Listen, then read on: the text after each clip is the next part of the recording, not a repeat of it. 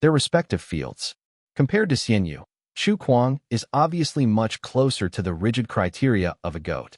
After all, Xianyu faces competition from the entire music world, whereas Chu Kuang's competition this time is not from the entire novel industry, but only limited within the fantasy genre. Still, Chu Kuang needs more than just one work. So in conclusion, to become the GOAT, Chu Kuang need at least 2 works at the level of Ghost Blows Out the Light. Even with one, it's not enough. Unless Chu Kuang's new book is equivalent to 2 Ghost Blows Out the Light series. But we all know that this is impossible. With regards to fantasy novels, Ghost Blows Out the Light represents a peak.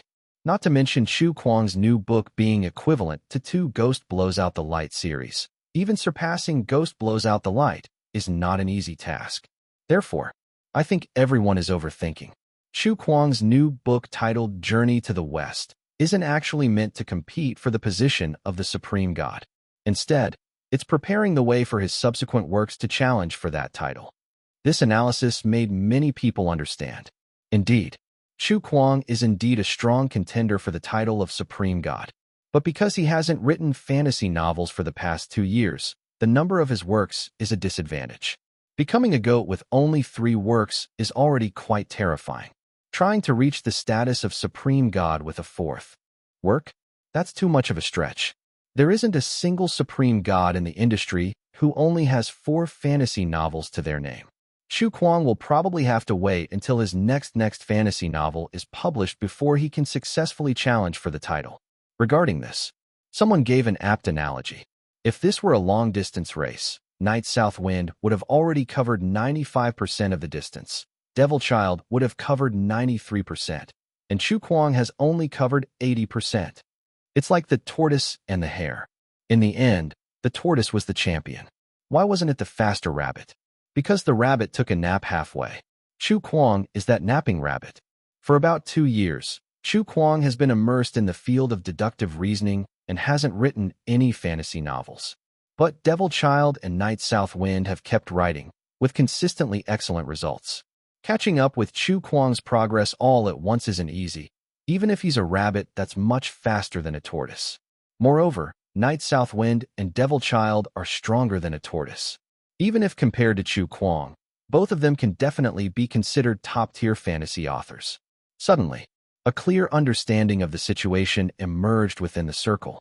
The editor at Night South Wind's publishing house couldn't help feeling relieved. It gave me a scare. I thought Night South Wind was done for this year as soon as I heard that Chu Kuang was making a comeback. The same sense of relief was shared at Devil Child's publishing house. There's no helping it. Chu Kuang's influence in the fantasy realm is ferocious. So ferocious that many people get cold feet just at the mention of Chu Kuang's name. Fortunately, Chu Kuang is still a long way off the standards for the Supreme God. 1 work isn't enough. At least 2 works. Unless Chu Kuang's new book entitled Journey to the West can count as 2. But everyone in the industry is fully aware of the difficulty in that. Because Ghost Blows Out the Light was too hot when it was first published, it was hard for Chu Kuang to even surpass it, let alone write a work that's twice as popular as Ghost Blows Out the Light. For a time, this kind of analytical voice spread widely, and even some of the media in the literary circle published similar reports. Chu Kuang challenges for the Supreme God. Not so easy. Detailed analysis of Chu Kuang's odds of becoming the Supreme God, Night South Wind, and Devil Child have higher hopes. Chu Kuang challenges the Supreme God. 1 work is not enough. Discussing the difficulty of Chu Kuang's challenge for the Supreme God, Nightmare Level. Chu Kuang returns to the fantasy realm, possibly preparing to challenge for the Supreme God, but the industry is not optimistic. A certain book industry expert asserts, Chu Kuang's challenge for the Supreme God this year is destined to fail. Chapter 598, 564, Literature and Art Association. Reed's Journey to the West _1. At night, the Yongning Village Entertainment Group. Suddenly, my sister forwarded a piece of news. Why Chu Kuang was destined to miss out on the GOAT award this year from a data perspective. Then she tagged Lin Yuan. Is Chu Kuang really planning on aiming for the GOAT title this year? Lin Yuan lifted his head and silently looked at his sister, who was messing with her phone on the sofa. Why ask in the group chat? Within the group, Jian Yi showed up and began bragging. Being too famous isn't good either. I've been so busy lately I haven't had time to read novels. Is that old rascal Chu Kuang already preparing to aim for the GOAT title? Hasn't he only written 3 fantasy novels so far? Xia Fan ignored Jian Yi's bragging and said, but Chu Kuang became GOAT with just these 3 novels. Jian Yi and Xia Fan are both fans of novels, so they knew Chu Kuang well. Lin Yao, who wasn't into novels, knew of Chu Kuang through her sister, but lacked a clear grasp. She curiously asked, is it impressive to become GOAT with only 3 releases? Her sister explained, I'm not sure about Zhong Continent, and the places like Han, Zhao, and Wei, but among the 4 provinces of Qin, Qi, Chu, Yin, only 4 fantasy writers have become GOAT with 3 releases. Lin Yao, that doesn't sound scarce though. Sister, indeed, it's not scarce, but in terms of quality, Chu Kuang is the best. His 3 novels are brief, while the other 3's total word count is much greater with each book over 3 million words. This is also what people found fascinating about Chu Kuang. Other authors usually extend a successful novel as much as possible. But Chu Kuang's fantasies were over 1 million words, with his longest, Ghost Blows Out the Light, at around 2 million words. Lin Yao seemed very interested in Chu Kuang and asked another question. And what would it mean to be GOAT with 4 releases? Her sister responded without hesitation. It would mean becoming the first among Qin, Qi, Chu, Yin fantasy writers. No one has ever reached the top with just 4 fantasy novels, so I believe Chu Kuang needs at least 5 releases. This is also why the industry is not optimistic about Chu Kuang. Reaching the top with 3 releases is already quite incredible. But getting there with the 4th? Too difficult. At least it would take 5, right? There should be some buffering, right? This is under the premise that everyone has high hopes for Chu Kuang. That's why people say Chu Kuang's new book needs to be twice as good to top the fantasy genre. Lin Yuan did not participate in the group discussion. However, he did agree with these analyses. He was indeed a bit away from becoming the GOAT. Generally speaking, 2 more fantasy novels would do the trick. But if it comes to Journey to the West, common sense can't apply, not to mention doubling the effort. Even if all his previous 3 fantasy novels were combined, they would be dwarfed compared to this book. Moreover, compared to his previous 3 fantasy novels, Journey to the West has not only a fascinating storyline, but also unquestionably high literary quality. This is a monumental piece of work. In the current era where fantasy novels generally emphasize storytelling, suddenly there's a work that balances story and literary quality so well. Its influence can be anticipated. But before the novel is written, these words don't make any sense.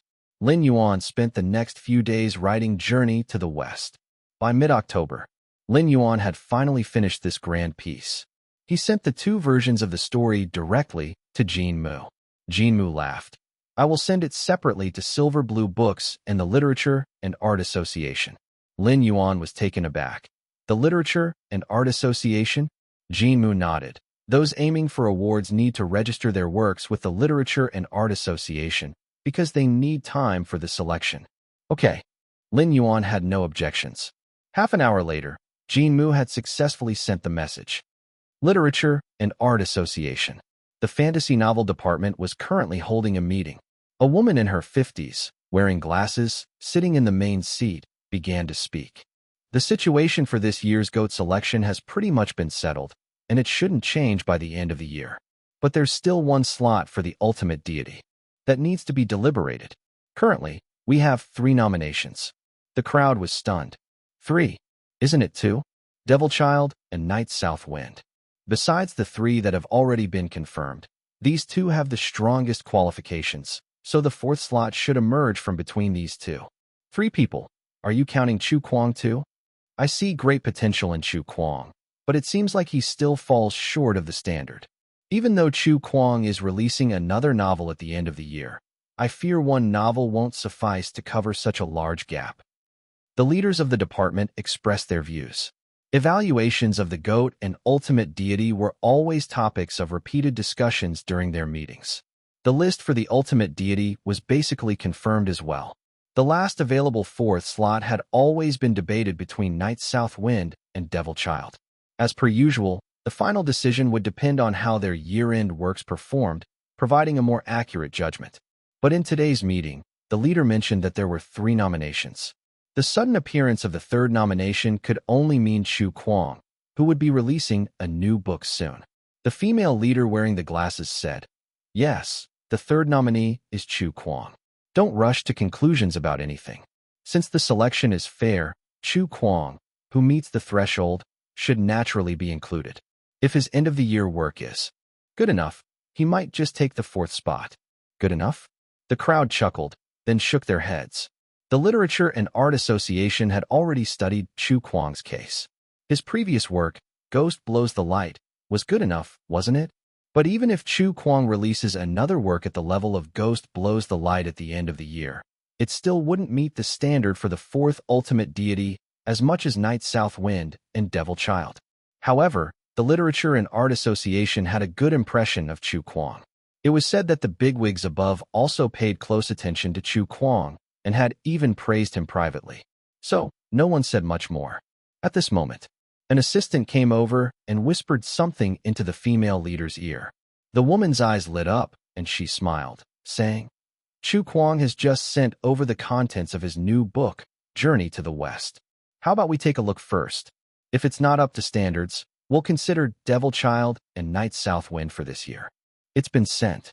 Upon hearing this, everyone nodded in agreement. A few minutes later, the meeting assistant walked in with the manuscript. When everyone saw the manuscript in her hand, they were taken aback, asking, "Why are there 2 copies?" Let me confirm with you all that yes, there are indeed 2 copies of Journey to the West. The meeting assistant explained, Teacher Chu Kuang has written 2 versions of the same story, one in classical Chinese and the other in contemporary colloquial Chinese. Oh, a leader laughed. People have been saying Chu Kuang needs to produce 2 more fantasy novels to become the ultimate deity, and he really did write 2 versions, huh? Another leader shook their head. But if the story is the same, then no matter how many copies there are, it will still count as one. Yet another member said, "I find it quite interesting. Not just anyone can manage to write in classical Chinese. Chu Kuang's talent really can't be underestimated. Let's take a look first." The woman with the glasses spoke up and picked up the classical Chinese version. Of course, there were also those who began with the modern colloquial version. It wasn't a matter of not understanding classical Chinese, just a matter of preference. For people at the Literature and Art Association, whether it was classical Chinese or even a more obscure style, posed no reading barriers. If they couldn't understand the classical Chinese version of Journey to the West, they would simply be padding out their resumes. They would have to apologize to everyone on Blue Star. Chapter 599, 565 The Great Sage. Heavens equals Sun Wukong_1. The woman over 50, donning glasses, is named Ming Lan. She is the official in charge of the Blue Star Literature and Art Association's fantasy novel department. Most official fantasy literature activities are led by her. At this moment, Ming Lan began reading the first chapter of Journey to the West. The title raised her eyebrows slightly. From precious root is birth, by heart and nature is the way acquired. Humankind rises to benevolence, the substances of creation molded into form. To understand the primal work of creation, behold the journey to the West, the deliverance from hardship. Journey to Deliverance from Hardship? This seems to be the name of the classical version, whereas Journey to the West is the name of the popular version. Why are there 2 versions? Ming Lan continued reading with curiosity. It is said that the universe cycles every 129,600 years. Divide this cycle into 12 eras, thus the 12 earthly branches: rat, ox, tiger, rabbit, dragon, snake, horse, sheep, monkey, rooster, dog, pig. Each era lasts 10,800 years. Considering a day, at the hour of the rat comes the yang energy, and the hour of the ox begins with the cock's crow. The tiger's hour is still dark, while the sun rises in the hour of the rabbit. After eating at the hour of the dragon, resting comes with the hour of the snake. The sun is overhead at noon, in the horse's hour, but it starts falling in the sheep's hour. The monkey's hour begins the afternoon, and the sun sets at the hour of the rooster. The darkness of evening begins in the hour of the dog, and people are settled for the night by the pig's hour. If you compare this to the grand cycle, when it reaches the end of the dog's era, both heaven and earth will sink into twilight, and all things cease to be. Just from the first paragraph, Ming Lan was sure of one thing. The classical version is not suited for ordinary people. The threshold for reading is too high. Even the meaning of rat, ox, tiger, rabbit, etc., many people have no clear concept. They only know these are different hours of the day. Not to mention sentences like, if you compare this to the grand cycle, when it reaches the end of the dog's era, both heaven and earth will sink into twilight, and all things cease to be. As Ming Lan continued to read, she became more and more astounded. Classical writing, and even the techniques of classical Chinese were all employed. The profundity of Chu Kuang's classical literature was terrifying, discarding over 90% of fantasy writers. Furthermore, the book also contained a wealth of poetry. For example, the description of the waterfall cave on the mountain of flowers and fruit, a shelter from the wind and safe from rain's harm, fearless in frost and snow, deaf to thunder's alarm, consistently bathed in misty glow, with auspicious signs that blossom and grow, pines and bamboo that annually show, beautiful flowers that daily stow. There were many more similar verses. Among these various techniques, the story of the birth of Sun Wukong likewise emerged before her. This is a naturally born stone monkey, reigned over the mountain of flowers and fruit as the handsome monkey king, yet yearned for the cultivation of Tao. He traveled across the sea, conquering difficulties and obstacles, until he met Master Bodhi, entering the mountain of miniatures, the cave of the crescent moon and 3 stars. The chaos of the beginning bears no name. Shattering the obstinate void requires enlightenment. Master Bodhi gave the handsome monkey king a name, Sun Wu Kong. At this point, the first chapter ended. Ming Lan read very slowly, so slow that she was reading word by word, phrase by phrase. By the end of the first volume, her eyes were filled with waves of shock. Though the opening story was actually rather simple, its literary value was too strong, with each sentence carefully chosen and composed. There were several lines of verse that left Ming Lan clapping in admiration. Mountains know not the lunar years. Unknown is the quantity of the cold's severities. Observing chess, firewood diligently chopped, by the valley's mouth move slowly. Selling firewood and selling wine, drunk with mirth and madness all the time. Autumn scenery high on the desolate road, with moon as the pillow and pine as the abode, waking with the dawn's glowed. Recognizing the old woods, climbing cliffs and crossing ridges, cutting dry vines with the axe's smidge. Not only its literary merit. In just a short chapter, there were also some original sayings of Taoism, and even some non-original sayings of Taoism. Its setting was extremely rigorous. The world view was extremely grand. Elaborately detailed, sweeping epic unfolds. She continued reading. To Ming Lan's side was a male leader of the Literature and Art Association. This man, named Qi Rue, was the deputy director of the department. And what Qi Rue was reading was the popular version of Journey to the West.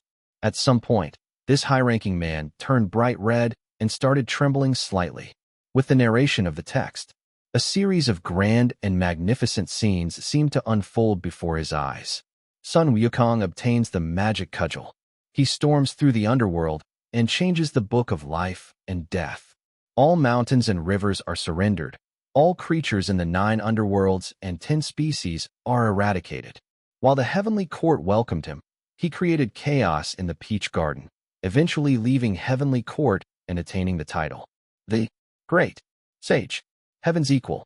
Sun Wukong fights countless immortals under the siege of heavenly soldiers and generals in the mountain of flowers and fruit. From the mighty spirit god to the heavenly king Li Teneza, the 3rd prince, and even Erlang Shun. Even when captured, he shatters the 8 trigrams furnace and obtains fiery golden eyes. The popular version, unlike the classical version.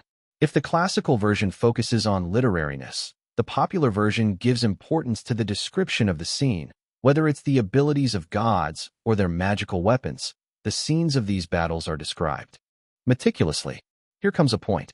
The original classical version of Journey to the West, because of its too many poems and songs, is actually weak in its depiction of scenes and plots. If only the original Journey to the West is published, it definitely wouldn't be as popular. But the popular version completely makes up for this deficiency. Even disregarding its literary nature, just as a novel, Sun Wukong's experiences are breathtaking. Just looking at the early plot, it's completely a showcase of the Monkey King's invincibility. Even in online literature, these continuous climactic beginning chapters are enough to excite readers. That's why when Sun Wukong comes out from under the Five-Finger Mountain, it gives royal expectation and shock to countless people. At this time, Qi Rui is one of those thoroughly excited readers. What Sun Wukong has done has shocked him tremendously, and the popular version's description of the plot let him lose himself in it, as if he were there. This monkey is so goddamn domineering. In addition, the popular version also retains many features of the original.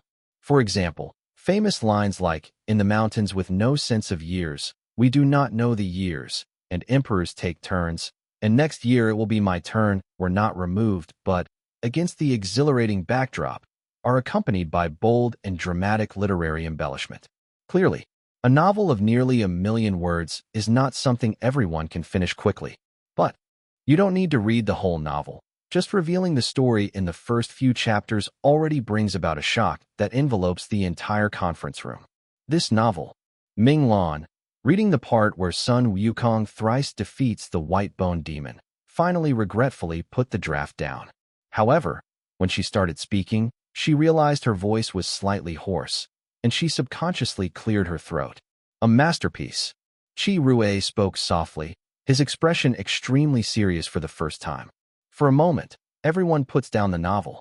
The conference room falls silent. One could hear a pin drop.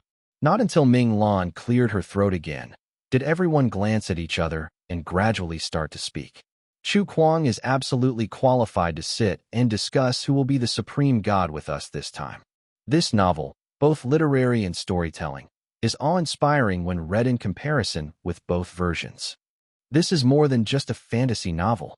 Chu Kuang has broken the ceiling of fantasy novels by himself. This novel has the grandeur of the primordial chaos, but whether it's the refinement of the text or the author's layout, it surpasses that mythological work that's been passed down for so many years. This is what the mythology of Blue Star should look like. The imagination is unique. It ranges from heaven to earth. It is absolutely ingenious. The characters' personalities are also extremely vivid, which moves away from the low-level humor often seen in fantasy novels. I believe the Literature and Art Association should arrange for promotion. Voices full of amazement. After speaking, everyone looks at Ming Lan. Ming Lan smiled bitterly. I dare not casually comment on this novel. Let's read both versions first. But to specifically state my feelings about reading this novel, I feel like I am reading a masterpiece of Blue Star. Masterpiece. Everyone was stunned, but after a moment of silence, no one in the meeting room disagreed. This novel contains numerous religious knowledge, and the text also contains many metaphors. Those present would not fail to see this, which is why they could more easily feel the magnificent atmosphere of this novel. This Chu Kuang shocks the world. Chapter 600, 566, Paralleling the Primordial Chaos _1. Meanwhile, when the Literature and Art Association was reading Journey to the West, Silver Blue Books had also started making specific arrangements and planning for the publication of this novel. Of course, this included the official start of the promotional campaign for this novel. Lin Yuan didn't usually care about such things. Promotion was the company's business, and Chu Kuang couldn't really show his face. But what Lin Yuan didn't expect was that there were problems with the promotion of this new book. And the problems were serious ones. When I say there were problems, it actually had nothing to do with the novel itself. Nor did it have anything to do with Lin Yuan. The main issue was Silver Blue Book's several promotional phrases for Journey to the West. The promotional phrases were roughly Chu Kuang's return to fantasy, on par with the mytho-epic of the Primordial Chaos series. Chu Kuang's new book Journey to the West will be on par with the Primordial Chaos. Who says Blue Star's mythology only has the Primordial Chaos series? Check out Chu Kuang's new book Journey to the West. It was these few lines that stirred up the hornet's nest. As mentioned before, Blue Star has the foundation of the Primordial Chaos. This novel's historical significance is probably similar to that of Investiture of the Gods on Earth. Many people's understanding and familiarity with Blue Star mythology come from this work. Its propagation for countless years has made the primordial chaos a masterpiece in the minds of many. Its derived TV shows and animations, etc., have accompanied countless people's youth.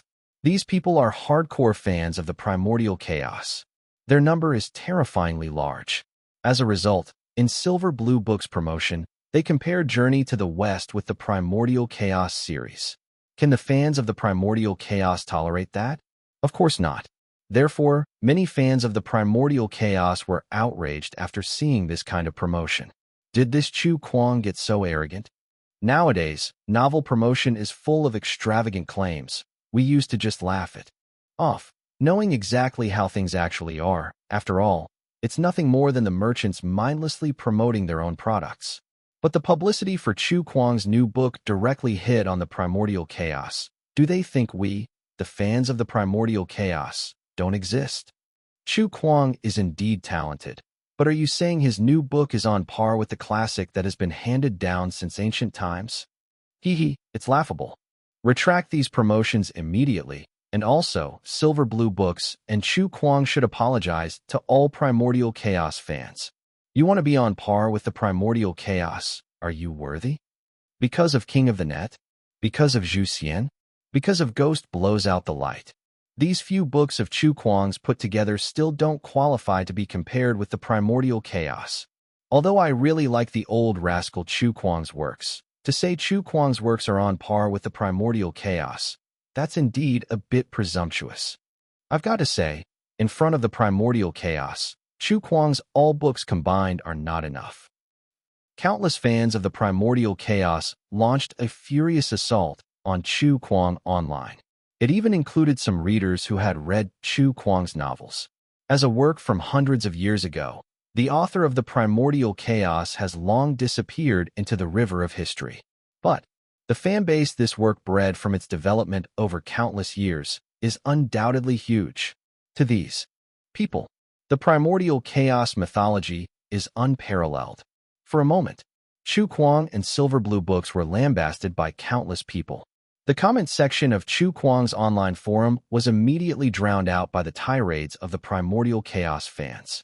Chu Kuang's fans never expected that Chu Kuang, who had been having a smooth journey ever since his debut, and was even criticized by his own readers, was now under a collective attack from the Primordial Chaos fans. Suddenly, Chu Kuang's fans became enraged. Damn it! How dare they berate the old rascal? Can these fans of the Primordial Chaos use their brains? The promotional phrases were conceived by Silver Blue Books. What does it have to do with the old rascal? They want the old rascal to apologize? Shouldn't you be the ones apologizing to the old rascal? Do they really think that the old rascal has no fans? Who gives a damn about you fans of the Primordial Chaos? The old rascal's readers are no fewer than yours if you really want to compare numbers. I'm freaking angry. Is the old rascal someone you fans of the Primordial Chaos can berate? Brothers, arm yourselves. Let's confront the fans of the Primordial Chaos. You guys speak of the Primordial Chaos as so awesome. How come I've never seen the Literature and Art Association ardently promoting the Primordial Chaos? Even if we don't discuss that this promotion was done by Silver Blue Books, even if it was the old rascal's own idea, so what? I laugh too. The literary world's evaluation of the Primordial Chaos hasn't yet reached the classic level, but the old rascal's fairy tales are mandatory reading materials for Blue Star students. They will still be read hundreds of years from now. Don't be fooled by how Chu Kuang's fans call him the old rascal. In the hearts of these fans, Chu Kuang's status is extremely high. They can criticize Chu Kuang for killing off Biao and Poirot, but that's an internal affair. The Primordial Chaos fans aren't part of the family. When these people criticize Chu Kuang, his fans will not tolerate it. For a moment, the internet turned into a battlefield for the Primordial Chaos fans and Chu Kuang's fans.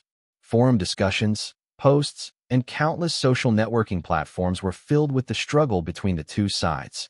At the same time, there's a lot of controversy among the spectators.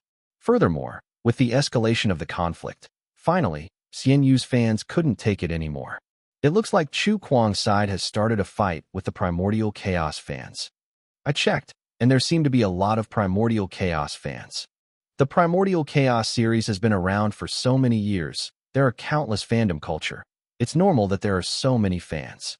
Because those people are not fans of a specific author, but fans of the culture of the Primordial Chaos. What are we waiting for? Time to provide support for our allies. Considering the relationship between Chu Kuang and Fish Papa, it would be improper if we didn't help. We don't need to wait for Fish Papa to speak up. Fish Papa is a public figure, and speaking isn't suitable. We should take the initiative. Declaring that matter, Chu Kuang and Fish Papa have always been protective of each other. Several hours later, Xian Yu's fans surprisingly joined the argument on a large scale. By that evening, Shadow's fans came into action as well. Don't forget, Shadow is the author of the comic King of the Net. Everyone knows about Shadow's relationship with Chu Kuang. The three brothers have collaborated more than once. Who doesn't know their relationship is strong? So even if Shadow didn't say anything, his fans voluntarily defended Chu Kuang. Not to mention, these Primordial Chaos fans slandered King of the Net until it was worthless. Shadow, the comics author, was caught in the crossfire as well. It was like a pile of dry gunpowder that suddenly met a spark, causing the entire internet to explode. For a moment, Silver Blue Books was caught off guard. The person in charge of Journey to the West promotion campaign was so scared that his face turned white. The promotion for Chu Kuang's new book was always very domineering.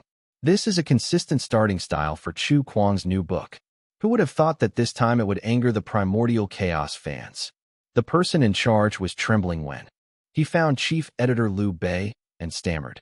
Should we withdraw the promotional lines that mention the Primordial Chaos series? This is too serious. This is the first time Chu Kuang has received such heavy criticism since his debut. If this is handled poorly, it could severely damage Chu Kuang's reputation. Stand down for now. Liu Bei's eyes were somewhat cold.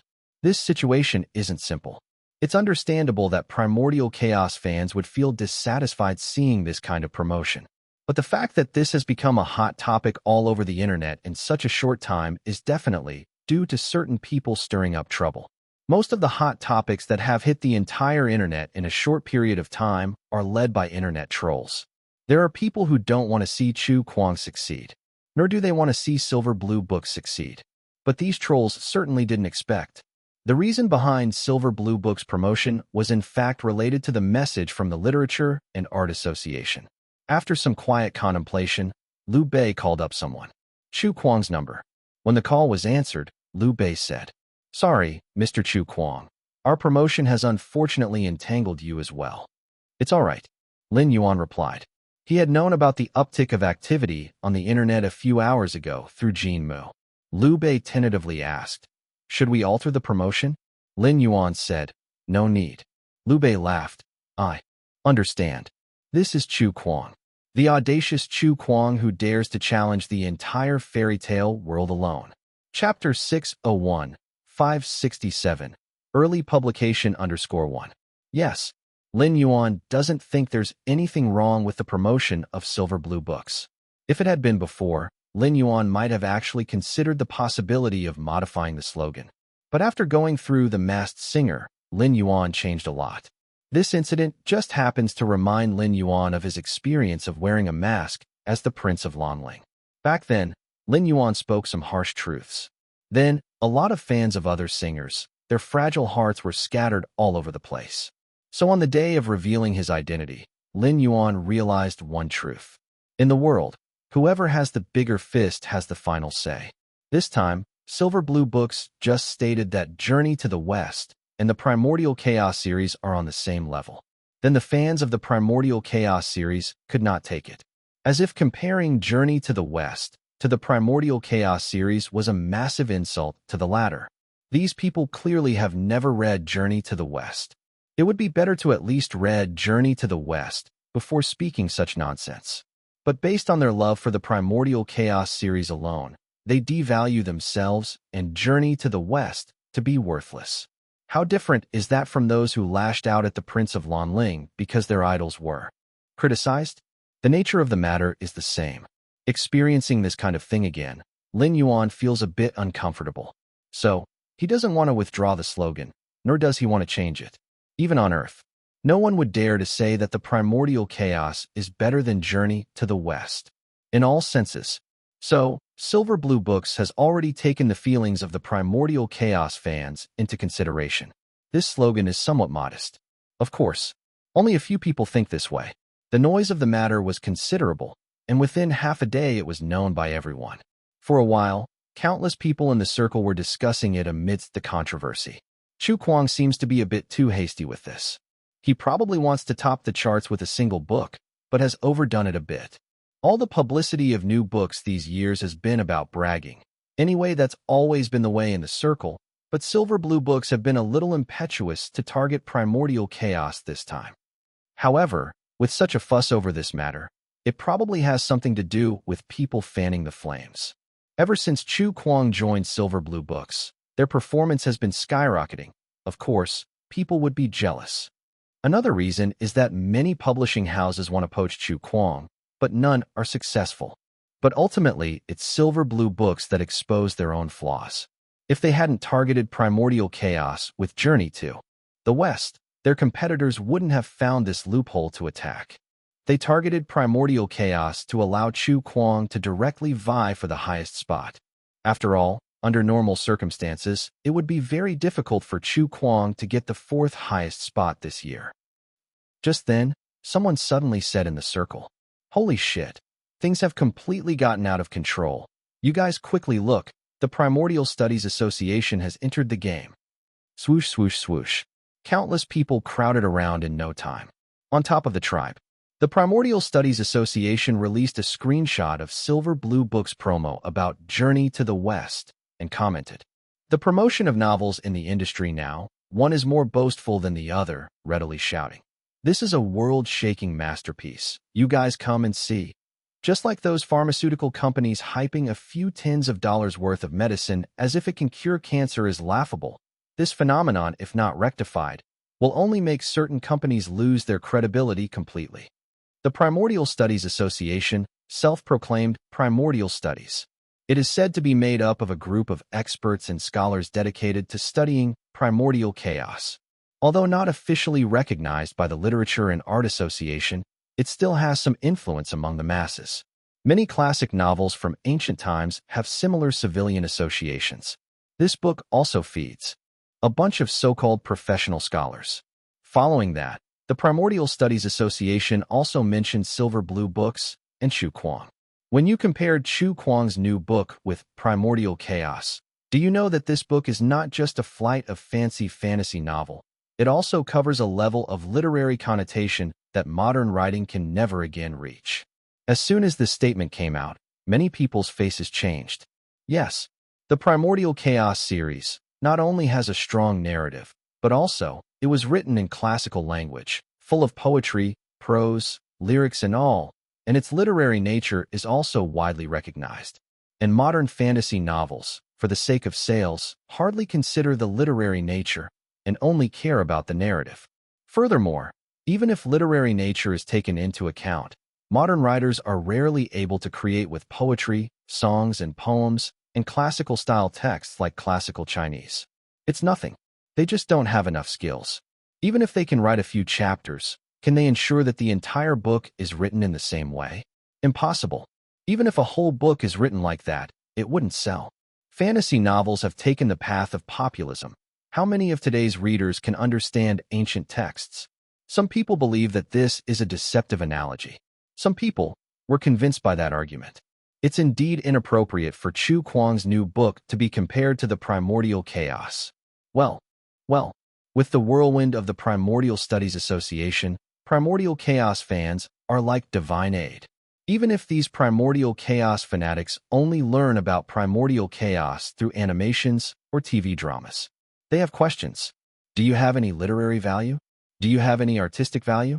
Without these, what can compare the so-called Journey to the West and the Primordial Chaos series? One side is a newly written novel by a best-selling author, and the other is a long-standing epic piece. Can the two really be compared? The myth of Primordial Chaos is recognized by countless Blue Star inhabitants. This is a traditional masterpiece that has been passed down for centuries, not just any bestseller that you can casually match against. This is traditional. Tradition is authority. Silver Blue books compare with contemporaries. Nobody says anything. Chu Kuang's novels do indeed have high sales volume, but it's ridiculous that he has the audacity to compare his works with classic masterpieces like The Primordial Chaos. More and more primordial studies experts have entered the field. While they quibble over Journey to the West, they persistently preach about the greatness of primordial studies, interpreting it in various ways to dumbfound onlookers. With this moment's momentum, the voices supporting Chu Kuang were finally suppressed. The influence of Primordial Chaos is indeed too terrible, because it's not just a novel, but also involves the popularity boost of countless derivative works over the years that are so well known to countless people. In fact, even Chu Kuang's fans understand. If we're talking strictly about literary quality, fantasy novels really can't be compared with the Primordial Chaos. And now the Primordial Studies Association is obviously holding onto the literary heritage that the Primordial Chaos has accumulated over the years, along with the power of tradition and authority. This power, even the highest-selling fantasy novels find hard to break. Still not apologizing? Still not retracting the advertisement?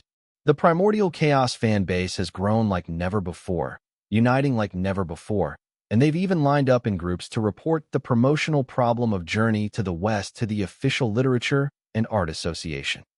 They are glaring at Chu Kuang. They are glaring at Silver Blue books. They just want to force Silver Blue books and Chu Kuang to bow down, withdraw the promotion, and then officially apologize. However, the Primordial Chaos fans are destined to be disappointed. Neither Silver Blue books nor Chu Kuang will apologize.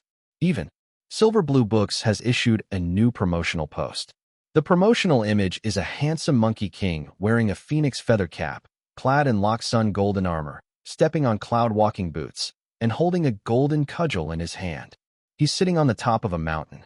A big red cape, it seems, to be fluttering in the wind. Surrounding the monkey, there are countless heavenly soldiers and generals, all ferocious and evil. It's a beautiful picture. It's exquisite craftsmanship. This amazing work is undoubtedly the work of Shadow. Tomorrow morning, Journey to the West is published ahead of time. The great sage, Heaven's equal, steps on the imperial palace. This monkey is naturally arrogant. Chapter 602, 568. The Return of the Great Saint _1. Everyone thought Chu Kuang would dutifully keep his head down and apologize, and that Silver Blue books would obediently withdraw their marketing promotions. The immense public pressure, created and fostered by countless fans of the Primordial Chaos together with a vast number of netizens and bystanders, is enormous. This is not a force that an individual or a single company can halt easily. But nobody expected. They would choose to stand their ground to the end. Chu Kuang did not back down, and neither did Silver Blue books. Not only did they not back down, but they also opted to publish ahead of schedule. The fans of the Primordial Chaos were completely enraged. The president of the Primordial Chaos Research Association, a prominent figure within the cultural sector called Jin Pei, voicing his fury. You are obstinately refusing enlightenment. I, on behalf of myself and the Primordial Chaos Research Association, declare a boycott of Journey to the West. Classic masterpieces cannot be so casually belittled and slighted. Following this, within the Primordial Chaos Research Association, other figures from the cultural sector, with Jin Pei as their head, successively raised their voices, calling on fans of the Primordial Chaos to boycott Journey to the West. Things have escalated to the point where they are nearly irreparable.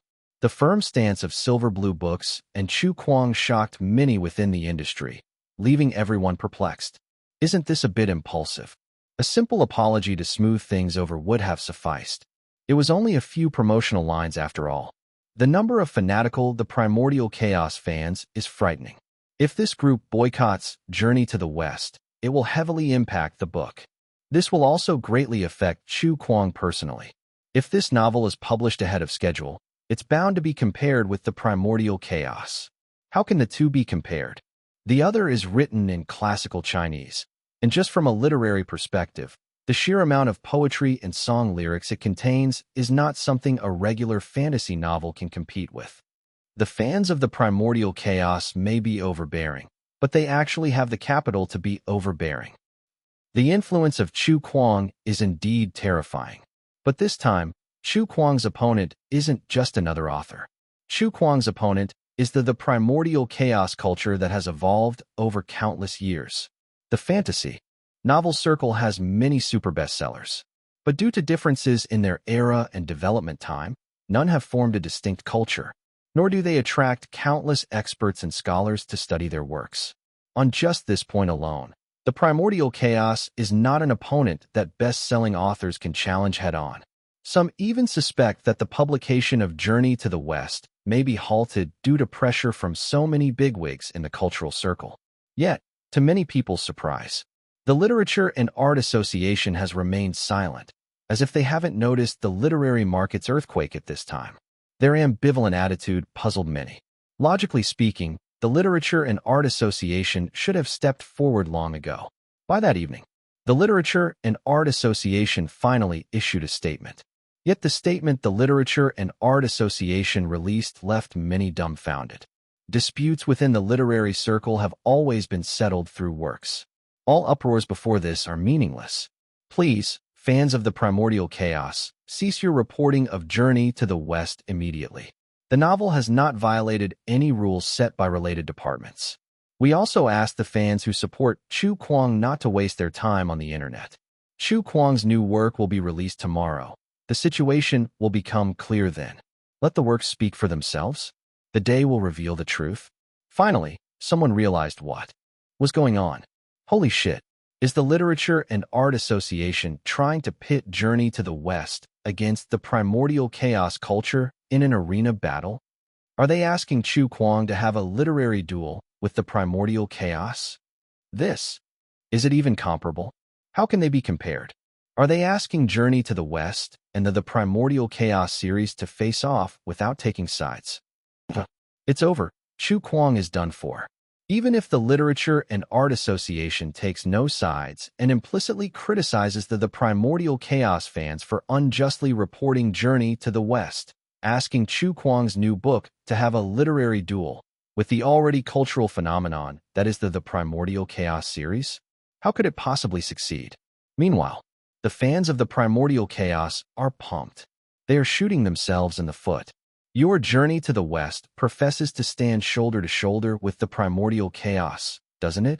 Then come tomorrow, we'll see just how your Journey to the West compares to the primordial chaos. At this moment, the internet went silent. The intervention of the Literature and Art Association seems to have completely quelled the tumultuous waves. However, everyone knows, a storm is on the verge of breaking out. Once Journey to the West is officially published, even greater turmoil will inevitably ensue. The fans of the primordial chaos will certainly spare no effort in comparing the two novels. But how can Journey to the West possibly compete with the primordial chaos series? None of Chu Kuang's previous fantasy novels were qualified.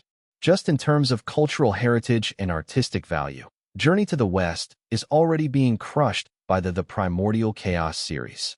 During this period of eerie calm, the time has finally come for the second day. This morning, countless fans of Chu Kuang were the first to head to bookstores to purchase Journey to the West. The fanbase of Chu Kuang is still terrifyingly huge. And now is when Chu Kuang needs support the most. As a result, many people didn't hesitate to buy Journey to the West to express their support for Chu Kuang.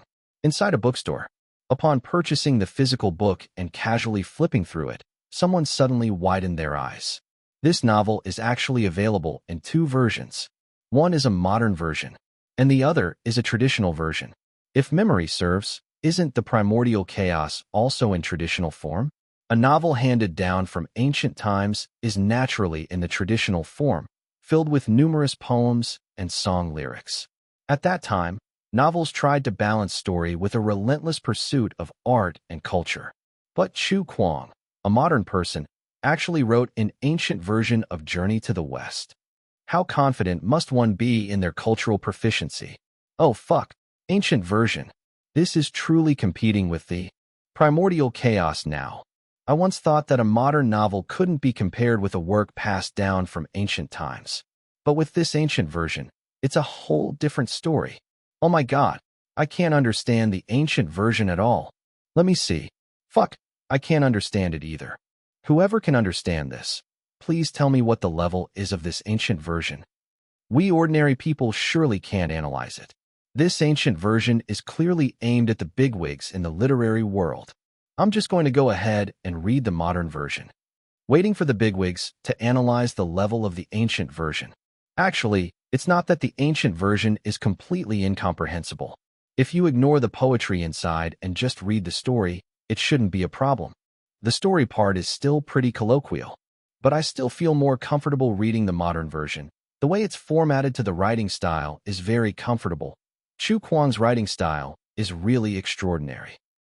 Even though everyone had the ancient version of Journey to the West, they were still quite puzzled. Even if they could understand it, it would be difficult to compare it with the primordial chaos in a short period of time and distinguish which is better. However, the vast majority of people still purchased both versions. On the other hand, many bigwigs in the cultural world who were paying attention to this matter also purchased the latest edition of Journey to the West. In a certain literary exchange group. That's right. It's the same group of bigwigs who offered in-depth critiques of the culture in the lyrics when Xian Yu's song, May We Last Forever, was released. Let's reintroduce them. Every member in this group is essentially a heavyweight in the literary world, which even includes top figures in the cultural world who can articulate their views through contemporary writings. These people were also inspired by the uproar between Journey to the West and the primordial chaos. While getting ready to read the book, some discussions accompanied them in the group. Little Lee insisted that I read this Journey to the West and asked me to comment on which is better compared to the Primordial Chaos series. Little Lee seems quite confident this time. Little Lee also sent me a copy. As the speaker of the Literature and Art Association, the fact that he highly promotes a novel makes me a bit interested. Even though the Primordial Chaos series has its flaws, overall it's still very good. It may not be a classic, but its literary value is not low. Looks like Little Lee sent each of us a copy of Journey to the West. Interesting. After a round of discussion, the group quieted down. Evidently, they went to read the book, not just within this group. The internet was also very quiet. But behind this tranquility, something was ready to move. Lin Yuan did not read the book. The novel has been released, but the publication of the Journey to the West novel is just a beginning for Lin Yuan. Not because he sees the primordial chaos as an opponent. Lin Yuan just believes that he has the duty and responsibility to develop the culture specific to Journey to the West. Only having a cultural world with the primordial chaos myth would be too lonely and too monotonous. Movies, animations, fanfics, derivatives, everything that the Primordial Chaos series has, Journey to the West, must also have. Even things that the Primordial Chaos series doesn't have, Journey to the West must have too. At this juncture, Lin Yuan decides to start this journey with a song. For the first song, he would sing himself, and the song is titled Yukong.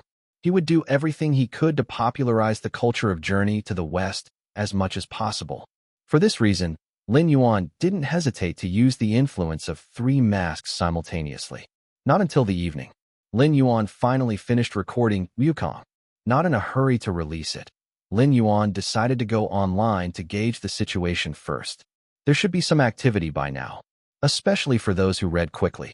The 700,000 or 800,000 words of Journey to the West can be finished within 1 day. As evidenced, Lin Yuan's time management was on point. When he began to go online, it was just the time when many people had finished reading Journey to the West. Although compared to the previous heated battle between the Chu Kuang fan and Chaos diehards, the internet at this moment was like a calm sea, deathly still under the sunlight. Utter silence. But a storm was brewing in the distance. Finally, someone took the lead in breaking the silence. The one who broke the silence first was the former president of the Blue Star Literature and Art Association. Although he has retired, he is still a highly respected elder in the culture industry whose influence remains significant. Picking up Journey to the West and not being able to put it down. In the twilight, my old and dim eyes couldn't bear the high-intensity reading. I had my wife read the last few lines to me, but I couldn't stay calm for a long time. I have 3 feelings to share with everyone.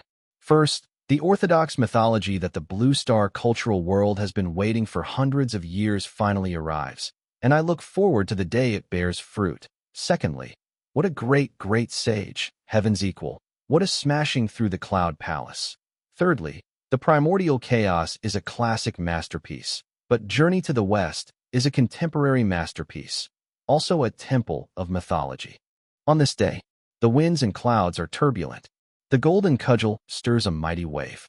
The great sage shattered the cloud palace. In the stunned horror of countless people, an unprecedented storm began its prelude. Chapter 603, 569, Confronting the Primordial Chaos. Enigma_1. Fantasy novels, despite their significant impact, have always been criticized by the cultural circle for their literary properties and value orientations. Some cultural bigwigs praise certain detective novels for their excellent writing. Some cultural bigwigs praise certain short stories for their excellent writing. But no cultural bigwigs ever praise a fantasy novel for its excellent writing, because compared to other genres, fantasy novels have a really low pretentiousness level. Looking at the disdain hierarchy, they are only better than internet literature on Earth. But at this moment, the former president of Literature and Art Association, a bigwig among bigwigs in the cultural circle, he personally endorsed Journey to the West. For the realm of fantasy, this is the first ever instance. Like a drop of water accidentally falling into boiling oil. The internet, which had been quiet for a whole day, exploded in boiling agitation. I thought I was opening up an exciting fantasy novel, but when I finished, I realized that I had opened a contemporary masterpiece of the highest order. Who the hell dares to say that the primordial chaos is the #1 present-day myth? I will smash their head for them. A novel that all men will like, from Sun Wukong's return from apprenticeship. It's high energy and passionately surging throughout. The great sage rides a colorful, auspicious cloud with 72 changes up his sleeve, stirring up East Sea, disturbing underworld and heaven, and making friends with demon kings. His body is as tough as mysterious iron, his eyes burning with fiery golden eyes. Reading it made my blood boil and emotions swirl. Women like it too, okay. Sun Wukong is too perfect, kind yet rebellious, smart, and capable of fighting. I want a boyfriend just like Sun Wukong right now, and have a little monkey from the mountain of flowers and fruit. I think this is Chu Kuang's best work, the absolute peak of his career. It feels like his entire life has been condensed into this Journey to the West. Life is simpler than Journey to the West. You can pack your bags and return home like Beiji does. Life is also more difficult than Journey to the West, without the help extended by Guanyin. Seeing the monkey being suppressed for 500 years really hurts my heart, so when he bounced out, I also jumped up with him. The first few rounds were indeed high energy, but there is also a deeper expression. Even a monkey born from the fossil of the mountain of flowers and fruit feels birth, aging, sickness, and death like a human. He is wreaking havoc in the underworld and heaven, but he is fighting against his natural limitations. That is, lack of freedom. When we were young, we were also impulsive like this. No matter how many somersaults we make, how many circles we make, how to train our body to be strong, in the end, we return to the long road of fetching scriptures. Seeing the promotional picture of Sun Wukong by Silverblue Books, I just felt that Shadow's drawing skills were strong.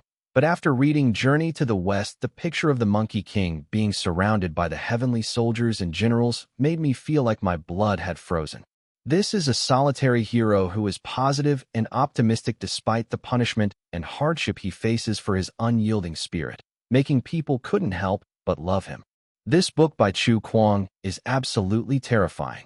His rich imagination and diverse expressions seem to be for this one book. After finishing Journey to the West, I was thoroughly awed. Compared to this book, I suddenly feel the primordial chaos to be nothing special. Sun Wukong vividly illustrated what it means, I control my own destiny. After reading the book, 99% of readers will like Sun Wukong. Similarly, most of the comments revolve around Sun Wukong. Of course, there are also discussions about other characters, such as Tang Monk. However, the comments about Tang Monk are not so friendly. The classic trio of Tang Monk, visual responsibility, yelping cries, rebuking his disciple. If I were Sun Wukong, I wouldn't wait for him to chant the tight fillet spell. I would have beaten him to death a long time ago. Tang Monk obviously favors Zhu Beiji because of Sun Wukong's innate rebellious spirit. Apart from Tang Monk's attachment to Buddha, I really can't agree with the rest. He's timid and loves to shirk responsibility. The images of the master and disciples are too vivid, and that's why everyone dislikes Tang Monk. To the Monkey King, Tang Monk is a burden. Although the Monkey King himself doesn't think so, this is exactly what makes the Monkey King so charming. Life is a long and hard road to enlightenment, but even if you are as weak as Tang Monk, you can still reach the end. However, some people have noticed the advantages of the pale-faced monk. Although every time Tang Monk is caught, he cries like a pustule, but he would continue his journey to the west once he escapes from the demon's grasp. He never complains, he never looks back. In addition, Zhu Beiji also encountered many discussions. This character did not face one-sided criticism. Although this pig loves food and is lazy and frequently wants to pack up and leave, physically demonstrating to everyone what makes a qualified pig teammate. Some people analyze the reason. Probably because we all long to be like Sun Wukong, but in reality, many people have reluctantly become Zhu Beiji. What about Monk Sha? The presence of Monk Sha is like that of the white dragon horse, even less significant than the white dragon horse. The white dragon horse is a mode of transportation. Monk Sha is a manual laborer. One is a tool horse, the other a tool man. Although Zhu Beiji also carries loads when he's free. No matter how they discuss it, everyone's overall opinion is the same. The entire journey to the West is Chu Kuang letting his brilliance flow everywhere, a transcendental masterpiece created by the collision of imagination and talent. Not only readers, even some great authors in the realm of fantasy novels and the absolute top authors were blown away. I thought Ghost Blows Out the Light would be Chu Kuang's peak until I read Journey to the West and found out how wrong I was. This novel will probably become the ceiling of fantasy novels in the future. Fantasy Goat Li Jinghui. It's the original Blue Star mythology. The gods, monsters, and strange beings are written to the full. This is the best mythology ever. Fantasy Goat Drifting Cloud. Challenged myself and painstakingly read the classical Chinese version of Journey to the West. I want to say something to all the fans of the Primordial Chaos. Silver Blue Book's promotion was not accurate. Journey to the West is not on par with the Primordial Chaos. It surpasses the Primordial Chaos. Goat Antarctica, pen name. The perfect combination of literary and artistic value is achieved in Journey to the West. This book is enough to make Chu Kuang compete for supremacy. The supreme god Mercury. Many goats have stepped forward. Before reading Journey to the West, Chu Kuang was attacked by the devotees of the Primordial Chaos. These goats dared not speak up. Even in their hearts, they felt that Chu Kuang's new book could not be compared with the Primordial Chaos. But after reading Journey to the West, these goats and even the supreme gods all stood firm. They all came to the same conclusion. Journey to the West is even more extraordinary than the Primordial Chaos. At this moment, the followers of the Primordial Chaos were silent. Although they did not want to admit it, for various reasons, many fans of the Primordial Chaos have also purchased and read Journey to the West. Their personal reading experience, along with these voices online, made them feel increasingly uncomfortable. But still, a few remained unconvinced. The literary accomplishment of the Primordial Chaos series is profound. However, soon an expert who thoroughly read the ancient version of Journey to the West compared the merits and demerits of the two novels from various angles. He analyzed using the ancient versions of the two novels. The final conclusion is, the literary foundation of Journey to the West, the poems and songs within it, are absolutely not inferior to the Primordial Chaos series. The storytelling of Journey to the West is not only no worse than that of the Primordial Chaos, but on the contrary, it is more exciting. There are quite a few readers who have this kind of appraisal ability. Even the stubborn fans of the Primordial Chaos had to reluctantly admit that Chu Kuang's ancient version of Journey to the West is indeed artistic. At this moment, another follower of the Primordial Chaos couldn't help but retort. Even if we admit that Chu Kuang's writing is impressive, How can it cover up the fact that this is fundamentally a fantasy adventure story of teacher-student relationships and a commercially successful story with a happy ending? Can it match the various metaphors in the Primordial Chaos series? You don't know how profound some of the stories in the Primordial Chaos are. The Primordial Chaos is not just about chaos. The existence of the Primordial Chaos Research Association in this world is due to the intriguing details in this series. Although these details were not explicitly written by the author, the various interpretations they sparked, whether correct or not, have been eagerly pursued and recognized by countless people. Does Journey to the West have this? Many readers captivated by Journey to the West were speechless for a while, unable to find an immediate rebuttal. After all, the story of Journey to the West has just been published, and it's difficult for many people to think of more after a quick read. Even less likely to spot the most exquisite part of this novel at a glance. But among the vast number of readers, some experts can certainly identify the extraordinary aspects of Journey to the West. At this moment, an expert appeared. This person's online username is Poor Kid. He is a big figure on the forum, and no one knows his real-life identity. Every forum seems to have a few such esteemed figures. They can go from discussing astronomy and geography to modern economic structure and development, popular novels. They can count off immediately. They seem to know everything about everything. Of course, this is based on the common person's lack of knowledge. At this moment, Poor Kid stood out and put forward a shocking viewpoint. It seems that some fans of the Primordial Chaos have also completed Journey to the West, but I didn't expect that you could come to the conclusion that it's an adventure story of teacher-student relationships and ends happily. Journey to the West is a tragedy, which I of yours saw a happy ending. Not to mention the fans of the Primordial Chaos. Even the readers of Journey to the West were taken aback. Isn't the ending of Journey to the West very happy? The teacher and his disciples reached the Western heaven, obtained the scriptures, and were even conferred titles. How did this suddenly become a tragedy? Can't blame these people for reacting slowly. The story of Journey to the West has been circulating on the earth for countless years, hence spawning countless interpretations. But on Blue Star, it's still a newly published novel. A lot of things are starting from scratch. Exactly why? Just when some people felt that Poor Kid was trying to attract attention, this netizen finally explained. From the real and the fake handsome Monkey King, Chu Kuang was already giving a clear hint. Do you really think the one that was beaten to death was the fake Wukong? Everyone was stunned. Then, cold sweat suddenly broke out. Someone even immediately went back and reread the plot of the real and the fake handsome Monkey King. The more they read, the more terrified they felt. The fans of the Primordial Chaos who had read Journey to the West were also taken aback. This train of thought, while terrifying, is also surprisingly brilliant. Regardless of whether this viewpoint is correct, the existence of this viewpoint itself is certainly worth thinking about. However, they did not know. The real horror was yet to come.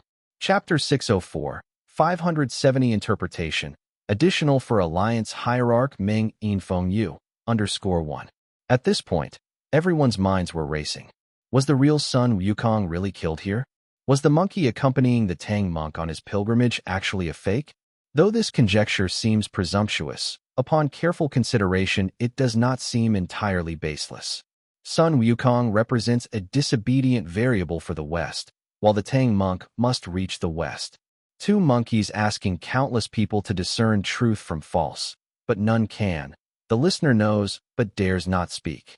Taking these clues into account, the more everyone thinks about it, the more terrifying it seems. If it's true, then that's too tragic.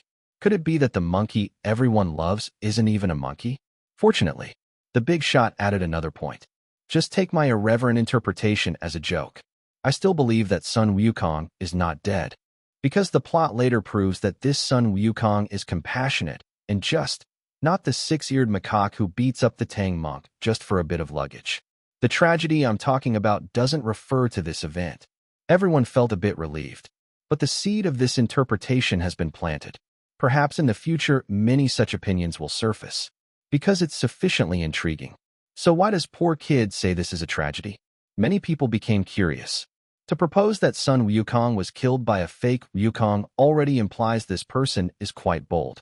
This big shot explained again. The Tang monk is a trap set by Buddha and Guanyin. It's clearly recorded in the 99th chapter of Journey to the West. The demotion of Master Golden Cicada is the first adversity, near-death experiences after he was born the second, throwing himself into a river after the full moon the third, finding family, and taking revenge the fourth. The entire record is full of the Tang monk's adversities. The Bodhisattva targeted their family before the Tang monk even existed. His entire life was clearly arranged. Imagine, if your life was designed by someone else, would you consider this a tragedy? Maybe some people will say, if this life is still not bad, then it's not a tragedy. Alright, let's continue talking about the monkey. You all probably feel that the status of victorious fighting Buddha is something Sun Wukong earned through his own efforts. But it's merely a title, given to him when Buddha was in a good mood. Master Golden Cicada, as someone directly related to Buddha, should have been called back even without doing anything. Beiji and Monk Sha, as the likable and non-threatening suck-up team, naturally needed to be there. Only Sun Wukong was recruited. How free and at ease was Sun Wukong at the beginning? Just look at the Bull Demon King. He started just as unaffiliated and joyful as Sun Wukong, suffered from the suppression of both Buddha and Tao in the end, and almost died. In the end, he had no choice but to submit to Buddha. This, in fact, is very sad. No matter how capable you are, you can't overthrow feudal rule. After you've struggled to develop your skills, you'll still join it in the end. Thus, Sun Wukong became the victorious fighting Buddha. Therefore, this novel is actually a criticism of ancient feudal rule. Those who think I'm overinterpreting, read the book again. You'll find a law. All the monsters killed by Sun Wukong are without background. None of the monsters with a background died. They were either taken back by the gods or converted to Buddhism. Isn't this tragic enough? Readers of Journey to the West were stunned. Fans of the primordial chaos were even more astounded. When they read the novel, they were only concerned about the plot. How could they think about this aspect? But when someone went back to check the book, they were shocked to find that all poor kid said was true. Monsters, without background, like the white bone demon, were killed till there was nothing left of them. Some monsters were even allowed to be monsters with their master's approval, and basically did not receive any punishment, even if they had eaten people. Take King Yellowbrow, for instance. His master, Maitreya, was a bit better, at least allowing Sun Wukong to enter his stomach and create a ruckus to vent some anger. But Maitreya didn't mention any of King Yellowbrow's wrongdoings at all, just laughed it off and let all the matters slide. King Yellowbrow went back without any punishment, still serving as his gong chime boy. As for Taishang Laojun, it was even more amusing. His mount, Nine-Spirited Lion, allowed his disciple to do evil in the human world, bully and oppress, and even helped him deal with the pilgrimage team. But when facing Sun Wukong, he didn't mention it at all, only said to Sun Wukong, "My disciple reached sainthood through cultivation and wouldn't eat people." He stated this quite proudly. At this point, the readers realized that these immortals in heaven always try to defend their own. No matter what their subordinates did wrong, they were able to gloss over it in a few words, leaving no trace at all. How pitiful. How lamentable. At this point, poor kid seemed quite touched. What right do primordial chaos fans have to look down on Journey to the West? Just the tip of the iceberg of my interpretation of this novel is already equal to the calculated maneuvers of those so-called primordial chaos experts. Not to mention, Journey to the West by Chu Kuang contains an astounding revelation. An astounding revelation? Isn't the pitfall in front big enough? Fans of Journey to the West were shell-shocked at this point. Primordial Chaos fans were utterly speechless. Primordial Chaos fans loved to study and discuss the hidden Easter eggs in the novel. The Primordial Chaos had many secrets to be revealed. But after listening to this interpretation, they realized that Journey to the West may have more untold secrets. This revelation just occurred to me while I was reading. One of the experts explained, "Did you ever think about reading the story of Journey to the West in reverse?" Everyone's mind stuttered for a moment. Reading it backwards? How could that be? Finally, this expert dropped a bombshell. Reading Journey to the West in reverse. It's about the Buddha sending a master and 3 disciples to go to the east with the 8 heavenly scriptures and little white dragon to spread the teachings. Along the way, They encountered all kinds of monsters and demons. After much fighting, they realized that these monsters all had powerful backing, and they could commit all the evil they wanted without being punished. Zhu Beiji and Monk Sha find this too corrupt and hopeless, so one hides in Gao village, and the other burrows into the river of sand. Only Wukong persists in the fight against these evils, protecting his master and spreading the teachings eastward. However, the heavenly court can no longer stand Wukong's disruptive ways, and they make a deal with Buddha. He can ensure the safe arrival of Tang Sanzang and Chang'an, but they have to get rid of the thorn in their side, Sun Wukong. The Buddha agrees, and after a calculated plot, the white dragon is severely injured and drops into a mountain stream. Wukong loses and is trapped under the Five-Finger Mountain by the Buddha while Tang Sanzang abandons him and continues alone to Chang'an. There, he completes his mission of spreading the teachings and gets conferred as a royal disciple, enjoying wealth and nobility before passing away peacefully. Fast forward 500 years, Wukong finally escapes from under the Five-Finger Mountain. Without saying a word, he stirs up havoc in the heavenly court, leaving them with no choice but to make a promise to reward Zhu Beiji with a human form and title of the martial canopy, Monk Sha as the great general who lifts the curtain, if only they can kill Sun Wukong. In the end, a disillusioned and broken-hearted Wukong, after witnessing the killing of his brother, seeks Master Bodhi to resolve the doubts in his mind.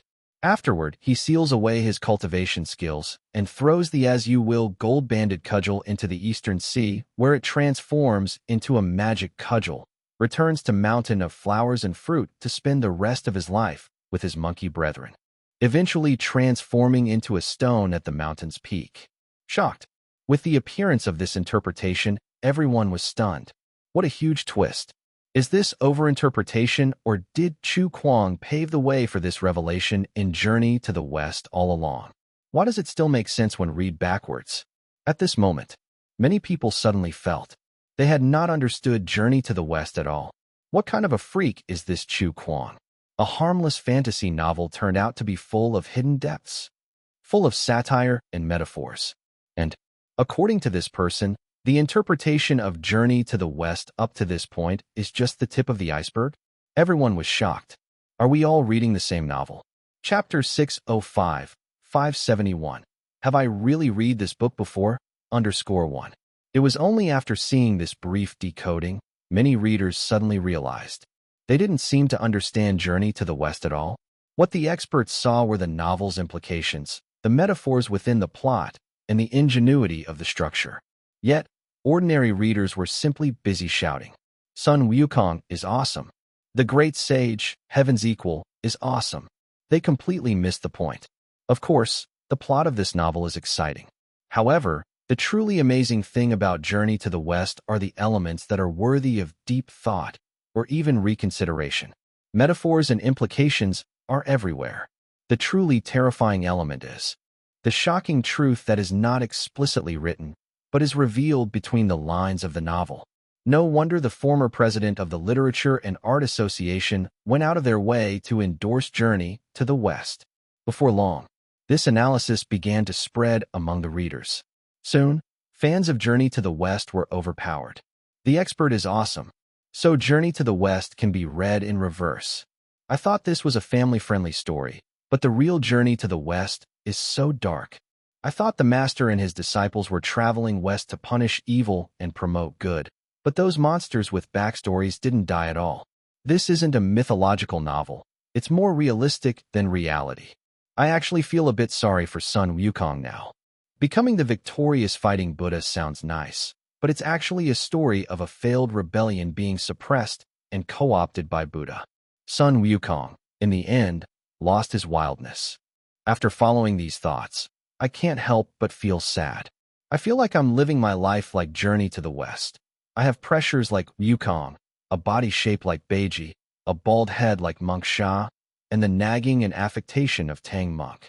The more I look at it, the more Journey to the West feels like a scam. The endless reviews sprouted crazily like bamboo shoots after a spring rain.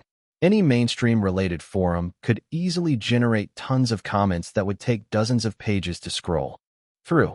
Moreover, this analysis had a ripple effect, sparking deeper thinking about the plot by more people. More and more interpretations. More and more diverse viewpoints. The netizens were simply dazzled. Some even said that the so-called pilgrimage was just Tang monks' spiritual cultivation. Sun Wukong, Zhu Beiji, and others simply didn't exist. Thus, this book review, once it appeared, attracted the attention of countless readers of Journey to the West. This was not only because this interpretation was incredibly fascinating, but also because the author of this review was a very famous book review expert and scholar in the cultural field on the internet. His article was titled, "Perhaps Journey to the West, from beginning to end, only involves Tang monk." Without reading the content, many people's first reaction to this viewpoint was, "Nonsense. Artificially shocking statement. This is even more far-fetched than the real Sun Wukong being replaced by the six-eared macaque. It feels like many interpretations are just attention-grabbing stunts." Some people even started arguing on the spot. These reviewers love to make bold claims. However, when everyone clicked on this review, they were somewhat taken aback. The true Journey to the West is just Tang monk's spiritual cultivation, and the three disciples are all him. I know that as soon as I say this, everyone will feel baffled. Don't rush to criticize. Why don't we have a discussion around the novel? Sun Wukong, Zhu Beiji, Monk Sha, and even White Dragon Horse actually represent Tang monk's inner demons. The process of him taming his disciples is the process of him suppressing his own desires. Otherwise, why would the journey to the West be exactly 108,000 kilometers, and Sun Wukong's somersault is also exactly 108,000 kilometers? Isn't it too coincidental? Why didn't they let Sun Wukong somersault them to the West rather than walking along the long road, going through 81 hardships? Because it does not exist. It is just one of Tang monk's biggest desires, which is to take shortcuts and reach the sky in one step. Additionally, Sun Wukong also represents impulsiveness and wildness. This monkey is direct, unstable, and not at all modest. He was audacious in the early to mid-stage of the story. Zhu Beiji, a lusty character, represents sexual desire. The plot in Women's Kingdom must have left a deep impression on everyone. In Women's Kingdom, there wasn't really much danger, so why did Chu Kuang make such a big deal out of it? Simply because Tang monk is human, and humans have emotions and desires, but a heart that aspires to Buddha should not move with worldly concerns. Therefore, this plot is very important. Tang monk needs to break through his emotional barriers here. And then there's Monk Sha. So, the hardships on the journey are the grinding of Tang monk's heart. Taming the mind is Wukong. Harnessing the desire is changing into a dragon. Renouncing greed and lust are the 8 precepts. Renouncing killing and anger is attaining purity. With a pure mind and body, one can face Buddha, and wherever the heart is the Western paradise. The so-called journey to the West is Tang monk's cultivation. It seems like it makes quite a lot of sense. The disciples are all of Tang monk's obsessions and inner demons. In the comments section, some people even started to resonate and chime in. It seems like there's some meaning to the theory of the 5 elements. Monkey Sun is Tang monk's mind monkey. The mind monkey is associated with fire and movement, hence he is a traveler and needs to attain emptiness. Zhu Beiji represents Tang monk's kidneys and is associated with water, representing 7 emotions and 6 desires, hence he is called 8 precepts.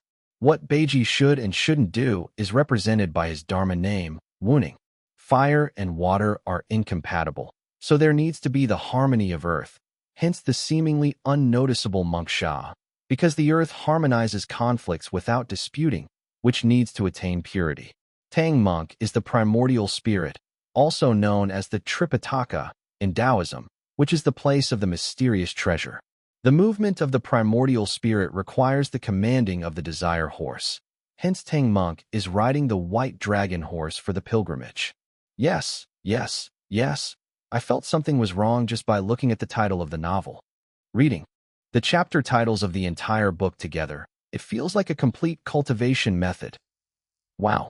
They even supplemented the viewpoint. They even brought up the theory of 5 elements. They managed to come up with a cultivation method. The key point is, these people truly managed to tie some things together, giving a sense of justification. At this moment, readers weren't just dumbfounded. Many people even started to feel lost. Their thoughts have already shifted from, "Are we reading the same book?" to, "Have I actually read this book?" These interpretations are amazing. So which interpretation is the correct one? What is the real journey to the West? How many implications did Chu Kuang's journey to the West hide that were not explicitly stated? These interpretations that Chu Kuang didn't explicitly state will never be understood by outsiders. But there is no doubt, regardless of the interpretation, whichever hypothesis, they all prove that journey to the West is not simple. For a time, some people even couldn't help but reread Journey to the West. The first time, they read it in haste, just for the fun of it. The second time, many people reread it with a serious research mentality, as so many interpretations made many people realize that the story of Journey to the West is worth studying.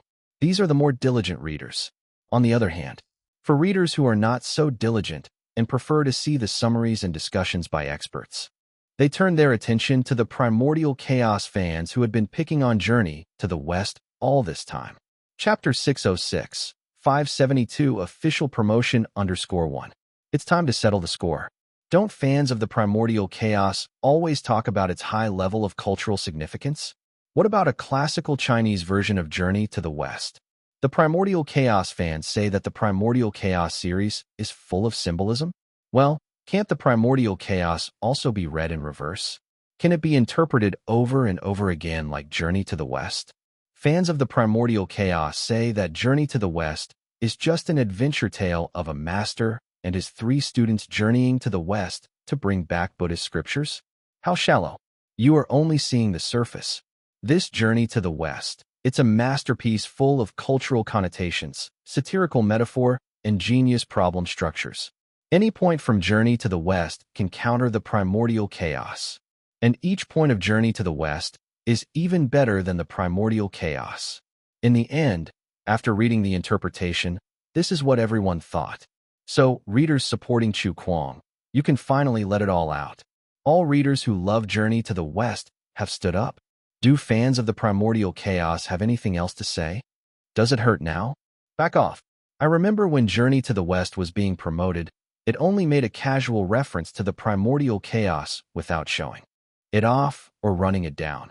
So why are fans of the primordial chaos so domineering that they can't even let people mention it? All the points that fans of the primordial chaos rave about, Journey to the West has them, and did even better. Chu Kuang was being modest before. Journey to the West is clearly better than the primordial chaos series. Is tradition the authority? The authority of mythology should be judged by professional recognition. Journey to the West has the endorsement of the previous president of the Fantasy Association. The primordial chaos has been going on for so many years, but the Fantasy Association barely recognizes it. Chu Kuang apologize? The ones who should really apologize are you. You've been bad-mouthing it even before Journey to the West was released, and you even maliciously reported this book. Has your conscience gone bad? Chu Kuang's fans haven't been shy about clashing with fans of the primordial chaos before. During these clashes, these fans have been harboring a lot of pin-up anger. Now that Journey to the West is unstoppable, everyone's resentment was finally released. Fans of the primordial chaos were left speechless. However strongly they tried to insist, they couldn't deny that Journey to the West is a work that can stand shoulder to shoulder with the primordial chaos series. Even rather rational fans of the primordial chaos have realized that Journey to the West is even more terrifying than the primordial chaos series. But who would have thought? Who would have thought that Chu Kuang could be this insane? Who would have thought that Chu Kuang could write such a work as Journey to the West? So, the fans of the primordial chaos went silent. This is a collective, one that's hard to single out individuals from. But you can't run away from the temple. Fans of the primordial chaos can play dead, but the Primordial Chaos Research Institute can't. For a time, the Primordial Chaos Research Institute was blown up. Who's in sorrow and lament? Chu Kuang's new book is enough to hang you up and beat you. Your heads are smacked crooked now. I finally understand why the Literature and Art Association never wanted to give official recognition to the Primordial Chaos Research Institute. Random talk without seeking certification is just a jackleg institute at most. I like Journey to the West, but I also like the primordial chaos. But I don't believe that your damn institute can represent the culture of the primordial chaos. The so-called experts and professors who consider themselves the orthodox of the primordial chaos, who gave you the right. If the reputation of the primordial chaos is ruined, the responsibility is definitely not on Chu Kuang, but on you, this jackleg institute. Not only Chu Kuang's fans. This army that blew them up also included righteous passers-by who joined in as the situation turned around. Whether these righteous passers-by had done the same thing as fans of the primordial chaos before, no one pursued it anymore. Moreover, it's not completely impossible to pinpoint individuals, at least a few guys in the Primordial Chaos Research Institute who were leading the charge. Like the president of the Research Institute, Jean Pei, he was hung up and beaten by countless people. Result: also because the momentum got to this point, and it was widely known. For a time, it stimulated another surge in the sales of Journey to the West. Some bookstores even ran out of stock in embarrassment. Although, these bookstores didn't reduce their orders due to the Journey to the West versus the Primordial Chaos debate. And the media poked their heads out. Chu Kuang's new book explodes in popularity. Former president of Literature and Art Association. This is a masterpiece. Praise from the GOAT. Chu Kuang's new book surpasses the Primordial Chaos series. The Journey to the West versus the Primordial Chaos dispute finally resolved. Chu Kuang is the answer. The Primordial Chaos Research Institute incites public anger. Will the Primordial Chaos culture be replaced by Journey to the West? And when the next day came, the media stopped harping on the Primordial Chaos and happily joined in the discussion about Journey to the West. Laughing at Journey to the West, the quest for Buddhist sutras is just a scam. Shocking. The most terrifying person in Journey to the West is him. Why did Sun Wukong become weaker after going to the West to retrieve the scriptures? The truth is astonishing. Is Zhu Beiji really that weak? After reading this book review, you might be surprised. Just how cruel was Monk Sha before going west? The river of flowing sands is filled with bones. The entire Journey to the West is a contest between Buddhism and Taoism. These media interpretations follow the same pattern as those online, as if they have found the latest wealth password. More than that, these messy interpretations, whether they are reasonable or just far-fetched, do have a considerable market. Even in the comments section of these interpretations, readers of Journey to the West are engaged in heated discussions, centering around their different perspectives, and all think their understanding is correct. And just when everyone was expressing their views, the Literature and Art Association, to everyone's surprise, made another statement. This was a statement from the official account of the Literature and Art Association, talking about Journey to the West, not mentioning the various interpretations, but judging only from the value of the novel itself. From demons and monsters we learn about human emotions. From spirits and ghosts we learn about worldly affairs. The mythology of Blue Star has become even more brilliant because of Journey to the West. If this was said merely as a verbal compliment, then it wouldn't be a big deal, but the next words from the Literature and Art Association's post shocked everyone. After meeting and discussing, the Literature and Art Association has decided to officially list Chu Kuang's Journey to the West as one of the mandatory extracurricular readings for students starting next year. An endorsement from the former president of the Literature and Art Association does not fully represent the official stance. But this time, it was a real official certification and promotion. Chu Kuang hit the jackpot. After children's tales, Chu Kuang's mythology was also officially promoted. Unlike children's tales, this time, the promotion of Journey to the West is aimed at all age groups. Previously, the Primordial Chaos had applied several times to be promoted to the whole of Blue Star through the Literature and Art Association. However, the Literature and Art Association never agreed due to various considerations. As a result, this recent release of Journey to the West has directly gained the official promotion channel that the Primordial Chaos series has always wanted. At this point, the Primordial Chaos and Journey to the West finally had a winner. In the end, the Literature and Art Association sided with the newborn Journey to the West in the dispute between Journey to the West and the Primordial Chaos.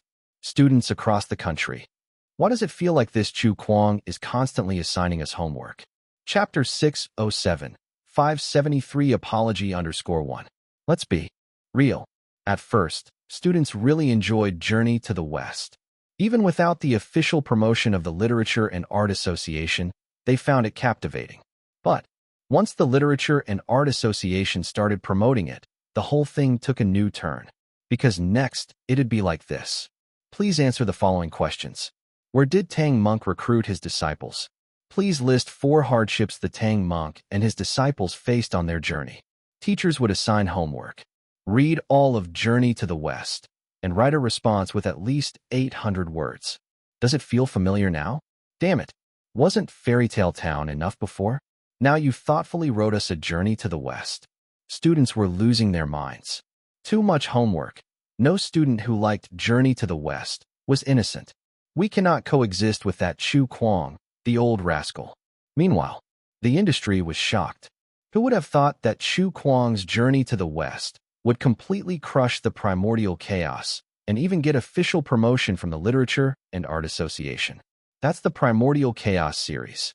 Though the Primordial Chaos isn't considered a classic in Blue Star, the stories of the Primordial Chaos, thanks to the derived TV shows, animations, and countless paratexts, have long become a household name. Some recall the previous discussion. Didn't everyone say Chu Kuang's new book has to equal 2 Ghost Blows Out the Light to reach the top? So, how many Ghost Blows Out the Light would Journey to the West worth? Definitely more than 2. The Ghost Blows Out the Light series may be popular, but Journey to the West obtained official promotion, something the Primordial Chaos struggled for so long to get, but didn't. Considering the power and the countless interpretations it inspires, Journey to the West is simply invincible. As the tables turned, everyone understood that Journey to the West will catapult Chu Kuang to the top. Amid their shock, some started discussing whether the mythology of Journey to the West would replace the place of the primordial chaos in people's hearts. It could, but it's difficult. Journey to the West has won public opinion and acclaim, and even the authorities recommend it as a textbook for students. But don't forget how long the primordial chaos has been building up. The TV shows, animations, music, and other cultural products inspired by the novels of the Primordial Chaos series have influenced so many people over time. It's a status that Journey to the West cannot reach in the short term. It would take at least several decades for Journey to the West to develop to the level of the Primordial Chaos. Plus, the Primordial Chaos series still attracts those who don't like to read novels. The yearly releases of TV shows and movies in the series prove that. To maximize the influence of novels, they inevitably need to be promoted in various forms, such as TV shows, movies, animations, etc. If Journey to the West had been published a few hundred years ago, the primordial chaos wouldn't be as glorious as it is today. But in the real world, there are no ifs. Journey to the West was published too late and can only play catch-up. This will hinge on whether the TV adaptations and animations of Journey to the West will be successful. For instance, the old Primordial Chaos series was highly praised. Even on StarNet, it scored as high as a 9. Admitting that Journey to the West is superior to the Primordial Chaos doesn't mean that people will no longer like the Primordial Chaos once they have Journey to the West. All these points were true. Even though the rivalry between Journey to the West and the Primordial Chaos involved many, the ones mostly trampled upon weren't the Primordial Chaos fans. People's sentiment towards the Primordial Chaos remained deep. The ones they tramped on were the irrational Primordial Chaos fans and the Primordial Chaos Research Association, who thought they could represent the culture of the Primordial Chaos. Just like no matter how Lu Xiaoling Tong has changed, people still love his Monkey King role. There is no other way. The power of nostalgia and classics is formidable. In a sense, the Monkey King isn't acted out by an actor, but is a real great saint. In people's hearts, the Primordial Chaos holds a similar significance. The Primordial Chaos does not mean the Primordial Chaos Research Association or the irrational fans of the Primordial Chaos. Of course, Lin Yuan also noticed the public commentary. Right from the release of Journey to the West, he had been closely following the matter. Lin Yuan was not surprised that Journey to the West was officially promoted. The Celestial dynasty had a unique attachment and recognition for Journey to the West, and Blue Star, a planet dominated by Eastern culture, naturally fell in love with this story easily. Moreover, Lin Yuan read the interpretations online. 99% of them have all cropped up on Earth before. But no one can say for sure which one is correct, including Lin Yuan and the system. Only Wu Qingjin could clarify. Even this is disputed. Some researchers claim that Wu Qingjin was not the original author of Journey to the West. Innumerable mysteries added to the attractiveness of Journey to the West. Therefore, it was quite clear. Lin Yuan, in the identity of Chu Kuang, would not respond to the interpretations from the outside world. Even in this world, who wrote Journey to the West could no longer be a question. What Lin Yuan really cared about was the comparison of the influence of Journey to the West and the primordial chaos in everyone's discussions. This was closely related to Lin Yuan's upcoming plans. Ever since Lin Yuan conceived the idea of unveiling Journey to the West, he had developed a fairly comprehensive promotional plan around the story. Some netizens' comments were quite reasonable. Whether it's Poirot, Holmes, or the story of Journey to the West, to achieve national popularity, there always needs to be promotions in the form of film and television. After all, not everyone reads novels. Similarly, the popularity of Journey to the West on Earth was not solely due to its reputation as one of the 4 masterpieces. It also benefited from different forms of artistic promotion and even incorporated games and the like. Jean Pei has apologized. A single phrase from Jean Mu broke Lin Yuan's train of thought. Lin Yuan almost reflexively asked, "Who is Jean Pei?" Jean Mu's expression changed abruptly. He had been making a fuss, but he didn't even know who his opponent was. Jean Pei is a member of the Literature and Art Association, an expert on Blue Star's mythology, and the president of the Primordial Chaos Association. The group of scholars who criticized Journey to the West were led by him. His reputation among Primordial Chaos fans is very high. Over the years, he has been claiming to be a descendant of the author of Primordial Chaos. Although he just shares the same surname, this matter has been exposed before, but it was eventually suppressed. However, his criticism of Journey to the West led to significant loss, and he was forced to apologize due to the pressure. Oh, Lin Yuan's response was indifferent. Jean Mu suddenly shook his head and said, although he apologized due to pressure, his performance was still a bit ugly. Using an apology to promote the Primordial Chaos drama, it seems the apology is fake, and promoting the new version of Primordial Chaos TV drama is the real reason. As he was saying this, Jean Mu showed Lin Yuan a video clip. In the video, it appeared to be a press conference. A middle-aged man wearing glasses, with scant hair but plenty of hair oil, spoke with a serious expression. I was wrong to have criticized this novel before reading the story of Journey to the West, simply because I love the Primordial Chaos culture too much.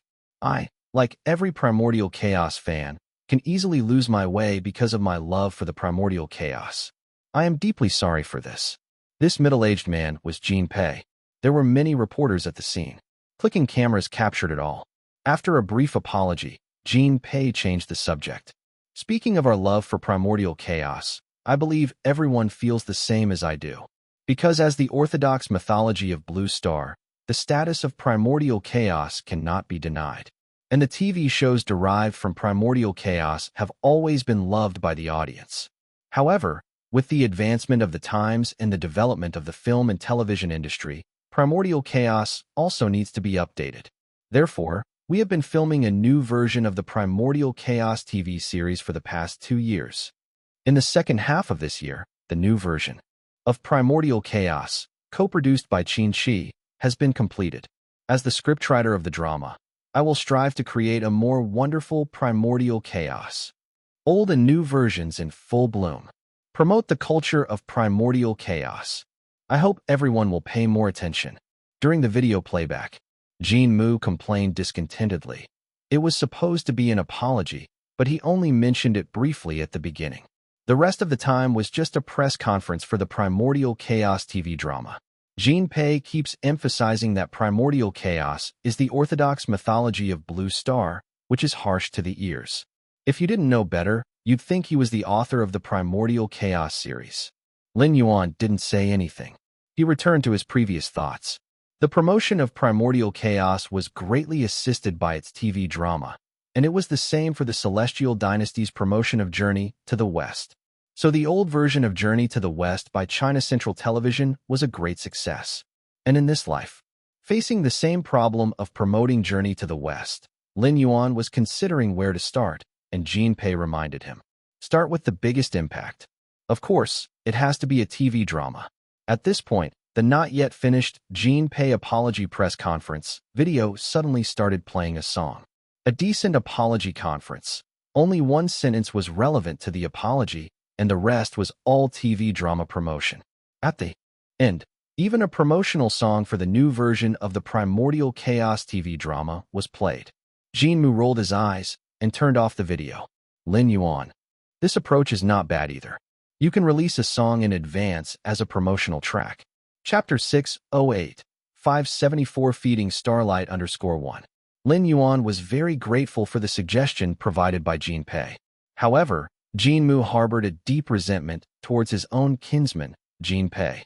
Meanwhile, on the internet, Jinpei's apology video went viral, apologizing to the old rascal Chu Kuang, promoting the Primordial Chaos TV series, Square Root. It was supposed to be a public apology, but Jinpei spent 99% of the time promoting the TV series, the Primordial Chaos. He even played the new promotional music for the TV series at the end. What kind of game is he playing? Jinpei, you rode the wave of the Primordial Chaos for the Journey to the West. Now watch how I ride it back. His behavior is truly embarrassing, using an apology to sell his show. In this video, Jinpei keeps emphasizing the authoritative position of the Primordial Chaos in mythology. Although he didn't explicitly state that Journey to the West is non-canonical, the implication is clearly there. The Primordial Chaos has fed so many scholars and experts. Didn't someone expose earlier that this guy is not even a descendant of the author of the Primordial Chaos? Why is he still leeching off the Primordial Chaos? Fans of Journey to the West are furious. Even bystanders continuously shook their heads. Jinpei's apology was even worse than offering none at all. He only casually mentioned Journey to the West and didn't even specify that he was apologizing to Chu Kuang. His attitude was extremely perfunctory. In addition, he used his apology to promote his new version of the Primordial Chaos, an action that caused widespread discomfort. Regardless, one can't deny that the promotion was quite successful. The new version of the Primordial Chaos TV series indeed had a huge appeal to those who love the culture of the Primordial Chaos. Furthermore, the promotional music for the new version of the Primordial Chaos TV series that was played during the apology meeting also became popular. The song was called Erlang. It was sung by the king of singing from the Qi continent, Zhongli. The so-called Erlang refers to Erlang Shun, Yang Jian. This song told the story of Yang Jian, and Yang Jian was the character most explored in the Primordial Chaos series, almost like the male lead. Interestingly, Yang Jian also appeared in Journey to the West. However, nobody accused anyone of plagiarism, because Erlang Shun was a well-known figure in the mythology of Blue Star. Erlang Shun had been famous in the folklore prior to the Primordial Chaos, and there are still temples worshipping Erlang Shun today. With the addition of the portrayal of the lead character in the Primordial Chaos, Erlang Shun's popularity was absolutely explosive. In the hearts of ordinary people, he was a mythical character with both high popularity and likability. To the fans of the Primordial Chaos, Erlang Shun's importance to the Primordial Chaos was equivalent to Sun Wukong's importance to Journey to the West. It should be mentioned that the Primordial Chaos is not the same thing as the Earth's investiture of the gods. It's just that some places in the story background are quite similar. Therefore, as soon as this song came out, it beautifully portrayed Erlang Shun and was sung by the king of singing, so it immediately became a hit. This song is amazing. It seems to have sung out the experiences of Erlang Shun in the Primordial Chaos. After listening to this song, I suddenly became interested in the new version of the Primordial Chaos TV series. In terms of character-specific songs, Erlang is definitely one of the best. Fans of the Primordial Chaos were very touched by this song. Although I admit that Journey to the West is great, but Yang Jian from the Primordial Chaos is my belief. Many mythologies have portrayed Yang Jian, but the yang jian shaped by the primordial chaos is definitely the best. As a promotional song, Erlang ignited the passion of numerous fans of the primordial chaos. In fact, the reason why fans of the primordial chaos chose to remain silent rather than rage or swear after watching Journey to the West is also due to this. In The Journey to the West story by Chu Kuang, Erlang Shun, Yang Jian also existed. The fight between Sun Wukong and Yang Jian was evenly matched. Chu Kuang did not arrange for Sun Wukong to have invincible fighting power just because he was the protagonist, nor did he arrange for Sun Wukong to beat Yang Jian easily.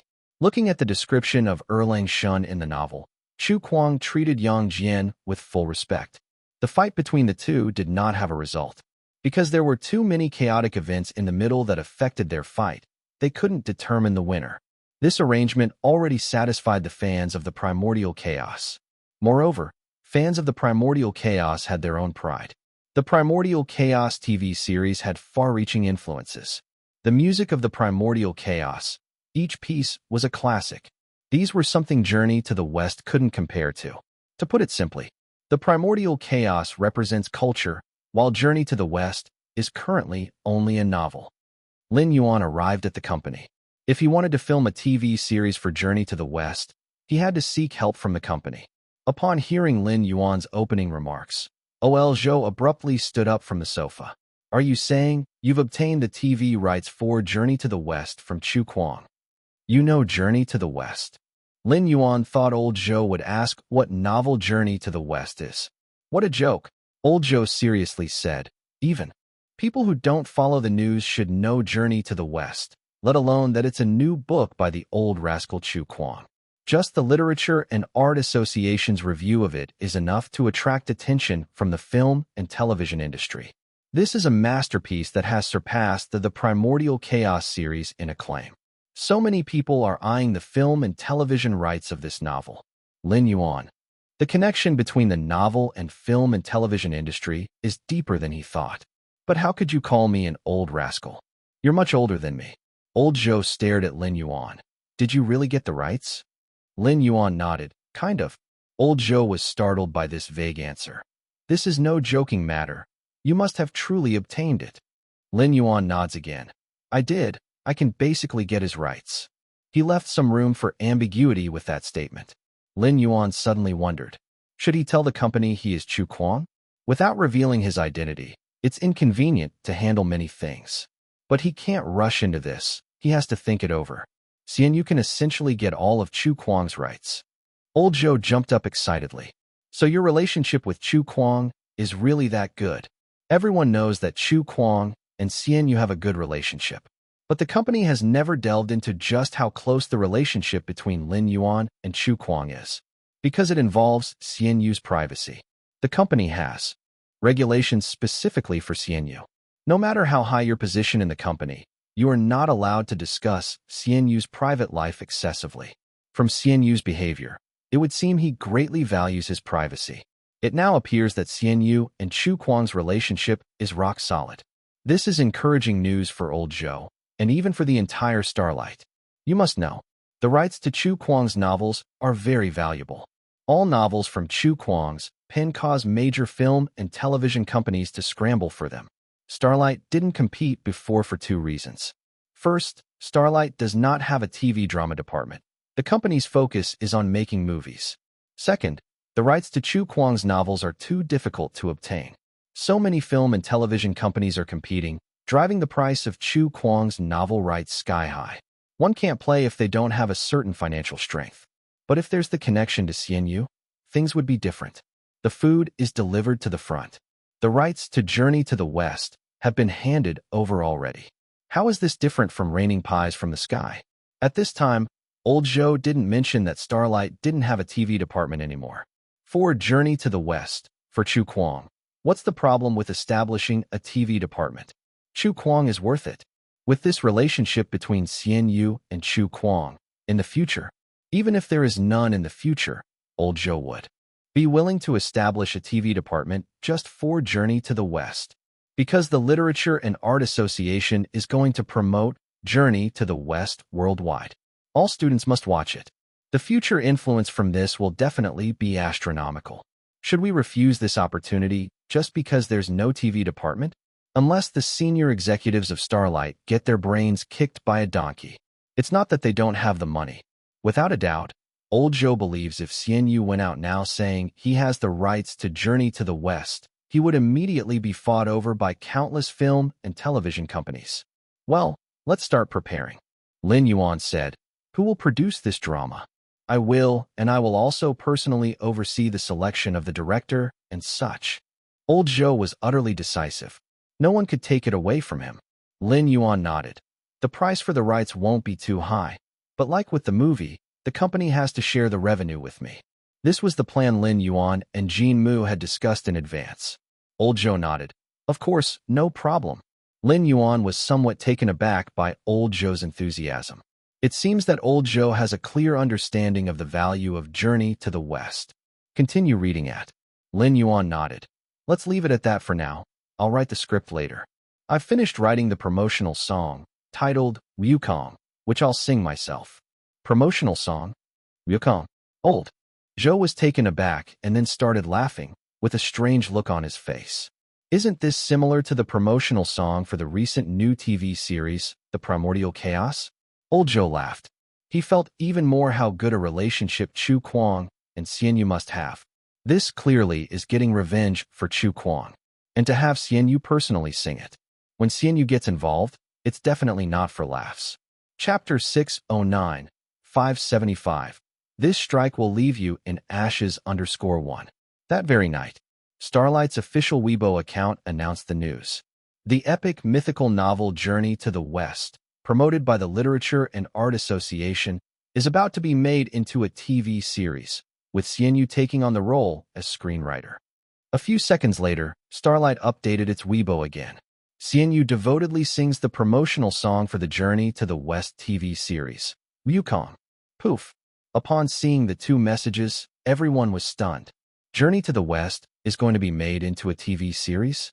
How many days has it been since the novel was released? People couldn't help but think about Jean Pei using the apology hype to promote his new edition of the Primordial Chaos TV series. Is this the continuation of the Journey to the West versus the Primordial Chaos War? Looking at the current situation, the dispute between Journey to the West and the Primordial Chaos is far from over. Both sides are still ready to fight. Previously, the dispute was about the novels. Now, it's a competition of TV series. More importantly, this time Xian has stepped in. Everyone knows Xian and Chu Kuang are close pals. When the Primordial Chaos and Journey to the West started feuding, many people were surprised. Why hasn't Xian made a move yet? You should know. Even Shadow had stepped in to help, drawing promotional illustrations for Journey to the West. However, Xian, one of the three bros, had been quiet, leading some to suspect if there was any discord between Xian and Chu Kuang. After all, they've always been united in the face of trouble in the past. Now it seems, is there any discord at all?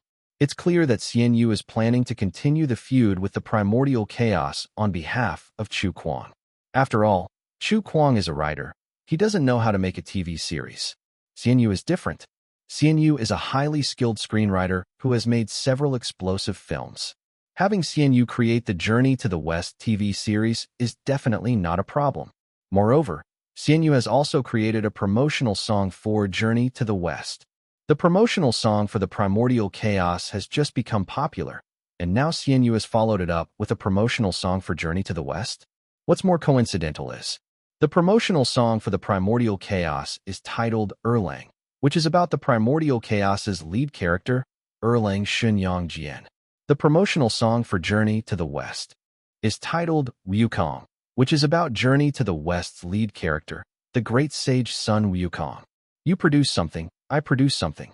This is clearly a direct face-off. So, the netizens were all hyped up. Xian finally couldn't resist stepping in. Xian, Shadow, Kuang, step back. Leave the rest to me. Xian, it's time for me to avenge Kuang. After Fairy Tale Town, the three bros are finally teaming up again. Chu Kuang, they're making a TV series now. Xian, that's my specialty, I'll take a shot at it. Seeing Fish Papa stand up for Chu Kuang, I'm kind of choked up. The friendship between the three of them is truly great. The primordial chaos thought their opponent was Chu Kuang, but they didn't know that they actually had three opponents. I hadn't anticipated this confrontation. After the novels, now it's the TV series. The three bros are awesome. Fish Papa, who usually makes films, is willing to make a TV series for Chu Kuang. It's true love. Not just for the drama. Many people even felt quite moved. Everyone thought, Xian Yu must have been angered by Jin Pei's actions. Jin Pei's apology was too perfunctory, not even mentioning who he was apologizing to. It was obvious that he had hurt Chu Kuang so much. But after the explosion of Journey to the West, he merely said nonchalantly that the novel wasn't bad. Then he started promoting the Primordial Chaos TV series. Apart from Xian Yu, even bystanders felt Jin Pei wasn't taking responsibility. As Chu Kuang's good brother, could Xian Yu tolerate it? Therefore, Xian Yu's move must be about avenging Chu Kuang. Without hesitation, everyone immediately clicked to listen to the Journey to the West promotional song, Yukon. In a college dorm, Little Super excitedly said, "Son, look, even Journey to the West is going to be adapted into a TV series. Fish Papa is at the helm himself." Next to Little Super, a guy named Little Bright sneered. Little Bright and Little Super are great pals. However, lately, Little Bright and Little Super had some disagreements. It was all related to the recent Journey to the West versus the Primordial Chaos dispute. Little Bright is a fan of the Primordial Chaos, while Little Super likes Chu Kuang. During the war of words between the fans of the Primordial Chaos and Chu Kuang, Little Bright didn't hesitate to tease Chu Kuang when the Primordial Chaos fans slammed Chu Kuang's promotional campaign for Journey to the West as overhyped and piggybacking on the Primordial Chaos. Then Little Super wasn't happy. Being Chu Kuang's hardcore fan, there is no doubt that he would stand up for Chu Kuang. After the release of Journey to the West, the countless analyses and official recommendations, Little Super was triumphant. Even Little Bright admitted that the story of Journey to the West is very exciting. So Little Bright fell silent. But recently, Little Bright was back in the game. He learned a line on the internet and started to hit at Little Super. The Primordial Chaos is a culture with TV dramas and music, but Journey to the West is just a novel. The Primordial Chaos fans, who have been recently losing to the Journey to the West fans, came out with the line, "The Primordial Chaos is a culture," which seems to be quite effective. Little Super is a bit unimpressed. Journey to the West will also have those. Little Bright laughed. There will definitely be, but it is difficult to reach the level of the Primordial Chaos. The Primordial Chaos has been developed for so many years, yet Journey to the West can hardly catch up in a short time. This time, it was Little Super who remained silent. No one would deny the influence of the Primordial Chaos. Just like the Primordial Chaos fans also admit that the story of Journey to the West is very good. Although both sides are in fierce debate, they still greatly respect the basic facts. At that moment, it turned out that Journey to the West is going to be filmed into a television series, and a promotional song has come out. Little Super immediately became confident. Is it just a TV show? We have it too. Is it just a promotional song? We have it too. This confidence was not only instilled by Chu Kuang, but also by Xian Yu. Who doesn't know about Xian Yu's skills? Little Bright is still a bit unconvinced. The song Erlang has sung the passions of the Primordial Chaos. Xian Yu is just imitating the Primordial Chaos. Son, stop whining. Listen to it before you comment. Little Super sneered, immediately clicked on the song, Yukon, and played it in the dormitory through the sound system. First came the prelude, and then Xian Yu's voice rang out. The moon splatters the Milky Way, a long road stretches ahead, smoke fades, leaving only a single shadow. Who said I am extraordinary, who made my love and hatred difficult, until my heart was torn apart in the end. Illusions fill the sky, letting go of understanding and forgetting confusion. The six realms remain unchanged. Sad and angry and crazy, whether a person, a ghost, or a demon, they are all just hearts with demon debts. The song was tinged with a touch of desolation. In the desolation, there seemed to be a hint of heroism. Perhaps these feelings were still not enough to describe it. This unfinished verse still harbored hesitation and struggle, resolve and obstinacy. Those who haven't watched Journey to the West may not be particularly moved, but both Little Super and Little Bright have seen Journey to the West. Accompanied by the melody and the lyrics, it seemed as if the lonely figure, who was accompanied yet lonely on the journey to get the scriptures, appeared before their eyes. Just like many people's perception of Journey to the West, the life of Sun Wukong is filled with all sorts of joys and sorrows. Well, Little Super looked at Little Bright. Little Bright's lips moved. It's about the same as Erling. As a Primordial Chaos fan, in fact, Little Bright really likes the song Erling. To utter these words was quite difficult for Little Bright. However, when the next singer sounded, Little Bright suddenly felt a tingling sensation on his scalp. Pray for Buddha's turn back is shoreless. Kneel down for the teacher's life, and death is irrelevant.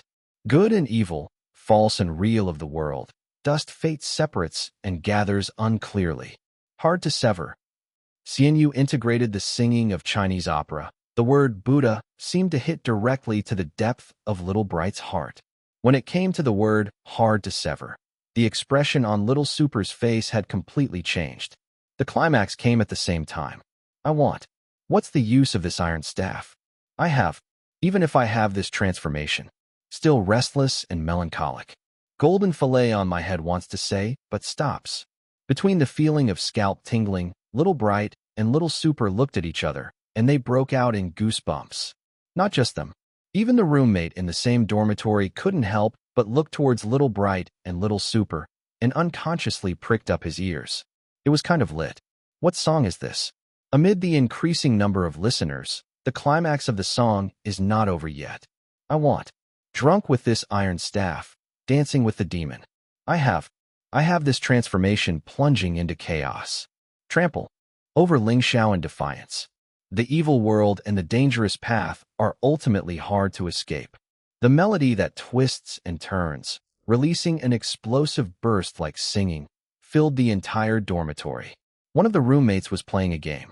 In the midst of Little Super playing Wukong, this roommate suddenly became exhilarated, operating at full steam amid the chaos of the fight, demonstrating a completely explosive hand speed.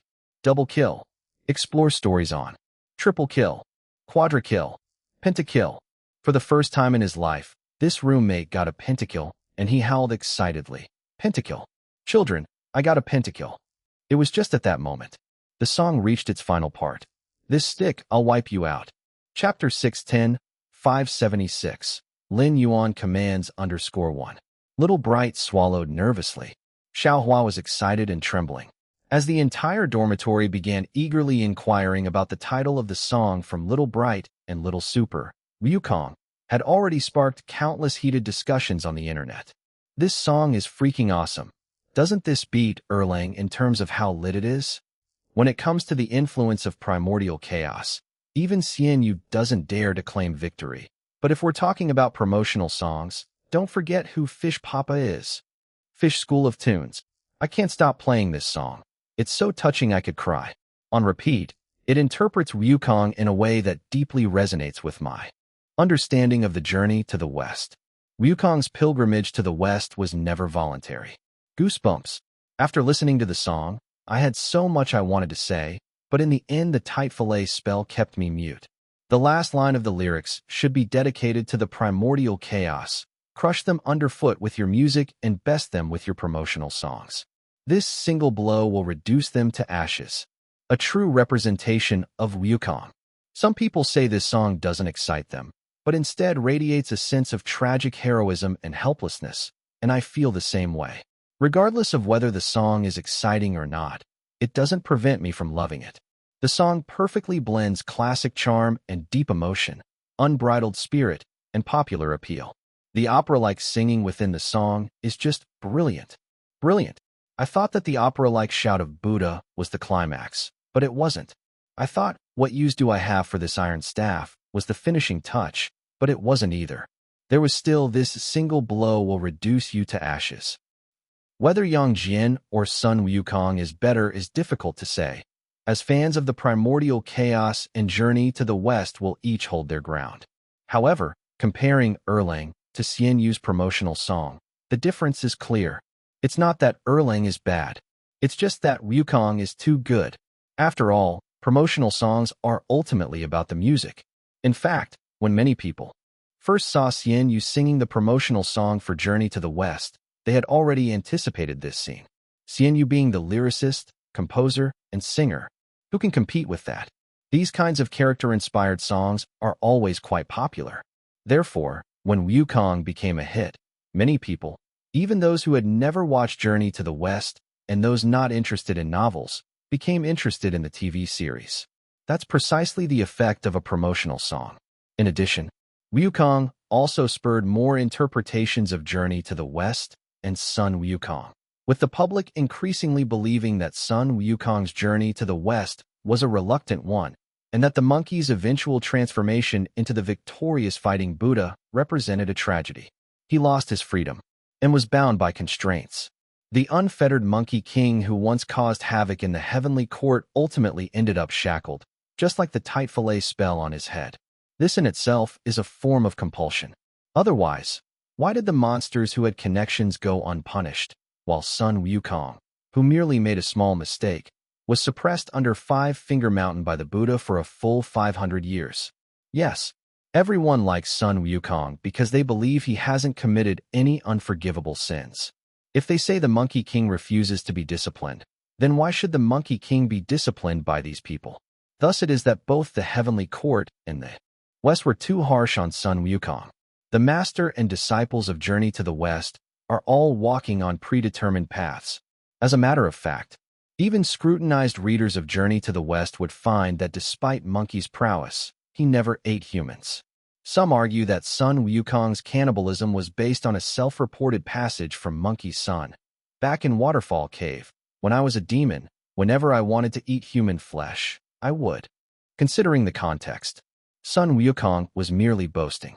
At that time, a white rat demon disguised as a beautiful woman was attempting to seduce Tang Monk. Sun Wukong told this story to him primarily to remind him not to be deceived by the demon. Furthermore, he never said he had eaten a human, but repeatedly claimed his fondness for fruits. The episode in Black Chicken Country included this quote. Zhu Beiji, eager to intervene, was held back by Monk Tang, who said, "Let Wukong handle it."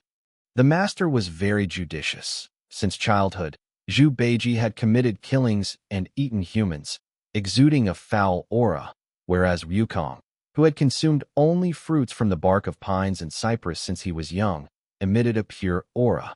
Zhu Beiji had indeed eaten humans. Of course, this is not unacceptable to the readers. In the world of Journey to the West, where gods and monsters coexist, if humans can eat pigs, then it stands to reason that pigs can eat humans too. There are also demons clamoring about wanting to eat monkey brains. The media was also buzzing with excitement. The war between Journey to the West and the Primordial Chaos was a news frenzy. The showdown between Journey to the West and the Primordial Chaos promotional songs concludes. Wukong blows up on launch. Xian Yu's new song, Wukong, sweeps across the nation. Xian Yu assists Chu Kuang. Promotional song triumphs over the Primordial Chaos. Following the blast of Erlang, Wukong sweeps across. The fans of the Primordial Chaos fall silent yet again. Wukong recaptures the fiery spirit of Journey to the West. Chu Kuang, Xian Yu, and Shadow, the three bros will together fight in the Primordial Chaos. The fans of the Primordial Chaos were once again silent. In terms of novels, the Primordial Chaos was defeated by Journey to the West. In terms of promotional songs, the Primordial Chaos was again defeated by Journey to the West. These two blows made some fans of the Primordial Chaos begin to waver. Chu Kuang, you are amazing. Xian Yu, you are amazing. Journey to the West, you are amazing. If it weren't for the centennial influence of the Primordial Chaos, facing the united forces of the three brothers, fans of the Primordial Chaos would have been terrified. Thankfully, this centennial influence was not for nothing.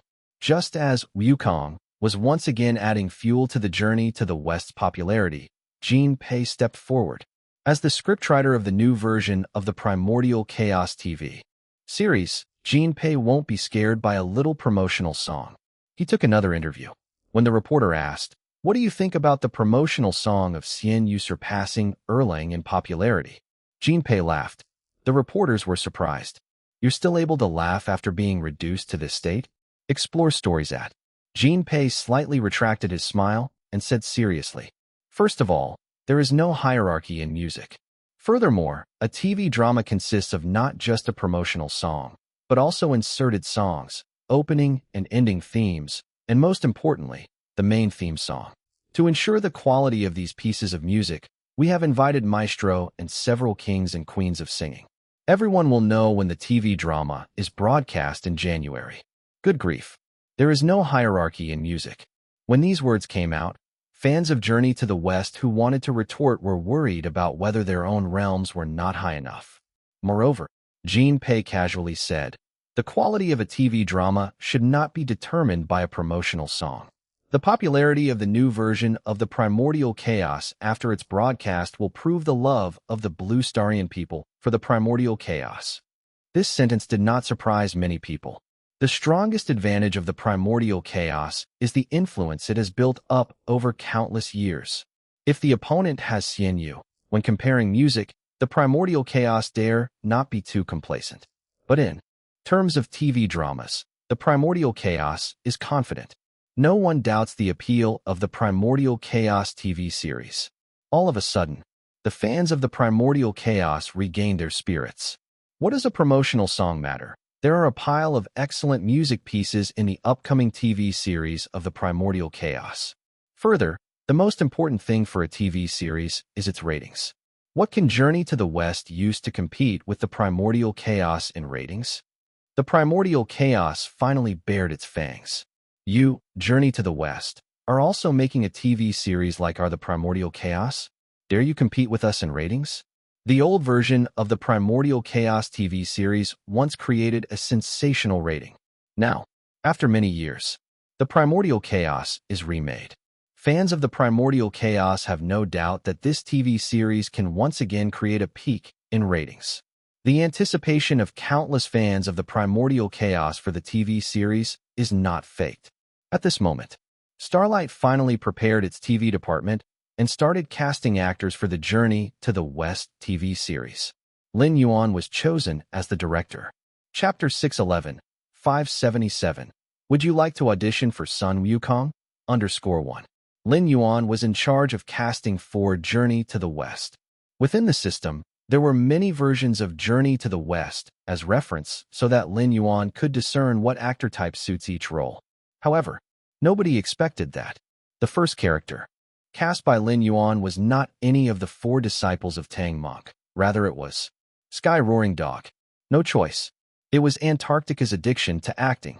After starring in Hachiko, Antarctica actually received a lot of notice. But Lin Yuan only arranged one commercial for him, not allowing Antarctica to expose much after that. His younger sister even complained that it was not right for Lin Yuan to keep such a good actor as Antarctica in the cold. His elder sister even went so far as saying she wanted to become Antarctica's agent. Now, in the planning of Journey to the West, Lin Yuan thought of this and had designated the actor for Sky Roaring Dog. Antarctica, it's time for you to emerge. The company had, of course, no objection. At that time, within the film and television circle, a lot of actors learned about the casting of Journey to the West. Obviously, Starlight Entertainment alone would not be possibly able to fill so many roles for Journey to the West internally. So, many actors were eager to contact their agents, hoping to secure a role in the drama. Of all, the choice of the actor to play Sun Wukong attracted the most attention. Sun Wukong is the male lead. This role will definitely be the most popular. Even though the Journey to the West drama is not as attractive as the Primordial Chaos, Journey to the West has official endorsement. With the chance of this show being promoted officially in the future, being a part of this show will certainly benefit future development. Starlight is probably going to select their own actors for this role, right? Then should we strive for Tang Monk? We can also consider playing Yang Jian. Yang Jian is not interesting. He has less screen time, unlike the Yang Jian in the Primordial Chaos. He is the male lead. Different actors are suitable for different roles. For example, some comedy actors were very willing to play Zhu Beiji. Though Zhu Beiji may be a pig, remember, he is the 3rd male lead. This might sound strange, But Zhu Beiji is indeed the third male lead of Journey to the West. Tang Monk would be considered the second. With this situation, Starlight was comfortable. Numerous portfolios of actors from the Qin, Qi, Chu, Yin states were laid out on Lin Yuan's desk. "OL," Zhou expressed with confidence. "You could pick any of these actors. I'll be responsible to negotiate with them." This was very comfortable. Lin Yuan was zealously indulging in the casting process. White-Bone Demon is a femme fatale, possessing an allure of bewitching beauty. Undoubtedly, Zhou Shui should take this part. Zhou Shui had previously worked with Lin Yuan on The Sound Engineer. In that film, Zhou Shui's portrayal of the female lead had the audience gnashing their teeth with hatred. Yang Jin should be played by Lu Zhongwan. Lu Zhongwan was the leading man in The Sound Engineer. He had once faced a downturn in his career, but his popularity rebounded thanks to Xian Yu. He has a handsome image, which resembled an earthling named Vincent Chow. He fit Lin Yuan's impression of Yang Jin. This role was very important. Lin Yuan had plans to shoot some other Yang Jin-related works in the future. Jade Emperor could only be Zhang Xiaoming. Zhang Xiaoming had collaborated with Lin Yuan in Hachiko, playing the male lead and moving countless audiences. He was the highest-ranked actor at Starlight, having won Best Actor. In his early career, he had played Emperor roles several times, making him a perfect fit for Jade Emperor. Although this role had limited screen time, which would typically be unattractive for a Best Actor awardee, acting within his own company made things easier. Plus, Lin Yuan had a decent personal relationship with him, so there was not much of a problem. Meanwhile, while Lin Yuan was making his selections, backstage at a theater in Qin continent, a male actor with a monkey face was removing his makeup. After removing his makeup, the male actor said with a smile, "Little sister, bring me Journey to the West. I want to read the ancient text version today. Are you still reading it?" The woman next to him laughed and asked, "How many times have you read this book since it was published?" "You wouldn't understand." The male actor said earnestly, "Our Rin family hails from a long line of Monkey King performers, passed down through countless generations. I, Rin Yin, have been learning from my father since I was 6 years old and have never slacked off. No one feels deeper for monkeys than us." The portrayal of Sun Wukong, the Monkey King in Journey to the West, is truly exceptional. It is undeniably the most vibrant portrayal of a monkey. Therefore, I have always dreamed of staging a play as Sun Wukong, but unfortunately, I don't have enough money to buy the rights from Chu Kuang. Even though you're known in the industry as the Little Monkey King, the kind of money that film and television actors make is far beyond what our niche market of monkey performances could earn. The woman sitting next to him laughed. "But you must admit, Journey to the West is truly a phenomenon. Once it was published, the audience which came to see our monkey performance at the theater increased 2 to 3 times. That's the charm of classic novels," Rin Yin said with blazing eyes. "I believe that in 10 years, Sun Wukong's influence will be even stronger. Before then, I must find a way to get the copyrights for the theatrical adaptation of Journey to the West." The woman said wistfully, "I bet you want to play Sun Wukong yourself." After saying that, the woman suddenly said, "Isn't Journey to the West being adapted as a television series soon? I wonder which big star will end up playing Sun Wukong. If you ask me, no one in the whole of Blue Star can play the monkey better than you." Rin Yin gave a bitter smile. "I'm not a star, so how could I play Sun Wukong in the TV version? Isn't he craving to be Sun Wukong? But he is just a small-time monkey performer. Apart from locals who enjoyed monkey performances, who knew him? I was just rambling." The woman suddenly said hesitatingly, "By the way, we need to pay the theater rent again."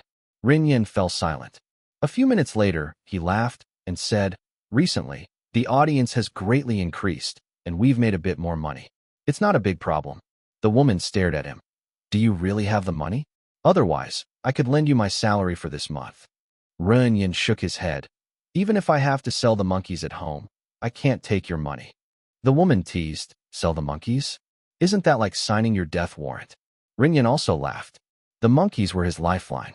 To him, a monkey was not just an animal, but also a partner, a teammate. At this moment, there was sudden movement by the entrance. The woman got up and spoke nervously. "Here comes the theater boss, and he's brought quite a few people with him." Rin Yin was startled and quickly stood up, facing the boss who took the lead. Boss, I'm working on collecting the rental fees for this quarter. Rental fees. The boss, all smiles, said, You're the little monkey king. No need to mention the rent. Your rent for this quarter is waived. In the future, I only ask that you continue performing frequently at my theater. Lin Yuan was stunned. The woman next to him was also stunned. Just yesterday, this landlord was still shouting about raising the rent. How is it that today he was so magnanimous as to waive an entire quarter's worth of rent? Let me introduce you. The boss giggled. These men are the professional trainers from Starlight Entertainment in Sioux City. And this man standing next to me, surely, needs no introduction? Lin Yuan instinctively looked at the person next to the boss. A tall, slender young man. If one didn't consider the modified faces of the stars on TV, this young man was certainly the most handsome person Lin Yuan had ever seen in his life. But why did he look so familiar? Ah! The woman next to Lin Yuan suddenly screamed, her face flushed with excitement. Fish Papa, hello, I'm Xianyu. The young man smiled at the woman, and then looked at Lin Yuan. Have you read Journey to the West? Lin Yuan was dumbstruck. He finally realized why the man looked so familiar. Because this man was Xianyu, the little maestro of Blue Star, and more importantly, the playwright of the TV series Journey to the West. And he came to find me. Lin Yuan's heart began to race uncontrollably, and he forgot to answer the young man's question in his overwhelmed state. At that moment, Xianyu's gaze fell on the copy of Journey to the West sitting on the table. Looks like there's no need for an answer to that question. Let's go on to the next one. Would you want to audition for the role of Sun Wukong? Experience more content on Chapter 612, 578 Maestro Goes All in _1. Lin Yuan was in charge of casting for Journey to the West, but this TV drama required way too many actors. Lin Yuan couldn't possibly pick them all himself, so he had to only focus on the most important roles, or roles he happened to have the perfect actors for. Like Antarctica, he picked right away. But without a doubt, the most crucial role was definitely Sun Wukong. Now, the selection for this role was interesting. The company suggested, find a renowned actor with adept acting skills to play Sun Wukong. This wasn't just the company's suggestion, but also the instinctive thought of many people. However, Lin Yuan thought differently. Rather than focusing on the actor's reputation and acting skills, he preferred to find an actor who had a good understanding of monkeys to play Sun Wukong. Why is the CCTV version of Journey to the West the most classic version? Is it just because of nostalgic sentiments? Not just that. Be it the choice of director or the perfect background music. Of course, including the acting performances and so on. These were all reasons why the CCTV version of Journey to the West became a classic. Among them, Sun Wukong, played by Lu Xiaoling Tong, was an especially significant component. The monkey is the soul of the journey. Let's face it, no matter how many missteps Lu Xiaoling Tong has made, his portrayal of Sun Wukong is acknowledged as the #1 handsome monkey king.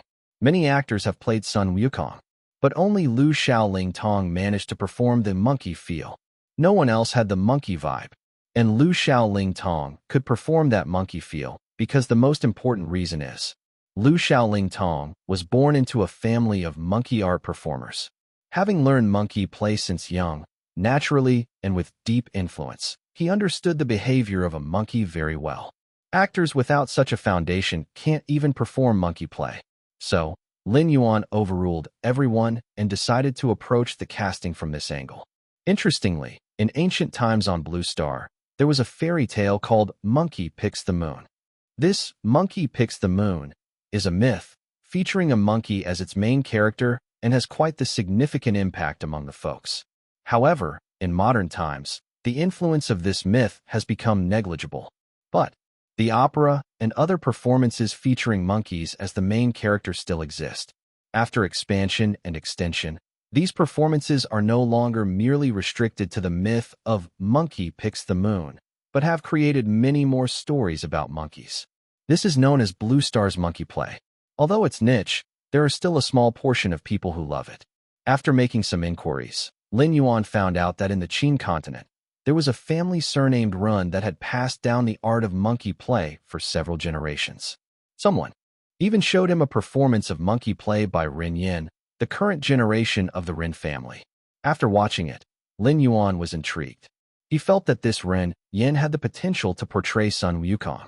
Thus, he personally went to the theater where Lin Yuan usually performed.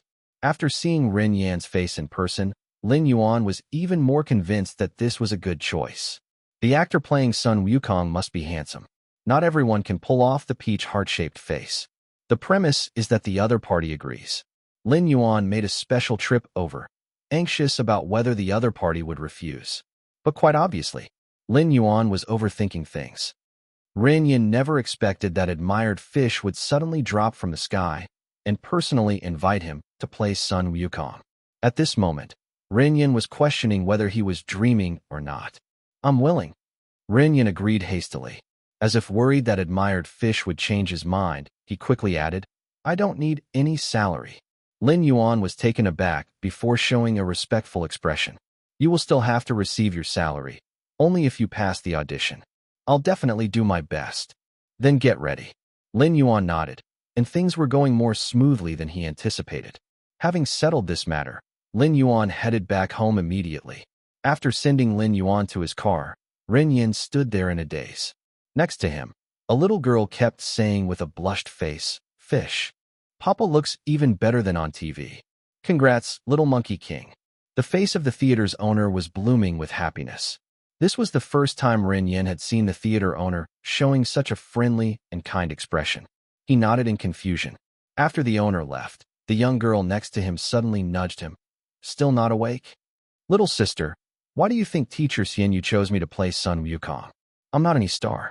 Is it really okay to act in such a big TV series? Can the audience accept it? Don't you want to act? It's what I've been dreaming of. Then just act well. Just treat the audience as our theater audience." Lin Yuan nodded vigorously, and suddenly his eyes reddened.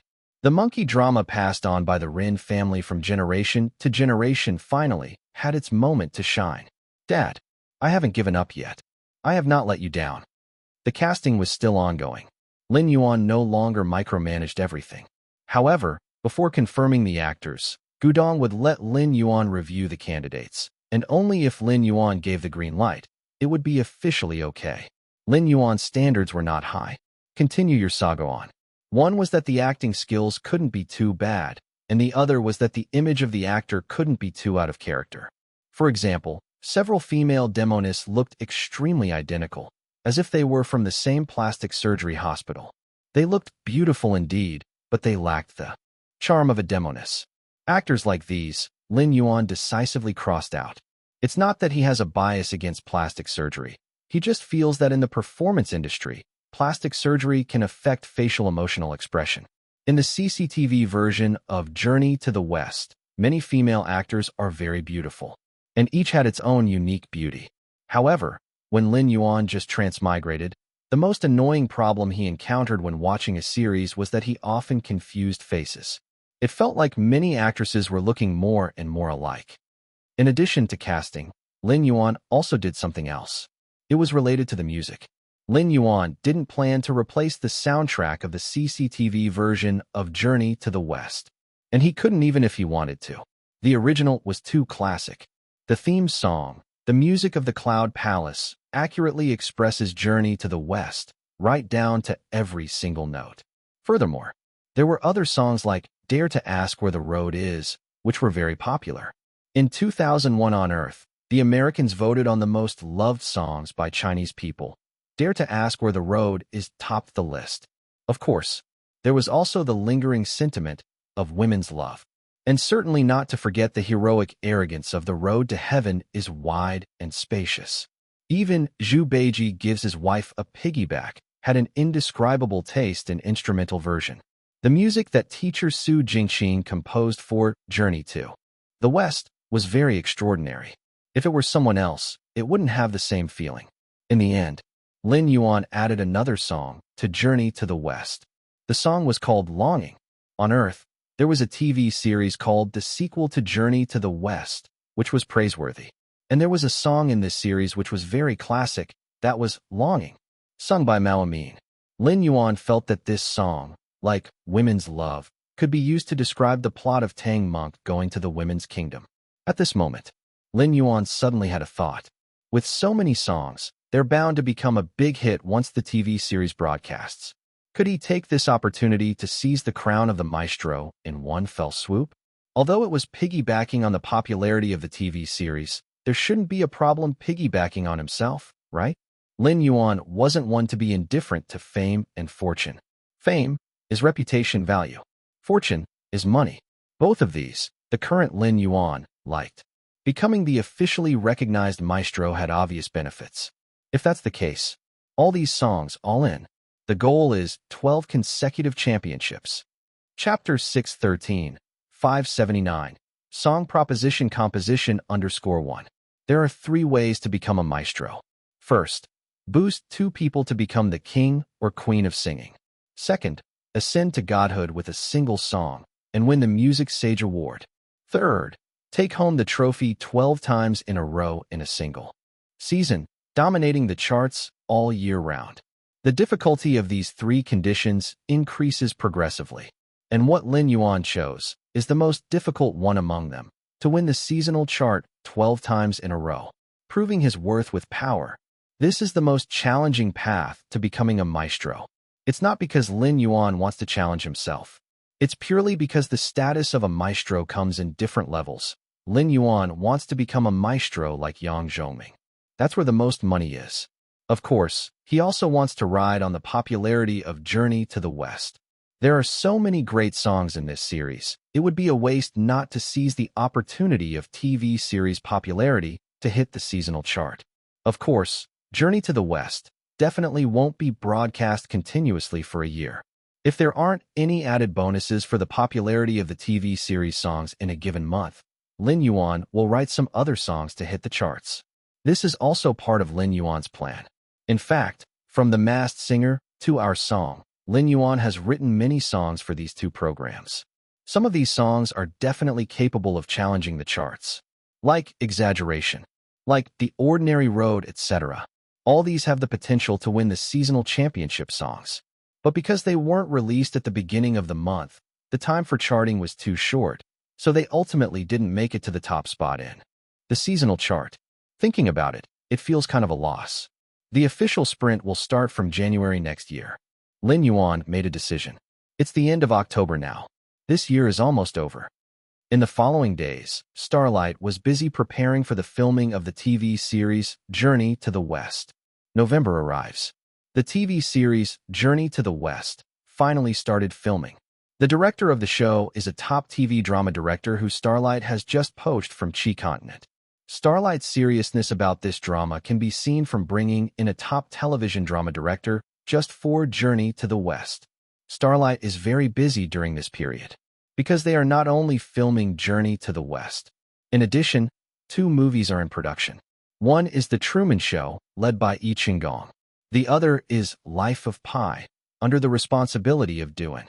Yes, both films have begun filming. And coincidentally, if you add Journey to the West, all 3 motion picture projects are written by Xianyu. Even Duan, this core director with control, has become a tool person for Xianyu. In the words of the company's film and television studio, the entire Starlight film and television studio is serving just one person, Xianyu. Experienced news stories on. However, Xianyu himself is not part of the film and television studio. He is a composer. It's kind of ironically humorous. Starlight is very busy. Lin Yuan is also getting busy, not just because he is the scriptwriter for 3 film and television productions and needs to go between 3 drama groups, but also because the show he is participating in, Our Song, is in a new round of competition. The singers have finished their part. This month, Lin Yuan was so busy with primordial chaos that he didn't pay much attention to the rules. Anyway, by the time he and the other composers returned to the production team, 2/5 of the singers were gone. Only 30 singers are left in the show. Everyone from Yu Dynasty is still there. This is not surprising. In the previous The Masked Singer competition, aside from Chun Jiyu, everyone from Yu Dynasty made it into the top 20. Among the 50 singers, most are still from the batch that participated in The Masked Singer. Given that only 20 were eliminated, it's only expected for the entire Yu Dynasty to advance to the top 30. In the music hall, the 20 composers have once again gathered in the backstage recording room. Host Anong appeared on stage and said with a smile, "It's been a long time, composer teachers. This competition is not being broadcast live. We need a few days to record it. Zheng Jing shouted. You haven't seen us for a long time, but we see you every day. A wave of laughter flooded the site. Not everyone is as busy fighting with the primordial chaos like Lin Yuan. Although the composers did not participate in the October competition, many watched the singers' competition at home. Anong also laughed. Our competition has reached this stage, and it is already in the second half, so the competition system will become more and more interesting. A composer said, looks like there is another new rule coming. Zheng Jing followed. The program's rules are all flashy. Yang Zhoming. Flashy, these 4 words became Yang Zhoming's catchphrase in the show. Anong nodded. The upcoming rules do seem somewhat flashy, but I believe you composers definitely have the ability to handle this.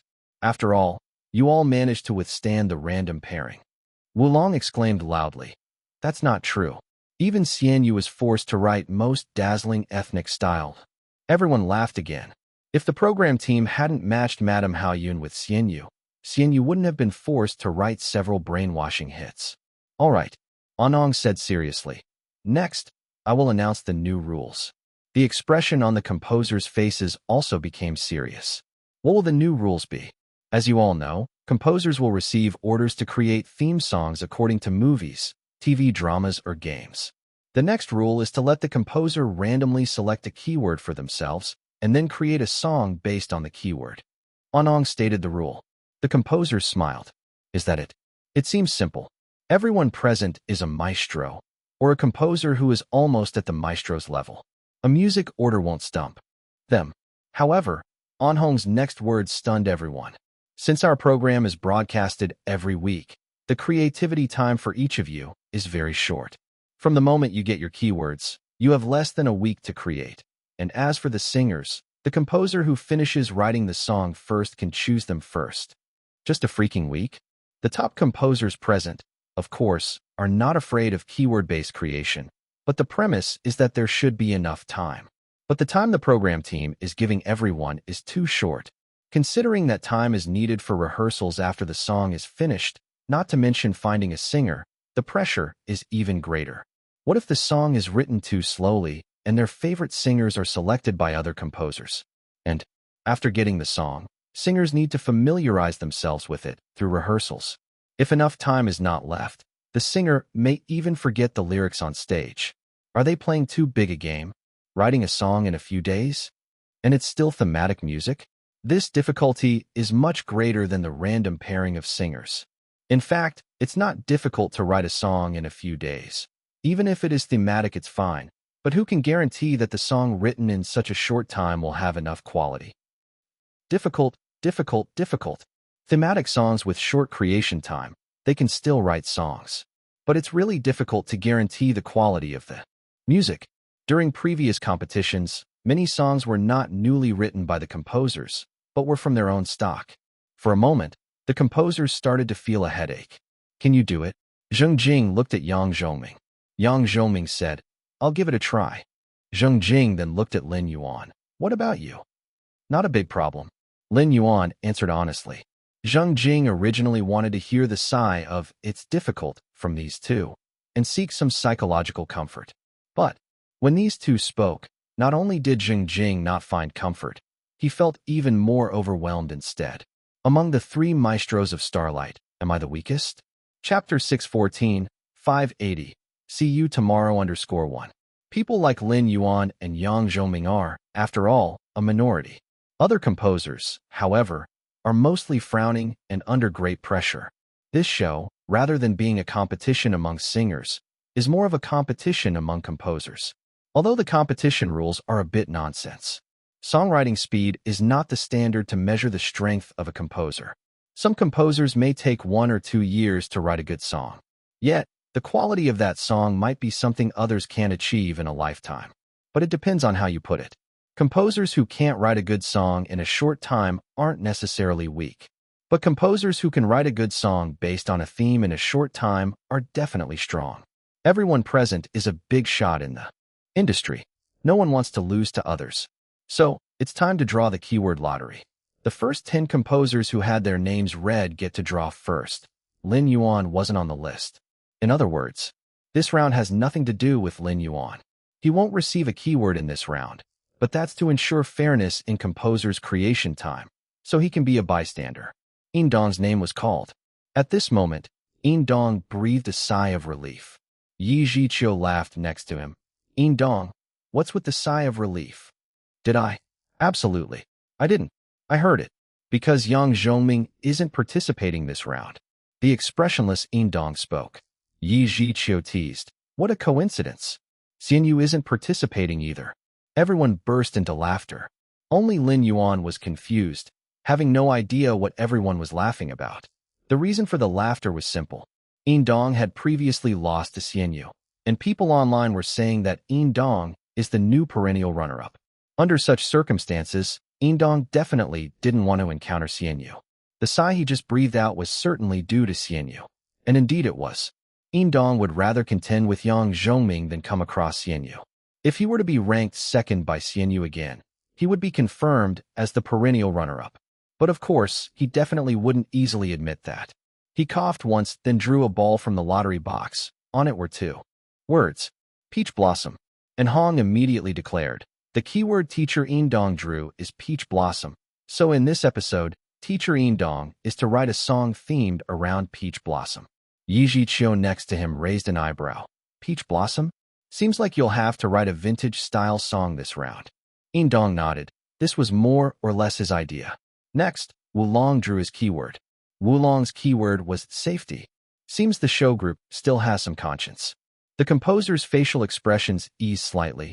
It seemed these keywords weren't too tricky. Indeed, the keywords drawn by the other composers next weren't too complex either. Like music, like conscience clear. Most are either common words or idioms. The trickiest keyword was balloon.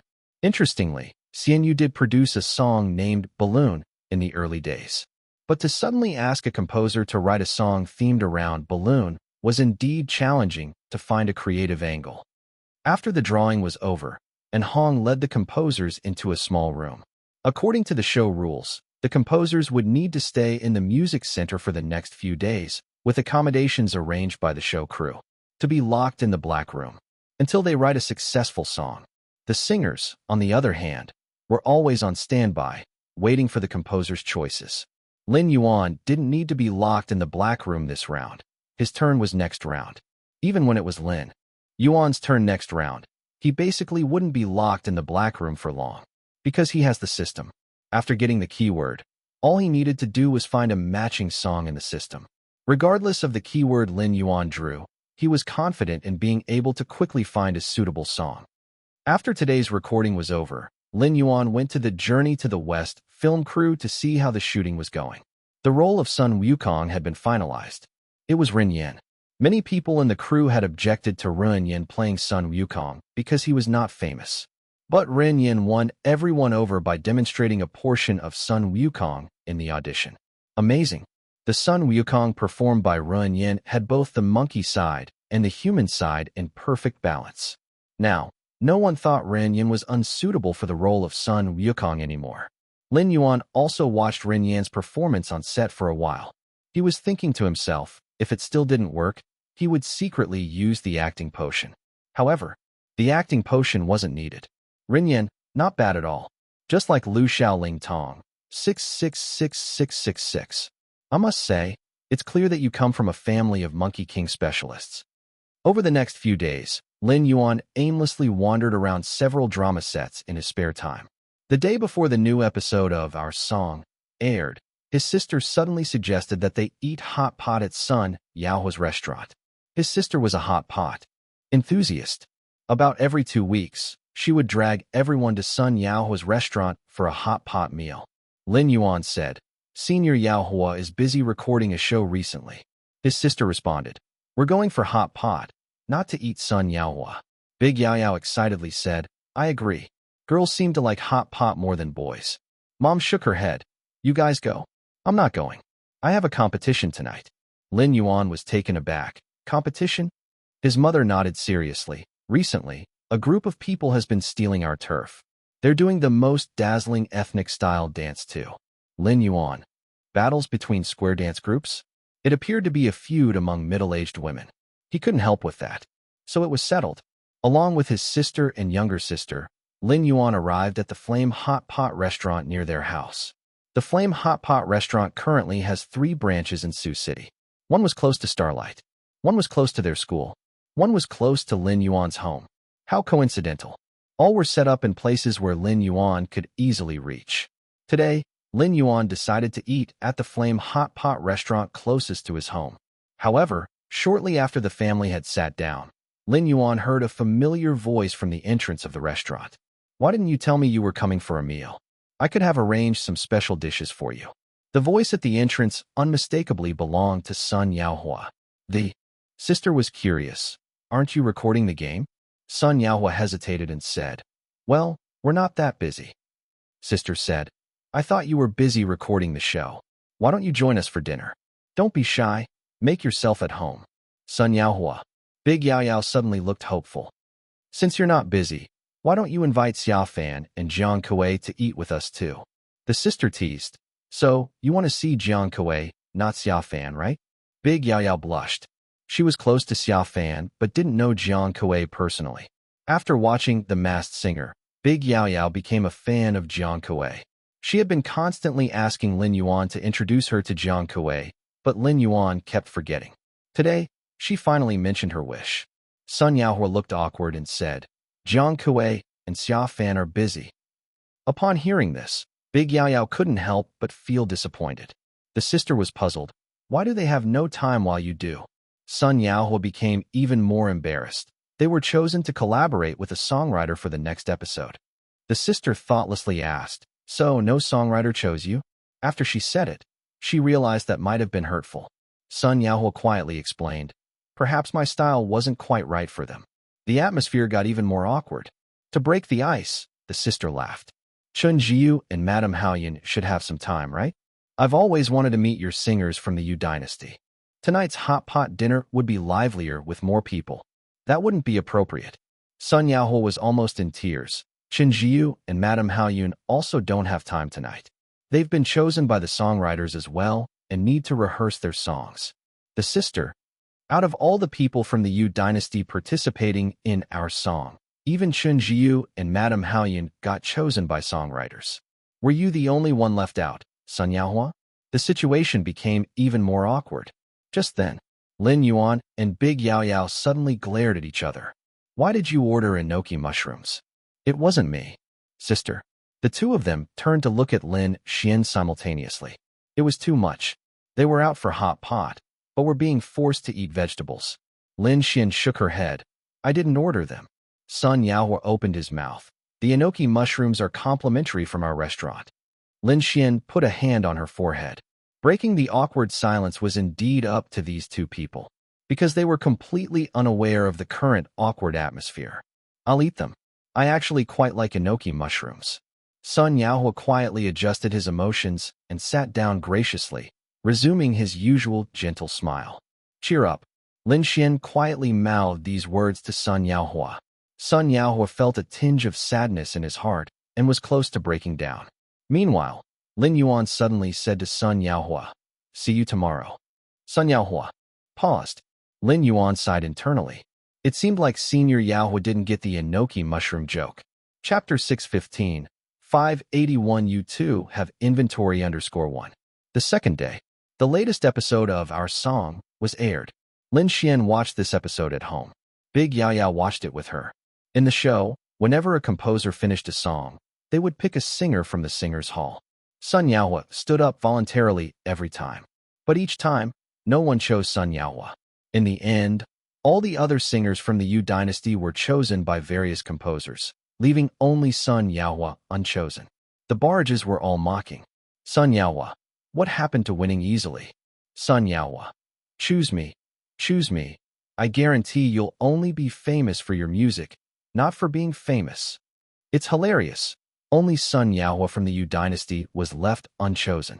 Indeed, Sun Yaohua must be the weakest in the Yu dynasty, even weaker than Chun Jiu. Chun Jiu is actually not weak. He is one of the first frontline singers of the Yu dynasty. Not just this episode. In the first episode when the composers were picking singers, not a single composer voluntarily picked Sun Yaohua. Sun Yaohua, how to put it, He's just too ordinary. Actually, his singing is not bad, but it's easily overlooked. Even Fish Papa had chosen Chen Jiu over Sun Yahua before. Looks like Sun Yahua really isn't up to par, relying mostly on luck to get to the front line. Sun Yahua is so proactive, still looking for opportunities despite being ignored so many times. Alas, it's kinda heartbreaking to watch. What's there to be heartbroken about? If the composers are not choosing him, it's certainly because of his own inadequacy. Big Yao Yao suddenly showed some dissatisfaction. Why are these people talking about Senior Yaohua like that? Lin Xin said, that's because you don't pay much attention to Sun Yaohua. Before singing 10 years, Sun Yaohua was even more disliked by the audience. His songs would always be popular, but he himself wasn't. It wasn't until 10 years became a hit that Sun Yaohua's reputation improved. But compared to other singers, Sun Yahua was still overlooked by the viewers. Among the singers from the Yu dynasty, and similarly promoted by Admirable Fish, Jiang Kuei's popularity was far higher than Sun Yahua's. I think Senior Yahua sings very well. Big Yao Yao was puzzled. Lin Xin said, aren't there singers and actors who are like this? Their abilities are clearly good, but they are easily ignored by everyone. Lin Xin didn't know. Even at Starlight, Sun Yahua used to be undervalued by composers. Lin Yuan came to the music hall to record the show. Today it's the turn of the remaining 10 composers to draw keywords. Yang Zhongming gave Lin Yuan a smile. You go first? Sure. Lin Yuan reached out and drew a stick. What is it? Zheng Jing, who was also arranged for this episode, eagerly looked at the stick in Lin Yuan's hand. Open sky and boundless sea. She laughed. This theme is good. I'll draw too. Lin Yuan was stunned. The stick in his hand clearly read 4 words. Open sky and boundless sea. This keyword was too easy. Everyone knew the reason. I'll give it a go. Zheng Jing drew a stick. The keyword was helplessness. Zheng Jing pursed her lips. Quite helpless. It would be better if I had gotten open sky and boundless sea, but helplessness will also do. Yang Zhongming did not speak and drew his stick. Riding the wind and waves. The host Anong laughed. Your idiom matches well with teacher Admirable Fish's. Any thoughts? Yang Zhongming did not speak. Zheng Jing made a shushing gesture, pointed to her head. He's already started composing. Anong was stunned. What? Composing in his head? He didn't know if it was true or not. But after Yang Zhongming saw the keyword, he really didn't say anything and seemed to be immersed in composing. The people behind continued drawing. When everyone had finished drawing, Anong chuckled. Sorry everyone, you have to turn off the comments now. The so-called turning off the comments actually meant going to their own rooms. Lin Yuan's blackened room was the familiar pink room. The staff prepared drinks and fruits for him and reminded him, if you need anything you can just tell me. Lin Yuan shook his head. No need to trouble, I'll be out soon. The staff was stunned, then shook his head. I'm sorry, Teacher Admirable Fish. According to the rules of the program group, you are not allowed to leave before you finish the song unless you need the bathroom or it's time to return to the hotel for the night. Lin Yuan was also stunned. But if I write it out, can I leave? The staff was somewhat at a loss for words. But what happened next left all the staff astonished. They saw Lin Yuan sitting there, incessantly fiddling with the composing software as if he didn't need to think at all. This was different from how the composers acted in the blackened room in the last episode. In the last episode, when the producers in the blackened room were writing songs, they kept pulling their hair out. Their sparse hair was almost pulled out. But now with Admirable Fish, writing a song seems as easy as drinking water. About an hour later, Lin Yuan took a sip of water and looked up at the staff. Do I need to complete the arrangement on site as well? No need. The staff member said blankly. Lin Yuan nodded. Then I can leave now that I've finished writing the song, right? The staff hurriedly said. Could you wait a moment? May I listen to the whole song first? Sure. Lin Yuan let the staff put on the headphones and listen to the music he had just recorded. There was also a section of completed lyrics. After listening, the staff looked at Lin Yuan as if looking at a monster. Lin Yuan asked again, Can I leave now? The staff opened their mouth, almost screamed, and it took them a while to say in a somewhat hoarse voice. Yes. Lin Yuan nodded, pushing the door open. Director Tong Shuwen was on a patrol. Seeing Lin Yuan coming out of the pink room, Tong Shuwen was startled and quickly stopped him. "Teacher Admirable Fish, why did you come out?" Lin Yuan said, "I finished the song." Tong Shuan thought he had heard it wrong. "Huh?" Lin Yuan could only repeat, "I finished the song." After speaking, Lin Yuan bypassed Tong Shuan. Tong Shuan watched Lin Yuan's receding figure, wanting to say something, but ultimately chose to remain silent. He quickened his pace and entered Lin Yuan's pink room. The pink room staff member was still wearing headphones, seemingly in complete bewilderment. "Has he finished the song?" "Yep." "How is that possible? Hasn't even an hour passed?" Tong Shuan frowned. Was Teacher Admirable Fish displeased with the show's rules, so he simply performed perfunctorily? That simply won't do. He hastily sat down. "Let me have a listen." The staff member took off the headphones, appearing dazed and overwhelmed. Tong Shuan frowned and clicked play. The song had no vocals, only chord progressions and an overall melody. Suddenly, Tong Shuan was stunned as if lightning struck him. He sat there in bewilderment, his eyes filled with shock and astonishment. After a while, he suddenly thought of a possibility. Did Teacher Admirable Fish have some songs stockpiled, and they just perfectly matched the theme? From the looks of it, it seems so. The staff member chimed in with a wry smile. "I find it hard to believe that he could create this song in just an hour. The lyrics are also beautifully written." Tong Shuan pondered this. The keywords just happened to fit the song in his stockpile? Isn't this too much of a coincidence? Meanwhile, Lin Yuan had already reached the singer hall. Instantly, all the singers stared at Lin Yuan, but their faces showed bewilderment. Why did Teacher Admirable Fish come here? Was he here to choose a singer? That wasn't right. It's only been an hour. Could the song be ready in such short time? Wasn't it supposed to be assigned creation? Even for free creation, it couldn't have been this fast, could it? Unfazed by the singer's thoughts, Lin Yuan got straight to the point. "Senior Yaohua, let's go record this song." The other singers were dumbfounded. Did he really finish it? Did his song stockpile just happen to align with the theme? Sun Yaohua was just as astonished, rising to his feet. He suddenly remembered the 3 words Lin Yuan said last night. "See you tomorrow." Sun Yaohua felt like crying. At the same moment, the loudspeaker from the program crew echoed. Teacher Admirable Fish has completed the song creation and chose singer Sun Yaohua. Instantly, all the black rooms were stunned. This fast? How is it possible? Finished the assigned song creation in 1 hour. That's too bizarre. No way. That wasn't completed in 1 hour. He must have matched a song from his stockpile. What a lucky guy. He exactly matched song from his stockpile. It seems like Admirable Fish has a lot of stockpiled songs. I seem to smell the aroma of stockpiled songs. Everyone thought Admirable Fish had a stockpiled song. Finishing a song in an hour was too fast. Everyone could finish a song in an hour, but everyone was pulling their hair out because a song completed in an hour couldn't possibly meet their own standards. The quality just wasn't there. This competition had a high standard. Anyone who dared to take it lightly would lose badly. Therefore, Admirable Fish dared to finish writing a song in an hour because he must have been confident in his song. Where could this confidence come from? It must have been from a stockpiled song. With this thought, the composers felt a bit relieved. Even so, there was still a bit of envy and jealousy because the pressure of writing songs had them writhing in pain. However, half an hour later, the loudspeaker suddenly rang again. Teacher Yang Zhongming has completed the song creation and chose singer Jiang Kuei. The black rooms were dumbfounded again. What? How are they all so fast? Did Yang Zhongming also finish? Does he have stockpiled songs ready too? You two have too many stockpiled songs. Impossible. Zheng Jing glared at the staff and said, "I don't believe they finished their songs in an hour. There must be stockpiled songs." The staff. "I get your point, but why are you staring at me?"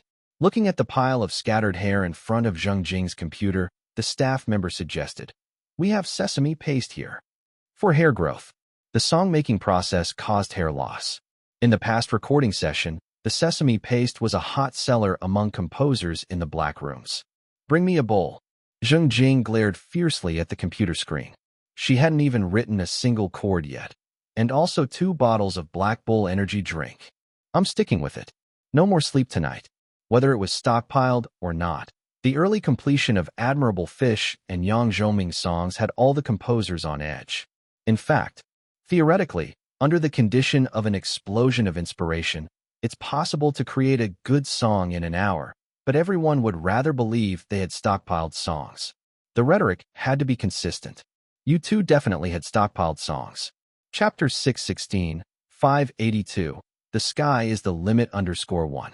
The program was recorded over a week. Until November 7th. Composer gradually completed their compositions and practiced with the singers. The program decided to adopt a mix of pre-recording and live broadcasting, first releasing the recorded parts to let the audience learn about some behind-the-scenes stories, then starting the formal stage competition. This is the format that the audience really wants. Compared to purely recorded versions, everyone prefers live broadcasts because of the real-time interaction, while the backstage composers and singers are making their final preparations. The materials recorded over the past few days are finally being broadcasted. At the same time, netizens started eagerly watching this episode. Finally, there's a competition with Fish Papa. I haven't seen Fish Papa for over a month. I missed him terribly. This episode is interesting, with the three great composers of Starlight competing on the same stage. Mother Zheng is only participating to make up the numbers. The key is the father-son game between Fish Papa and Father Yang.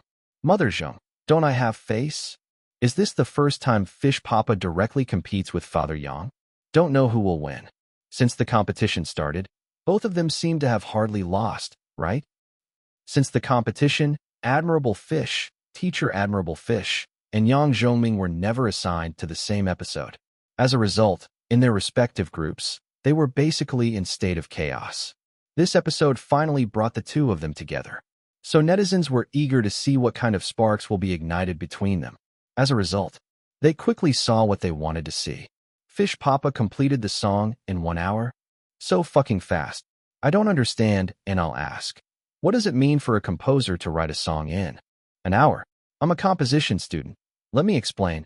Actually, it's not difficult to write a song in an hour. Many composers could do this when they are inspired. The most important thing is the quality of the song. If the song written in an hour is of superb quality, that would truly be terrifying.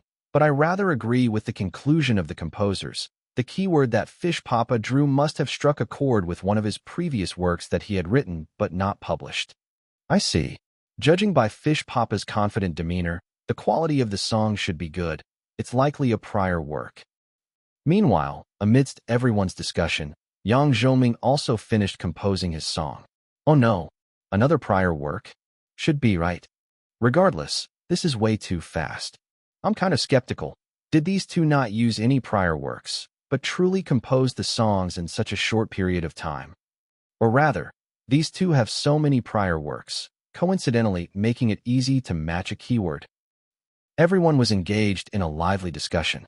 Everyone also watched the last episode. In the previous episode, the composers were tortured by the constraints of time frame and theme. The audience was delighted to see this. However, the creation style of Admirable Fish and Yang Zhongming in this episode was at odds with how people usually perceive composers. It wasn't until the camera showed other composers pulling their hair that everyone laughed. Indeed, this is the normal style.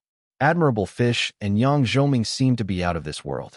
A programmer said, "They are exactly like me staying up all night coding." At this moment, Admirable Fish and Yang Zhongming had chosen their singers. All of a sudden, the screen became filled with comments. "It's over, Fish Papa chose Sun Yaohua. Fish Papa is still so warm. In the last episode, Yu Dynasty was all chosen. Only Sun Yaohua was left alone. So in this episode, Fish Papa directly compensated for Sun Yaohua. Chun Jiu was left alone before, and Fish Papa chose Chun Jiu. He really spoils the singers from Yu Dynasty. The problem is, this guy's ability is not very good. Choosing Sun Yaohua is even worse than choosing Chun Jiu. Damn, Sun Yaohua is holding Fish Papa back this round. It's quite obvious that Sun Yaohua can't compete with Jiang Kuei. Yes, Sun Yaohua enjoys better treatment than Jiang Kuei in Yu Dynasty, but sings much worse than her. Jiang Kuei can easily defeat the Song King and Song Queen. Fish Papa is getting emotional. He chose Sun Yaohua probably because he wants to help Sun Yaohua. But this is a competition. Why not choose a more competent singer? Why didn't Sun Yaohua refuse? Does he not have a sense of shame? Jiang Kuei is considered the strongest singer in the Yu Dynasty. For a composer, The competition not only depends on the song, but also on how the singer performs the song. Based on the singer's strengths alone, Sun Yaohua is definitely no match for Jiang Kuei. Therefore, many viewers felt aggrieved and frowned one after another. Everyone wants to see a strong competition between Admirable Fish, Teacher Admirable Fish, and Yang Zhoming. As a result, by choosing Sun Yaohua, Fish Papa was already 7 points down before the singing competition even started. How could one even compete like this? The content from recording was only aired for half an hour. After half an hour, the live broadcast seamlessly transitioned in. And today, the first performance is by Jiang Kuei. Yang Zhongming wrote a song named Riding the Wind and Waves based on the keywords. This song was a hit with the audience from the intro. There will always be some songs that the audience loves just from the intro, like Red Sun, like Exaggerated, like The Ordinary Road, and so on. And this song, Riding the Wind and Waves, by Yang Zhongming also has this effect. Watch me ride the wind and break the waves. Be my own sun. The storm is my direction. Watch me ride the wind and break the waves. Wave spray disperses confusion. Rainbow is my radiance. Don't need navigation at sea. Call me rebel if you may. Growth inevitably hits reefs. Just another set sail after injuries. Even without wings, I can fly freely. This is a motivational song. The climax starts right from the beginning. Jiang Kuei's interpretation fills the song with an exhilarating power. The chorus has longer phrases, creating a narrative feel. The interlude even enhances the song's listenability. Father Yang's talent, complemented by Jiang Kuei's top-notch singing skills, is perfectly displayed on this stage. The barrage is completely hyped. Daddy Yang is awesome. This song is freaking good. It has a bit of the flavor of Fish Papa's early song, Initial Dream. Yet their melodies are completely different. While being simple and catchy, it also carries a full sense of touching and empowering. Daddy Yang is still as explosive as ever. For a female motivational song, I always thought Initial Dream was the pinnacle, but with this song from Daddy Yang, the two songs seem to complement each other. When girls sing motivational songs in the future, they won't all have to pick Initial Dream. If this song isn't a stocked song, but one Daddy Yang composed in a few hours, how terrifying would that be? Whether it's a stocked song or not, I am a fan anyway. Jiang Kuei sings so well too. Jiang Kuei's voice is so penetrating. She really has a gift from heaven. She can sing songs that are both tender and explosive. On the stage, Lin Yuan is somewhat shocked as well. He has interacted with many maestros and even competed with them. But among those he interacted with directly, Yang Zhongming is definitely the strongest. This song, Riding the Wind and Waves, is too amazing. So amazing that Lin Yuan himself admits that this song is almost comparable to Initial Dream. Today's competition, it's hard to call it now. Originally, Lin Yuan thought that once Boundless Ocean, Vast Sky is played, the victory would be almost guaranteed. But now, looking at the reactions of the audience, it is clear that Yang Zhongming's Riding the Wind and Waves also fits everyone's aesthetic very well. Cheers from countless people. Applause from numerous people. Just with an opening, the combination of Yang Zhongming and Jiang Kuei easily set the atmosphere for this competition. The competition continues, but the songs that follow are not as explosive. Occasionally, some eye-catching pieces can't be compared with Riding the Wind and Waves. The restrictions of time and keywords make it difficult for many composers to fully showcase their abilities. So whether it's the live audience or viewers in front of the screen, they keep discussing the song, Riding the Wind and Waves. Even Zheng Jing couldn't help shaking her head. The song Riding the Wind and Waves is set to win today. Other composers nodded in agreement. There is no doubt about this song. Yang Zhongming deserves to be the top boss in our song. The restrictions of keywords and time did not affect his creativity at all. And after each group's performance, and Hong finally announced, "Thank you for the performance of the previous group of composers and singers. Let's invite Teacher Admirable Fish and singer Sun Yaohua to the stage with a warm round of applause."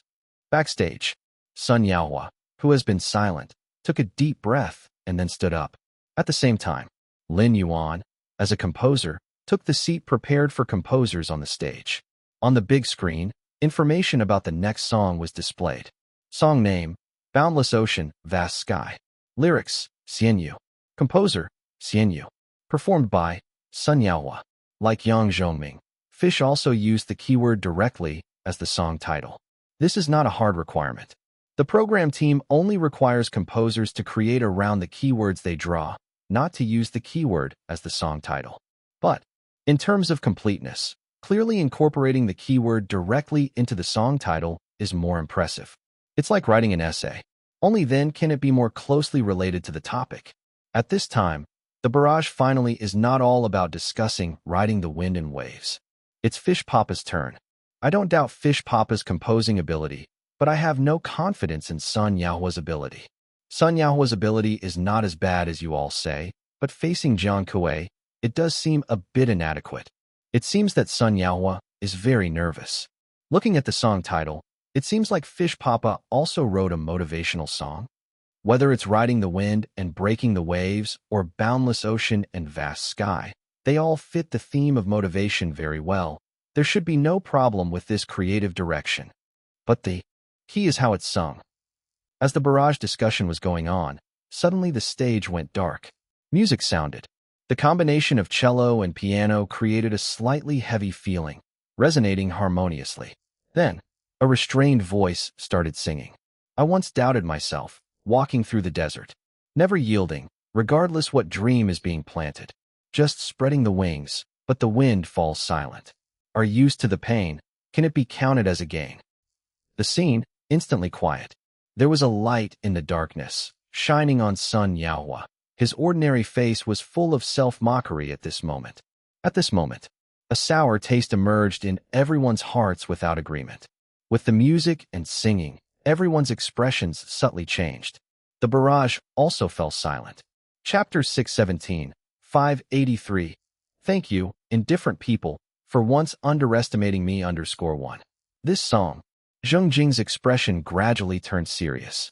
Yang Zhongming's eyes lit up, staring at Sun Yaohua on the stage. Many composers, in mutual glances, focused their gaze to the center of the stage. On the stage, the self-mockery on Sun Yaohua's face gradually disappeared, replaced with determination. I'm glad I never looked back. Finally found that there really is an oasis. Every drop of sweat makes life more substantial. Only when stepping out of depression can you see the new universe. He was once extremely depressed, even thought of giving up. But the one time he thought of giving up, someone pulled him back. Find your next read on. Since then, he has never stopped. Never looked back. Read in song, but not in person.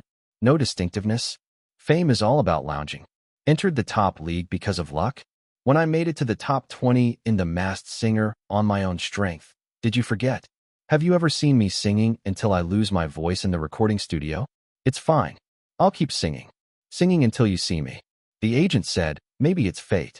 Entertainment circle is weird. Some people easily become very famous. Some people need to put in double effort, but still might not catch people's eyes. But what I believe in is not fate. Sun Yaohua took off the microphone. His head slightly tilted back. His voice suddenly became louder, as if rebelling against something. The sea and the sky. After the courage. Hold on persistence. Break the chain of fate. As if something had really shattered. Wu Long suddenly showed his signature constipated expression, as if the chair was burning his butt. Zheng Jing gripped her hair. Yang Zhongming's face was extremely serious, and the look he gave Sun Yaohua seemed to have subtly changed. Shocked appeared on all the composers' faces. They looked at Sun Yaohua. Sun Yaohua lifted his head, for the first time showing infinite pride and confidence, mixed with anger and complex emotions. To all the indifferent people, thank you for once looking down on me, making me stand taller, and live life more brilliantly. This line, this melody, it's like standing on the mountaintop, exploding with a resounding echo. And then, in the prolonged notes, some people bit their lips tightly. Some clenched their fists tightly. Many more spectators grew red in the face. Like a certain era suddenly crashed into their minds, and countless emotions connected. Who hasn't been underrated? Who hasn't had times when they weren't recognized? We just gritted our teeth and did our best to prove ourselves. Made all-out efforts to make those who once looked down on us realize, I'm not as weak as you think. Indifference. Mockery. These are hardships every ordinary person will encounter. And this song spoke to many people's hearts. Looking out the window at dawn, after a sleepless night, watching the daybreak, lifting its head from the clouds. The sunset is submergence, the sunrise is maturity. As long as it's light, it will surely be bright. Today, let me be that light. Sun Yahua seemed slightly relieved, but his voice, in this relief, rose even more. After the wide sea and sky display courage, grab onto persistence, and break the chain of fate. The music abruptly stopped here. The stage, at the moment, returned to darkness. Sun Yahua took a deep breath, a gasp that echoed across the room. And then, after a few seconds, the volume of his voice rose again, his high notes piercing the air and shocking the audience. Cold-hearted people, thank you for looking down on me, making me hold my head high, living bravely. With a sweep, the dark stage came alive once again with vibrant lights, crazily chasing Sun Yahua, converging on a single point. For the first time, people discovered that Sun Yahua could shine so brightly. It was as if he had truly turned into a ball of fire. A ball of fire, burning fiercely. Many people felt as if they'd been hit by a 1,000-pound hammer, their scalps tingling. Some stood up, and then, more and more people rose to their feet. The chorus that followed featured a mix of familiar voices from the Yu dynasty, who had prepared this moment as part of their arrangement. Wide sky and vast sea. After the storm, turn around, laugh it off, saying goodbye to your old sorrows. The voices of Xian Yu, Jiang Kuei, Chen Jiyu, Xiao Fan, Wei Haoyun, and others echoed, as well as the voice of Sun Yahua himself. In the splendid arrangement, the group singing part of the Yu dynasty was filled with enriching tones, filling the last bit of silence. Energies seemed to rally together, and Sun Yahua's fist had already raised over his head. When the music paused, Sun Yahua's voice dropped again, no longer repressed. It was as if he had found release, and he softly spoke his truth. The ones who know me the best, thank you for staying silently by my side all along, giving me a good story to tell. I look forward to the future, moving forward step by step. The music faded, the echoes lingering. Sun Yahua's fist dropped back down. His eyes had turned red. In the area reserved for the singers, the artistes of Yu dynasty started clapping fiercely. The others followed, clapping along with them. Then, the applause erupted from the audience like a thunderstorm. Even the composers stood up in silent admiration, clapping their hands. His resentment, anger, resilience, release, and in the end, sentiment, were all perfectly expressed through Sun Yahua's singing. The complete song was like a condensed version of Sun Yahua's struggle, and the real-time comments finally exploded. Is this the Sun Yahua I know? Sun Yahua's singing made me cry. People who are cold-hearted, thank you for once underestimating me. It's the motivation for me to keep moving forward. Became a fan. Who dare say Sun Yahua is the weakest singer in Yu dynasty? Oh my God, Sun Yahua rocked the stage. Sun Yahua's singing is indeed amazing. The high note in the second part went straight to the soul. I won't beat around the bush. I posted several comments criticizing Sun Yahua before. I apologize. I apologize too. Sorry, Brother Yahua. This song seems tailor-made for Sun Yahua by Fish Papa. Only Sun Yahua could sing it, simply because it matches his situation so perfectly. When we were discussing Sun Yahua, we all forgot about the pressure he was under. Fish Papa is still Fish Papa, but Yahua is not. The same Yahua I used to know. The interpretation is just too good. This song reminded me of so many past experiences. I may not fully understand Sun Yahua's story, but I can hear the bitterness and cries in Sun Yahua's voice, because I have had these emotions. And so have you. Out in the world, this song, Riding the Wind and Waves, by Xian Music Group reflects the members' journey since they took on their musical careers. And on this stage, Sun Yahua sang his own story. Everyone has their own story, and in that story named Struggle, they've all experienced the highs and lows. And in that moment, nobody doubted anymore that Sun Yahua couldn't carry Xian Yu's song. No one worried anymore that Sun Yahua would be Xian Yu's burden. This song was the only one that could compete with Yang Zhongming and Jiang Kuei's collaboration of Riding the Wind and Waves. And in Face Off, Chapter 618, 584, Lin Yuan also applauded. Actually, he has two versions of Vast Sea and Sky, both with different melodies and ambiances, yet both are of excellent quality. But in the end, Lin Yuan chose the Xian Music Group's rendition. There wasn't any particular reason. They all have to be released eventually. The system gave a background introduction to this song, explaining that it was a reflection by Xian Music Group after they became famous. They've let go of the hardships and misunderstanding they faced, only to strengthen their determination to move forward. They didn't forget to thank those who had helped them, revealing that they had also suffered a lot before achieving fame. Take Xian, for example. He started singing in bars in his teens, struggled through extreme poverty to the point where he couldn't afford food, prepared an album only to be rejected by the record company. Many singers have gone through similar struggles. And it's not just singers. Those who've struggled can resonate with this song. Lin Yuan knows that senior Yao Hua is also someone who has struggled. Yao Hua once considered giving up. That was when Lin Yuan brought out the song 10 Years, and son Yao Hua rejected him for the first time, for he didn't want to waste his own song. This is why Lin Yuan chose son Yao Hua to sing this song. Lin Yuan knows this very clearly. Son Yao Hua loves music. Lin Yuan could feel this love because he shared the same passion. This is what they have in common. When he lost his voice, he was profoundly distressed. To have someone refusing a song like 10 Years was like a knife through the heart, a choice that was made in pain and helplessness. On today's stage, Sun Yaohua sang out his own experiences, meeting Lin Yuan's ideal standards, and so Lin Yuan did not withhold his applause. Just like how an actor can excel when they find a role that suits them, a singer can do the same when they find their song. So, in today's competition, Sun Yaohua matched up to Jiang Kuei. Of course, Sun Yaohua's interpretation was different from Xian's. However, Lin Yuan felt that this was just two different interpretations from two different worlds, presenting two different charms. On stage, host Anong laughed and said, "Thank you for Sun Yaohua's performance, and thank you, teacher Xianyu, for creating Vast Sea and Sky. Actually, I'm quite curious about one part of the composition, the chorus, which seems like it's from the Yu dynasty. Whose idea was that?" It was Zhiyu's idea. Sun Yaohua, now having exited the emotional immersion of the song, showed a warm smile on his face. When there were some discussions about me on the internet, Jiang Kuei and the rest came to comfort me. In the end, Zhiyu suggested that we simply record a segment of harmonies together for the accompaniment, which led to the chorus part. I'm grateful for everyone's support. Everyone knows Chun Zhiyu has also been an outcast before, so naturally, he could understand the feelings of Sun Yaohua when he was singled out.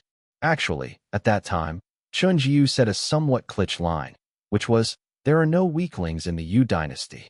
Finally, Sun Yaohua looked towards Lin Yuan. "I most want to thank teacher Admirable Fish. He's my junior. I've always liked to call him junior, making it sound more friendly. But in my heart, teacher Admirable Fish is my." Sun Yaohua paused, and then said, "Thank you. Thank you." Everyone still didn't know what role teacher Admiral Fish played in Sun Yaohua's heart. He simply kept repeating, "Thank you," and then bowed out, leaving the audience to their imaginations. Next, there were other performances. But none of those songs left a deeper impression than Vast Sea and Sky. To put it this way, in today's first half of the event, Riding the Wind and Waves stood out above the rest. And in the latter half, Vast Sea and Sky was unmatched. These two songs dominated today's stage. However, the final standings of the stage were unknown. These two songs were rivals. The first confrontation between Xianyu and Yang Zhoming. Who would prevail was still uncertain. And Hong loudly declared, "Now audience, you can use your phones to vote for your favorite singers and composers. Your votes will decide the ranking of today's contest." With that said, the combination of all today's composers and singers took the stage. The giant screen behind them displayed a bar chart corresponding to different songs. Now, let's start today's vote count. Please look at the big screen. Brush, brush, brush. Each song's bar chart began to grow longer. The corresponding numbers also crazily increased. 50 million, 60 million. One by one, other songs began to stall. When the 70 million point arrived, only two songs were still climbing. One was Riding the Wind and Waves. The other was Vast Sea and Sky. 80 million, 90 million, 100 million. The audience widened their eyes. The singers and composers also stared wide-eyed. These two songs were amazing. Suddenly, both songs froze at the same time. Yang Zhongming's Riding the Wind and Waves won a total of 108,230,000 votes. Xian Yu's Vast Sea and Sky obtained the same number of votes. It's a tie. This match ended in a draw. This result made everyone laugh. In amidst the laughter, and Hong said, "What an unexpected result. This is the second draw on our stage, which has a lot to do with our counting method." Indeed, the counting method was the cause of the two draws on the stage. Other shows would include differences calculated to the single digit. But the voting method in our song is based on 10,000s. This range is much bigger than a single digit. You don't even need to count single digits. Even if you only count the thousands, there would probably be a winner between these two songs. But for a stage with such a huge audience, a draw within 10,000s is considered a tie. I know you want to ask for the exact number of votes, but our program team has no intention of revealing that because there is no point contesting over such a small gap. What is evident to us is that today, both composer teachers and the two singers have given us their perfect performances. And Han concluded. There were claps from the audience. Everyone actually didn't bother about the precise win or loss of these two songs because there was no necessity to calculate two. Clearly in such a close match. Just like Sun Wukong and Erling Shin fighting. And Hong smirked. They fought for a year and still couldn't decide a winner. This was undoubtedly a host who had read Journey to the West. Zheng Jing asked, "Didn't they only fight for a day?" Zheng Jing also read Journey to the West. The setting in the novel was such that one day in heaven is 1 year on earth. So, while the celestial beings watched for a day, Sun Wukong and Erling Shun in fact fought for a year. And Hong showcased his interpretation of Journey to the West.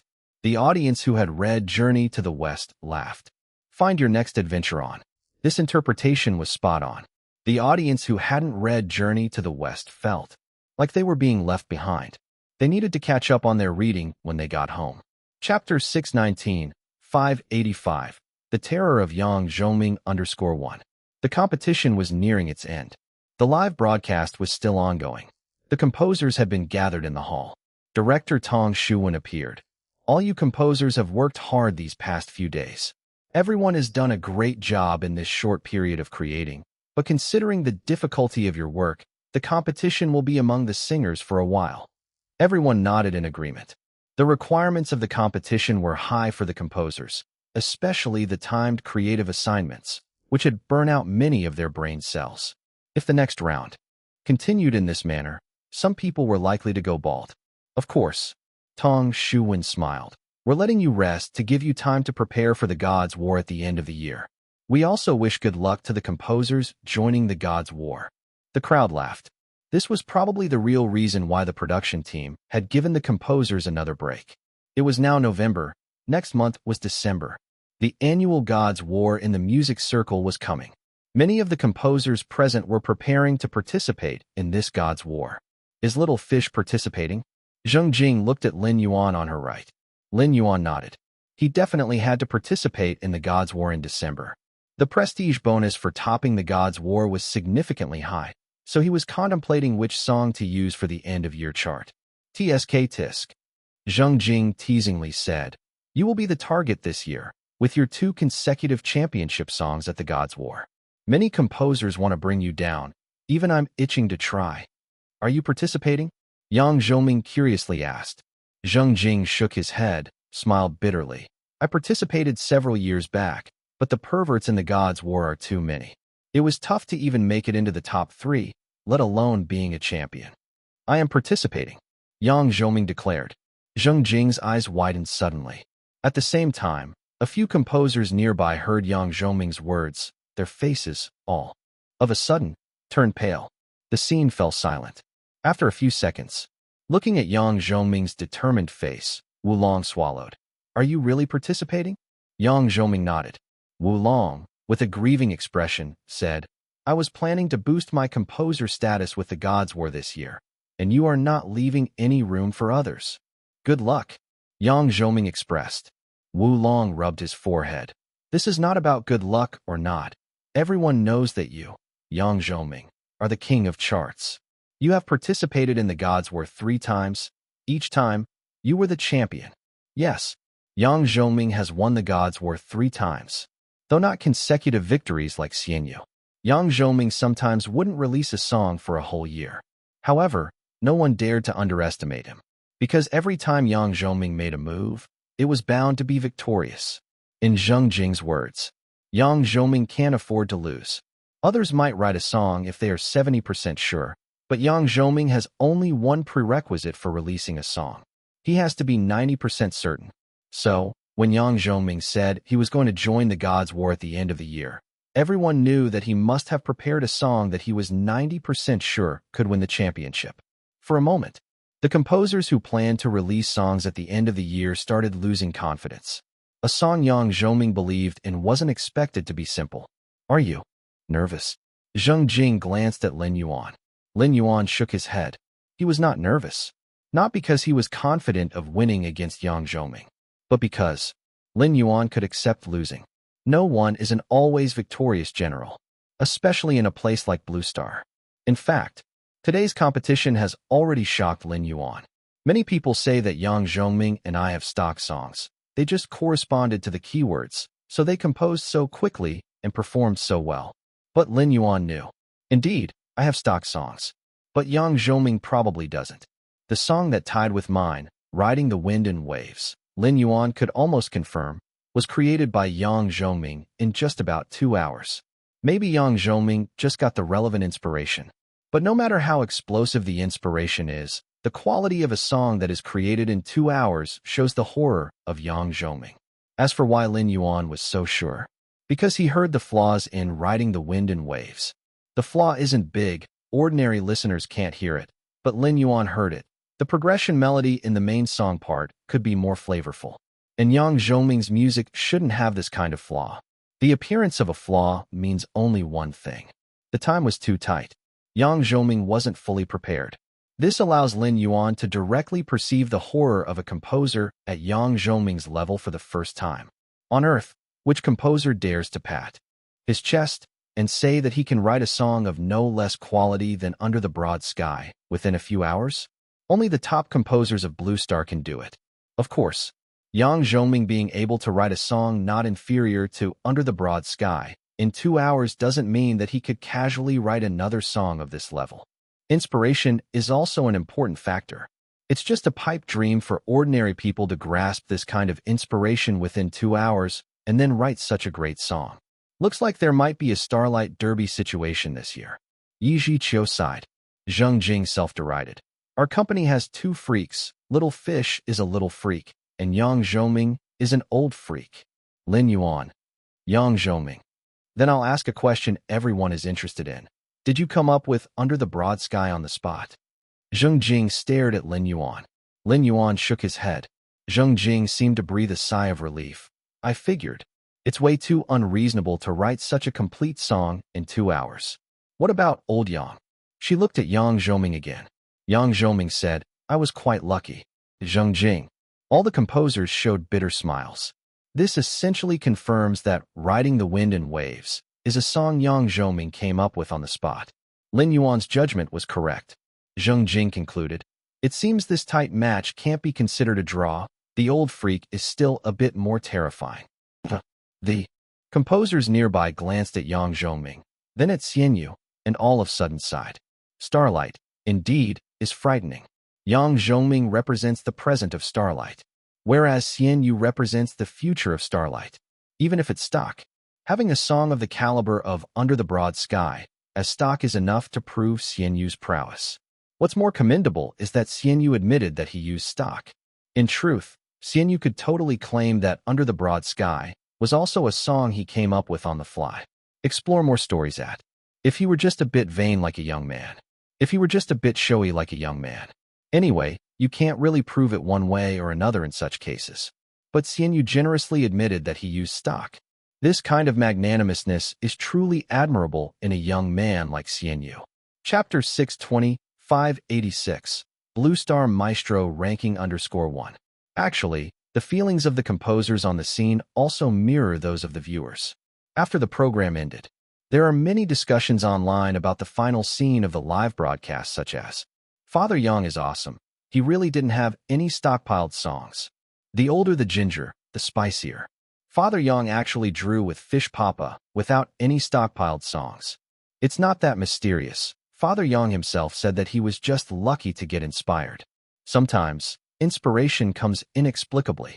Not all classic songs are painstakingly written over countless years. But Fish Papa is totally fine too. He directly admitted that he used his stockpiled songs. He could have boasted saying that he wrote the song on the spot. We wouldn't have known. Unlike The Masked Singer before, the competitive nature of this show is actually quite low. It feels more like a bunch of composers and singers playing music together. It's quite a soothing experience, not resentful at all. Judging by the rule of the show, I don't think the final duel will be very aggressive. The outside world generally sees Our Song as a show about playing music. There are no messy hype, no strong competitive vibes. The main drawing points for the audience are the song performances and various challenges the show presents to the composers, like the random piano pairing, or the time-limited, topic-limited composition challenges, and so on. Although all composers are competitive, losing is just met with a smile. Because everyone understands, the wins and losses in this show do not represent the wins and losses among the composers. Compared to the wins and losses in the show, the competition on the seasonal chart is more convincing. Find adventures on. This brings us to the battle for the end-of-year chart. The Battle of the Gods is still the most exciting battle in the music industry at the end of each year. This time, top composers and maestros are not trying to hit the charts with some entertaining stock songs. Especially, the Battle of the Gods this year has Yang Zhoming joining too. If you want to see a serious competition among composers, you should check out the Battle of the Gods. The Battle of the Gods refreshes my song list every year. Xianyu has been a two-time champion already. I wonder if he has a chance to win thrice this year. If he can beat Father Yang, the title is his. It's not easy to beat Father Yang, because Father Yang is widely recognized as the king of charting within the industry. Any seasonal chart with his participation, he's usually either first or second. Wasn't there a ranking list for the maestros before? Father Yang's ranking isn't low. Isn't it fifth? Yes. The ranking was done by a retired official from the Literary and Art Association's music department, and he ranked Father Yang's overall strength as fifth. So, is Father Yang the fifth in Blue Star? These rankings are actually questionable. After the list came out, there was a lot of controversy. For example, Lu Sheng, who got the first place, got there mostly because of his age. After all, Lu Sheng is the first person in the history of Blue Star to become a maestro at the age of 33. But if we ignore this halo, is Lu Sheng really stronger than Father Yang and others? I feel like they should make a new ranking list. If they make a new ranking list, can Fish Papa make it to the top 10? Fish Papa is only Maestro Junior, and he hasn't officially become a maestro yet, so I guess top 10 may be a bit of a stretch. But I feel that Fish Papa is likely to break Lu Sheng's record of becoming a maestro at the age of 33. In fact, there have been many online discussions about composers' ranking before. Each person has their own arguments. According to different people's views, the rankings of the maestros vary. The retired official from the Literary and Art Association put Lu Sheng in first place. But in the poll conducted by netizens, Lu Sheng only made it into the top 5 most times, and couldn't always secure first place. On the other hand, when Lin Yuan returned home and went online, he saw the discussion online. Teacher Yang is ranked 5th? Lin Yuan shook his head. Teacher Yang Zhongming's ability should rank higher than 5th. Lin Yuan remembers the system once mentioned that Yang Zhongming's comprehensive composing strength ranks in the top 3 of Blue Star. He is very close to the ceiling of Blue Star's composing ability. The system jumped out at this time. Please do not pay attention to the subjective rankings of netizens. All rankings should be based on the professionalism of the system. Lin Yuan asked, what is the correct ranking then? Lin Yuan plans to compete for the crown of maestro, so he wanted to see the correct ranking given by the system, as he is likely to encounter these maestros in the future. You can spend 1 million to redeem the ranking list from the system. Why don't you just rob me? Lin Yuan said discontentedly, guessing it was because he had been more generous with his redemptions recently. This system actually wanted to outsmart him. It's just a ranking. What does it have to do with me? I don't really want to know that bad. That's right. I don't want to know. Lin Yuan brainwashed himself for a while, suppressing his impulsive consumer behavior. He just needed to know that Yang Zhongming's strength ranks in the top 3. And going by people's common phrasing, if he is mentioned as being in the top 3, it generally means he is third. Lin Yuan hadn't thought about this in detail before. Now that he thought about it, Lin Yuan suddenly felt a bit frightened. Even with Yang Zhongming's ability, there are still 2 others who can surpass him. Who are they? Does it include Lu Sheng? Or other big shots? The top maestros of Blue Star are just this number of people. If he doesn't make a detailed comparison, Lin Yuan can't distinguish who is stronger. But this certainly doesn't mean that Yang Zhongming isn't strong. Yang Zhongming's composing ability ranks 3rd in the whole Blue Star. Who dares to say that Yang Zhongming is not strong? If it were the director's circle on Earth, Yang Zhongming would at least be at the level of Nolan or Spielberg. Lin Yuan thinks that Yang Zhongming is leaning more towards Spielberg, because Yang Zhongming's music, in terms of commercial property and artistic property, can be considered equal. As for Nolan, his artistic characteristics are stronger than his commercial characteristics. Next month, Lin Yuan will meet Yang Zhongming in the Battle of the Gods. Lin Yuan is really looking forward to this year's Battle of the Gods. He's more excited than the 2 previous ones. Therefore, Lin Yuan is being very careful with his song selection. He wants to bring out a strong song to compete with Yang Zhongming. Which song should I use? Countless song titles appeared in Lin Yuan's mind, but he wasn't sure which one could win. Because this is a seasonal chart, and also the end-of-year seasonal chart where all the gods gather. Songs that aim to hit the charts generally pursue popularity. Some songs might be of unbeatable quality, but they will not necessarily secure first place in the charts.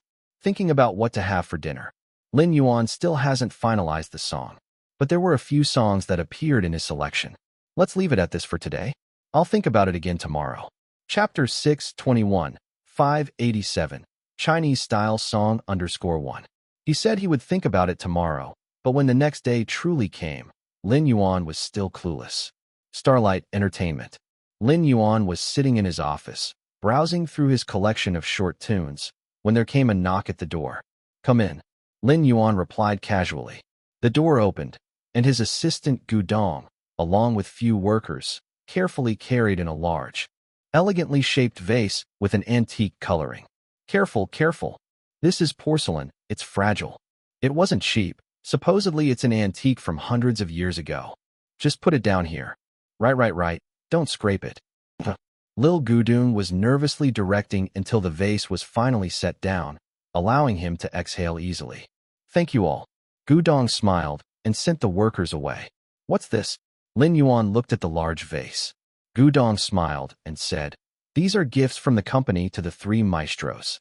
You, Zheng Jing, and teacher Yang Zhongming each get one. Supposedly, these are antiques passed down from hundreds of years ago. The CEO said it's perfect for decorating your offices. Antiques. Lin Yuan didn't know much about this, but the vase was certainly beautiful. How much was it? Less than 10 million. Lil Gudong deliberately said this in a careless and affluent tone before reverting back to his own voice. These were the CEO's exact words, not mine. Lin Yuan nodded. Celadon. Gudong corrected seriously. To be precise, it's called blue and white porcelain. Blue and white porcelain. On hearing these 3 words, Lin Yuan paused. Gudong smiled. I saw teacher Zheng Jing's vase when I went to collect the things just now. His was yellow, supposedly a royal item from antiquity. Its price is similar to ours, but I feel ours is prettier. Of course, teacher Yang Zhongming's is quite pretty too. That's a white porcelain vase, very transparent, almost like jade. Mr. Lin. Gudong realized Lin Yuan seemed lost in thought, not listening to his speech. It's nothing, Lin Yuan said. Let me have a look. He stood up and approached the blue and white porcelain, studying it for a long time, appreciating its beauty to some extent. Maybe the value of the vase itself contributed to the aesthetics of it. While touching it, he murmured, The plain background outlines the blue and white design. The brush strokes vary from heavy to light. Gudong curiously asked, You know about antiques? Even though Lin Yuan's tone was a bit strange, not sounding like a normal person's speech. I know what to choose now. Lin Yuan's lips curled into a faint smile. Now he had a song. Lin Yuan's previous train of thought was wrong. He had only been thinking about how to make a song explosive and lively, because these kinds of songs have an advantage on the charts. Otherwise, he would not have used Red Sun to participate in the War of Gods 2 years ago. But some songs, perhaps their melody isn't so lively, yet they can explode in a different form. Didn't last year's victory of Wishing We Last Forever prove that songs with mellow and touching melodies can also be loved by the public? Given this, he could completely introduce a Chinese-style song at the end of this year. Yes, this blue and white porcelain reminded Lin Yuan of Jay Chou's song, Blue and White. Porcelain, Chinese style, a secret weapon. How could he forget about this? In fact, Lin Yuan had never forgotten about the Chinese-style songs, but he had refrained from publishing them since his arrival at Blue Star. Because Chinese-style songs were too important, Lin Yuan wanted to use them at a truly crucial moment. Now, facing Yang Zhongming in the Battle of the Gods, shouldn't this be considered a critical moment? If so, then the Chinese music style should make its appearance on Blue Star. After making a cup of tea for Lin Yuan, Gudong walked out of the office in a daze. Meanwhile, Lin Yuan looked at the blue and white porcelain in the corner with a jovial expression. The more he looked at it, the more he liked it.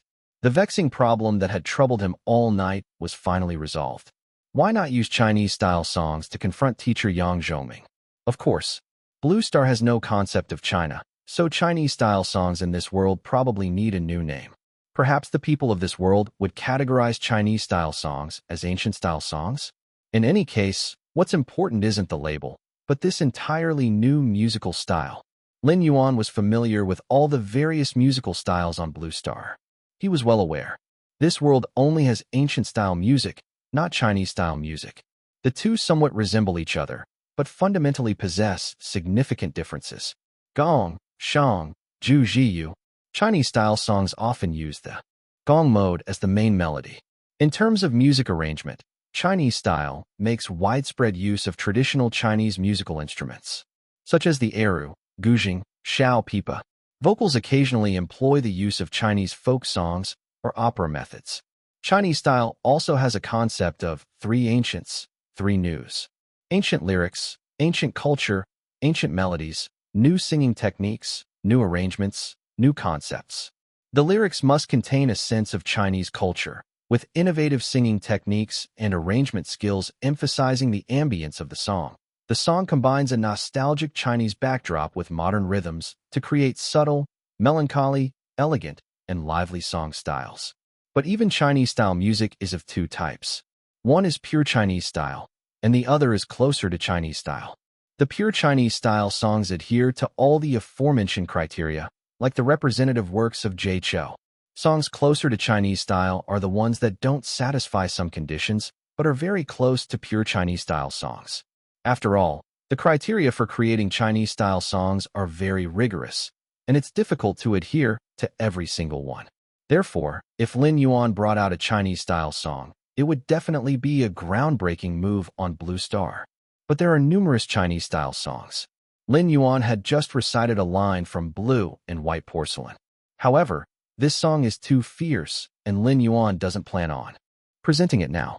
Blue and White Porcelain merely helped Lin Yuan determine the musical style of his next song. The song he finally decided on was East Wind Breaks. Two reasons. First, East Wind Breaks is the first instance in which Jay Chou has created a Chinese-style song in a complete sense, which is very significant. Second, directly presenting Blue and White Porcelain seems a bit too bold. It would be better to start with East Wind Breaks, first to establish a concept and foundation for Chinese-style music. This was a decision Lin Yuan made from a strategic perspective. If he were to present Blue and White Porcelain directly, he would have to confront a problem. That is, if he were to release East Wind Breaks later, the impact would be less significant. After all, Blue and White Porcelain is generally considered more powerful than the former. Lin Yuan still hopes that East Wind Breaks can hold the same status and significance as On Earth. This song deserves such treatment. Worth noting is, when considering Chinese-style songs, only 5 words came to mind for Lin Yuan. I choose Jay Chou. Although many singers have performed Chinese-style songs, as the pioneer of Chinese-style music in the Celestial Dynasty, there's no reason not to choose Jay Chou. Chinese-style music by other artists always seems to miss the mark, mostly closer to Chinese style. Besides, considering the influence and popularity of the Chinese-style genre, Jay Chou is undoubtedly the most recognized figure. Experienced news stories on. So, who should perform this song? More than one person from the Yu dynasty could sing. But after some thought, Lin Yuan still decided to sing it himself. Since it's the first manifestation of Chinese-style music, he wanted to sing it himself. Chapter 622, 588. East Wind Breaks, _1. Having made up his mind, Lin Yuan directly exchanged for East Wind Breaks through the system. For the sake of convenience later on, Lin Yuan also exchanged for a few other songs, including but not limited to Chinese-style songs by Jay Chou. The prices were all sky-high. The song recording was scheduled for 3 days later. As soon as Lin Yuan entered the recording studio, he heard Zheng Jing's voice from afar. Little Fish is here to record his new song for the end of the year. Yes. Lin Yuan nodded and greeted her. Hello, Teacher Zheng. Zheng Jing pretended to be upset and said, Why are you being so formal? Calling me Teacher Zheng. Call me Aunt Zheng. Aunt Zheng. Taking into account that she was his senior and about the same age as his mother, Lin Yuan didn't find it awkward to call her that. That's better. Zheng Jing seemed pleased. Since you've called me Aunt Zheng, I can secretly share with you the enemy's condition. I pestered your Uncle Yang all night yesterday until he finally played his new song for me. It's simply incredible. When she got to the last few words, Zheng Jing's eyes flashed with seriousness, and even her smile slightly faded. The recording engineer next to her suddenly nodded along. Obviously, Yang Zhongming's song, which the recording engineer had also helped produce, was powerful enough for Zheng Jing's compliment to be far from an overstatement. Lin Yuan understood, but he was not surprised.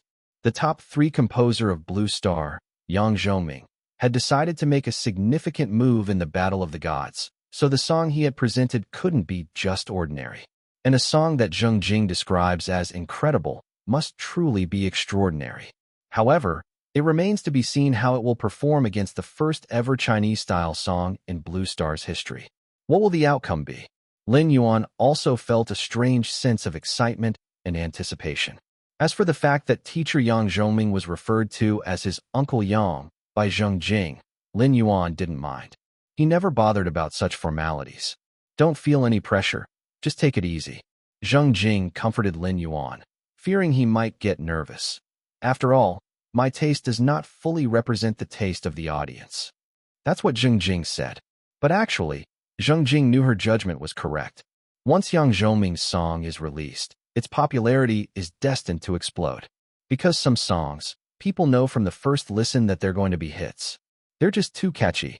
Moreover, the artistic conception, expression, and overall structure of that song are all top-notch. I'll get started with the recording then. Lin Yuan was not nervous at all. He had lost before, and considering that his opponent was Yang Zhongming.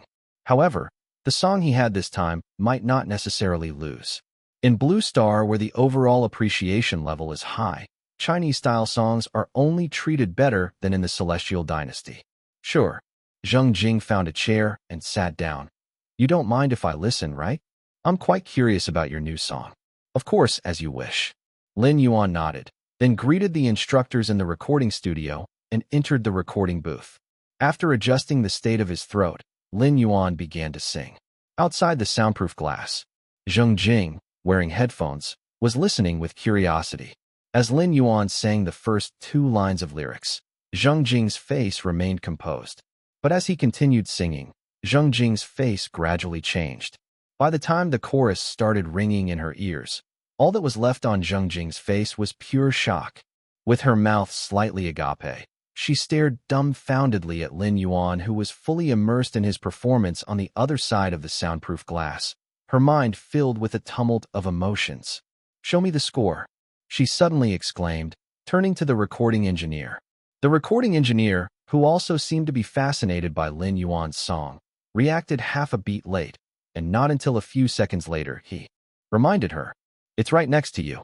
Zheng Jing didn't respond. She just eagerly started reading the score. The title of the song, East Wind Breaks. The ancient song known as The East Wind Breaks. But that's not the point. As Lin Yuan sang the lyrics and melodies, Zheng Jing's breaths became more rapid, from her chest to her shoulders. Her whole body was heaving dramatically. As expected, her judgment was not wrong. This song Xian Yu really was something. The purpose of a rehearsal is to get into the feel of the music. After one round, Lin Yuan felt his voice was more or less ready. After practicing on his own a few more times, Lin Yuan took a sip of water and rested for a bit before walking into the room on the other side of the soundproof glass. Continue reading on. Upon entering the room, Lin Yuan could sense something was off. The teachers in the recording studio and Zheng Jing, who was observing, were all staring at him as if there was something on his face. Is there a problem? Lin Yuan asked. Could it be that he had messed up his song? This song, Zheng Jing started, her voice sounding a bit dry, but couldn't find the words to describe it. It's wonderful. That was all she could say. There was no need for her to point out anything technical. Everyone in the room, all being professionals in music, knew all too well the terrifying creativity and artistic expression hidden within the song. Finally, Zheng Jing shook off her amazement. She suddenly said, exasperatedly, "How did I end up working in the same company as you two freaks? One freak big, one freak small, all freaks nonetheless." At this moment, self-deprecating remarks started to surface in Zheng Jing's mind. Whether it's the sheep or the fish who's showing off, it's Zheng Jing who's taking a beating. Her status in the company is down one notch. Turns out I am the weakest maestro in the company. The joke is on me. If the audio engineer next to her could hear Zheng Jing's inner monologue, they'd definitely correct her last sentence. We are the jokes.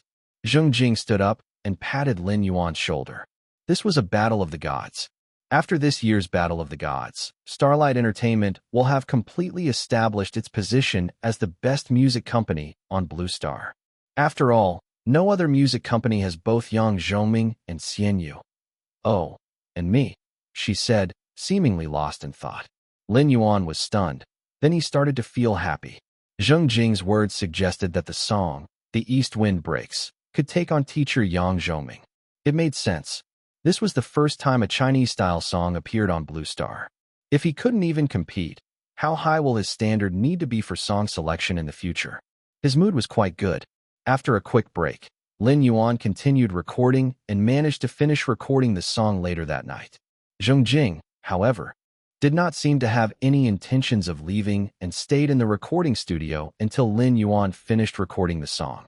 Just as Zheng Jing was preparing to leave after Lin Yuan finished recording, she suddenly smiled and said, "Oh well, Yang's new song is called Blue Star." Lin Yuan was taken aback. The title was monumental. It was so big that most people wouldn't dare use Blue Star as a title for their songs. Immediately afterwards, Lin Yuan found it quite curious. The first appearance of Chinese-style music on Blue Star was coinciding with Yang Zhongming's new song named Blue Star. What was this strange, destined-like feeling? Chapter 623, 589, Sun Wukong and Erling Shun _1. It's now mid to late November. The closer we get to December, the intenser the atmosphere of the annual Battle of the Gods becomes. Almost every day more media join in covering and hyping this divine battle. Thus an overwhelming number of related articles and stories are circulating online. The Battle of the Gods is about to begin. A showdown between Yang Zhongming and Xian Yu. In the variety show, Our Song, Yang Zhongming and Xian Yu ended in a draw, yet in the Battle of the Gods, there is absolutely no possibility of a stalemate. Victory will eventually emerge between these two. Battle of the Gods rankings predictions. Several maestros gang up on Yang Zhongming. Xian Yu's path to a triple crown may be brought to an end, with Yang Zhongming joining the Battle of the Gods. Some professionals in the music industry predict that this year's Battle of the Gods might become an internal competition within Starlight. The mainstream media reports with caution. They maintain relatively neutral statements. However, smaller media outlets tend to be rather biased. From their perspective, the outcome of this war is not so uncertain. After all, isn't it common knowledge that Yang Zhongming is the king of the charts? Most netizens also share this sentiment. It's not that they underestimate Xian Yu. By comparing him with Yang Zhongming, it just shows how much they acknowledge Xian Yu's talent. However, Yang Zhongming's strength is just too formidable.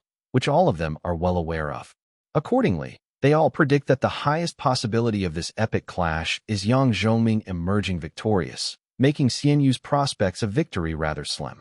That being said, if Yang Zhongming hadn't appeared, looking at Xianyu's recent performances, he might have had a real chance at clinching the Triple Crown. This led many netizens to joke that what was supposed to be the Battle of the Gods has suddenly turned into an extended match from Our Song. Isn't it an extension? Just so happened that Yang Zhongming and Xianyu drew a tie on the Our Song show, and it perfectly dovetails into the Battle of the Gods coming in December, where both will compete. Experience tales at such a coincidence.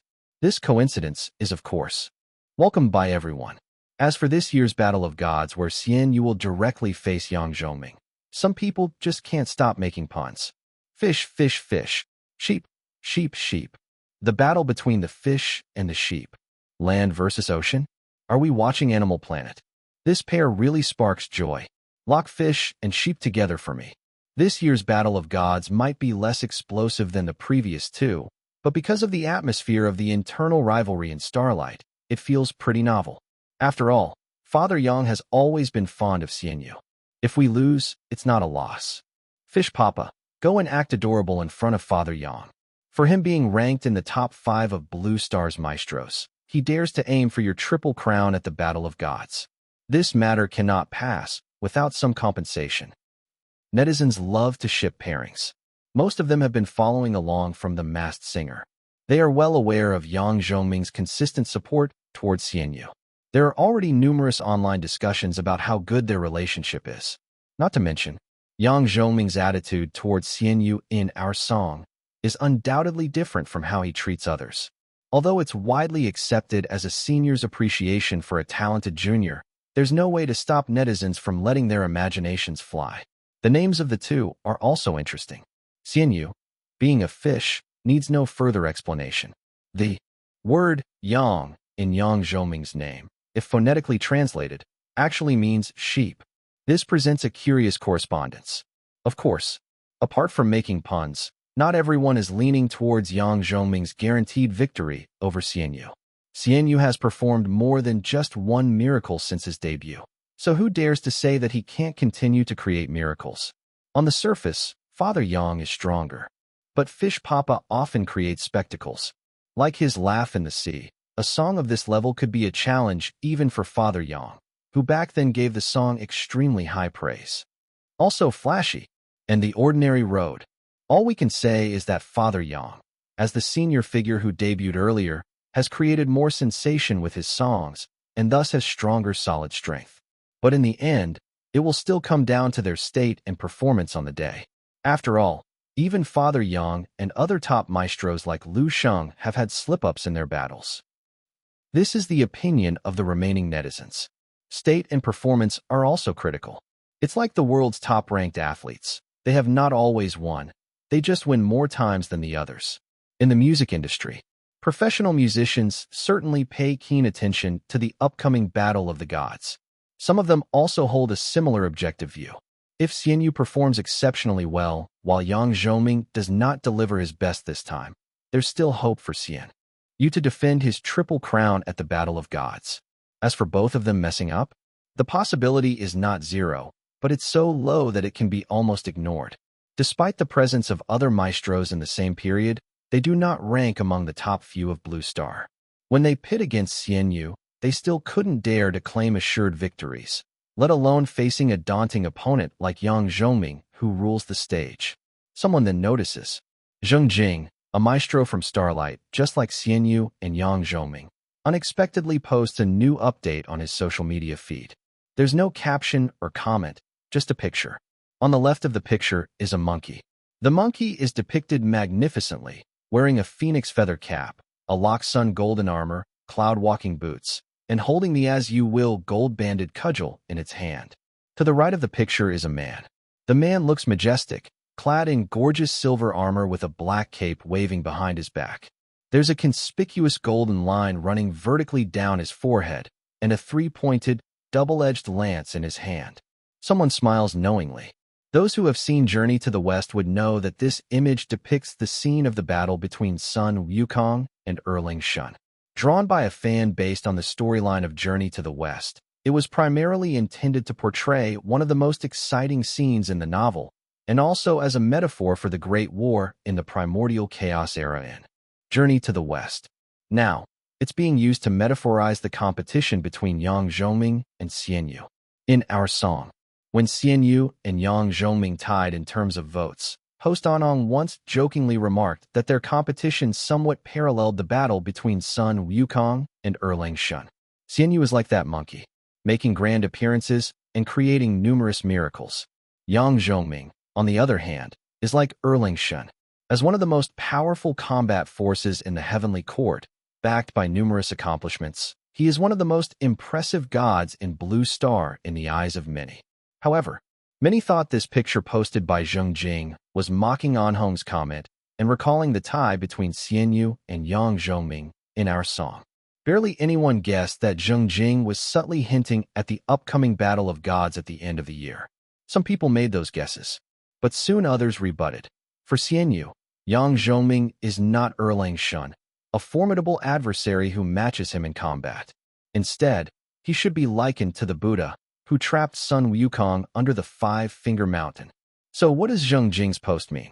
The conclusion is about to be reached, because amid the discussions everywhere and continuous media reports, the horn of the Battle of the Gods is about to sound. Chapter 624, 590. Great happiness comes easily _1. December. Discover hidden tales at. Eagerly awaited by everyone. In the anticipation of countless people, November 30th quietly arrived. Since midnight marks the start of the December War of the Gods, countless music fans were guarding music apps that night, waiting for the release of songs by Xian Yu and Yang Zhongming.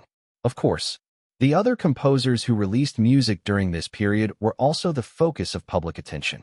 Nevertheless, compared to the showdown between Xian Yu and Yang Zhongming, the works of other composers may lack a bit of spectacle. Therefore, people are more interested in these two. Qin Continent. Rong City. Inside a certain top-notch club, a group of people are holding a closed-door gathering. This club is called the Rong City Music Club, which includes 30 well-known top-notch composers. These 30 composers may come from different music companies, but because they all live in the same city, they join together to form this club. The lowest threshold to join this club is to become a top-notch composer. Among the members of the club, their relationships with each other are also very good. They like to get together to exchange ideas about music when they are free. The War of the Gods is a significant event for the whole music circle, so today all 30 members of the club are here, making it quite a gathering with a hint of wine and music discussion. It's like a poetry gathering organized by a group of talents. This has been a recurring event before the start of the War of the Gods every year. At present, it is 11 o'clock in the evening on November 30th. While waiting for the official start of the War of the Gods, the attendees are casually chatting. Time flies, and another year is about to pass. From the Masked Singer that started in February to our song held in the middle of the year, the music scene has been quite lively this year. I feel that most of the exciting events in the music scene this year are centered around Xian Yu. His performance in The Masked Singer as the Prince of Lanling was truly exciting, and his performance in our song was also well recognized. At the end of the year's War of the Gods, Xian Yu is still the focus of everyone's attention. We, a group of top-notch composers, are naturally considered gods compared to ordinary composers. But even for us so-called top-notch composers, the War of the Gods is like a battle of the gods. Speaking of Xian Yu, Brother Li should have deep feelings. Yes, Brother Li is the only one among us who has directly competed with Xian Yu. Moreover, at that time, Xian Yu was not yet the famous Maestro Jr., and Brother Li had not yet become a top-notch composer. Everyone laughed and looked at a tall man with thinning hair. The man said somewhat helplessly, "Every time the War of the Gods comes around, you guys make fun of me about this." While claiming to be helpless, it was apparent from the corners of the man's mouth that he was actually smiling, as if having competed with the nascent Xian Yu somehow gave him a sense of honor. In fact, when he first joined the club, he often boasted to other top-notch composers, "I debuted at the same time as Xian Yu. During the competition for the newcomer of the season that year, he came in first. It's a bit embarrassing, I came in a bit behind him and got third place. Despite claiming to be embarrassed when he was boasting, there was no embarrassment on this man's face, but rather a sense of self-satisfaction. This man's name is Lin Yuan. Years ago, he debuted at the same time as Xian Yu, and the newcomer Xian Yu took the top spot in that month's newcomer of the season with his song, Life Like a Summer Flower. As for Lin Yuan, he was the third-ranked composer of the newcomer season that year. All to dot, Li Yang's line, which first appeared in Chapter 9, has been circulating for many years and has been passed along through countless people. But at that time, Lin Yuan could not imagine that one day in the future, Xian Yu would become the famous Maestro Jr. and even compete on the same stage as legendary figures like Yang Zhoming, and that he could only struggle to become a top-notch composer. In fact, becoming a top-notch composer a few years after debut is already quite remarkable. If we don't compare him to Xian Yu, Lin Yuan could be considered a genius composer, however you look at it. Everyone was laughing and joking around. They just liked seeing Lin Yang's seemingly discontented, but actually pride-filled expression. After a while of jokes and laughter, everyone began discussing the competition between Xian Yu and Yang Zhoming. Although Xian Yu has been the focus this year, it seems unlikely that he will clinch the Triple Crown title in the War of the Gods. Just like the character Sun Wukong, no matter how powerful he is, he can't escape the palm of the Buddha. Father Yang's strength is truly terrifying. Unless Xian Yu outperforms, it's still very difficult for Xian Yu to win, even if he outperforms. Father Yang would have to perform poorly for that to happen. Brotherly, do you think Xian Yu can become the triple champion? Lin Yuan snorted. What can I think? I have an idea for you all. Just as Lin Yuan was about to speak, the club's clock suddenly struck. It's 12 o'clock. Lin Yuan suddenly perked up. The expressions of the other composers also gradually turned solemn. The main event is here. Someone suggested, shall we listen to Father Yang's song first? Everyone nodded. Someone began to play Yang Zhoming's song. The standard and grade of the club are high, and the external sound system is produced in Chu continent, and the sound quality is professional. Father Yang's song is called Blue Star. Wow, the name of the song is so bold. Judging by the name, it's a big song. I have a feeling this song won't let us down. With this title, how can it disappoint? Moreover, this is Yang Zhoming's song. In the midst of these comments, Blue Star started playing.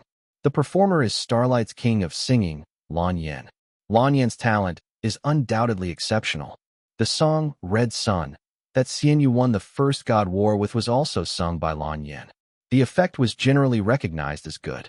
This time was no exception. With Lin Yuan's voice resounding, all the ace composers were instantly immersed in the atmosphere created by the song. Magnificent. Grand. Each line of the prelude indirectly corresponded to a continent, and when it reached the main part of the song, it closely followed the theme of Blue Star unification.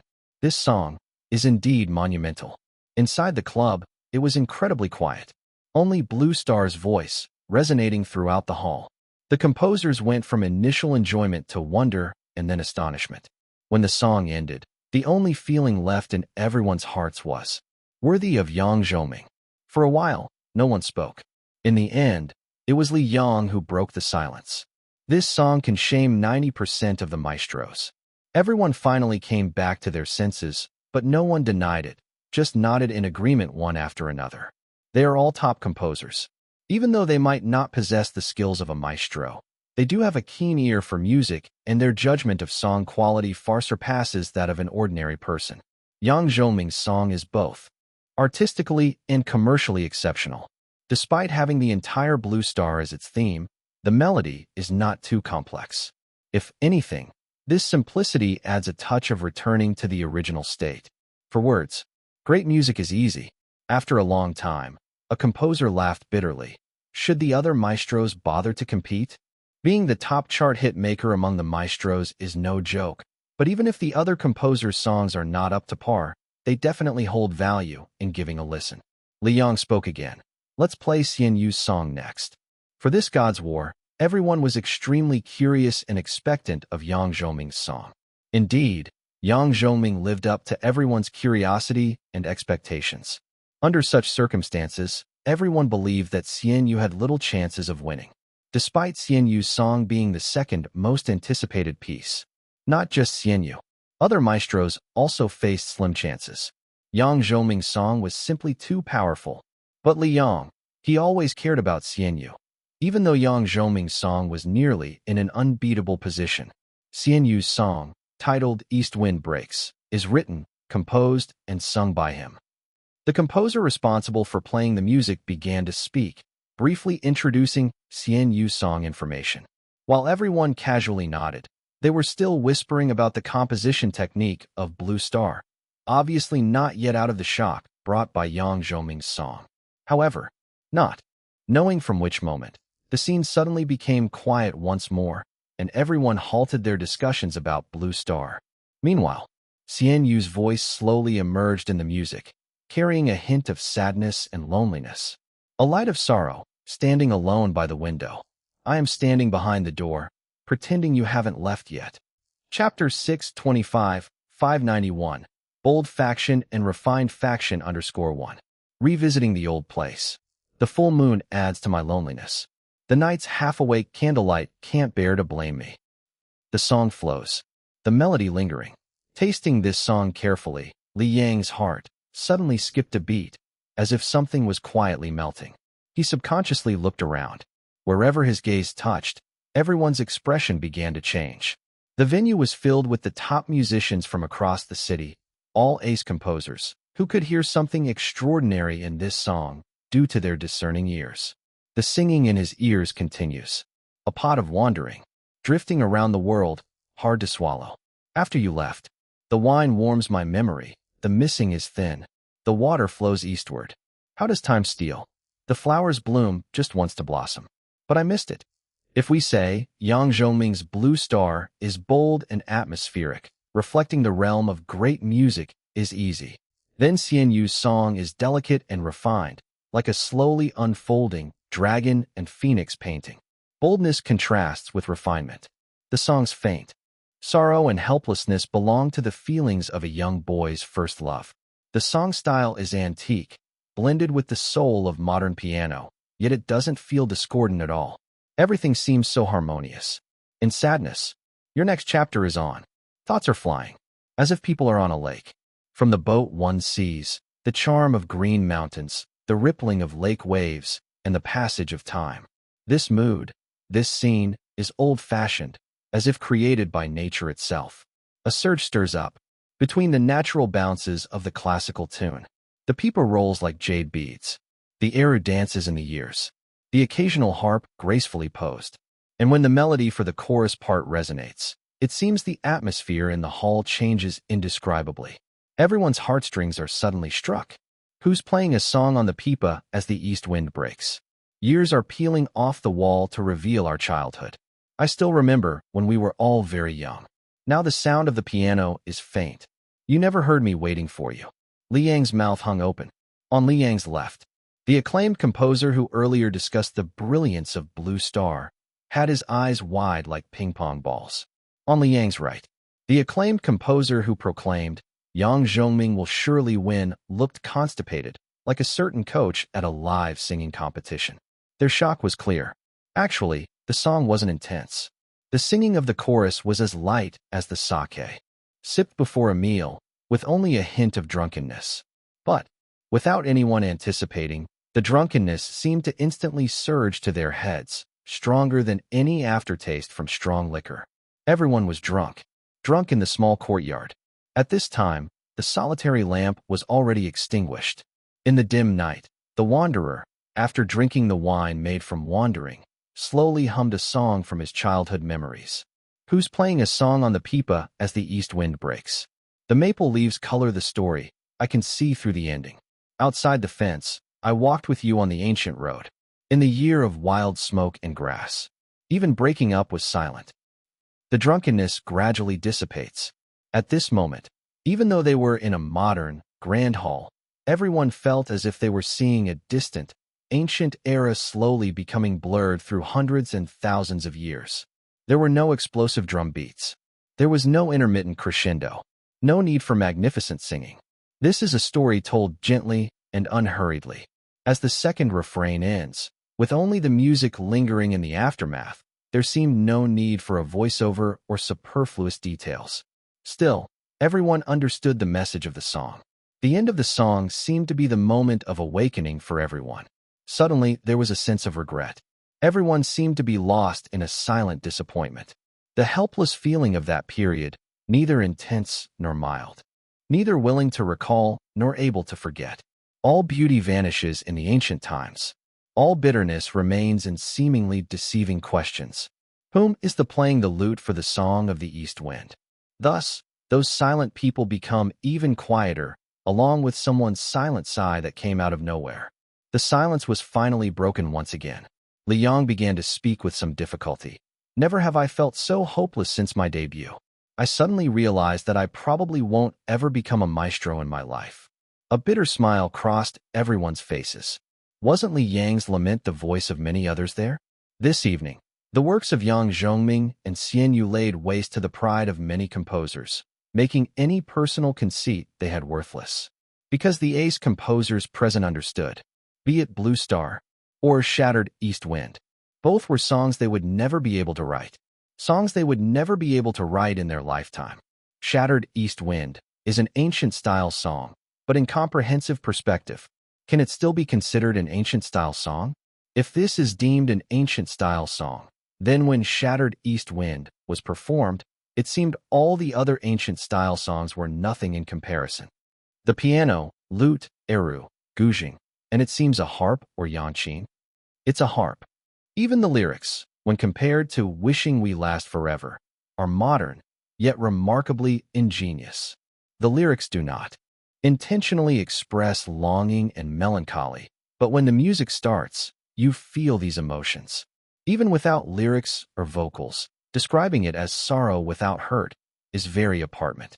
Ancient prose, ancient culture, ancient melodies, new singing techniques, new arrangements, new concepts.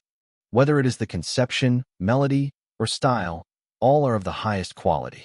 This is a masterpiece that meticulously combines ancient and modern music. This is a kind of new style. Perhaps it's not too much to call it a masterpiece of ancient-style music. The high benchmark of ancient-style music has been raised by this song to a place that many maestros can't reach. Everyone was discussing. No one was exclaiming loudly or arguing fiercely, but in their seemingly calm tones lay a more profound shock. This shock was not felt again when they continued to listen to the works of other maestros. So, after they roughly went through the season's song ranking, someone asked, "Who do you think won between Yang Zhongming and Xian Yu this time?" Lin Yuan pointed to the ceiling. "Only heaven knows." Someone suggested, "Should we vote?" Everyone nodded. "Raise scissors if you support Xian Yu." A fist for Yang Zhongming. Swish, swish, swish. Everyone raised their hands. Looking roughly, Lin Yuan couldn't immediately determine the voting situation amongst the 30 people. There were a good number of both scissors and fists. The most outrageous part? Lin Yuan distinctly saw 7 or 8 people constantly switching their gestures between scissors and a fist, switching back and forth. "Can you stop switching?" Lin Yuan scratched his head. "It's not that I want to switch." The ace composer seemed a bit distressed. "When the song of Father Yang resonates in my mind, my brain tells me that Yang Zhongming must win. But when Shattered East Wind resounds in my brain, it tells me that Xian Yu has already won 3 championships." "You." Lin Yuan wanted to retort, but he stopped mid-sentence. Because everyone was nodding, Lin Yuan suddenly remembered a picture posted by his follower Zheng Jing in his tribe a few days ago. It was not until this moment that Lin Yuan understood the meaning of that picture. Xian Yu is Sun Wukong. Yang Zhongming is Erling Shun. This match, if it doesn't last for 30 days, perhaps the winner and loser can't be determined. Chapter 626, 592 Equal share of autumn's beauty _1. Meanwhile, it appears that the same process is being repeated in many places. Many listeners first listened to Blue Star. After listening, many people were astounded. Holy crap, Father Yang's song is truly grand and heroic. As expected of Father Yang, his first release already has a groundbreaking rhythm. Xian Yu's dream of a triple crown might be directly terminated. Yang Zhongming is really too strong. Every time Father Yang competes, he shows a powerful force that leaves the runner-up hopeless. Seems that all listeners who have finished listening to Blue Star subconsciously feel that this song must win the championship. But when they finished listening to Breaking of the East Wind, they could not help but be dumbfounded, and their previous thoughts began to waver. This song seems no worse than Blue Star. Fish Papa's song is so beautiful. In terms of aesthetics and imagery, Breaking of the East Wind is the best of Fish Papa's songs to date. The integration of classical poetry with modern pop music blatantly breaks the existing divide between new poetry and lyrics. The alternative use of ancient and modern lyrics gives a sense of time and space entanglement. CNU's Breaking of the East Wind is truly amazing. After listening to Breaking of the East Wind, I feel slightly intoxicated. Mother God, CNU's song is scary. As a composition student, this song primarily uses gong scale, and its instrumentation heavily features traditional classical instruments from the Blue Star Kingdom. Even though the lyrics are still colloquial, the musical effect is even more classical than Wishing We Last Forever, a song that went completely classical with its lyrics. Has this created a new music genre? Composition student here, CNU's song is unbeatable. I don't understand composition, but I have learned to play the eru. To an ordinary listener like me, Breaking of the East Wind is absolutely a beautiful piece, especially the addition of eru in the middle, which is simply divine. People who understand music composition excitedly and almost crazily explain to the public the groundbreaking nature of Breaking of the East Wind in terms of composition. Of course, appraisals that praise Blue Star for its magnificence also frequently appear among these explanations. In fact, other songs from the Battle of the Gods that were released at the same time also had many internet users discussing them. But if someone were to count the number of topics, they would find the songs of CNU and Yang Zhongming have absolutely crushed other songs of the same period in terms of discussion heat. For a time, netizens did not know how to judge. I thought Father Yang was sure to win, but now I'm not sure how to judge. Fish Papa's song doesn't lose to Father Yang's work at all. The two songs are hard to compare. Their styles are completely different. One is unfettered grandeur and exuberance. The other is sentimental sorrow and beauty. The former is heroic. The latter is graceful. I like both songs, so I downloaded them both. I also downloaded both. In terms of composition creativity, CNU's song is simply of the pioneering master level. How to compare? This result is something that no one expected. In the past battles of the gods, even if the superiority of the songs wasn't immediately clear after listening, the strength of each could at least be determined. But this year, both Yang Zhongming's work and CNU's work seem to have reached the peak in their respective styles. It's like being faced with two completely different but equally delicious dishes and having to make a choice. There's no way to choose. Absolutely no way to choose.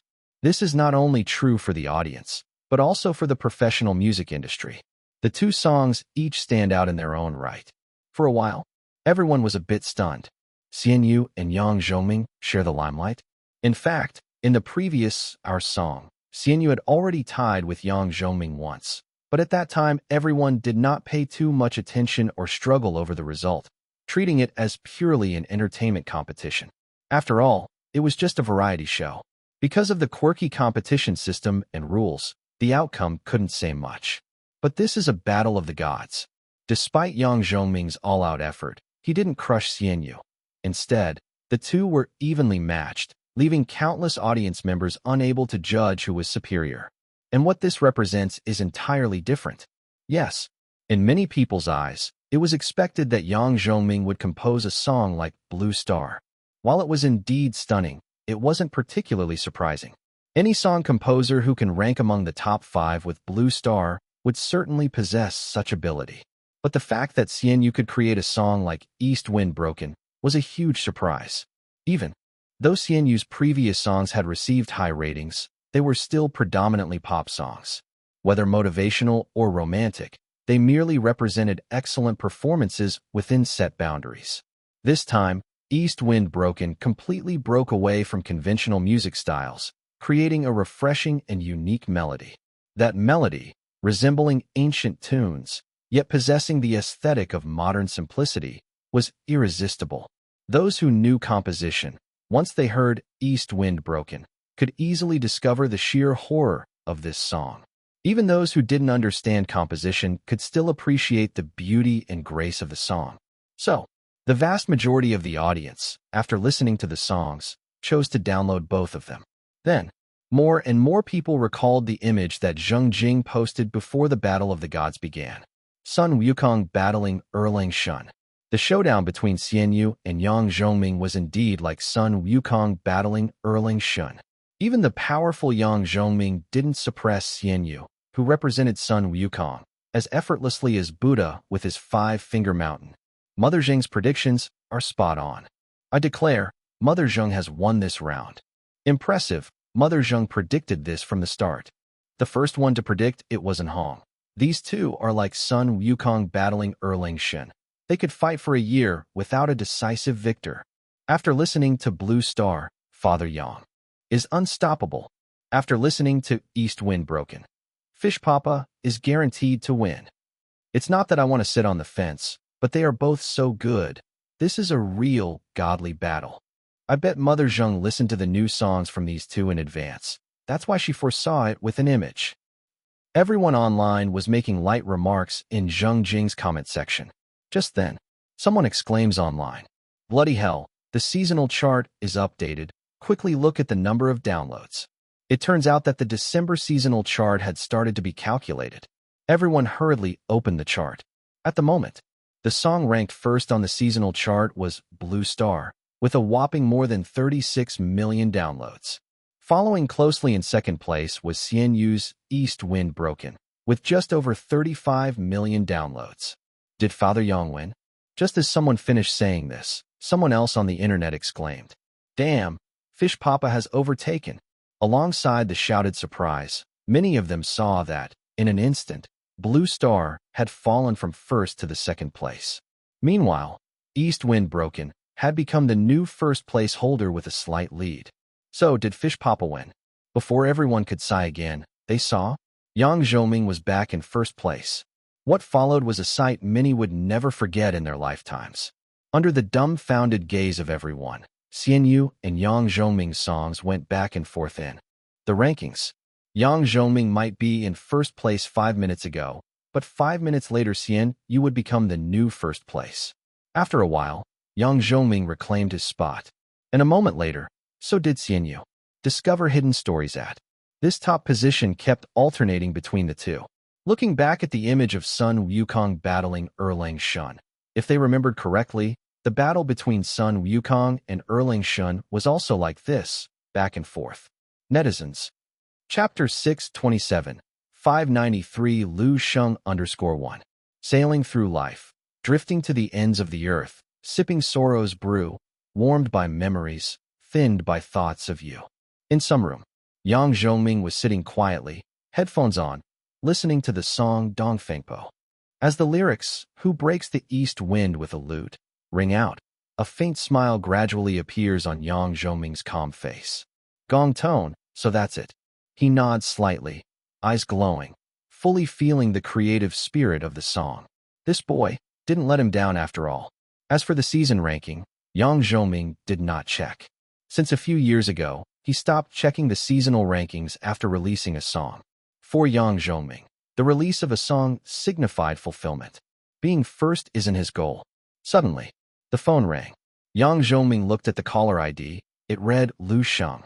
A faint smile touched his lips, as if expecting the call to come. Lu Sheng, the youngest maestro in Blue Star's history. In many people's minds, Lu Sheng was even more adept than Yang Zhongming. Yang Zhongming picked up the call. "Brother Zhongming, looks like you've met your match. Don't lose to a junior before you've lost to me." The voice on the other end of the line was slightly teasing and challenging. Maybe. Yang Zhongming didn't seem bothered by the banter or the challenge. After all these years, he was used to it. The voice on the other end of the line grew serious. Marrying classical and modern music styles in such a uniform manner has always been the direction of my study. I didn't expect that a junior could write such a song before me. Yang Zhongming said, "You've been in Han Continent for too long." What? Lu Sheng was confused. Yang Zhongming smirked. "If you paid enough attention to Xian Yu, you would know that a sea of laughter was the start of his investigation into pentatonic musical styles. This song is an extension and exploration of that style. Although the gong tone was reversed in the previous attempt, while this time, it's in the correct order, it's all just playing with gong tones. Don't hang up, I want to listen. Lu Sheng's voice showed a certain strangeness. After a few minutes, Lu Sheng suddenly shouted, "This Xian Yu is the same as you, a monster." Yang Zhongming. Zheng Jing seemed to enjoy saying that he was a big pervert and Xian Yu was a small one. Where did that boy even resemble him? Ah! Suddenly, Lu Sheng screams, "Your blue star is plagiarized." Yang Zhongming rolled his eyes for rare. "Did I copy your song?" "You plagiarized Xian Yu's song. You copied a sea of laughter."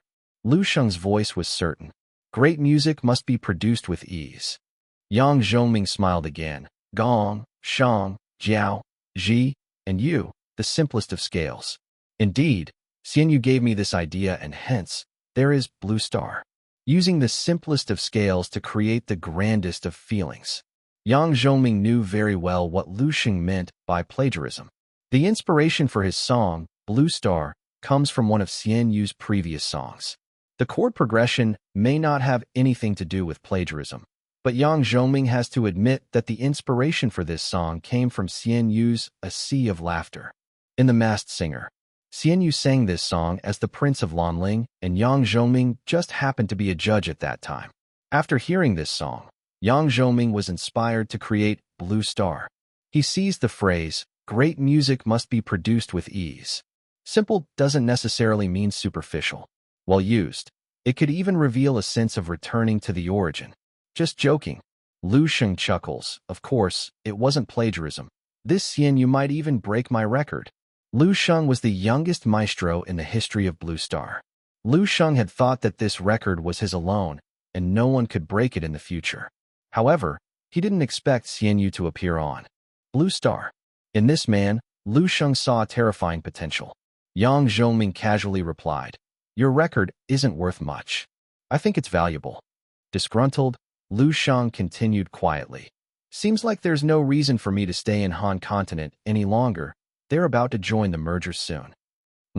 Brother Zhongming, the years I've spent in Han Continent haven't been fruitless. The music scene here isn't simple. "Oh," Yang Zhongming frowned. "What do you mean?" Lu Sheng's voice held an odd note. "Things are developing too fast here. It's a bit like Qi Continent. It has its unique music style. This recent years, music composed in the local dialect has been more popular than music in Mandarin. Plus, the quality is ever improving. It's a bit like when music was booming in Qin Continent."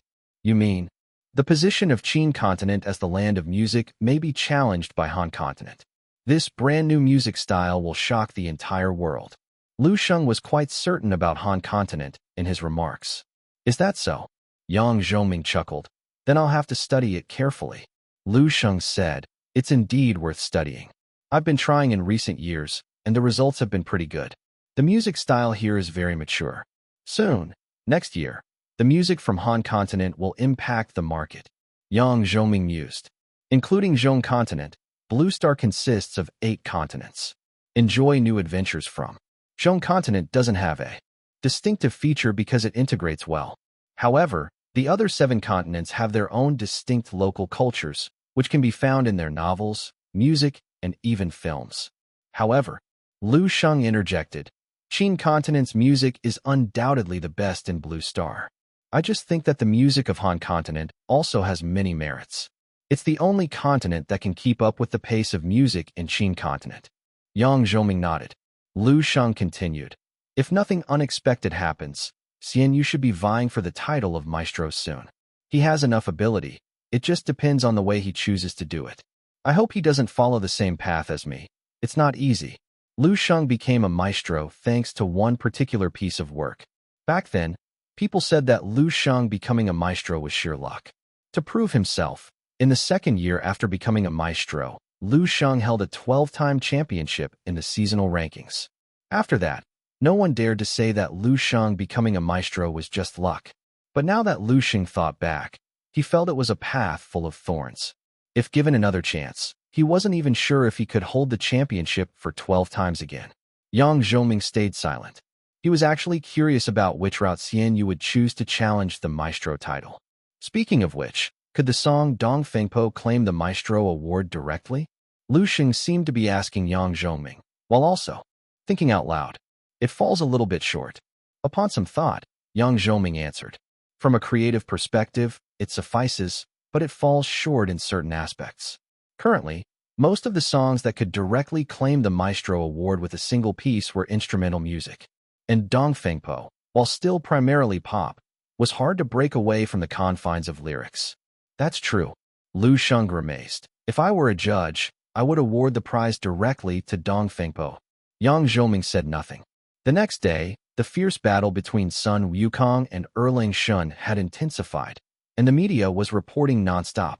Chapter 628, 594. Looking at Breaking Dawn in terms of lyrics, composition, background music, rhythm, atmosphere, and emotional arousal, it is almost an impeccable song. Xian Yu's career is still very long, but so far, this song should be considered Xian Yu's masterpiece. Qin Continent Vanguard.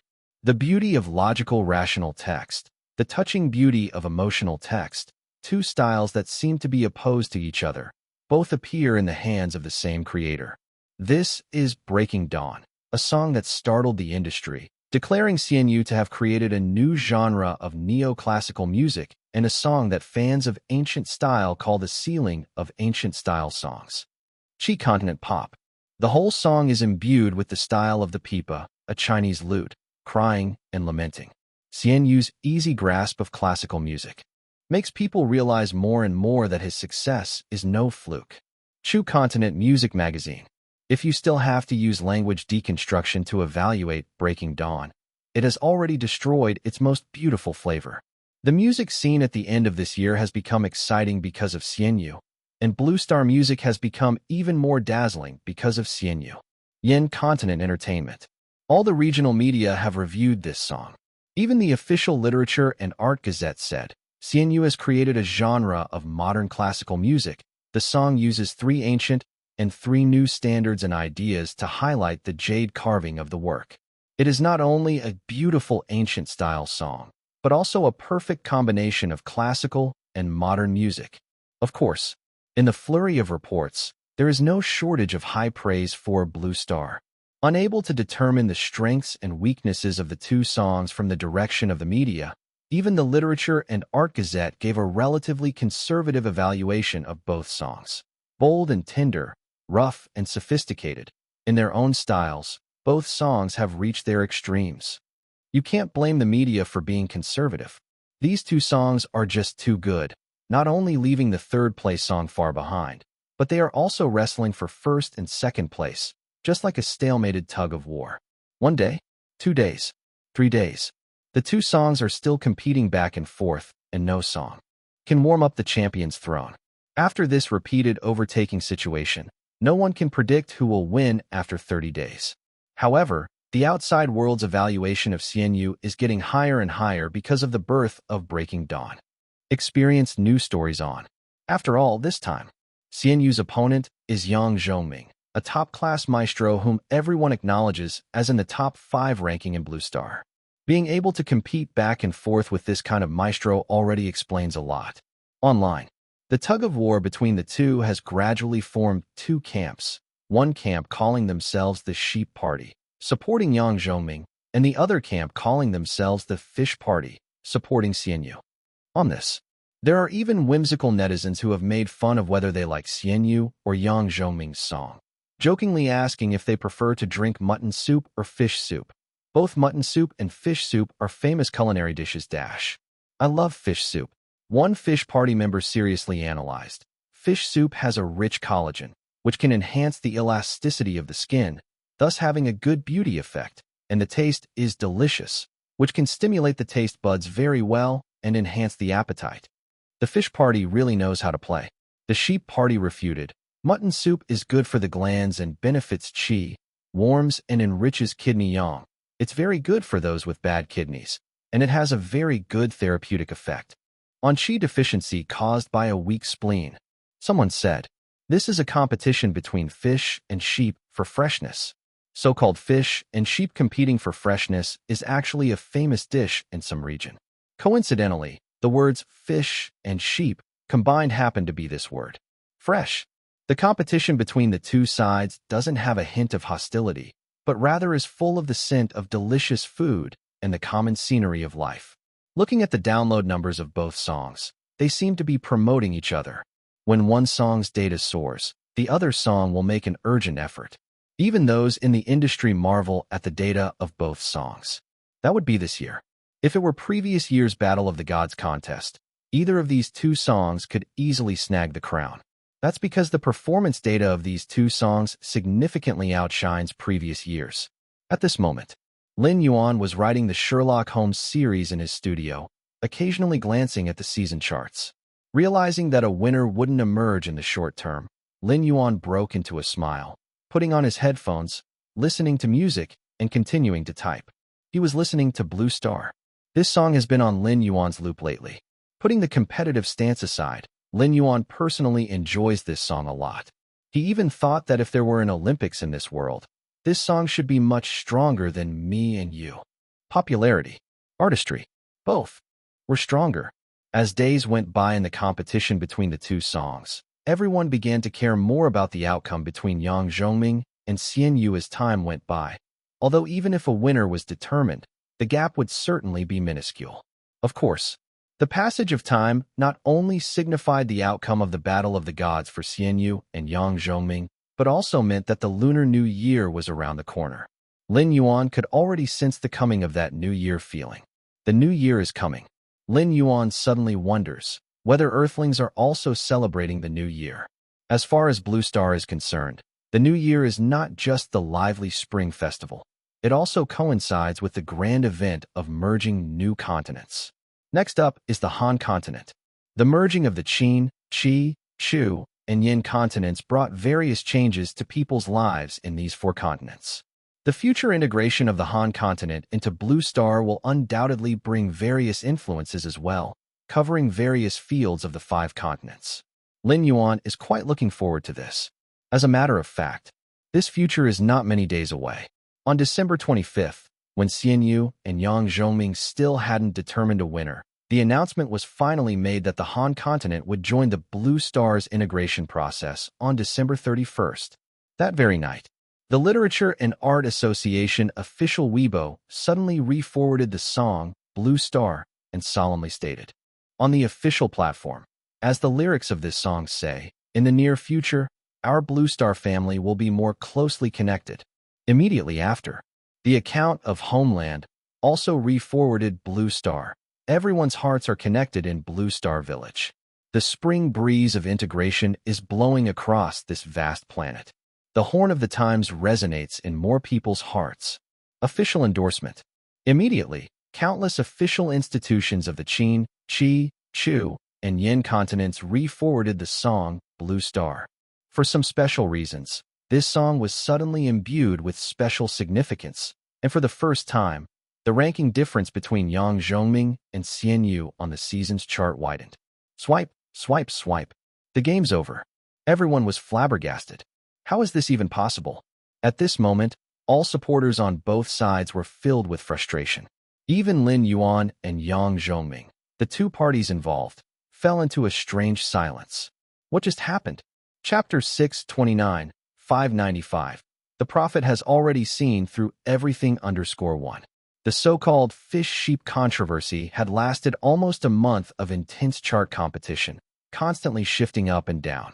Countless people were watching the final outcome. You could say they were on tenterhooks.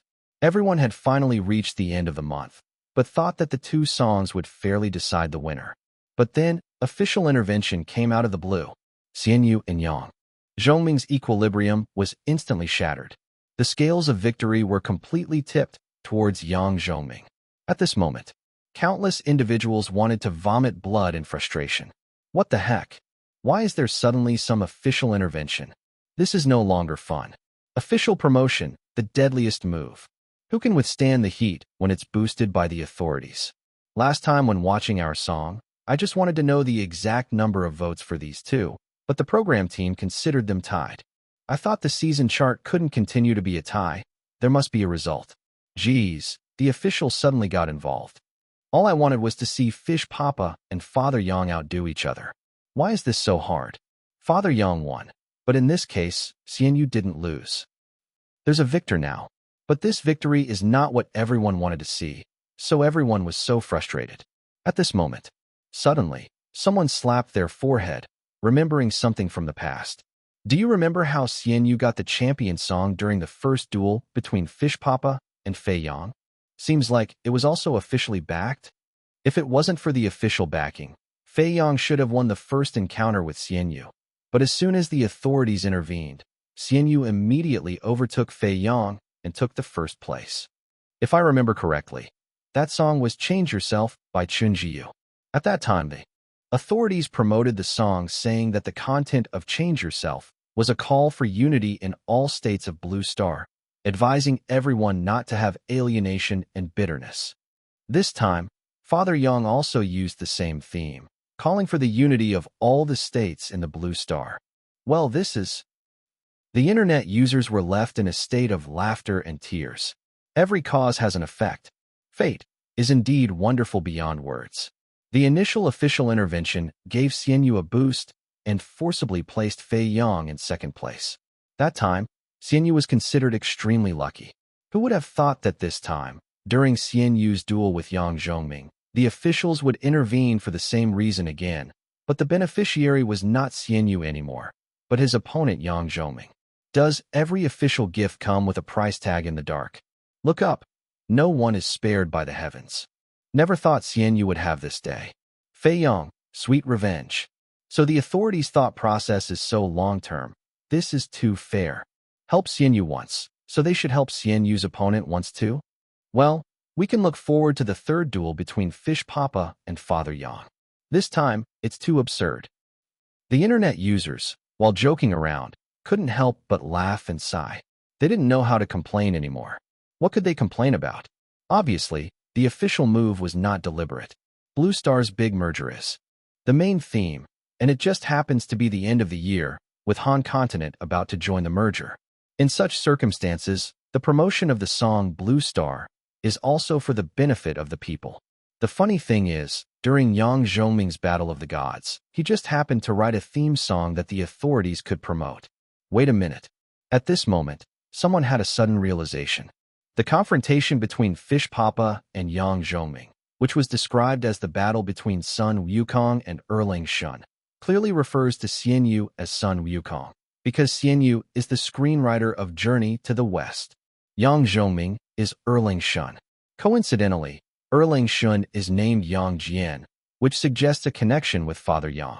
These two characters didn't have a clear outcome in the novel, but those who have watched Journey to the West know that Sun Wukong eventually lost to Erlang Shun because the Grand Supreme Elderly Lord, seeing a stalemate between Sun Wukong and Erlang Shun, attacked Sun Wukong with the Vajra Bangle, causing the monkey to be captured. The netizens were bewildered at first, but then they thought the interpretation made sense. Your journey continues at Xianyu and Yang Zhongming, like Sun Wukong and Erlang Shun, were evenly matched in their contest. But finally, the officials came to help Yang Zhongming, causing Xianyu to fail. From this perspective, the behavior of the officials is exactly the same as that of the Grand Supreme Elderly Lord. Not to mention, the Grand Supreme Elderly Lord belongs to the Heavenly Court, the highest authority in the Journey to the West world. While the Literature and Art Association belongs to the officials, it is also part of the highest authority of Blue Star. This is pretty mystical. So, did Zheng Jing foresee everything? Zheng Jing is awesome. The battle between Sun Wukong and Erlang Shun, it's not just about their stalemate, but it's also a metaphor for how the authorities, like the Grand Supreme Elderly Lord, will help Yang Zhongming to ambush Xianyu. For this, I'm willing to call Mother Zheng the strongest. Mother Zheng, everything is under control. Mother Zheng has already told us the outcome. It's just that we didn't realize it. And we even referred to Father Yang as the Buddha. This has nothing to do with the Buddha. The netizens were thrilled. Everyone knew it was just a coincidence. But such coincidences are rare, so everyone was taking it seriously and discussing it. For a while, it was a popular trend. Some even seriously posted about it in their circle of friends. Many netizens who hadn't watched Journey to the West were at a loss. What battle between Sun Wukong and Erling Shun? What about the Grand Supreme Elderly Lord's sneak attack with the Vajra Bangle? Fine then. This round is not a loss for Xianyu either. The drama A Journey to the West, for which he was the screenwriter, also gained endless publicity through this unusual battle. When Zheng Jing saw the comments in her section, she was dumbfounded. Especially when Zheng Jing saw that everyone was saying that the Grand Supreme Elderly Lord's sneak attack on Sun Wukong with the Vajra Bangle was identical to the official sneak attack on Xianyu. Zheng Jing, you have a golden mouth. Zheng Jing, the prophet, is confirmed. I'm going to knife you tonight. Give up and quit, it's boring. And you said you're not a prophet. Zheng Jing. For a moment, even Zheng Jing herself doubted whether she had jinxed it. Did things actually turn out this way? However, Lin Yuan accepted the result calmly. Although he didn't get a fair result with Yang Zhongming, the stalemate over such a long period of time showed that in some sense, the two songs were not much different. There will be other opportunities to compete in the future. When Lin Yuan just saw the official's promotion of Blue Star, he also had a feeling of karma and retribution. Right. Sun Wukong later encountered 81 hardships and ultimately obtained the scripture. Did the scripture have something to do with Zheng Jing? Lin Yuan suddenly felt like he was also babbling. He shook his head. Lin Yuan decided to believe in science. Rather than saying the scripture has something to do with Zheng Jing, it's better to say, the 108,000-mile journey to the west that Sun Wukong and his companions had to undergo signals the difficulties I will face next year in my challenge to Maestro. Chapter 630, 596, Happy New Year _1. Although the east wind breaks, lost to Yang Zhongming due to the intervention of the authorities, this result clearly cannot satisfy everyone. While netizens are making fun, they also understand in their hearts. Xianyu and Yang Zhongming probably need to compete against each other again to have a proper winner and loser. As for this competition, everyone thinks the two songs tied. It was like the confrontation under the strange rule of our song. But because of the advanced loss of suspense in the Battle of the Gods, everyone quickly lost interest in it. Everyone has their own life to live, and the old year is about to pass while the new year is just about to begin. A lot of people start to go on holiday. The Spring Festival is coming. Lin Yuan also has his own business to busy with. He needs to prepare for the new song in January. From January to December next year, Lin Yuan plans to aim for 12 consecutive championships. The so-called 12 consecutive championships means 12 seasons, and he can't lose any of them. If he loses even one season, then all his hard work would have been for nothing. Under such circumstances, even Lin Yuan feels a lot of pressure. After all, for the Battle of the Gods this year, he doesn't have any hope of a turnaround. Although there were external reasons, even if the authorities didn't interfere, the championship was always uncertain. Besides, he is going to aim for 12 consecutive victories. The toughest season should be the Battle of the Gods next year, but in the 11 months before that, even if the competition is not as intense as the Battle of the Gods, some top-notch maestros might still target me. Therefore, the songs I release must be convincing enough. This experience tells us that prolonging the competition is very risky, so it's best to kill the suspense in the first few days. There aren't many songs like that, but there also aren't few. Lin Yuan reflected quietly. With a whole earth as a resource library, Lin Yuan could slowly sift through. At this moment, on the internet, many people think Xianyu would be hit hard for losing the Battle of the Gods. In the comments section of the tribe, a lot of fans are comforting Xianyu. In reality, Lin Yuan is not hit hard. It can only be said that it's a bit of a pity that he couldn't achieve 3 consecutive championships in the Battle of the Gods. After all, being a 3-time champion sounds very dominating, right? But since there was no hope for the 3-time championship, Lin Yuan adjusted his mentality quickly. The maestros of Blue Star are all very strong. Because I won against a few maestros before, I subconsciously underestimated their strength. The fact is, not only teacher Yang Zhongming, even teachers Yi Zhiqiu and Yin Dong, who have lost to me several times, could still have a chance to win if they release a good song, and I don't respond well. Losing to Yang Zhongming was a wake-up call for Lin Yuan. He now has a clearer understanding of the strength of the maestro-grade composers. In a way, Lin Yuan is quite thankful for this failure. He'll just fight again next year. Just treat it as starting everything all over again. If all goes well, he himself next year might become a real maestro, standing on the same level as these powerful opponents. Huh, starting all over again? Lin Yuan suddenly smiled. For the first fight of the 12 consecutive championships, Lin Yuan finally made up his mind on what song to use. I'll sing this song myself. Next year, Lin Yuan has to release at least 12 songs. He plans to give most of the songs to Yu Dynasty or suitable singers to perform. But for the start of the season, the first song, Lin Yuan wants to sing it himself. After all, this song is about his feelings, not others' emotions. The song is called Starting Over. The reason for choosing this song is just as the title of the song says. Lin Yuan plans to start anew. But Lin Yuan's choice of this song wasn't solely based on his current emotions and feelings. It was also related to how great this song itself is. After all, Starting Over is a masterpiece by Lin Yuan, one of Earth's top singers. Lin Yuan has been a cornerstone in the music industry for decades, boasting numerous classic songs. If one had to select a representative work by Lin Yuan, it would probably not be just a single one, but it would definitely include Starting Over. Even Lin Yuan's early fame is closely related to this song. In a way, this song has established Lin Yuan's status in the music industry to a certain extent. Therefore, Lin Yuan has great confidence in this song. The championship title for the January season, he is sure to clinch it. With this thought, Lin Yuan called the company and scheduled a recording session. Time was pressing. He needed to get this song recorded as soon as possible. A few days later, Lin Yuan finally finished recording his January chartbuster, Starting Over. Meanwhile, Chinese New Year has officially arrived. The champion of the Battle of the Gods was locked onto Blue Star. Lin Yuan's Breaking of the Eastern Wind was second. That night, at the Lin family's villa, the sisters were watching the Spring Festival Gala with their mother. Lin Yuan was also watching the Spring Festival Gala, but his phone in his pocket was vibrating nonstop. There were many messages being sent.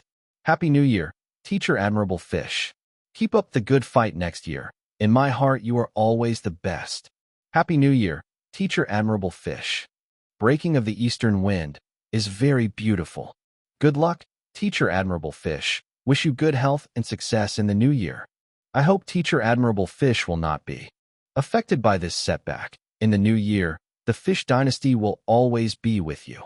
Enjoy more content from Lin, the charismatic man. May the new year be smooth going for you. Let's strive together. Lin Yuan, hang in there, Daddy Jian is with you. Happy New Year, little fish. Aunt Zheng is not a jinx. Wishing my junior brother, sisters, and mother a happy new year. Come to my restaurant when you are free. I've recently opened a new lamb restaurant near the company. We slaughter the freshest lambs every day. I invite my junior brother to try our lamb soup. Lin Yuan checked the messages. Most of the messages were from the Fish Dynasty, as well as from Jian Yi, Xia Fan, and even Zheng Jing. At this point, his phone rang again. It was a message from Yang Zhoming. This time doesn't count. Let's reschedule another time. Also, Happy New Year. Lin Yuan smiled and replied, Okay. After replying to the message, a song suddenly came to Lin Yuan's ears. Good fortune comes. Wish you good fortune comes. Lin Yuan looked up and saw Wei Haoyun singing Good Fortune Comes on the Spring Festival Gala stage. Mother laughed and said, It sounds good. His sister mumbled, Even though we've heard it too many times, hearing this song on the Spring Festival Gala suddenly makes it feel more familiar. His younger sister nodded in agreement. Lin Yuan's smile grew even broader. At this moment, Hi's sister suddenly said, Happy New Year to you, Momda. Yao Yao, and my little brother. Happy New Year. Happy New Year. Mother and Yao Yao responded in unison. Even Antarctica, who was watching the Spring Festival Gala, joyfully barked 4 times. Woof, woof, woof, woof. Spectacular fireworks were exploding in the sky outside the window, making the world seemingly more magnificent. Lin Yuan's eyes seemed to light up. Happy New Year to you all. Chapter 631, 597 Start Again _1. All the best. Whole family reunion. The Spring Festival brings countless laughter and joy to every household. It is already the first day of the year. After midnight, the Spring Festival officially arrives.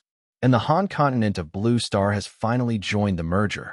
The continents of Qin, Qi, Chu, Yin, and Han will henceforth communicate interactively. Experience tales on the internet. The netizens of Han continent have arrived. They are curiously browsing through all kinds of news from Qin, Qi, Chu, and Yin. The netizens of Qin, Qi, Chu, and Yin are warmly welcoming the Han netizens, continuously interacting with them, trying to understand Han's local culture. This has been a recurring schedule ever since a new continent joins the merger annually. For the netizens of the previously merged 4 continents, it's interesting to tease their new friends from Han continent. Meanwhile, in various chat groups, red envelopes are flying all over the sky at this moment. For example, in a fan group of Xianyu, many wealthy users are giving out red envelopes. Millionaires. Thanks, boss. Wish the boss success on his date. Why are there red envelopes all over the place again? Some have grabbed it, some haven't. The atmosphere in the group is extremely lively. Those big bosses who gave out red envelopes are focused on chatting. Many still can't get over the ending of the Gods' War. It's a pity that Fish Papa lost. I was so looking forward to Fish Papa's 3 consecutive championships. If it weren't for the official interference, Fish Papa would have had at least a 40 to 50% chance of winning. Before the officials intervened, the votes for both songs were very close, and it was evenly matched. Don't fret over this anymore. The Gods' War has passed, and the new year has begun. At this point, a group member named Believe in the Future says, "It's okay, at the end of this year's Gods' War, Fish Papa will definitely make a comeback." The member named Believe in the Future is actually called Du Wei in real life. Du Wei is an ardent fan of Xianyu. This spring festival, he has just turned 40 and is currently a management executive in a company. He's considered pretty successful in the eyes of most people. In order to support Xianyu, Du Wei encouraged many employees in the company to download Dongfengpa. Unfortunately, Dongfengpa still lost the season showdown. Du Wei was somewhat frustrated by this. He gave out a few $100 worth of red envelopes in Xianyu's fan group. Then he casually opened his music player, planning to listen to Dongfengpa one more time before going to bed. As an ardent fan of Xianyu, listening to one of his songs before bed has been a habit of Du Wei for several years. Even though Dongfengpa lost to a song by Yang Zhongming, it did not lessen Du Wei's love for the song. However, when Du Wei opened his music player, he suddenly noticed a headline promotion. Bid farewell to the old and welcome the new. Fight for the season list again.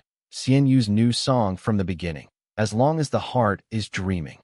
Du Wei's body suddenly became hot, and his eyes gradually brightened. A new song by Xianyu?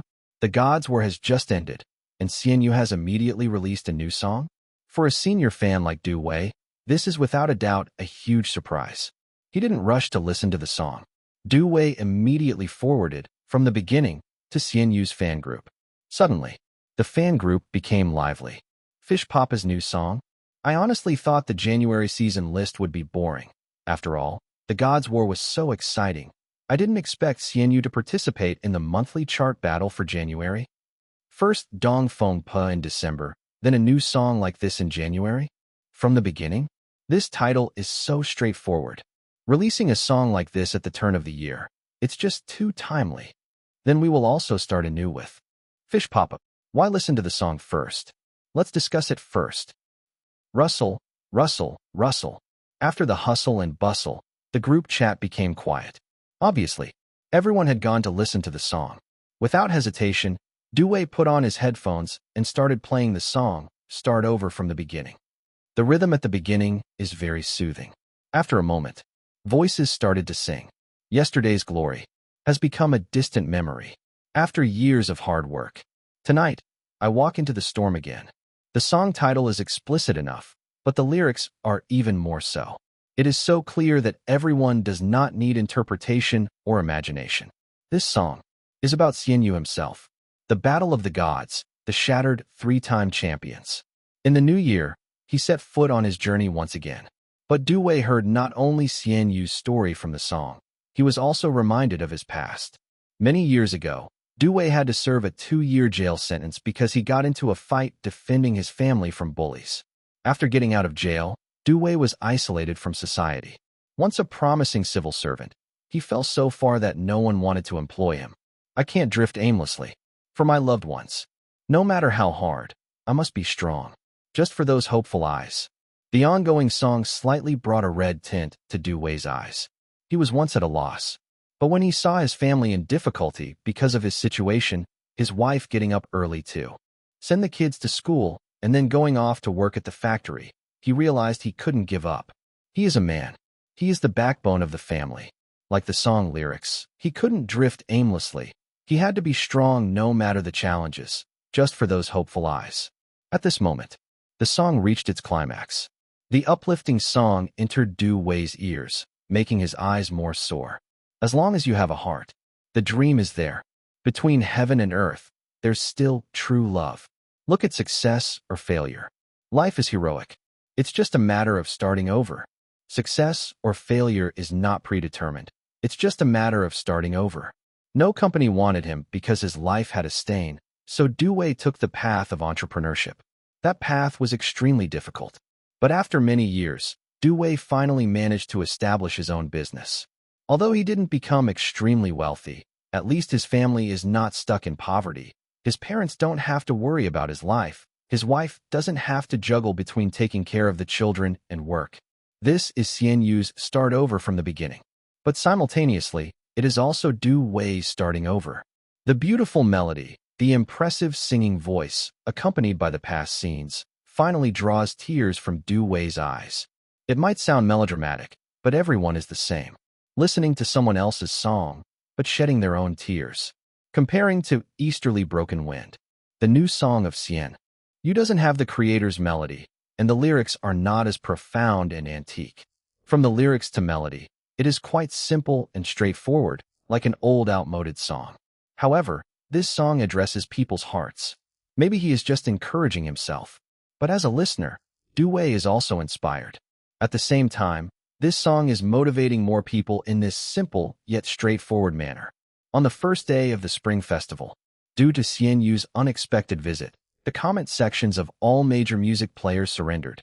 Chapter 632, 598. Easily taking the first city _1. Fish Papa really put his heart into this song. What a song, starting over. I knew what the song was about from the title alone, but I was still moved to tears after listening to it. Perhaps it's because of my recent experiences that I too need to start over in this new year. Even if a loss means no hat trick, starting over means that Fish Papa can truly achieve it in the future. Although I despise feel-good songs, listening to this one doesn't annoy me. Perhaps the world always needs its simple warmth as it comforts the human heart. I believe this song by Xian Yu is not just for self-encouragement, but also to inspire anyone who hears it. Listening to this song during the holiday makes last year's troubles seem insignificant. Let's start over. Wishing everybody good fortune. I failed in my business, got into heavy debt. My girlfriend left me because of this. After 6 years of struggle, I ended up with nothing. Though I've suffered and resented, I never gave in, nor was I fearful. The worst-case scenario? Begging for food. But, as long as I'm alive, I'll make a comeback. Let's start over together. My life wasn't that difficult either, but after failing my college entrance exams, I indeed had to go through a starting over phase. Just when my career was about to take off, I fell ill and bedridden for a whole year. Now in a new city amidst the teeming crowd, I have to start over. This is the only way I can think to solve my problems. Not only Wei felt emotionally moved by the song. In fact, many people share similar experiences and emotions around the world. This is Xian Yu's starting over. But it's more than just Xian Yu's starting over.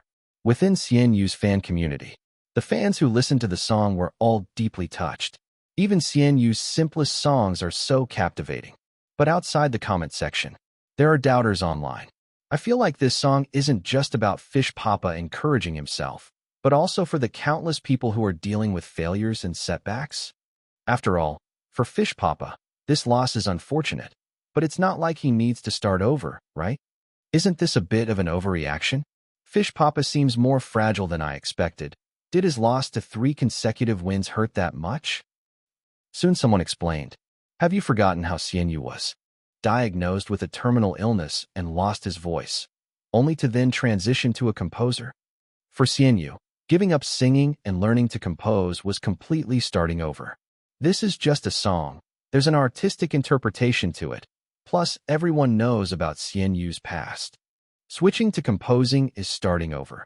Singing anew on the Masked Singer stage is also starting over. Everyone suddenly realized, I totally forgot about that. If it refers to that past, then this song couldn't be more fitting. So the so-called starting over isn't just referring to the War of the Gods. Of course not. That's just the surface level. Moreover, it's clear that Fish Papa's song isn't just about him, but also an attempt to encourage others. What the creator wants to express is sometimes important, but sometimes not so much. What's important is, what did the audience hear in the song? After all, there are so many people who need a new beginning. Because of the Spring Festival, many people are keeping watch over the new year. As a result, there are exceptionally many night owls this night. And for most night owls, their pastime is surfing the internet. So, many more people quickly notice the song starting over. This includes many people in the music industry. At this time, although the topic of the War of the Gods is gradually cooling down, the aftertaste is still there. There are still some discussions about the War of the Gods in the music industry. As a result, starting over suddenly entered the vision of the music industry, instantly stirring up waves. It's only January. Xianyu has already released a new song? Doesn't he rest during the big holiday? Is it because he is unhappy about losing to Yang Zhoming, so he decided to slaughter the January season chart out of spite? At this moment, explore more at. The singers participating in the competition for this season's chart were all taken aback. Oh no, here comes the fish. I specifically recorded a song during the holiday hoping to top the seasonal charts, but now I have to contend with Xianyu. Do you think it's easy for me? An A-list singer was lamenting. As everyone knows, the competition for the War of the Gods is the most intense of the year. However, precisely because the competition for the War of the Gods is so intense, the competition for the January seasonal chart is generally mild. Basically, there would be no big shots making a move. Because of the low traffic during the Spring Festival, everyone was busy with New Year greetings. And having just listened to the songs from the War of the Gods, the listeners' ears have become accustomed to high quality, so new songs released in January generally don't get much attention. This gives lesser-known singers the opportunity to choose January to release songs. Because January is a month to pick up missing opportunities. Even if the traffic is low in January and the songs are not highly noticed, if they can take advantage of the big shots being distracted and score a championship song, wouldn't that be a delight? No matter how low value, it would still be a first place. After all, these singers usually don't have this chance to rank first. But if a heavy hitter like Xianyu makes a move, these singers obviously have no choice but to accept. I declare, this year's opportunity-picking strategy has failed. Fish Papa is too fierce. Since the Masked Singer, he has released so many songs, and yet still has so much creative energy. Come back in February.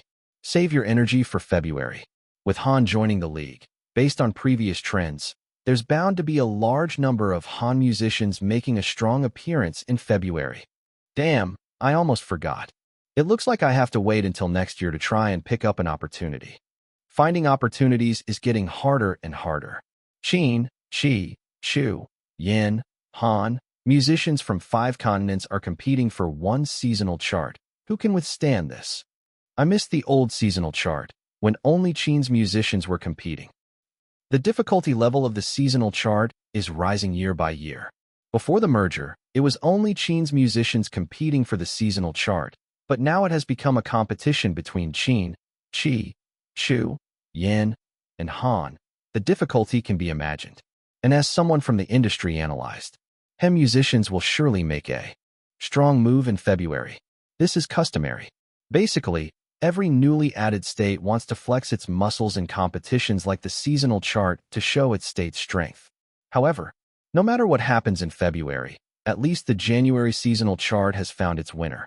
Because at 2 o'clock in the morning, Starting Over, written, composed, and sung by Xianyu, has already occupied the throne of the #1 song on the seasonal chart with a substantial lead over the second place. Seasonal chart, 12 consecutive championships. Xianyu easily takes the first city. Chapter 633, 599, friend of the criminal _1.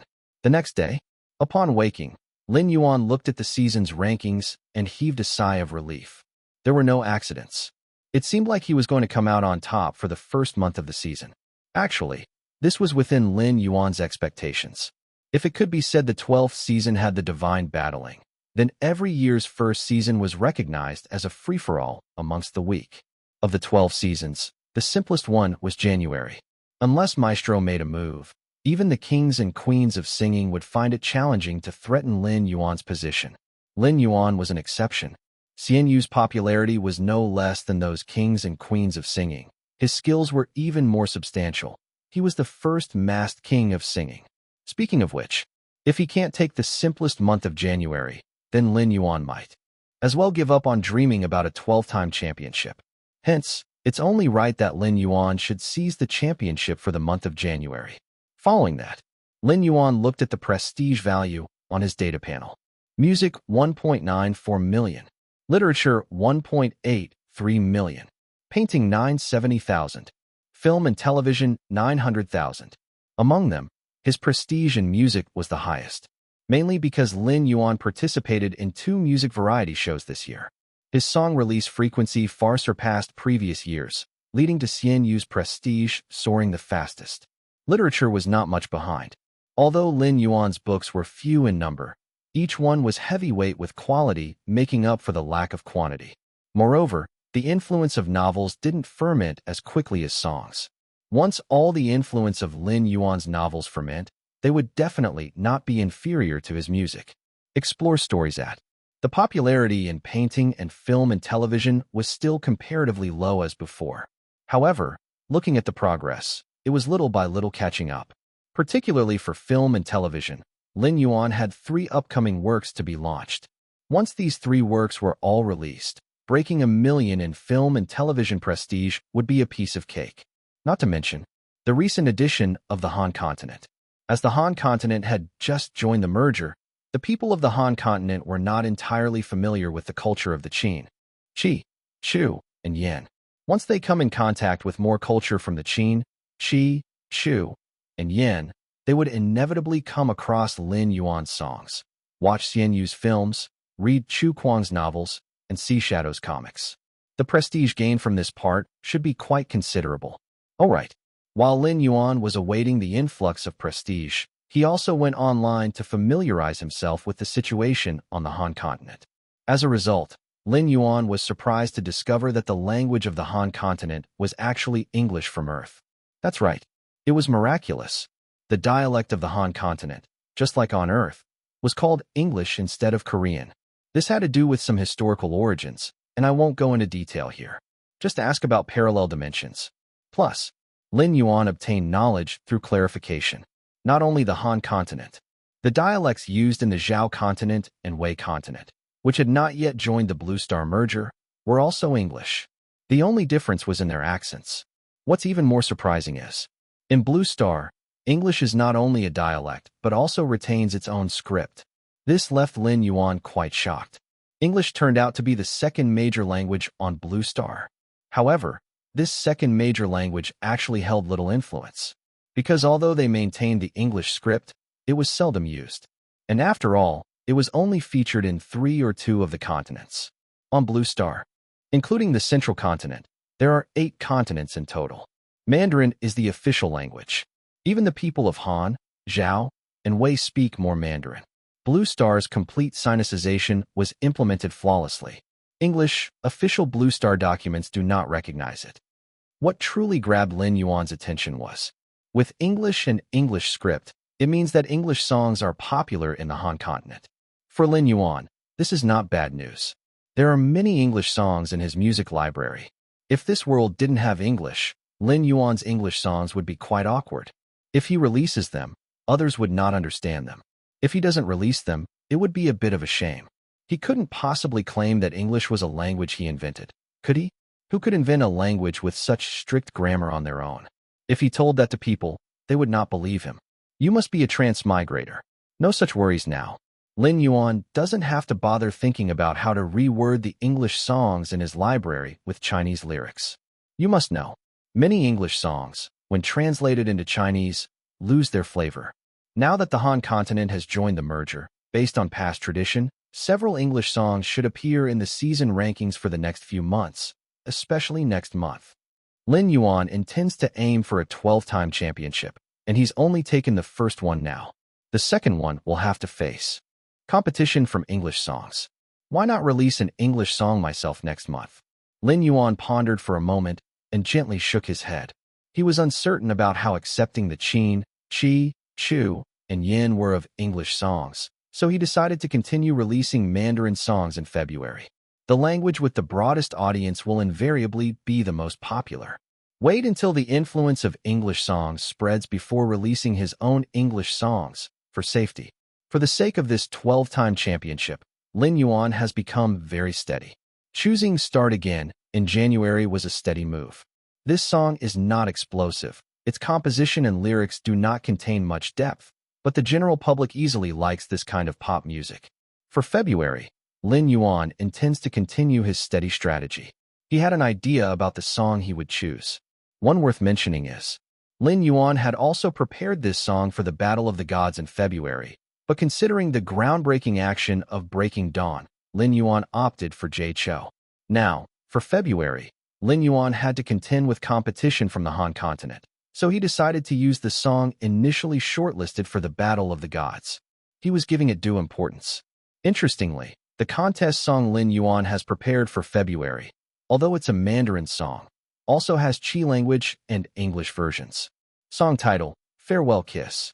Oops, sorry, my mistake. Although this song indeed a fan favorite, the real song title is Farewell Kiss.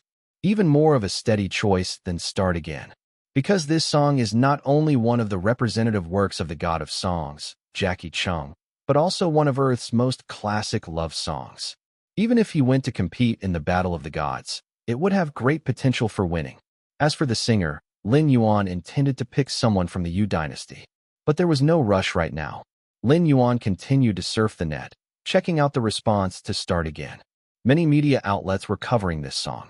In programs that assessed music, this song frequently appeared. Everyone was discussing the significance of the phrase, Start Again, to Xianyu. As Lin Yuan was engrossed in reading, a social news headline suddenly popped up on his computer. In a prison in Yin continent, 13 prisoners were released today. Their rendition of this song moved many at the scene, and they hope that they can sing it aloud and start anew. Under the news was a video. In the video, a group of bald-headed prisoners in prison uniforms were singing with tears in their eyes. If the heart is there, the dream is there, within heaven and earth, there is still true love. Look at the success or failure. Life is magnificent. Just start again. Lin Yuan was stunned. Countless netizens were also stunned. Chapter 634. 600 The Influence of Xianyu_1. Lin Yuan. How did it end up on the social news? This should have been entertainment news. Well, actually, this scene isn't wrong. Especially for prisoners. The life after being released from the prison indeed needs to start over. This song appearing in such a scene and is quite convincing. But for some reason, the netizens always feel something is not right. Does this mean that you plan to continue committing crimes after getting out? You are not even afraid of losing the boss's position in the prison. You can just restart when you go out? Just kidding. Everyone, of course, knows that the meaning of starting all over again is to turn over a new leaf and remake oneself. This scene is quite moving. Don't think about the double meanings. Awakening from stunned, netizens became amused and left comments. Enjoy exclusive content from Fish Papa is going to become the favorite composer of prison inmates. Okay, after being released from prison, the required song is Starting All Over Again. Fish Papa has become the friend of prisoners. Starting All Over Again has become popular in the jail. I thought Fish Papa released Starting All Over Again after losing the Battle of the Gods, which was very appropriate. But I didn't expect that this song could be more fitting in such occasions. Isn't this the first time Fish Papa has made it to social news? Fish Papa's songs are having a lot of social influence now. Isn't it social influence? The previous Good Fortune Comes, our streets are playing it now. Those shops are using this song for their opening ceremonies. Plus, the dance craze caused by most dazzling ethnic style. Having given it some thought, Lin Yuan realized it was true. First, the square dances, then the opening ceremonies, and now the prison choirs. These popular songs he has released seem to have a great social impact. In a way, these songs are more successful out of the circle than winning the season chart. After all, the honor of winning the season chart is just a recognition in the music circle. But the songs that have social impact can truly influence ordinary people's lives. At this moment, there appeared another comment in the comment section. I am a prison guard at a Chi continent prison. This morning our leaders suddenly issued a notice for us to organize the prisoners to collectively study Xianyu's new song, starting all over again. They want to use Fish Papa's new song to conduct ideological education for the prisoners. Shortly after, many others claiming to be prison guards also stated that similar situations had occurred in their prisons. Suddenly, all the netizens burst into laughter. Is this considered an official promotion of Fish Papa's new song? Although the promotion channel is a bit special, it can also be considered as compensation for Fish Papa, right? Literature and Art Association. We will not favor one over the other. Last month we promoted Yang Zhongming's song. This month, we also help you Xianyu. With a promotion, prison leader, Xianyu, I can only help you this much. In the future, if you ask me who is the most popular composer in Blue Star, I may not be able to tell you. But if you ask me who is the most famous composer in the prison, I can accurately tell you. It's that Fish. What a unique perspective and clear thought. Xianyu has achieved something that other composers haven't unlocked yet. That is, social impact. Although the comments are somewhat sarcastic, they are genuine feelings. Xianyu's songs have really started to have some social impact. The power of art is sometimes so strong. It reminded Lin Yuan. If there's a chance in the future, he should continue to publish some songs with social impact which gain appreciation from both highbrow and lowbrow tastes. In the following days, people of Han continent gradually got familiar with the culture of Qin, Qi, Chu, and Yin continents. Meanwhile, internet users from Qin, Qi, Chu, and Yin started to come into contact with the culture of Han. This included the music of Han. As a result, many were surprised when they immersed themselves in it. The music of Han is really interesting. Especially rock music, it's absolutely unique. I've listened to dozens of Han songs. There's this music genre called country music that I particularly enjoy. It's different from our folk songs and ballads, giving people a very relaxing and cheerful feeling. I'm listening to Han's blues. The rhythm is fantastic. And there's jazz, with a leisurely swing. In terms of music genres, Han's style is quite different from those of Qin, Qi, Chu, and Yin, but it's indeed very nice to listen to and feels intriguing. Although it's not as good as Qin, it feels stronger than the music of the other continents. After a few days of exposure, many people developed an interest in the fresh Han music. This is the charm of Blue Star. Although there is a process of accepting songs in unfamiliar languages, the overall music appreciation level of the general public is not bad. As long as the melody is good, everyone agrees. The melody is the focus of music. The charm of music is universal. This is also the reason why instrumental music is not minor on Blue Star. And it's why a maestro can be superior to singers. The gap in music styles across the continents of Blue Star is already smaller compared to that among different countries and even the Eastern and Western world on Earth. The same few days, Lin Yuan also proactively found some Han music to listen to and studied the different styles of these English songs. After studying, Lin Yuan had a general idea. The Han music in this world is very similar to the Western styles on Earth, but overall it's equivalent to the midterm development of English songs on Earth. There is still room for development. Threat exists, but it is not exaggerated. Lin Yuan did not plan to change the music he was going to release in February. He started to look for singers. Firstly, it must be a male singer. Secondly, it must be from the Yu dynasty. After screening with these two conditions, only Chen Jiyu and Sun Yaohua were left. Then there was Lin Yuan himself. But Lin Yuan did not plan to take action in the next few months. After all, he is still focusing on his career as a composer. Why not let Senior Yaohua try? After hesitating for a while, Lin Yuan gradually made a decision. After all, Lin Yuan also had a system task to complete. Help Sun Yaohua become the king of singing. Anyway, in terms of the type of songs, Sun Yaohua can actually pull off a wide range of songs. Right? Considering that he would release some English songs in the future, and maybe the Yu dynasty would have a chance, Lin Yuan simply asked Gudong to notify members of the Yu dynasty to learn English if they had the chance. It might be used in the future. Gudong did so, took out his phone and contacted the singers of the Yu dynasty one by one. He had all their contact information. Result: when Lin Yuan scrolled through his social media feed at night, he found a sudden trend of learning English. The trend seemed quite interesting. Jiang Kuei. Good study. Day up. Xia Fan. Are you okay? Zhao Gu. Fighting. Chen Jiyu. 2. Wei Haoyun. Lucky. Sun Yaohua. Anytime, any situation, as long as you need me, I immediately come, do my best to do things for you. The picture is of a fish. Chapter 635. 601. The reputation of the Yu dynasty is indeed not unfounded. _1. Is the training center now expanding their course sales to the entertainment industry? And it's the newly added Han continent dialect. English. Damn, they really keep up with the times. That's the subconscious thought of the insiders who have this group of singer friends. Then people thought of something else, like the Yu dynasty wanting to release an English song? That's not unusual. For career development, some singers voluntarily learn dialects from other continents, and then release corresponding songs. For instance, Sun Yaohua had specifically learned Qi language. Mastering an additional language is beneficial for a singer. They're really efficient. Lin Yuan applauds them. What he doesn't know is, for this matter, Sun Yaohua has created an English learning chat group, with all the members of the Yu dynasty invited. Wei Hao is included.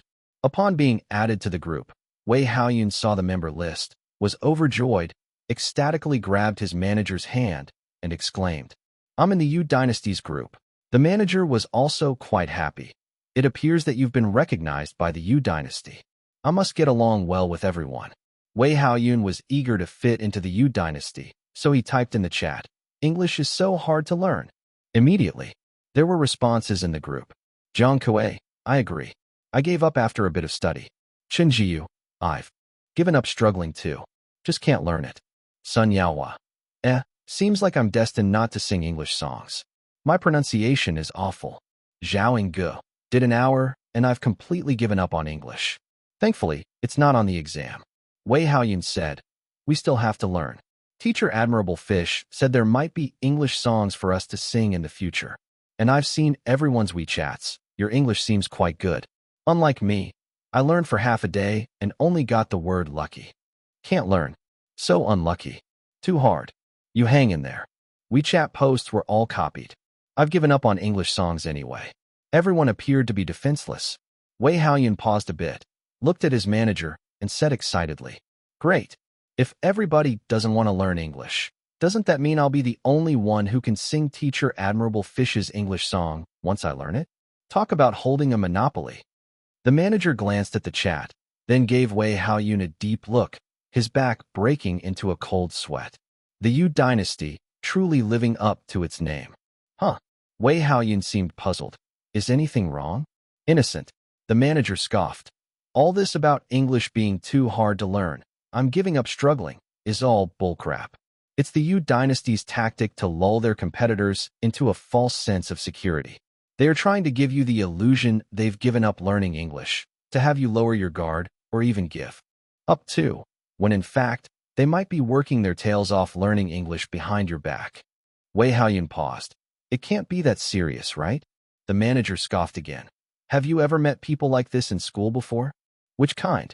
Back in school, there was this group of people who would often say things like, "Damn, I was playing games all yesterday, didn't study at all, I'm done for, did terribly on this exam, I didn't listen at all during class," and whatnot. But when exam results came out, they ended up either first in the class or second in the grade. Wei Haoyun was startled. You know, now that you've mentioned it, those top students in our class did that a lot. These people are what we call studious posers. The manager snarled. People in the Yu dynasty are representatives of these studious posers. It seems that the internal competition within the Yu dynasty is bloody. You're exaggerating. Don't make them out to be so sinister. Wei Haoyun waved his hand. His manager was good in many aspects, but he was too suspicious and saw people as overly complicated. On the other side, Jiang Kuei put down her phone and started to seriously read the Introduction to English Grammar, taking notes as she read. Her notebook was already filled with densely packed knowledge points. Zhao Yinggu put down her phone, turned to her manager, and said, "Find me an English tutor for tomorrow. We can push back some of the engagements on my schedule." While talking, she opens a Han Continent movie with English subtitles. Xia Fan puts down his phone, skillfully reciting the phonetics from a book. Chen Jiu puts down his phone and looks at his friend from Han Continent. "Continue teaching me how to sing English songs." Sun Yaohua puts down his phone, smiles slightly, and says in absolutely fluent English, "Piece of cake. Where is there a hint of imperfect pronunciation?" Just like that. A few days had passed. Discover hidden stories at. A few days later, Lin Yuan suddenly called the singers of the Yu dynasty to the company. Wei Haoyun was also called over. Wei Haoyun is not a singer of Starlight. But obviously, Wei Haoyun is now physically in the Chao camp, but mentally in the Han. This also has to do with Wei Haoyun's contract coming to an end. Once the contract officially ends, she can join Starlight. "Miss Assistant, can I sneakily ask, what did Teacher Admirable Fish call us over for?" Wei Haoyun softly asks Admirable Fish's assistant Gudong. Gudong smiles slightly. "Perhaps it's to test your English proficiency." Wei Haoyun's spirit is immediately uplifted.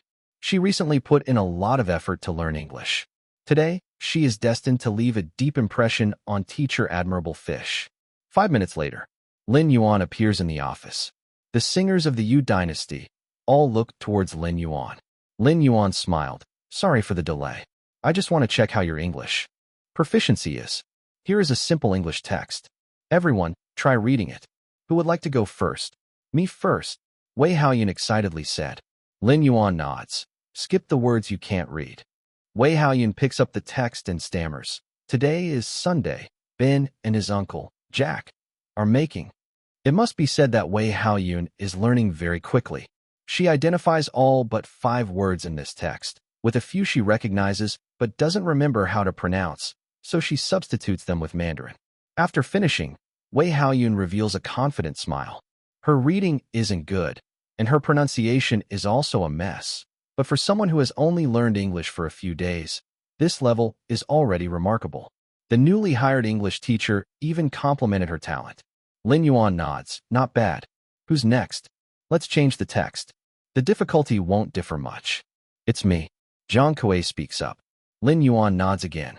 "Hi Lucy, I was glad to get your email. Let me tell you something about my family." Wei Haoyun is suddenly stunned. Didn't Zhang Kuei say in the group chat that he has given up learning English? This sounds way too good. At this point, Wei Haoyun suddenly notices Zhang Kuei's deep dark circles. She can almost imagine through these dark circles the scene of Zhang Kuei studying English all night with great effort. Then, Zhao Yinggu, Xia Fan, and others also read in turn. Most are quite fluent. Especially Sun Yaohua and Chen Jiu. They not only read the text fluently, but their pronunciations are very pure. If you didn't know any better, you'd think they were from Han Continent. Wei Haoyun is completely stunned. She looks disorientedly at everyone who has the same dark circles under their eyes. "Didn't you guys say that English is hard to learn? Didn't you guys say you had given up on learning? Didn't you say you're not planning to sing any English songs?" She suddenly remembers the words her agent reminded her of a few days ago. At that time, she laughed that her agent was overly suspicious, but at this moment, her scalp went numb. Is this the Yu dynasty? This group of people is scary. Meanwhile, Sun Yaohua and others exchange glances. They're not surprised, and even have a bit of ridicule in their eyes, as if they had expected this situation long ago. Wei Haoyun is beginning to question her life. Chapter 636, 602. That was good. Lin Yuan nodded after examining everyone. Except for the fact that Wei Haoyun struggled significantly with English, all the other singers performed very well. It was evident that they had put considerable effort into preparation. In particular, Sun Yaohua and Chen Jiu not only read English well, but also pronounced words beautifully. Lin Yuan was proficient in English. Unlike the singers who needed to work hard on their English, Lin Yuan could gain fluency just by exchanging language potions with the system, although he didn't have to sing himself. Since he planned to release English songs in the future, Lin Yuan had to be adept in English. Otherwise, things wouldn't make sense. Lin Yuan encouraged everyone. please continue to work hard. I will try to release some English songs in the future. He hinted at his intentions rather overtly.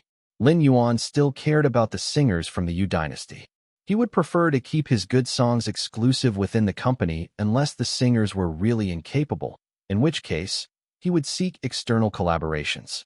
However, the prerequisite was that the singers of the Yu dynasty should be well-versed in English. Okay, everyone responded loudly. Wei Haoyun flushed with embarrassment and also responded with an okay. She had been sternly taught a lesson today. Standing awkwardly in place, she had paid her first tuition fee. At last, she understood why people said competition within Yu dynasty was intense. She had previously thought it was just fans poking fun. Only after joining the company did she realize the truth.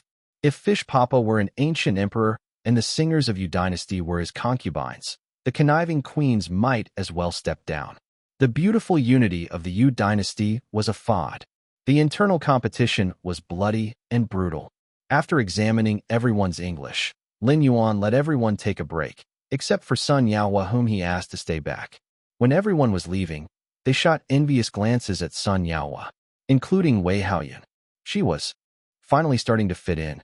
Too crafty.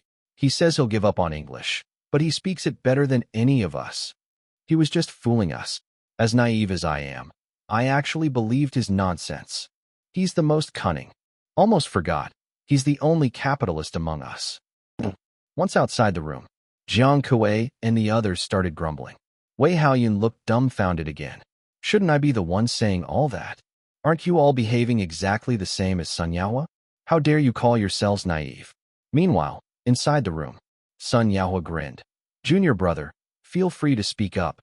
To record a song, Lin Yuan said bluntly, handing him a new song.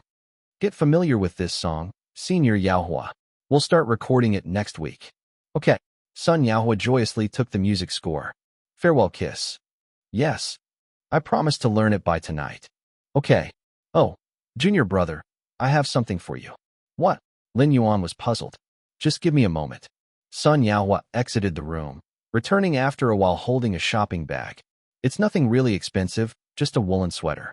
It's getting cold, you have to take care of yourself. I noticed you had a cold during one episode of The Masked Singer. Thank you. Lin Yuan felt a warmth in his heart. Sun Yaohua smiled. No need to thank me, it's a woolen sweater, pure wool. As he uttered the words wool, Sun Yaohua emphasized heavily as though it carried some special meaning. January was still quite cold. The next day, Lin Yuan wore the woolen sweater Sun Yaohua gave him. It was indeed warm. Upon arriving at the studio, Agent Jean Mu suddenly smiled. Congratulations, boss. Your name has been listed first on the latest Supreme God list announced by the Literature and Art Association Affinity Club this morning. Really? Lin Yuan's eyes sparkled.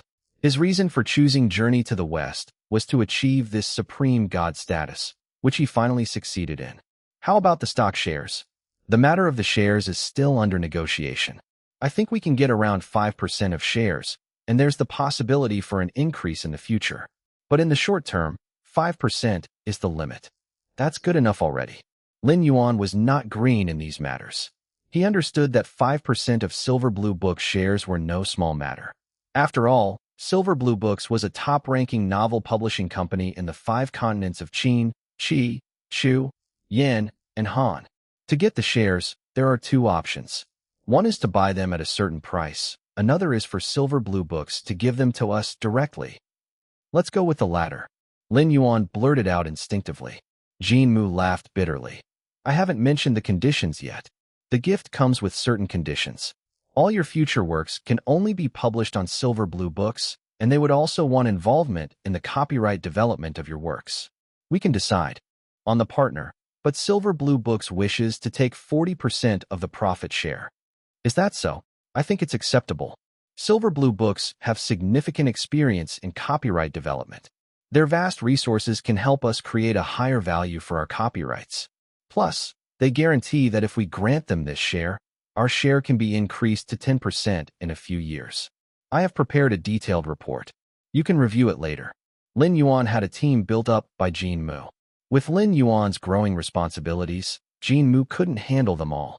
That's why he set up a team to facilitate business from various aspects, even including a legal team.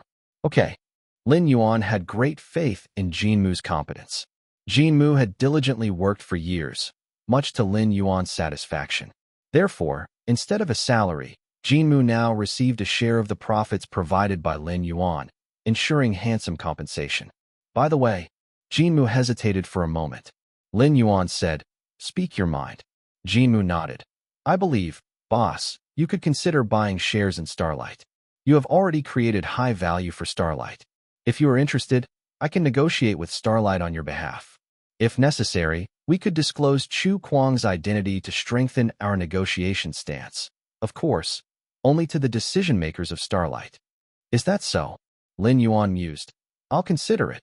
He currently enjoyed maestro-level treatment at Starlight and a considerable share of the movie profits.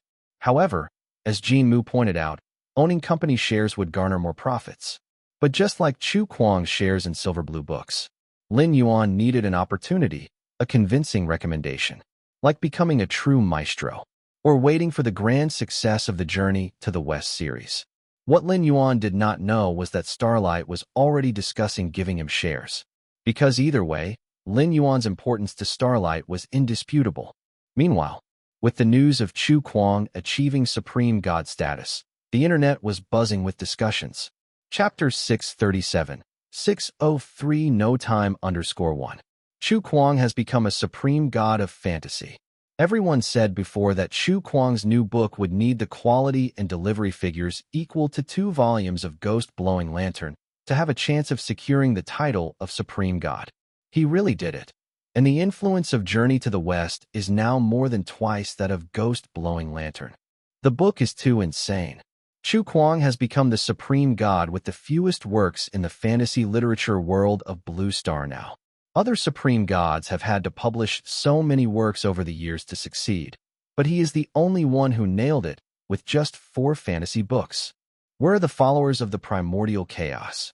Ha ha, so mean, stepping on the primordial chaos followers again. I wonder if the followers of the primordial chaos are holding back their energy, hoping to suppress Journey to the West with the influence of their TV show. That point is indeed true. Watching Chu Kuang achieve supremacy with Journey to the West, followers of the primordial chaos must be frustrated, but they can't refute it.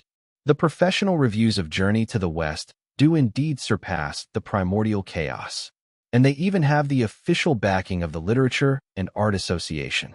The primordial chaos gang can't help but feel envious.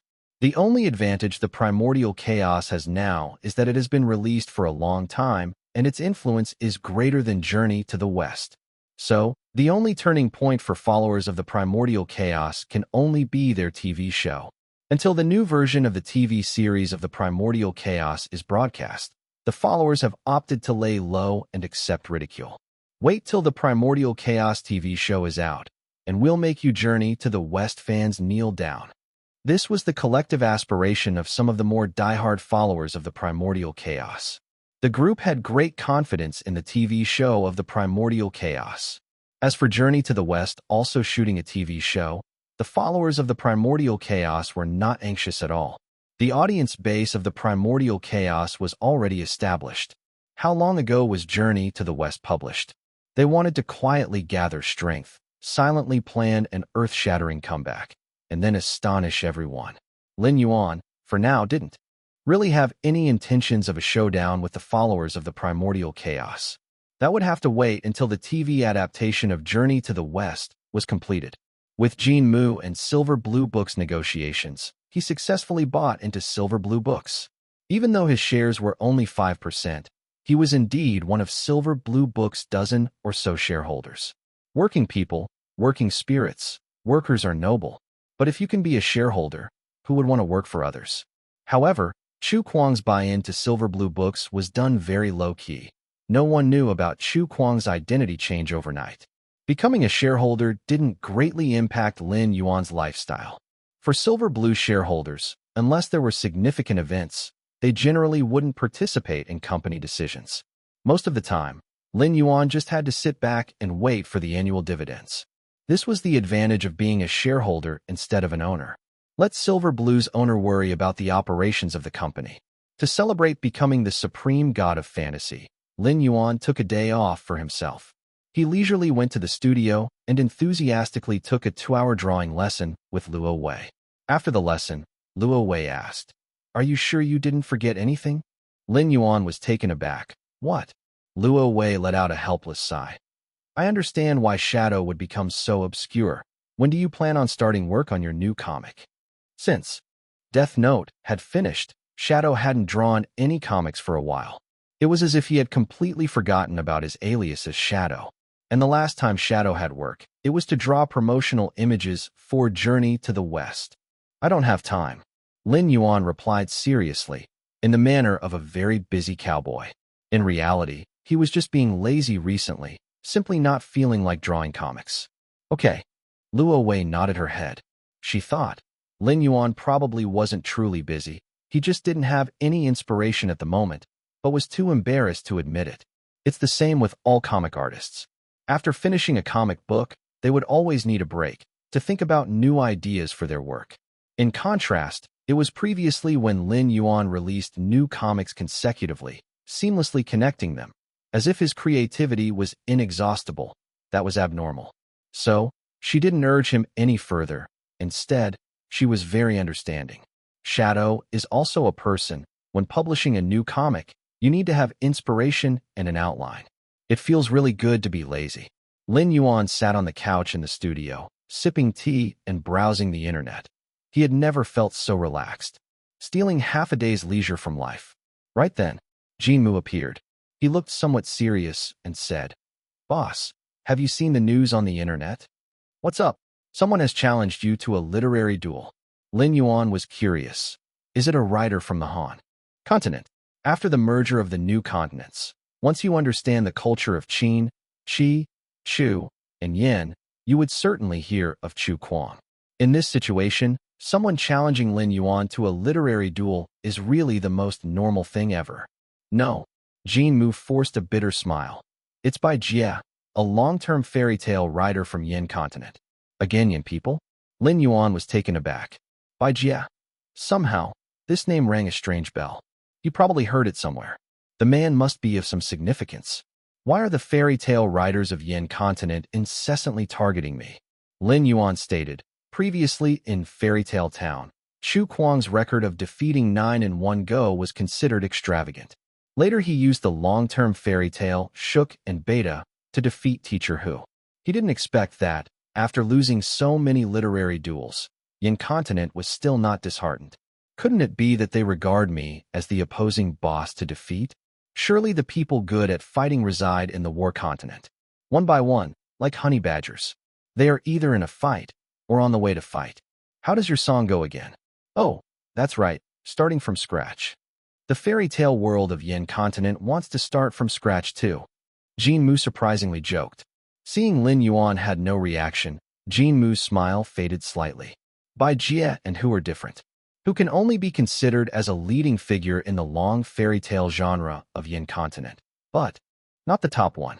On the contrary, Bai Jie not only has a huge influence in fairy tales, but also tops in book sales. When you won against Hu with Shook and Beta, Bai Jie wanted to challenge you in a literary duel, but he hadn't finished his work. Now that he has, he naturally wants to avenge the Yin fairy tale world. Chu Kuang had given Yin fairy tale world quite a hard time. Even today, the mention of this sends chills down the spine of Yan's fairy tale world. At that time, many voices in Yin called for Bai Jie, the top long fairy tale writer of Yin, to step up and regain Yan's face. In the minds of the Yinese, if there was a long fairy tale writer who could defeat Chu Kuang, it had to be Bai Jie. But Bai Jie, whose work was not yet complete, kept silent at that moment. As soon as his work was completed, Bai Jie stood up to challenge Chu Kuang. Jinmu made a serious analysis. You just have won the honor of the supreme god of fantasy, and Bai Jie probably wants to take this opportunity to dampen your enthusiasm. Lin Yuan said, I am not fighting with the Yinese anymore. The Yinese are all honey badgers. If Lin Yuan accepts this fight, even if he wins, likely there will still be Yinese challenging him in a literary duel. This could go on and on without end. He did not wish to become the villain boss in the eyes of the Yinese. Jinmu nodded. Go ahead and respond then. Refusing a literary duel was not a big deal, it won't harm Chu Kuang's image. The Yan's tradition of literary duels was initially considered fresh. But as time went on, writers from all states couldn't hold up, so many of them recently declined the Yan's literary duel. Lin Yuan logged into the Chu Kuang account and indeed saw a fairy tale writer named by Jie challenging him for a literary duel. Lin Yuan typed a few keys on his phone and then clicked post.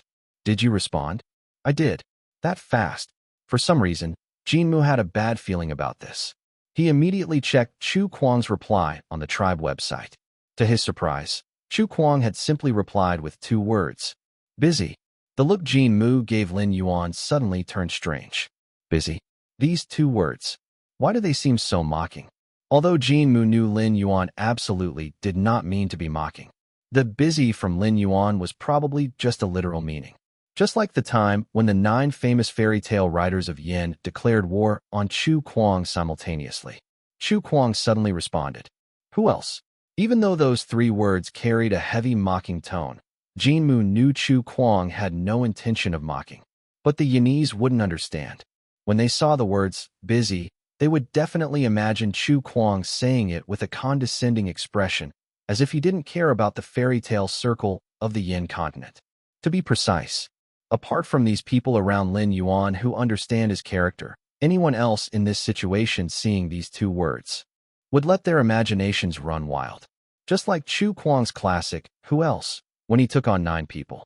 Who wouldn't think those words were mocking? Isn't he a bit too arrogant?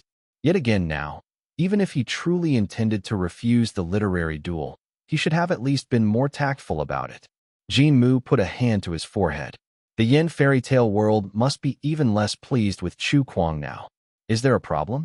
Lin Yuan thought Jinmu's facial expression seemed odd. Experience is the mother of wisdom. The excuse busy was great. It was both tactful and efficient. He had just used this excuse to get rid of Luo Wei. Jinmu was helpless. He was now sure that Lin Yuan's busy had no hidden meanings. Then he thought some more. A realization rose within Jinmu, and he suddenly laughed and said, Nothing wrong. Indeed, nothing wrong. No matter how arrogant Chu Kuang's excuse for refusal this time was, could it be more arrogant than the previous, who else?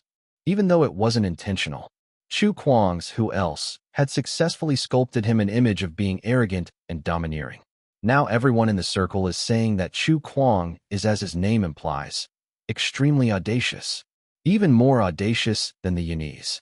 With this arrogant, domineering, and proud image, even if Chu Kuang says, busy, everyone could probably accept it.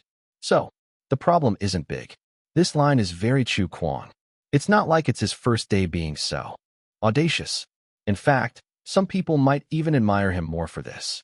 As long as a person is talented, no matter how arrogant he is, many people will simply see it as a given. After all, many people just like this kind of strong, cool, and super compelling character. Although, everyone was misunderstanding. After all, everyone interacts across the internet. Many words can only be analyzed from the surface. The same words, depending on tone, can have different meanings when spoken. Truth be told, after Chu Kuang rejected by Jie's literary duel with the excuse, busy, the reaction from netizens is just as Jinmu predicted. Chapter 638, 604 Chu Kuang becomes the antagonist Big Boss _1. Ha ha ha ha. Too busy to accept the challenge. Not very harmful, but extremely insulting. I can feel the contempt coming from the old rascal. Chu Kuang. Ye and people just never stop, do you? Including that who writes long fairy tales. I have already defeated 10 of you. What else do you want from me? Chu Kuang. I have no interest in continuing a literary duel with a defeated opponent. The old rascal's speech is really arrogant. He must be dominant and brazen in reality. After hibernating for a year, the Yin people initiated a literary duel against Chu Kuang. They must have been fully prepared. But the old rascal dismissed them by saying that he's too busy. It's really satisfying. I can already imagine the look of disdain on Chu Kuang's face when he said, He's too busy. Old rascal, I asked last time, who else? You didn't step up then, but now you're all energetic? Others would also reject the Yin continent writer's invitation to a literary duel. But when other writers reject, they are very polite, and their tone is very gentle. Even if they make up a story, they will come up with a reason. Only Chu Kuang, with just 2 words, too busy. For a while, fans and netizens were overjoyed. This is no different from Jin Mu's prediction. Chu Kuang's arrogance and pride, along with his 1-against-9 duel in the fairy tale world last time, and the deafening "who else?" have truly become deeply ingrained in people's hearts. Besides, Chu Kuang is someone who would dare to go head-to-head with the primordial chaos. Such a fierce person who would believe that he's not arrogant. Therefore, although Chu Kuang was brash this time, no one felt anything wrong. Very few people thought Chu Kuang's words were inappropriate. Chu Kuang single-handedly suppressed the entire Yin continent's fairy tale world early last year. He has the right to be arrogant and proud. Netizens from the Qin, Chu, and Yi continents merrily gobbled up the gossip, but the netizens from the Yin continent were suffering. Damn, this Chu Kuang is still so arrogant. Does he not take Teacher by Jie seriously? Teacher by Jie is the #1 person in our Yin continent's long fairy tales. For a top-notch expert like Teacher by Jie to challenge any famous fairy tale master of Blue Star, the latter would only feel honored. Why is this Chu Kuang acting so arrogantly? As a Yin person, I hate the fact that I despise Chu Kuang on one side, but on the other side, I also like Sherlock Holmes a lot. I love Journey to the West, but that wouldn't stop me from supporting Teacher by Jie and defeating Chu Kuang. Art has no continent, but artists have their continents. Chu Kuang is like a dark cloud looming over the mountaintop of our Yin continent's fairy tale world. He must be defeated. The fairy tale writers of Yin continent are all brave. Sooner or later, they'll take down this evil dragon, Chu Kuang. No doubt about it. Ever since Chu Kuang battled the Yin continent's fairy tale world and miraculously achieved the legend of 1-against-9, he became the major villain in the hearts of countless Yin people. Yin people, though, do like Chu Kuang's works. But when it comes to fairy tales, Yin people would unite against an external enemy. 1-against-9 in fairy tales. This is a wound that Chu Kuang harshly left in the hearts of Yin people. Yin people dream that a local fairy tale writer can defeat Chu Kuang and wash away the shame of the Yin continent's fairy tales being suppressed by him alone. Therefore, when Bai Jie initiated the challenge to Chu Kuang, all the blood of Yin people was boiling. But Chu Kuang's "too busy" is like a bucket of cold water, extinguishing the spark of hope just starting to light up in their hearts. At this moment, the people of Han continent, who had just joined the merge, were bewildered and didn't know what had happened, until netizens from Qin, Chu, and Yi continents explained to them about Chu Kuang's legendary experience of 1-against-9 and his great battle with the fairy tale world of Yin continent. 1-against-9? That fierce. This Chu Kuang seems to be very amazing. I've recently been getting acquainted with the culture of Qin, Chu, and Yin, and Chu Kuang's novel Journey to the West is indeed excellent, but it seems to be a fantasy novel, not a fairy tale. I've been reading the great detective Sherlock Holmes recently, and the author is also Chu Kuang. But isn't he a mystery novelist? I'm reading Chu Kuang's short stories. Does he also write mysteries, fantasies, and fairy tales? I just saw the news that Chu Kuang became the supreme god of fantasy. Did he write fairy tales last year and suppressed an entire continent single-handedly? The people of Han continent were shocked. They are in the process of continuously understanding the culture of Qin, Chu, and Yin. But at this moment, the name Chu Kuang was resounding in their ears like the sound of thunder. The Han people were just getting to understand the concept of Chu Kuang in the novel world for the first time. This Chu Kuang is quite abnormal. Yin continent. Looking at Chu Kuang's reply, Bai Jie's face was filled with confusion, embarrassment, shock, and regret. For a moment, his expression was incredibly varied. Last year, he was completely focused on writing his new work, paying no attention to the outside world. After coming out, he was dumbfounded. Has our Yin continent's fairy tale world been bullied to such an extent? Suddenly, he felt a sense of mission. As the strongest long fairy tale writer in Yin continent, he had to thoroughly defeat Chu Kuang and vindicate the name of Yin continent's fairy tales. But he was ignored by Chu Kuang. Bai Jie was pissed off, yet there was nothing he could do. If Chu Kuang insisted on not accepting the challenge, what could he do? Just then, on Bai Jie's tribe, he suddenly received a notification. Someone had mentioned him. Bai Jie opened it impatiently. To his surprise, it was a fairy tale writer from Han Continent who mentioned Bai Jie, along with 3 words. I'm free. Bai Jie was stunned, took a closer look at the other party's name, and suddenly became furious. David. Although Bai Jie didn't understand the culture of Han Continent, he had heard tales of top-tier fairy tale writers from the Blue Star fairy tale world. He was familiar with this David. This guy was not simple at all. He was one of the most powerful fairy tale writers in Han Continent. He challenged Chu Kuang, but Chu Kuang dismissed him. Unexpectedly, this David actually came to him. I'm free. The meaning of these 3 words is self-evident. This is clearly a declaration of war. The people of Yin Continent are not afraid of challenges. After being rejected by Chu Kuang, Bai Jie had already been storing a bellyful of rage. Now, this David was walking straight into the line of fire. Hold on. After the merger of the 5 continents, Qin, Qi, Chu, Yin, and Han, David's fame is confined only to Han Continent. He is attempting to ride on others' popularity. You want to step on my shoulders, attain fame with a single battle, and let the readers of all the 5 continents recognize you? This utterly ignited Bai Jie's rage. He saw right through David's intentions. Fine then. Since Chu Kuang won't accept a challenge, I'll handle you first, and let Chu Kuang see my strength. Do you wish for a literary duel? He directly mentioned David, declaring war with arrogance. David responded quickly. Okay. Bai Jie secretly looked it up and figured out that okay meant there was no problem. This ghost from Han Continent is fucking trying to show off his dialect to me? Quite brazen, isn't he? He thinks he is Chu Kuang? Enraged, Bai Jie immediately scheduled the release date of the novel with his opponent. The opponent was also very forthcoming and stated that they could release their works on the same day. Thus, a literary duel commenced. However, the spectators were dumbfounded. What? Wasn't this supposed to be between Bai Jie and Chu Kuang? How did a folk writer from Han Continent suddenly appear, and Bai Jie directly settled the fight with him? Is this because Chu Kuang didn't agree, so he wants to vent his anger on David? Immediately, the people of Yin Continent got excited. This David really doesn't know what death is. Bai Jie, being ignored by Chu Kuang, must be outraged. This David actually had the gall to tease Bai Jie. Wouldn't he be flattered by Bai Jie's fury?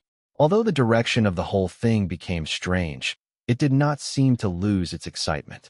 Someone from Yin Continent even shouted the slogan, "First annihilate David, then annihilate Chu Kuang." Meanwhile, in Han Continent, many Han people showed peculiar expressions. David is not as simple as you Yin people think. Lin Yuan also briefly went online to follow the aftermath. When he saw the netizens commenting that he was arrogant and boastful, he felt strange. Where did I act arrogantly? And those reactions from the people of Yin Continent. They made me out to be a real villain-like boss.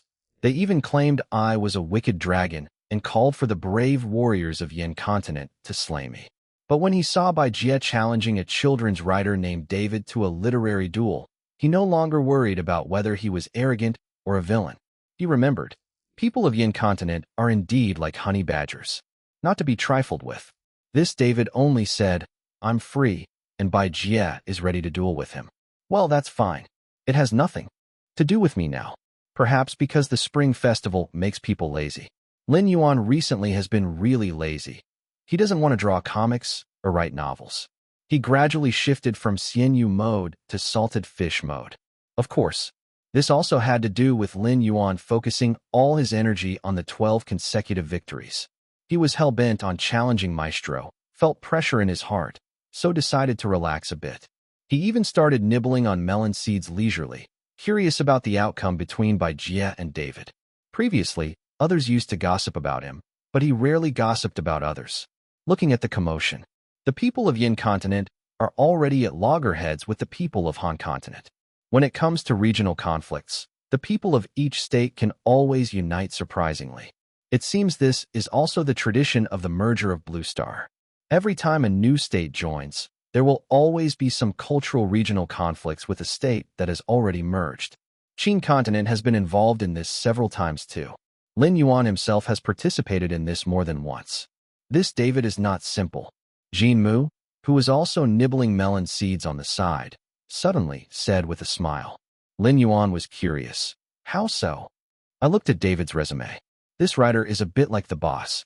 Although his folklore sales are not the highest in Han continent, each of his folklore sells better than his previous works, and his last work was the third bestseller on the Han continent's folklore sales list. Jean Mu began. Assuming David can continue to progress, following this trend, David and Bai Jie's literary duel will result in a work with higher sales than his previous records. Lin Yuan nodded. There are two kinds of writers. One is a genius type, the other is a progressive type. The genius can become famous with one book, but the subsequent works may not be better. And the progressive type may be mediocre when they debut, but their later works become better one by one. If David is a progressive type writer, even if he loses to Bai Jie this time, he will definitely be better next time. Experience tells that. Moreover, it's not even certain who will win or lose in this literary duel. Anyway, it has nothing to do with me. Lin Yuan took a bite of his melon. It was very sweet. Chapter 639. 605 Journey to the West Rhapsody _1. Try the chorus again. No need for the vibrato. Make it more natural. The first half is about building up emotions. No need to deliberately create a bitter feeling in the chorus part. The drum beats here can be a little stronger. It should give a feeling of emotional release and burst, but not the hysterical kind of burst. Tame your voice a bit, just like you sang the first time. After the year-end holidays, people started to work again. Mid-month, a recording studio in Starlight Entertainment. Lin Yuan began to guide Sun Yaohua in recording the song, Farewell Kiss. As Sun Yaohua had practiced beforehand, the recording went smoothly. Lin Yuan just made minor corrections in a few places. Unlike before, when Lin Yuan recorded songs before, composition and arrangement were basically entirely based on the original design. But now, Lin Yuan has begun to learn to adjust the composition and arrangement based on the singer's characteristics when recording songs. Not to say that the original version is not good. The main reason is that the music of the original song is entirely designed around the original singer. For example, the song Farewell Kiss has the characteristics of popular music from a certain era in Xinjiang on Earth, and some small singing designs are specifically arranged for Jackie Chung. After all, the singer is Jackie Chung. However, Sun Yaohua is not Jackie Chung, so Lin Yuan also began to try to design some small segments of arrangement for Sun Yaohua. These changes will not be too big. Ordinary listeners may not even notice the difference, but they are a true test of Lin Yuan's ability. Fortunately, Lin Yuan has been studying composition and has started to learn about arrangements. After all, music also needs to keep up with the times. After a half day of hard work, the Sun Yaohua version of Farewell Kiss was finally recorded. Technical processing needs to be done later. Once all this is completed, it can be promoted. In the afternoon, Lin Yuan made another trip to the shooting location of the TV drama Journey to the West. The shooting schedule here is not bad. According to the director, the first season can probably be finished by the end of the month, but the post-production also needs some work. Yes, Lin Yuan doesn't plan to shoot all of Journey to the West at once. This is a large project. Shooting in several seasons would be better. For the first season of Journey to the West, Lin Yuan has written a script that starts with the birth of the Monkey King and ends with the completion of Tang Monk's disciples. That is to say, the content of the first season can end with the addition of Monk Sha to the Pilgrim team. In this, the focus of the story is on the part where Sun Wukong causes havoc in heaven. Almost all of the funding for the first season was centered on this part. This is the bomb of the beginning plot of the Journey to the West. All kinds of climax special effects scenes must be made very exciting.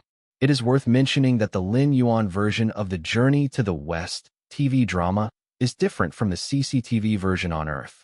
The CCTV version of Journey to the West has made many adaptations to the original.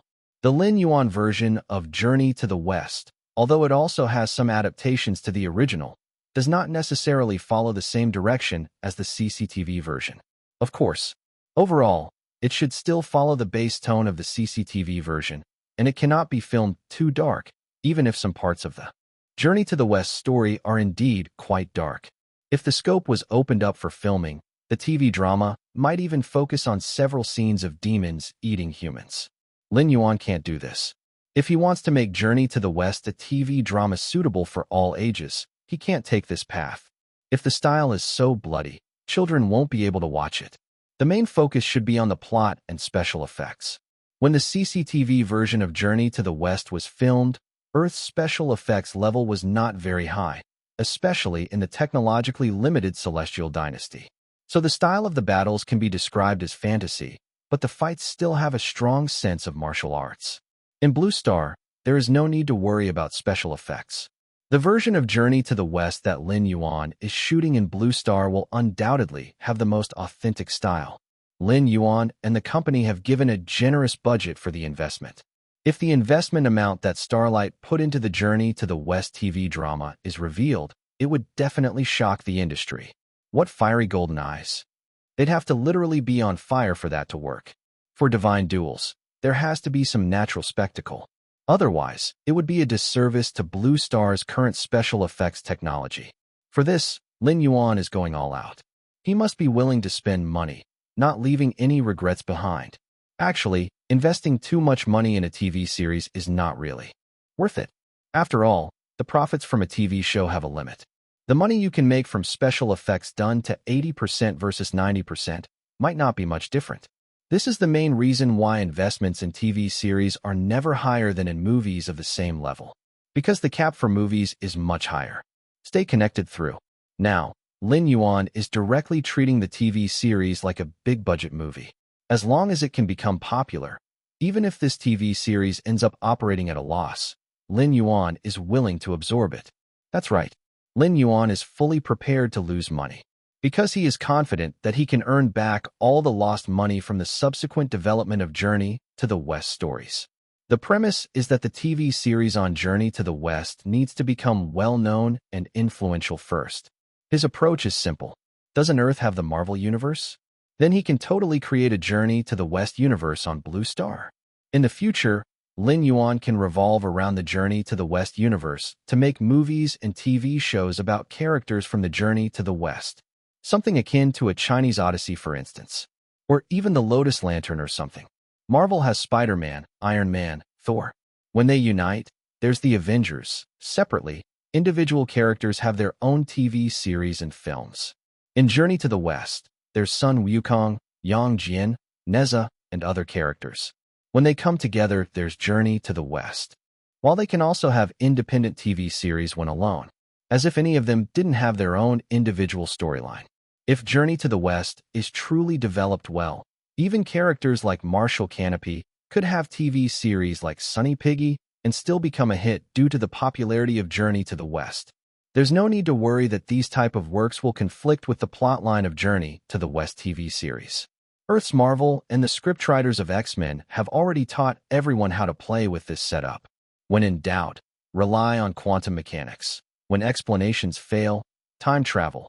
When creativity falls short, parallel universes. When style is inconsistent, virtual reality. When color combinations are an issue, cyberpunk.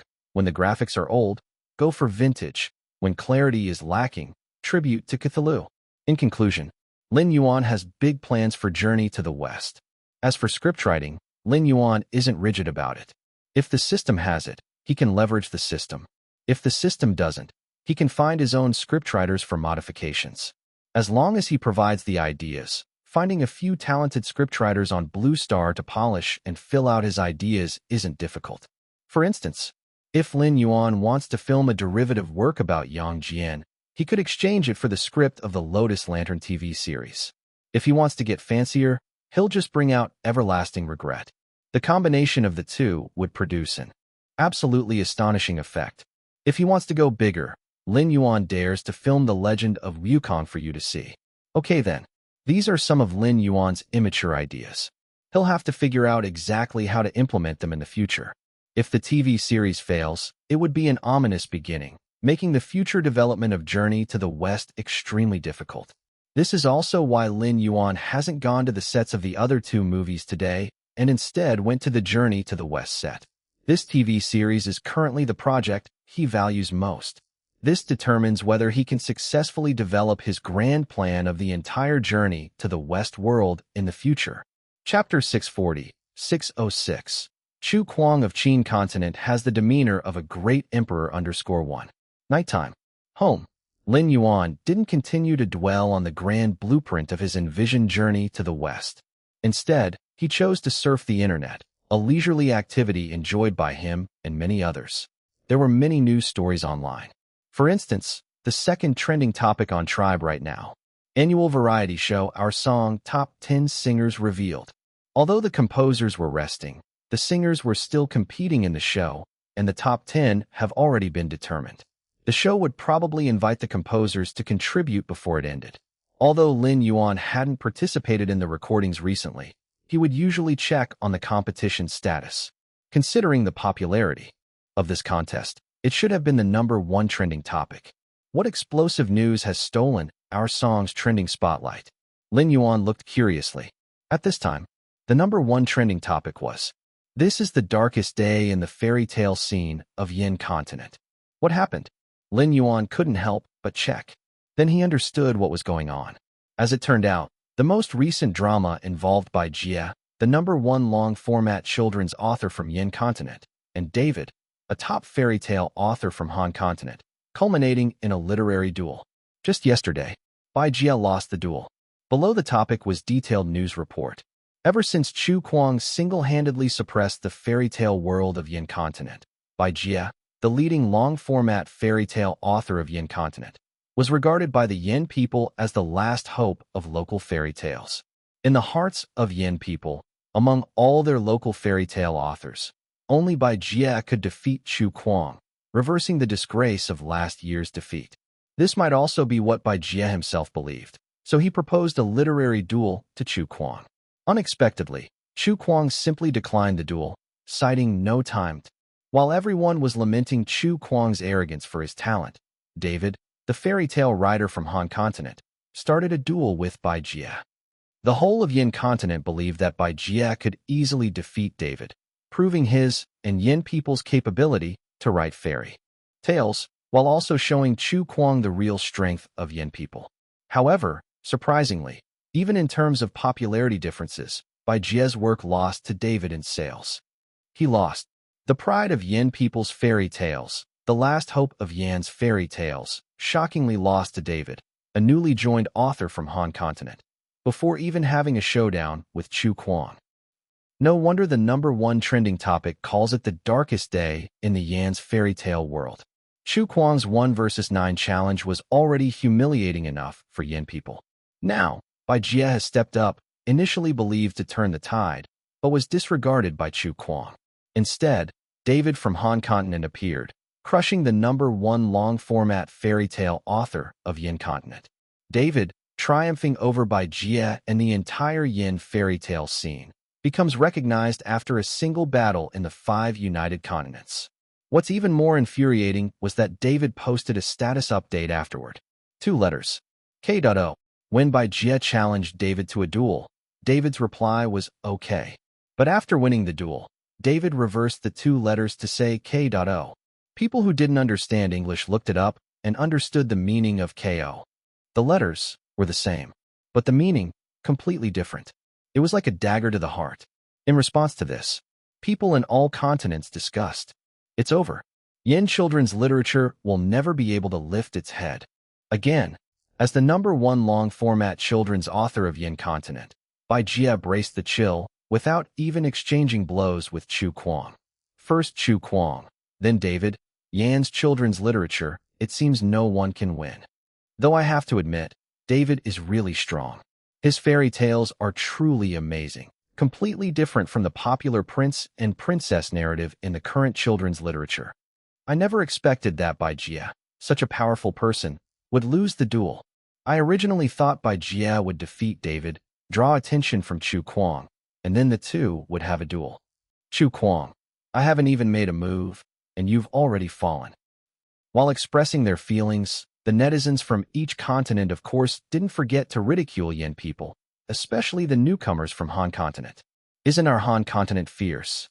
If it weren't for the inconvenience of long-format fairy tales, David could have done a 1 versus 9 challenge. After all, even your most formidable long-format fairy tale author from Yin continent was defeated. Han's fairy tales, invincible. That's it. I thought the #1 long-format fairy tale author from Yin continent would be impressive, But this is it. War continent, in front of us Han people, is nothing more.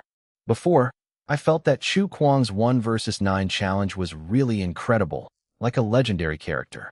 But seeing our David defeat the #1 fairy tale author of Yin Continent, I suddenly feel Chu Kuang isn't as formidable as I thought. Experience more tales on what he can do. We also have a big shot who can do it on our side. Han people were proud. Each continent on Blue Star had its own characteristics, but the biggest label on Han people was pride. It was as if they didn't know what modesty was. And this kind of pride, once stimulated, would escalate into arrogance. David's victory over Bai Jie triggered Han people's pride, causing their egos to inflate rapidly. They've already directly declared the slogan, Han people's fairy tales are invincible in the world. Meanwhile, Yin people had gone into seclusion. Facing the ridicule from Han people, they felt incredibly upset. After all, they had previously arrogantly stated that David had just run into Bai Jie's crosshair. Bai Jie, having been refused by Chu Kuang, was in anger mode. If David has a duel with Bai Jie at this time, he will directly become Bai Jie's emotional punching bag.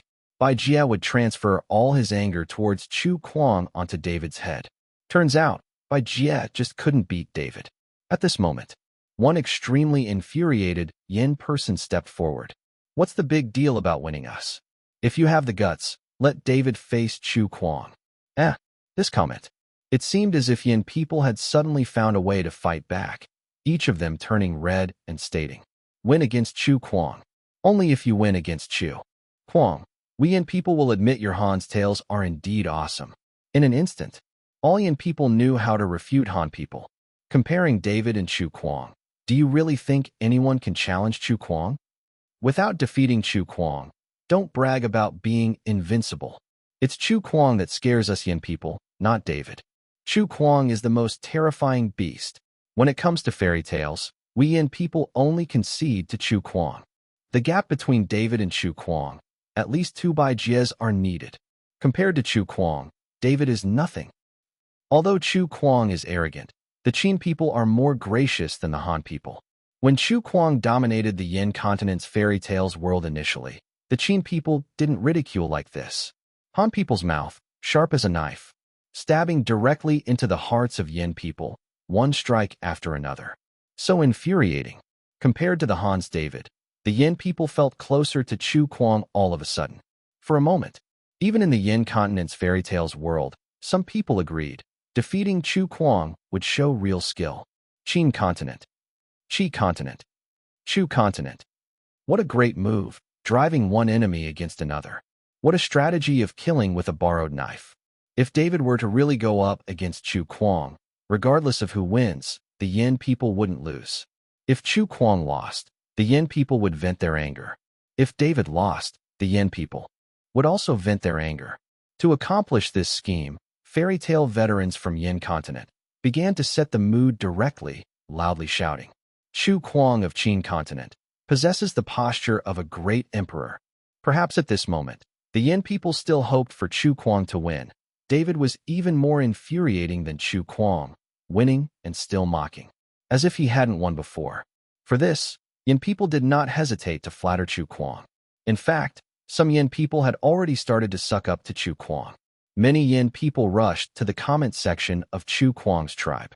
Teacher Chu Kuang, I could tell at a glance that you possess the bearing of a great emperor. The person we Yin people admire the most is Teacher Chu Kuang.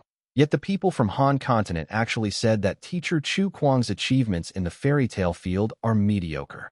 Qin, Qi, Chu, and Yin all acknowledge Chu Kuang's strength. Only Han continent with their noses up in the air, denying your renowned ability. We Qin, Qi, Chu, and Yin are all brothers and sisters, but the Han people seem a little bit too extreme. Perhaps great Emperor Chu Kuang could teach the Han people a lesson about who truly is the boss of the United Continents. The ancient Great Qin devoured the 6 nations. Now we have Emperor Chu Kuang who dominated all under the heavens. Teacher Chu Kuang, for the friendship between Qin and Yin continents. Teacher Chu Kuang is the bridge of cultural communication between us Qin and Yin. In an instant, Qin, Qi, and Chu continents all laughed. There is such an operation? Yin people can't beat the Han people, so they ask for Qin people's help. The problem is, Qin is not your savior. At the beginning of the month, you guys said that Yin people had 800 brave warriors, ready to slay the beast, Chu Kuang. You even said that Chu Kuang was the big boss villain at the end of Yin fairy tales. Why are you suddenly shouting, Chu Kuang of Qin continent possesses the posture of a great emperor now? Has anyone ever heard of asking for help from a powerful enemy? Join them if you can't beat them? Looks like the Yin people have truly been infuriated, to the point of buttering up Chu Kuang. To defeat the Han people, the Yin people have truly even let go of their dignity. At this moment, Lin Yuan, who had been enjoying the spectacle, was stunned. Initially, he was happily spectating, but how did it turn out to land on him? Spectating is fun, continuously spectating is even more fun. But the spectacle always seems more interesting when it's someone else's. When the spectacle lands on you, it's not as fun. It's not that he is afraid of losing. Losing doesn't matter. The main thing is that Lin Yuan was currently feeling lazy and didn't want to draw comics, let alone write another novel. He was already exhausted from continuing Holmes' series. They want me to multitask? Lin Yuan decided to ignore the Yin people. Having made up his mind, Lin Yuan prepared to log off and flee. Just then, Lin Yuan noticed a system notification. It seemed someone had mentioned his account, Chu Kuang. He clicked on it casually. The one who used Chu Kuang's handle turned out to be David. Literary duel. That was the content of David's mention of Chu Kuang. Below that was a cute cartoon image. A body was lying in a pool of blood, and the word Baijia was written on the body. Although Baijia wasn't directly written, it was obviously a pun. Baijia, a pun for Baijia. In front of the body, a little person was wiping the blood off a knife while looking at another cartoon character. Are you free? The other cartoon character was obviously Chu Kuang. This picture even specially added a sweating expression for Chu Kuang's cartoon character. The whole picture, the style was cute. But the meaning conveyed in this picture wasn't quite as cute. Lin Yuan. David, your drawing skills are quite ugly. Lin Yuan felt the soul of shadow in him brimming with anger. This is a blasphemy to art. Perhaps under the drive of this dissatisfaction, Lin Yuan suddenly didn't want to log off anymore.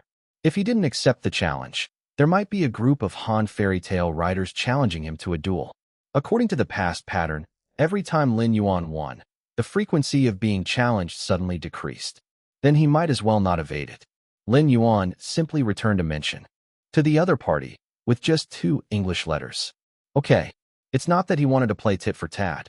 It's just Lin Yuan thought typing was too much trouble. If he replied, okay, it would take 3 letters. English responses only need 2. Chapter 641, 607 Alice's Adventures in Wonderland _1. On the Tribe Forum, netizens were still laughing at the Yin people for going as far as to flatter their former archenemy, Chu Kuang, just to get back at the Han people. Suddenly, they saw that David had beaten Baijia and, astoundingly, had proposed a literary duel to Chu Kuang, accompanied by a blatantly provocative image. They were all taken aback. What the? Challenging Chu Kuang. David is so audacious. The Yin people have been playing this game well, using Chu Kuang as a pawn against David. It looks like David's been properly stung this time. Can this really happen? Everyone is always saying how cunning the Yin people are, but look at the Han people now. They're even more so, as evidenced by their impressive ability to cause trouble. With this one move, David has both stepped on the Yin people and offended Chu Kuang. So he wants to kill Chu Kuang too, following Baijia's defeat. Everyone knew that the Yin people were goading the Han people, continually emphasizing how David was inferior to Chu Kuang. It was meant as a joke, but they hadn't expected the Han people to actually take up the fight with Chu Kuang. The Han people were truly arrogant. If it weren't for this proud nature, the Yin people's crude tactics wouldn't have been effective. David, a typical Han man, didn't hesitate at all. He immediately launched an attack as soon as he felt provoked. Not only did he present a duel invitation, but he also attached a very provocative picture. However, when they saw Chu Kuang accepting the duel, replying with the same 2 English letters that David had used when accepting Baijia's duel invitation, the netizens began to feel adrenaline pumping. Haha, Chu Kuang said okay. No one can be more arrogant than Chu Kuang. Worthy of being the big shot, who once took on 9 challenges at once. It's clear Chu Kuang is using David's own tactic against him. He's treating David with his own medicine. I love Chu Kuang's personality. The Qin continent's Chu Kuang has the demeanor of an emperor. As always, Chu Kuang's response is so domineering.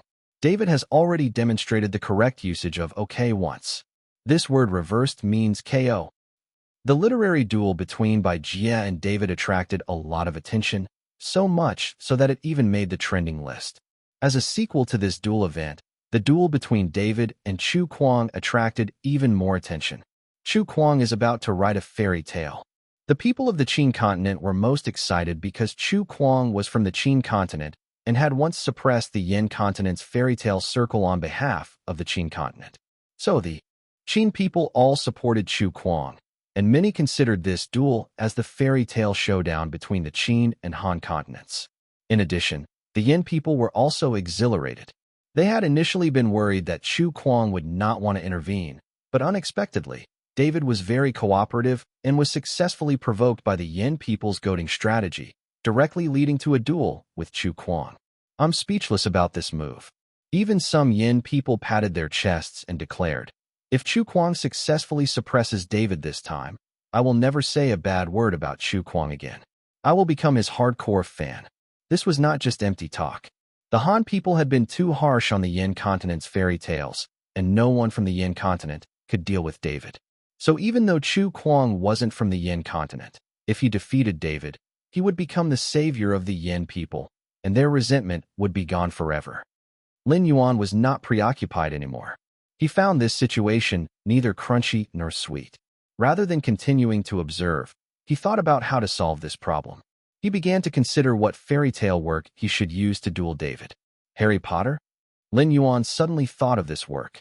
Although some people say that Harry Potter reflects the adult world, when the novel was released on Earth, its genre was indeed classified as a fairy tale. This classification is very ambiguous. According to the standards of Blue Star, Harry Potter could also be considered a fantasy novel, but defining it as a fairy tale is not a big problem either. However, Lin Yuan quickly dismissed the idea of writing Harry Potter, not because of the controversy over the novel's classification, but mainly because the length of the book is quite long. Lin Yuan was currently in a hibernation mode and didn't want to write a long story. He would write it later. For now, he needed a shorter fairy tale. Just earlier, he had released the song Fairy Tale Town, which mentioned many fairy tales, and all were the plots that Lin Yuan had set aside before.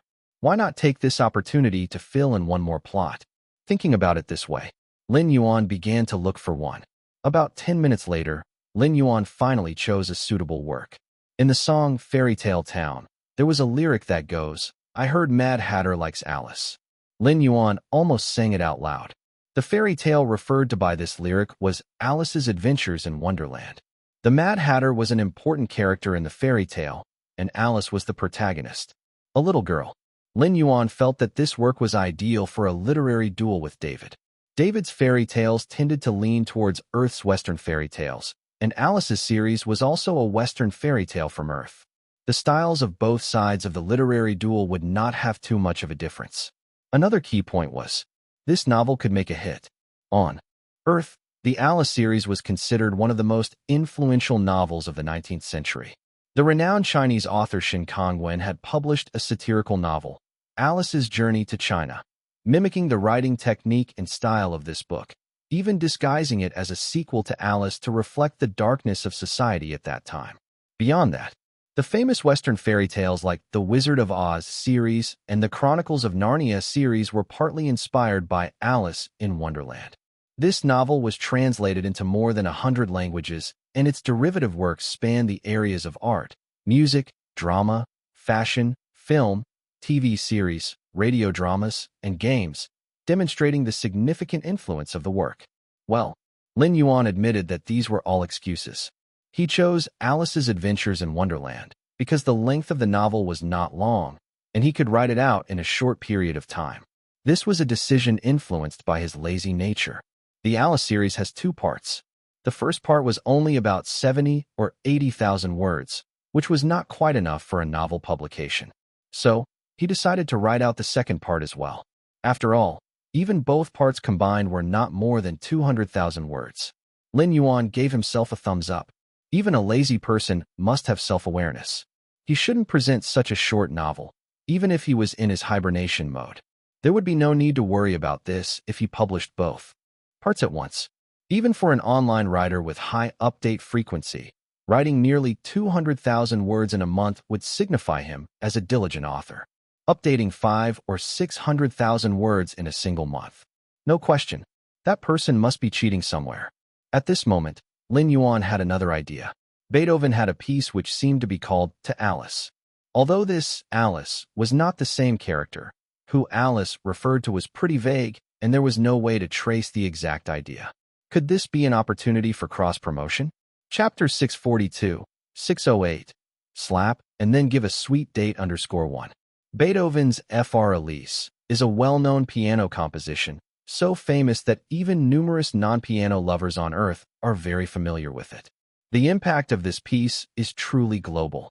It's in no way inferior to Mariage d'Amour. The timing is perfect for Lin Yuan to aim for the maestro this year. If Alice in Wonderland becomes an explosive success, Lin Yuan could choose a particular season to release Beethoven's song for competition. Taking advantage of the popularity of fairy tales, this piece is definitely going to be a hit. At least it can secure him a season. Even without the foundation of the fairy tale, Paralysis could be a hit. But it would be foolish not to take advantage of the popularity. Lin Yuan is very good at self-promotion, stylishly calling it a crossover. With this in mind, Lin Yuan's gaze finally became serious. The significance of releasing Alice in Wonderland is not only a fairy tale to counter David in the literary duel, but also relevant to his final goal this year, becoming the maestro. Anything related to his final goal this year, Lin Yuan will handle it particularly carefully. He may even be able to overcome his recent bout of laziness for this purpose. Maybe it's time for the shadow to make a move? After all, he must stay steady. The fairy tale Alice in Wonderland is full of wondrous imagination. The protagonist Alice is a sweet little girl who, out of sheer boredom, discovers a speaking rabbit with a pocket watch. She falls into the rabbit hole chasing it, plunging into a magical underground world. In this world, drinking a sip of water can make you shrink to the size of a mouse, and eating a slice of cake can turn you into a giant. A single mushroom. Eating the right side will make you short, while eating the left side will make you tall, as if all the food in this world has peculiar effects. She meets an abundance of strange creatures, like the dodo, the lizard bill, the Cheshire cat, the March hare, the dormouse, the mock turtle, the griffin, the ugly duchess, and of course, the Mad Hatter from Fairy Tale Town. Besides, in a giant garden behind a small door, she meets a full deck of cards, including the tyrannical Queen of Hearts, the good-natured King of Hearts, and the pompous Knave of Hearts. A lot of imagination. Children's imagination is said to be limitless. Lin Yuan could release just the novel and let children fill in the various images with their minds. However, if Shadow participates throughout, creating illustrations for this work and designing figures that align with everyone's imaginary figures, the fairy tale will definitely become more attractive to children. In that case, let the shadow come. Lin Yuan suddenly felt speechless. Was this digging a hole for himself? He had chosen Alice in Wonderland as a way to be lazy, but now he had to become even busier, not even stealing a bit of leisure time. The two pseudonyms, Xian Yu and Shadow, will have to be included as well. It was as if he didn't want to engage in a literary duel, but in the end, he could only keep eating it till he was stuffed. All kinds of things went against his wishes. Temporarily casting aside the laziness that coursed through his body, Lin Yuan gave himself a pep talk, then went to his studio to start drawing. As he wrote the Alice series of novels, he also started portraying characters from the novels. Find more to read at. In the studio, Lin Yuan was busy writing the novel and creating several drawings after writing each segment of the novel. The nearby Jean Mu kept nodding approvingly. The boss is really in high spirits. So diligent. So hardworking. A good writer. Jean Mu was aware of the literary duel. He was very pleased about this. First, because it showed robust confidence in Chu Kuang's writing capability. Second, because of the implications of this event. If the boss could win in this round of literary duel, what he would harvest would be the hearts of all Yin continent people. What a wonderful opportunity.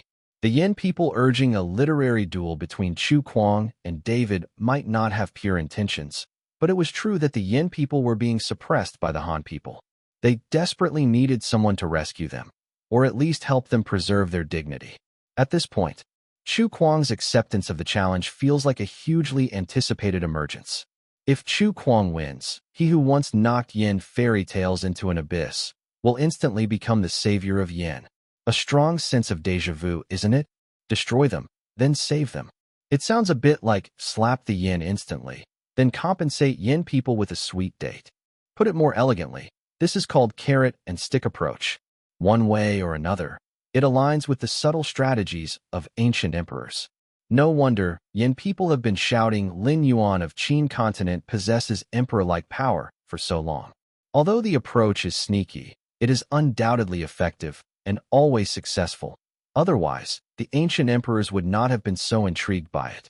This is truly the king's path. Moreover, Chu Kuang is justified in this matter. Nobody can accuse Chu Kuang of being cunning. After all, it was the Yin people who begged Chu Kuang to intervene, not the other way around. The meanings represented by these two scenarios are totally different. When the time comes, Yin people will have no choice but to appreciate it. It is quite beneficial for the boss's future development. However, this David has some skills. Despite having confidence in my boss, he is not invincible. Previously in the season rankings contest, he was beaten by Yang Zhongming, even though the officials had a hand in it. But a loss is a loss. So Jin Mu remained alert and specifically checked on David's actions. When he saw a fresh update from David, Jin Mu furrowed his brows slightly, a touch of worry flashing in his eyes. David's fairy tale has an inherent advantage in the upcoming literary duel. What happened? After working for half an hour on both writing and painting, Lin Yuan casually asked Jin Mu why he looked serious as he took a break to drink some water. It's about the literary duel. Jin Mu said, David just announced on the tribe's platform that he has chosen his work that defeated by Jia, Legend of the Ocean, for the upcoming literary duel with you. Legend of the Ocean? Lin Yuan was puzzled. According to the rules of the literary duel, a work can only be compared with one author, right? Is he planning to use the same book for duels with two different authors? Recently, as Lin Yuan was merely a watcher, he knew that Legend of the Ocean was the work with which David defeated by Jia. Not exactly, Jin Mu said. Helplessly, he found a loophole in the rules of the literary duel. The work he wants to challenge you with is still Legend of the Ocean that defeated by Jia. But the work he has now released is the next part. The next part? Lin Yuan got it. So, David's Legend of the Ocean is divided into two parts. He defeated by Jia with the first part, and now wants to challenge him with the second part. It is undeniably the same book, but the content is different, with the latter being the continuation of the former story.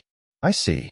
Lin Yuan initially thought David would write a brand new story for the duel, but it is the latter part of Legend of the Ocean. Doesn't matter. Lin Yuan commented casually. Since such loopholes exist in the rules of the literary duel, they are essentially allowed. The issue is, Jin Mu said with a bitter smile, having defeated by Jia with the first part of Legend of the Ocean, David has already established a solid reader base. You are releasing a brand new work, so you start off at a disadvantage. I also have advantages. Lin Yuan took it lightly. It's obvious that David's work for the literary duel can borrow the fame of the first part to gain a natural reader base. But Lin Yuan has master-level illustrations, an advantage that he possesses but others can hardly achieve. Shadow is Chu Kuang's golden ticket. Unless David could also find a master-level illustrator to help with the fairy tale illustrations. Chapter 643. 609. Jin Mu opened his mouth, but he did not say anything in the end. However, Jin Mu's concerns did not completely disappear. In fact, Jin Mu's concern was also the concern of many internet users who supported Chu Kuang. When everyone saw the official announcement from David that his new book for the literary duel with Chu Kuang was actually the second half of A Legend Across the Sea, some users started questioning online. Is this against the rules? David has an unfair advantage in this. Unless Chu Kuang's work is a sequel to Shuk and Beta, this disadvantage could be overcome. Indeed. After all, David defeated by Jia. His first half of A Legend Across the Sea is already famous. Due to the fame of the first half of the book, a large number of readers will undoubtedly buy the second half even if its quality declines. Just like if Chu Kuang wrote a sequel to Shook and Beta, I would definitely purchase it. Experience more on. Soon, some people from the Yin continent express their helplessness. The literary duel is an established tradition initiated by us, the Yin people. Over these years, similar situations have occurred a few times. However, we have not prohibited such behavior. We only strive to avoid it. To put it simply, while this approach is controversial in the Yin continent, it is not explicitly stated in the rules of the literary duel that it is forbidden. Because this approach is controversial, hardly anyone in the Yin continent would resort to it, to avoid being criticized for their unworthy method of winning the duel. But David is not from the Yin continent. He does not share these concerns. Even if David took this step, he could completely excuse himself by saying that he had no prior knowledge of this issue. In fact, that's exactly how the Han people explained it. The literary duel is a tradition of the Yin people. We Han people do not fully understand it, and believe that the same goes for David. If it exists, it is reasonable. Since there is no clear regulation stating that this is improper, then there is no problem. Chu Kuang can write sequels to his other fairy tale stories. The first half and the second half cannot tell the same story, so they can be considered two novels. Besides, the success of the first part of A Legend Across the Sea was all thanks to David's efforts. It is said that where you sit determines where you stand. The Han people definitely stand on David's side. Even though the Han people's explanation could not satisfy everyone, even those from the Yin continent who invented the literary duel and who were eagerly hoping for David's defeat, could not criticize David. Who was it that did not prohibit such behavior in their own literary duel project? The Yin people. However, this inevitably cast a shadow over Chu Kuang's new book. Both of their new works haven't been published yet, but David has already taken the lead through this method. This is a tough situation. Some people worried for Chu Kuang. Although Chu Kuang's fairy tales are also great, as we all know, Chu Kuang is best at writing short fairy tales. His long fairy tale, Shook and Beta, is indeed wonderful, but it's not necessarily at a higher level than Bai Jie's. However, David beat Bai Jie and now he has taken the initiative in the rules. Chu Kuang is the king of short fairy tales. His long fairy tales are impressive, but both the industry insiders and ordinary readers agree that Chu Kuang's long fairy tales are not as excellent as his short ones, which is normal.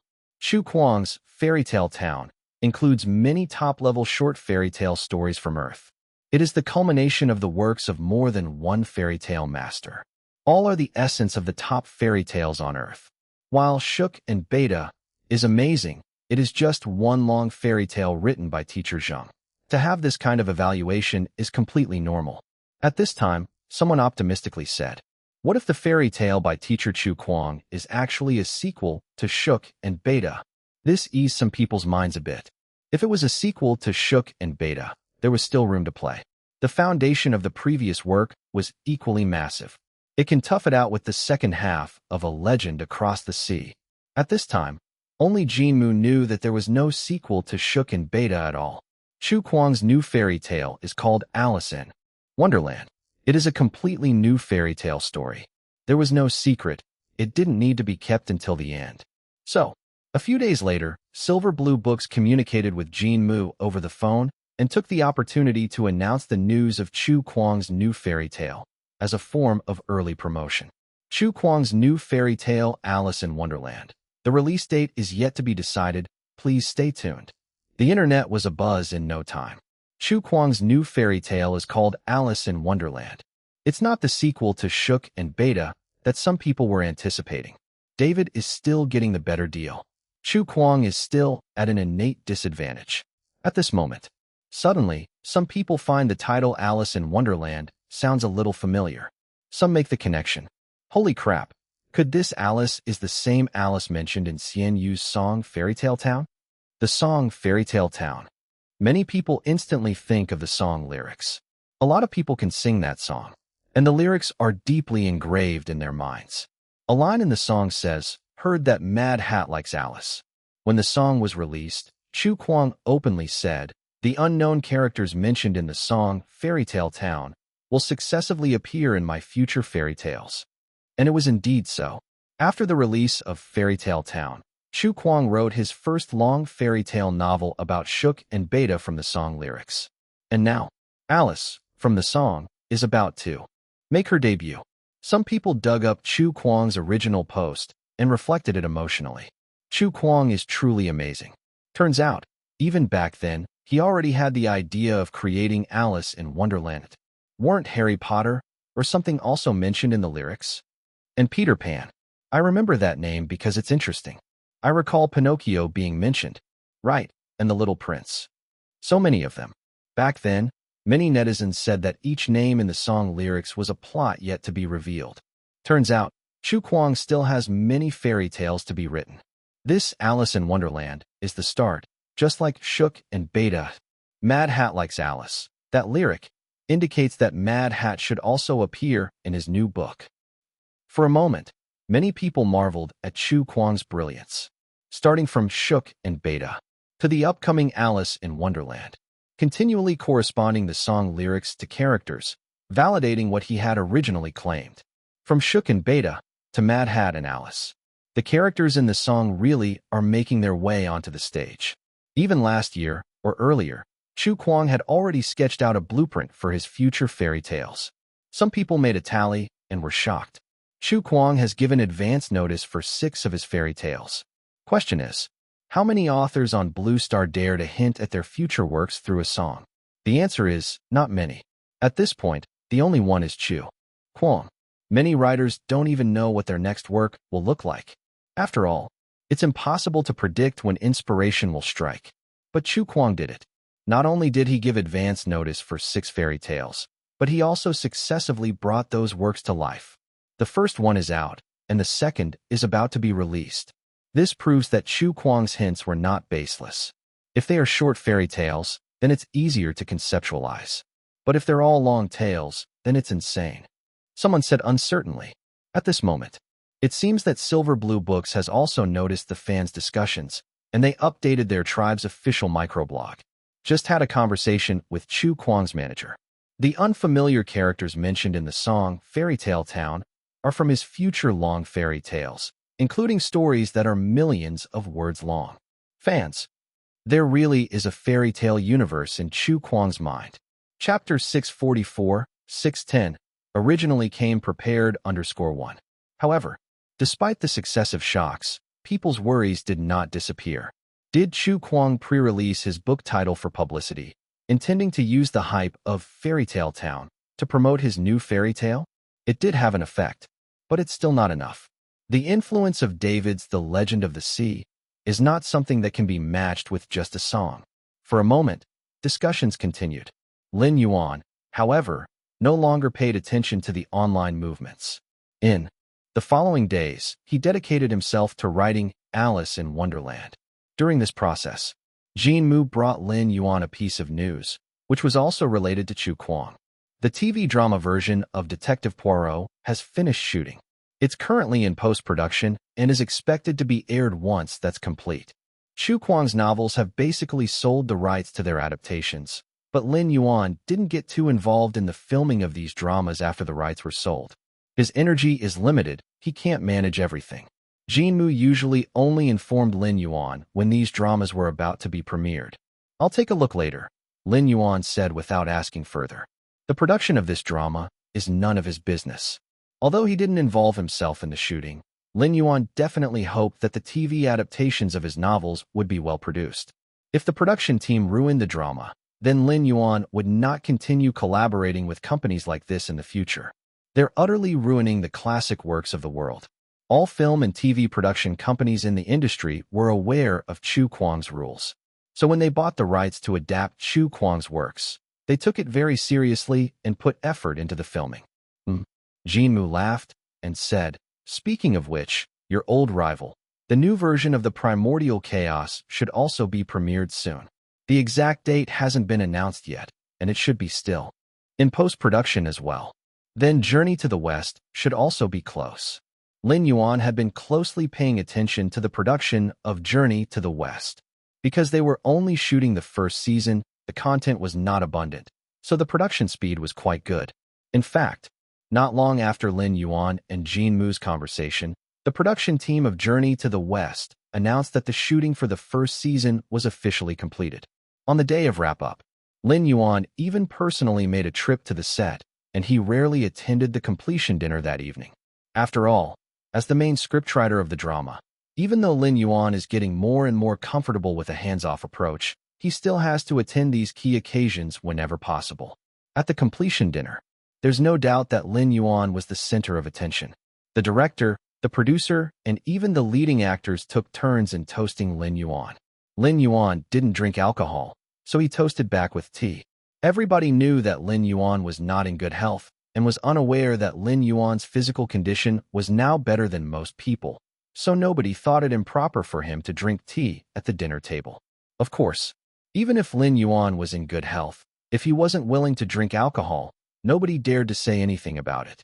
Meanwhile, Lin Yuan is also quietly observing the actors during the dinner. The follow-up developments of Journey to the West were important, involving independent single-person films. He might need some of these actors in the future. But the specific plan was still being weighed by Lin Yuan, so it wasn't mentioned during the dinner. The day after the wrap-up party, Lin Yuan headed to his studio to continue writing Alice in Wonderland. The novel was a sum of fewer than 200,000 characters in total. And how long does it take to write a novel of less than 200,000 characters? For different authors, the answer is definitely different. But Lin Yuan's answer is, just a few days are enough. Yes, in just a few days, Lin Yuan had already written more than half of Alice in Wonderland. This was because he needed to design illustrations for the fairy tale, which had delayed some of his time. Without the need for illustrations, he probably would have finished writing the whole novel by now. Still, Lin Yuan's pace was very fast. After all, his typing process was different than other authors. Other authors are creating the plot while writing the book, while Lin Yuan just had to type out the text that was already in his mind. As for the drawing part, master-level drawing skills were there. A mere fairy tale illustration wouldn't take up much time. I should be able to finish it tonight. Looking at the progress, Lin Yuan had a plan in mind. At this moment, Jean Mu suddenly appeared and said, "Boss, the second part of David's Legend of the Sea has been released. I've bought a copy." Huh. Lin Yuan looked at the book in Jean Mu's hand and was surprised to find that the cover illustration was beautifully done. Jean Mu smiled bitterly. The second part of the Legend of the Sea invited top illustrators in the industry to draw illustrations.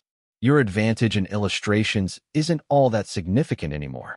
Jean Mu flipped through a few pages of The Legend of the Sea Part 2, showing it to Lin Yuan. There were many illustrations inside, and most of them were very delicate. Even with Lin Yuan's picky perspective, he had to admit that the illustrator David found was quite good. Of course, it was certainly not as good as him. But for a fairy tale, this level of illustration is already very high. Jean Mu said in a deep voice, "When I saw the second part of The Legend of the Sea, I realized that they are well prepared. David probably planned to have a literary duel with you even without the Yen people's involvement. For these new writers who have just joined the United States, your status as Chu Kuang is a target. Everyone wants to rise to fame under your aura. Because The Legend of the Sea, Part 1 didn't have too many illustrations. But in the second part of The Legend of the Sea, a large amount of beautiful illustrations appeared. This shows that David's The Legend of the Sea Part 2 was directed towards Chu Kuang. Because it was known to those who studied Chu Kuang that in Chu Kuang's previous fairy tales, the illustrations were all handled by Shadow. The illustrations by Shadow contributed a great deal to the sales of Chu Kuang's novels. So David was smart. He also put a great deal of effort into illustrations. It's not that he expects his work to have better illustrations than Shadow. This level of meticulous drawing is hard to surpass. Yet by doing this, he can at least weaken the advantage of Shadow's illustrations in Chu Kuang's works. He's really prepared. Lin Yuan, puzzled. Then why didn't he make good illustrations for the first part? Lin Yuan was a bit obsessive-compulsive. Why did he rush the illustrations for the first part, but went all out for the second part? Jean Mu shrugged. Of course, he wanted to catch you off guard. Just like when he challenged you in the literary duel, he did not state in advance that his new book was the second part of The Legend of the Sea. In terms of the level of importance, David's regard for you far exceeds that of Bai Jie. That's okay, Lin Yuan said. Our illustrations are better, and this book can be finished tonight. You can arrange for the publishing matters in the next few days. Do you have other tricks? Jean Mu's eyes suddenly lit up. Lin Yuan casually said, everyone who has participated in variety shows knows that the one who moves first always loses. Jean Mu. We were talking about novels. And you're talking about mystics? Chapter 645, 611, nothing at all _1. Meanwhile, the fairy tale. Circles from all continents also noticed the illustrations for the sea legend, just like Jean Mu. At this moment, many people realized and saw David's meticulously planned strategy. This was all prepared beforehand. We all thought that David was being instigated by the Yen people to engage in a literary duel with Chu Kuang, but we didn't realize that from the beginning to the end, David's target was always Chu Kuang, not Bai Jie. This Korean guy is quite conniving. Bai Jie was just a stepping stone for David. First use the method of defeating Bai Jie to make the first part of Sea Legend extremely popular, then challenge Chu Kuang with the second part. One advantage of Chu Kuang's fairy tale is that it has shadows illustrations. David also prepared illustrations carefully, but he didn't use them in the first part. He only exposed them when the second part of Sea Legend was published, just to catch Chu Kuang off guard. If David had not known about Chu Kuang beforehand, he wouldn't have come up with the illustration strategy. Did it turn out that Bai Jie was merely a stepping stone used by David to challenge Chu Kuang? One could only wonder what Bai Jie felt like when he realized this. But you had to admit, David's plan worked out very well. With the popularity base of the first part, Sea Legend had impressive sales as soon as it hit the shelves. The readers were pleasantly surprised to see that the second part of Sea Legend included beautiful illustrations, which weren't present in the first part. In an instant, Sea Legend had high sales. At 10 in the afternoon, reviews for the second part of Sea Legend came out. David's fairy tales are unique, very suitable for educating children. It retains the style of art from the first part, and not only that, the quality has slightly improved. Paired with the illustrations, it's splendid.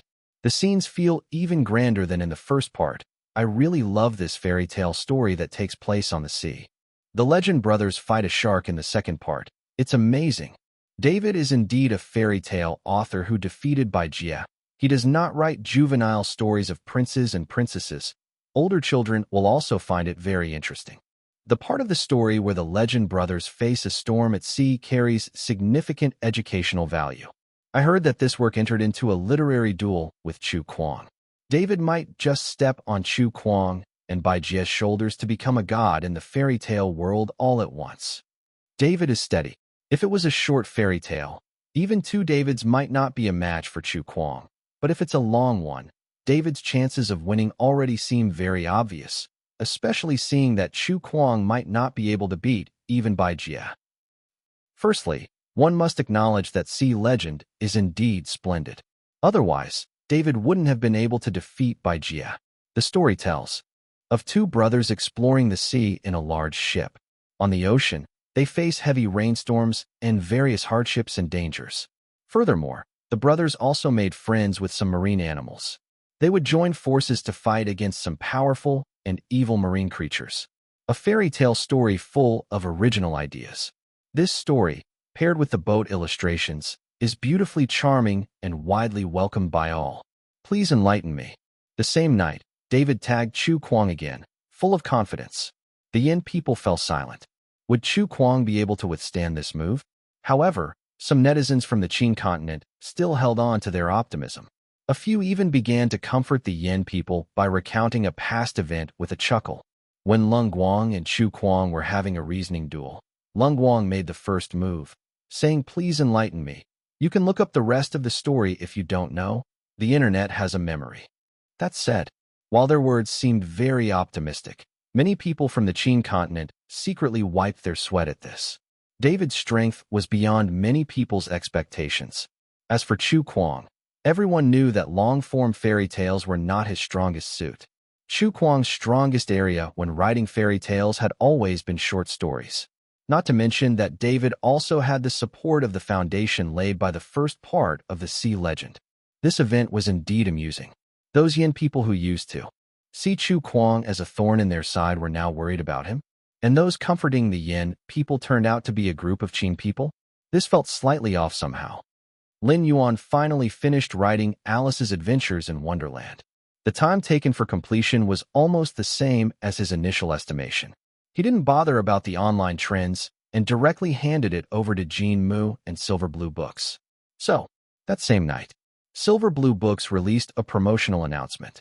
The second installment of Chu Kuang's Fairy Tale Town universe, Alice in Wonderland, is going to be officially published in a week. Heard the Mad Hat likes Alice, and Shook Baketa is a talking mouse. The first absurdist fairy tale in the history of Blue Star, now available for pre-sale on Amazon. Behind the promotion, nobody knew how contemplative the editors of Silver Blue Books were after reading Alice in Wonderland. The comment, "the first absurdist fairy tale in the history of Blue Star," did not attract much attention. From netizens' discussions, it seemed that many people thought The Legend of the Sea would definitely win. David would be the ultimate winner of this literary duel. Ning Yi thought so too. Ning Yi was the sales manager of Amazon, a well-known online bookstore on Blue Star. The bookstore section is divided into online and offline. The offline market is controlled by various book wholesalers. As for the online market, they don't operate physical stores and sell books directly online. Some people liked to buy books in bookstores, but others who didn't like to go out preferred to buy books online and have them delivered by the bookstore's courier service. As the sales manager of Amazon, Ning Yi placed a pre-order from Silver Blue Books for 1 million copies of Alice in Wonderland. Yes, although Ning Yi thought that Chu Kuang might lose to David in the literary duel, it didn't mean that Chu Kuang's books wouldn't sell. Every year on Amazon's annual sales list, Chu Kuang's works would always be included. That was Chu Kuang's influence in the book market. Even if he lost to David, Ning Yi believed the stock of 1 million copies of Alice in Wonderland could be sold out.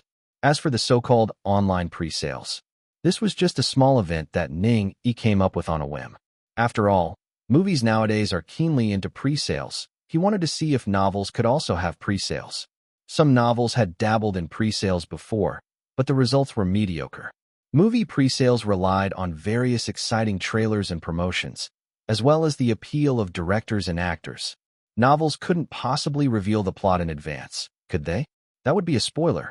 However, Chu Kuang's novel having a pre-sale should be more successful than the average authors. After all, Chu Kuang was not an ordinary person.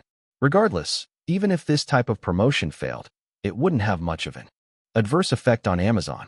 Although Chu Kuang indeed has a certain level of appeal, but would everyone obediently purchase the book without knowing how Chu Kuang has written this fairy tale? Ning Yi guessed it was unlikely.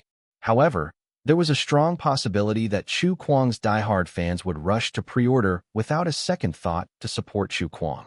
The money that Ning Yi wanted to make was that of Chu Kuang's diehard fan base. So, the pre-sale wasn't entirely without purpose. There were still profits to be made. Even a mosquito is meat. It's better than nothing. At least a small number of people would deposit the money to pre-order online. With this in mind, Ning Yi organized this event. As a result, 15 minutes after the event started, Ning Yi's phone rang. It was his attractive secretary.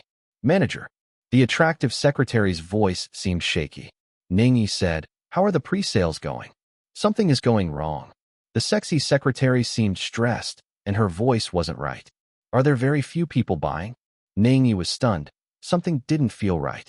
Doesn't Chu Kuang have any diehard fans who unabashedly support him? Or was Silver Blue Books just ineffective at promoting it? No. The sexy secretary's voice trembled even harder. The 1 million pre-sale quotas for Alice in Wonderland were snapped up by netizens in just 15 minutes. The website is now lagging due to the large traffic flow. Readers who didn't get to pre-order the novel are complaining in the comment section. You need to reach out to Silver Blue Books quickly. We need more copies of the book. Oh, and don't forget to get the programmers to come and deal with the website issue. The sexy secretary was shrieking. Huh. Ning Yi was stunned. He had a complete brain freeze. At that moment, Ning Yi finally realized the so-called foundation that David's The Legend of the Sea had laid down was nothing in front of the name Chu Kuang. Chapter 646, 612. Chu Kuang. Make money _1. Chu Kuang. This name alone implies a terrifying foundation, apart from the newly merged Han continent. In Qin, Qi, Chu, Yan, Chu Kuang is as brilliant as a golden signboard. Turns out, Chu Kuang has grown so powerful that just by announcing a new book, there will be countless readers willing to buy it. Chu Kuang is at a disadvantage from the start. Absolutely wrong. In fact, it's David who is at a natural disadvantage.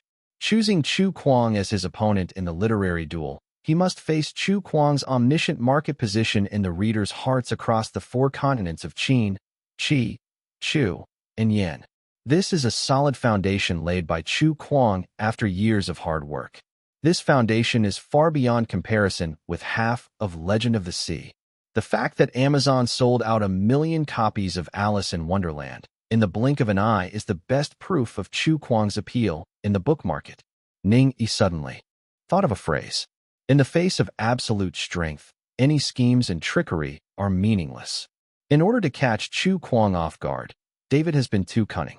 But David, and even Han continent, and in fact, everyone has underestimated Chu Kuang's appeal to readers. Shook his head back to reality. Ning Yi immediately contacted Silver Blue Books to talk business. Such frenzy over this presale. At the same time, a slew of news swept the internet in an instant. Shocking. The new fairy tale by Chu Kuang. 1 million copies sold out in 15 minutes.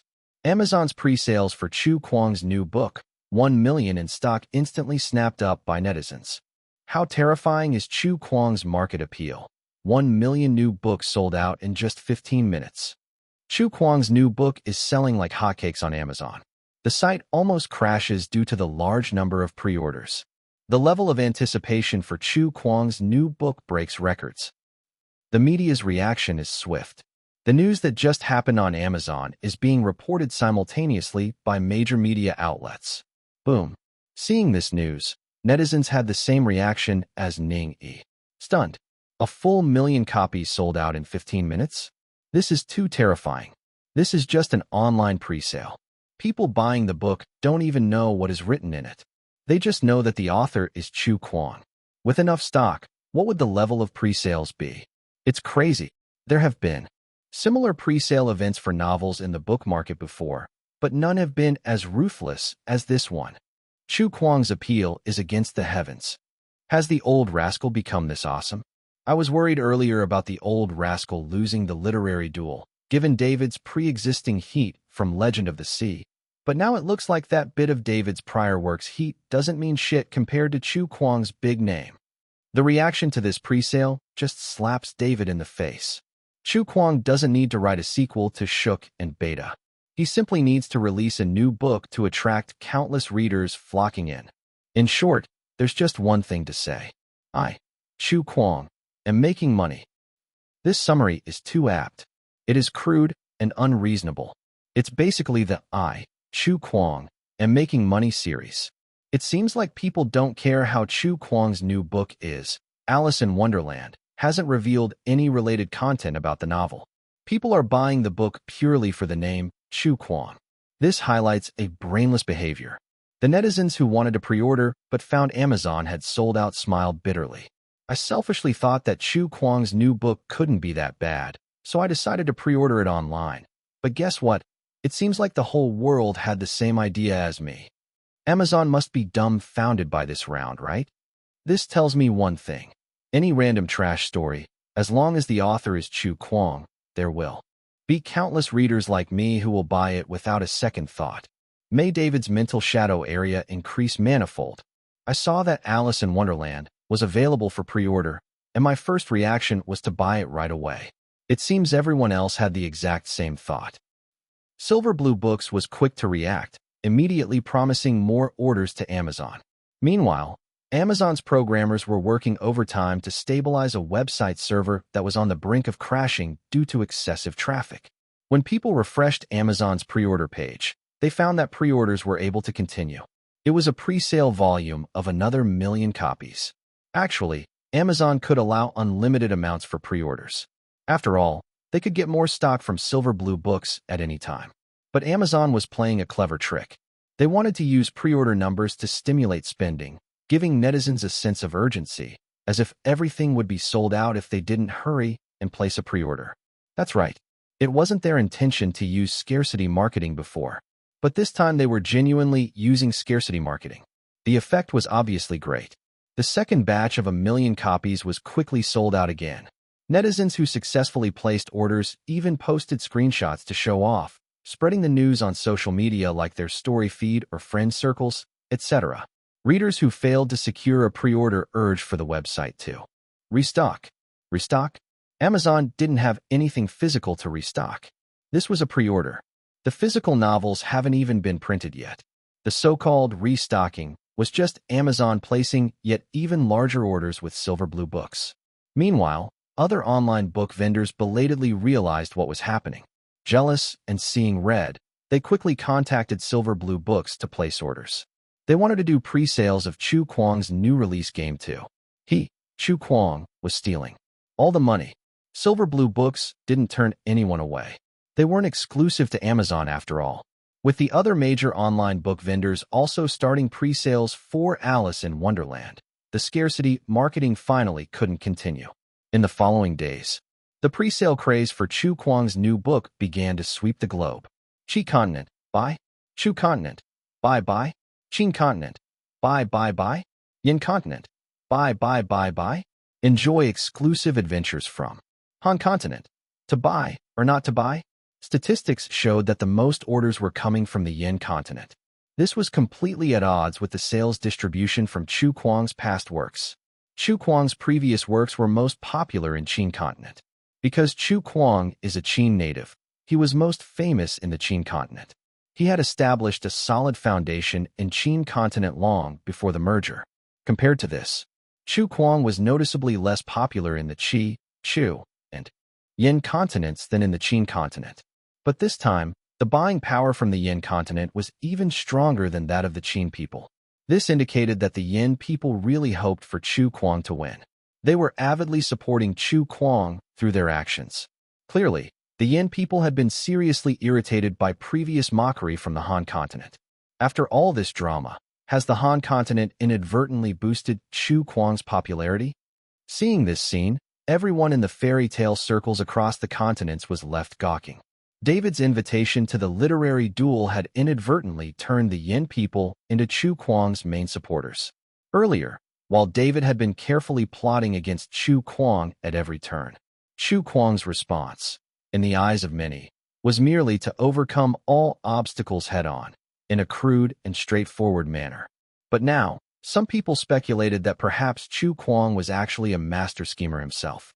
He was playing a much larger game with David, and his chess skills appeared to surpass even David's. While David, along with Bai Jie and the first half of Legend of the Ocean, had clearly had the upper hand, Chu Kuang, through this literary duel, had practically made the entire Yin continent's market work in his favor. Prior to this, due to Chu Kuang's previous feat of single-handedly suppressing the Yin continent's fairy tale world, the Yin people had harbored all sorts of negativity towards him. Now, he had completely resolved the grudges in the hearts of the Yin people, turning them into his most devoted followers. Could all of this really be a coincidence? This move by Chu Kuang, what level is he really playing at? Chapter 647, 613 All beings are equal under Chu Kuang _1. This result is too incredulous. It was so incredulous that everyone started to suspect that the whole reason Chu Kuang accepted the literary duel was not to defeat David. Instead, it was all designed to earn the Yin people's endorsement. Defeating David might have just been a side bonus. How else could you explain Chu Kuang's previous refusal to accept Bai Jie's invitation for a literary duel? That's bracing. I finally understand why Chu Kuang did not accept Bai Jie's invitation. Because Chu Kuang couldn't bear to harm the Yin people again. He didn't want to offend them completely. Think about it. How much would the Yin people hate Chu Kuang if Bai Jie had been defeated by him? If even the top-ranked figure of fairy tale genre in Yin Continent was beaten down by Chu Kuang, it would be equivalent to Chu Kuang single-handedly suppressing the fairy tales of Yin Continent. Wouldn't the Yin people with any sense of collective honor feel resentful towards Chu Kuang? Look at how much the Yin people despised David after he defeated Bai Jie. Chu Kuang's masterstroke lies in letting David defeat Bai Jie first to play the villain. Then, He emerged as the hero, defeating David and winning over the hearts of the Yen people. Before this, the Yen people considered Chu Kuang as the big villain. Now, everything has been reversed. Even though the Yen people know this, they have to appreciate it, because it was them who pleaded for Chu Kuang's help. In this round, Chu Kuang is in the stratosphere. No, he should be in outer space. David used by Jia, and Chu Kuang used David. Everything is linked. It's the artwork of an emperor. It's like a praying mantis catching a cicada, unaware of the aureole behind. After this analysis, everyone in the fairy tale industry from all the continents felt that it made a lot of sense, because these series of happenstances were too coincidental. So much so, everyone refused to believe it was a coincidence. The Yin people had been shouting, Chu Kuang of Qin continent has the demeanor of a great emperor for a long time. They hadn't shouted in vain. This round of calculation completely matches the demeanor of a great emperor. What's done is done. No matter how people interpret it from the outside, it cannot change the fact that Chu Kuang's new book had an explosive pre-sale. And among this pre-sale frenzy, it was the Yen people who showed the most fervor. And then, a scene that left everyone dumbfounded happened. One news stated, Legend of the Sea sold more than 10 million copies. Then another news stated, Alice's Adventures in Wonderland had over 10 million pre-orders. One news again claimed, Legend of the Sea sold more than 20 million copies. And another news followed shortly. Alice's Adventures in Wonderland had over 20 million pre-orders. One is sales, the other one is pre-sales. Not mainly harmful, but greatly provocative. The number of physical books that David had sold was only equivalent to the pre-orders of Chu Kuang's book. In other words, Chu Kuang's new book hadn't officially been released, and it had already tied in sales with David's. Once Alice's Adventures in Wonderland is officially released, how is David supposed to compete? Several days later. To be precise, it was the day before Alice's Adventures in Wonderland was released, at a villa in Han Continent. In frustration, David burst out with obscenities. Are these people who pre-order online without even seeing the book specially sending money to Chu Kuang? Chu Kuang's book hadn't even released a word, not even a damn preview, and he had managed to achieve sales of tens of millions? Was that even reasonable? Who plays like this? The readers, who hadn't even seen what Alice looked like, were so impatient that they would strip off their pants? Aren't they afraid of falling short of their expectations? Continue reading at. Are they sure that Alice is as beautiful as a celestial being? This situation was beyond David's comprehension. However, his friend by his side wore an odd expression before quietly comforting him. The criterion for winning or losing in a literary duel isn't solely based on sales. Sales are just one of the standards. David nodded and rolled his eyes. But when the sales are overwhelmingly crushing, do you think other standards are still important? The best outcome would be Alice's Adventures in Wonderland having explosive pre-sales but the reputation nosediving after its release. However, David, in order to defeat Chu Kuang, had deeply studied this opponent. The chances of Chu Kuang's works receiving negative reviews were zero. On the contrary, the reputation of Chu Kuang's works typically exceeded market averages. However, David hadn't given up hope. Under the inevitable pressure of sales, reputation is his only counterattack. If he makes a comeback by reputation, even if he is just a tiny bit better than his competitor, it can be considered a draw. The next day, David received a fresh copy of Alice in Wonderland from a friend. He was thinking, a few days ago, Chu Kuang must have been just as nervous and curious when he opened his Legend from the Sea. Looking at his friend, David expressed his gratitude. Thank you, dear Lawrence, for going out of your way to buy me a book in this cold, early morning. Bookstore, the friend laughed. No need to trouble yourself like that. I pre-ordered it online. The delivery was very convenient, and someone delivered it at 7 in the morning. David suddenly stiffened, taking a long look at his friend. Such great sadness. But he still needs to cheer up. David quietly opened Alice in Wonderland and began to read.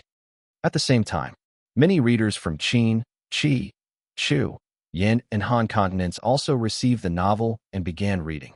Of course, this included individuals from the fairy tale circles in all continents. Like Bai Jia. Bai Jia also ordered his copy online. However, Nobody knew what kind of complex feelings this #1 fairy tale author in Yin continent held when he opened Alice in Wonderland. Bai Jie's wife, a beautiful married woman. She seemed to want to see something from Bai Jie's face, but she couldn't make out anything. Bai Jie was silent. He just mechanically flipped through the book. Perhaps it was the fervor of the pre-sale storm that pulled everyone's expectations towards Alice in Wonderland. Even though it was a fairy tale, many adult readers couldn't help but seize the chance to read it. This process usually did not last long. After all, Alice is just a little girl, and the entire story is barely 200,000 words. This time, Chu Kuang's brevity was striking. The advantage of short length is that some people finish the novel by noon the same day. Like David. Like Bai Jie. After David finished reading, he fell into a strange silence. His friend beside him couldn't help but ask, "How are you?" David gave a faint smile. "I'm fine, thank you." His friend was surprised. "Can you?" "When?" David's smile stiffened slightly. "What's for dinner tonight?" Why change the subject all of a sudden? The novel. David's mouth twitched. "Let's not talk about the novel. I've sworn off it." "Are you really okay?" "I'm okay." His friend seemed to understand something. On the other hand, Bai Jie closed Alice in Wonderland and took a long sigh of relief. "How is it?" The beautiful woman beside him was curious. Bai Jie pointed to the edge of the table. There was a book propping it up, titled Legend from the Sea, then pointed at himself. "What do you mean?" The beautiful wife was confused. Bai Jie suddenly laughed, his laughter deranged, simultaneously making a throat-slitting gesture. "We're all doomed. What's the point of winning? Everyone is equal under Chu Kuang." Chapter 648, 614. The Red Queen and the White Queen _1. What kind of fairy tale is Chu Kuang's Alice in Wonderland? The story itself is not very complicated. A little girl named Alice enters a world as magical as Wonderland, meets many interesting friends, and experiences many absurd and magical encounters. In this world, the White Queen and the Red Queen stand against each other. Finally, Alice helps the White Queen and defeats the Red Queen. In the end, Alice wakes up. She realizes that there is no real magic in the world, and her Wonderland was just a dream. The real complexity of the story lies in its symbolism. Your adventure continues at each line of dialogue. Each scene in the novel seems to carry a special meaning. Different readers are bound to have different feelings about it. Some people finish reading and are completely baffled. Some think they understand it, but upon reflection, they aren't sure if they really do. So, after the novel was published, the first hot review on the Starry Sky website's comment section was a strangely curious and absurd fairy tale. And the second hot review seems to be a kind of reply to the first one. Strangely lovable, strangely interesting, strangely absurd, strangely brilliant. This strangeness presents itself in many corners of the fairy tale, such as drinking a potion and growing bigger, or eating a cookie and becoming smaller, or rabbits and cats that can talk, and that strangely significant dialogue in the novel. Which road should I take? Where do you want to go? I don't know. Then any road will do. What if I take the wrong road? Then I'll make a road. And those beautifully thought-provoking lines. The only way to achieve the impossible is to believe that it is possible. Going back to yesterday is useless because I'm not the person I was then. People always think that time is a thief who steals everything we love. But time is a giver before it takes away. Every day is a gift, every hour, every minute, and every second. The best of us is a little crazy. In our land, you have to run constantly to stay in the same place.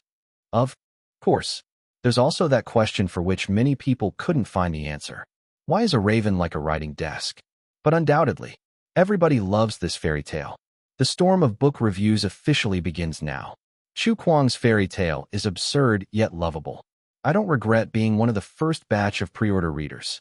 What I love about the story is not how magical the process was, but the last line. Perhaps many years from now, the little girl will become a woman, and I will no longer be a girl suffering from Alice syndrome. But at least I once had beauty in my life. Laid back and free, I love this carefreeness. I used to have nightmares, always dreaming that someone wanted to kill me, but I was not afraid at all because I knew it was just a dream. If I wanted, I could wake up at any time. I recommend more adults to read this fairy tale. I think it's a fairy tale for adults. The essence of dreams is absurdity. Beauty is camouflaging extreme sarcasm. Ugly and beautiful, good and evil are always relative. They are contradictory, but unified. Why do I feel uneasy reading this fairy tale? It's not as profound as it seems. I feel Chu Kuang's fairy tale is a cautionary tale, urging us not to be restrained by secular norms and outside influences, and to stick to our own desires. Alice has always been a dreamer, not used to the various restrictions of the time. The previous Alice was such a person. However, after the death of her father, she gradually lost her characteristic of being brave and appreciative. It wasn't until her return to Wonderland that she found herself again. The original story lacks narrative, it's a bit of an account. Lin Yuan didn't alter the plot drastically, but he emphasized the narrative, for instance, the opposition between the White Queen and the Red Queen. This approach benefits character development and allows everyone to feel more immersed when they journey through Wonderland.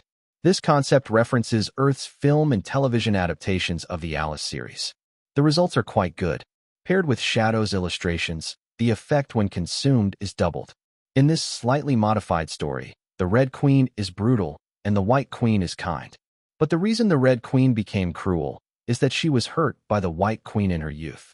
When they were children, the White Queen sneaked a fruit tart, but the crumbs fell in the Red Queen's room.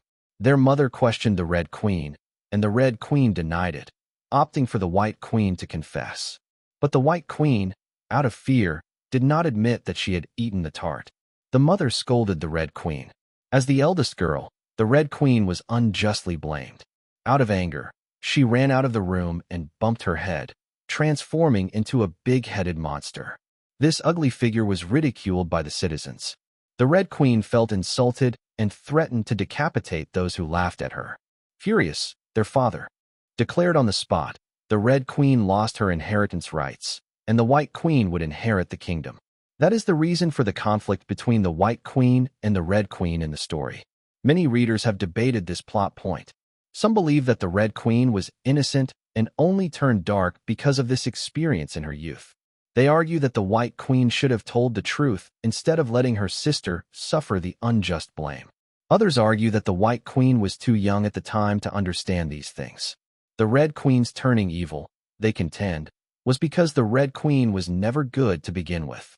She had killed too many innocents, and one couldn't simply blame her actions on a troubled childhood, thus absolving the Red Queen of all guilt.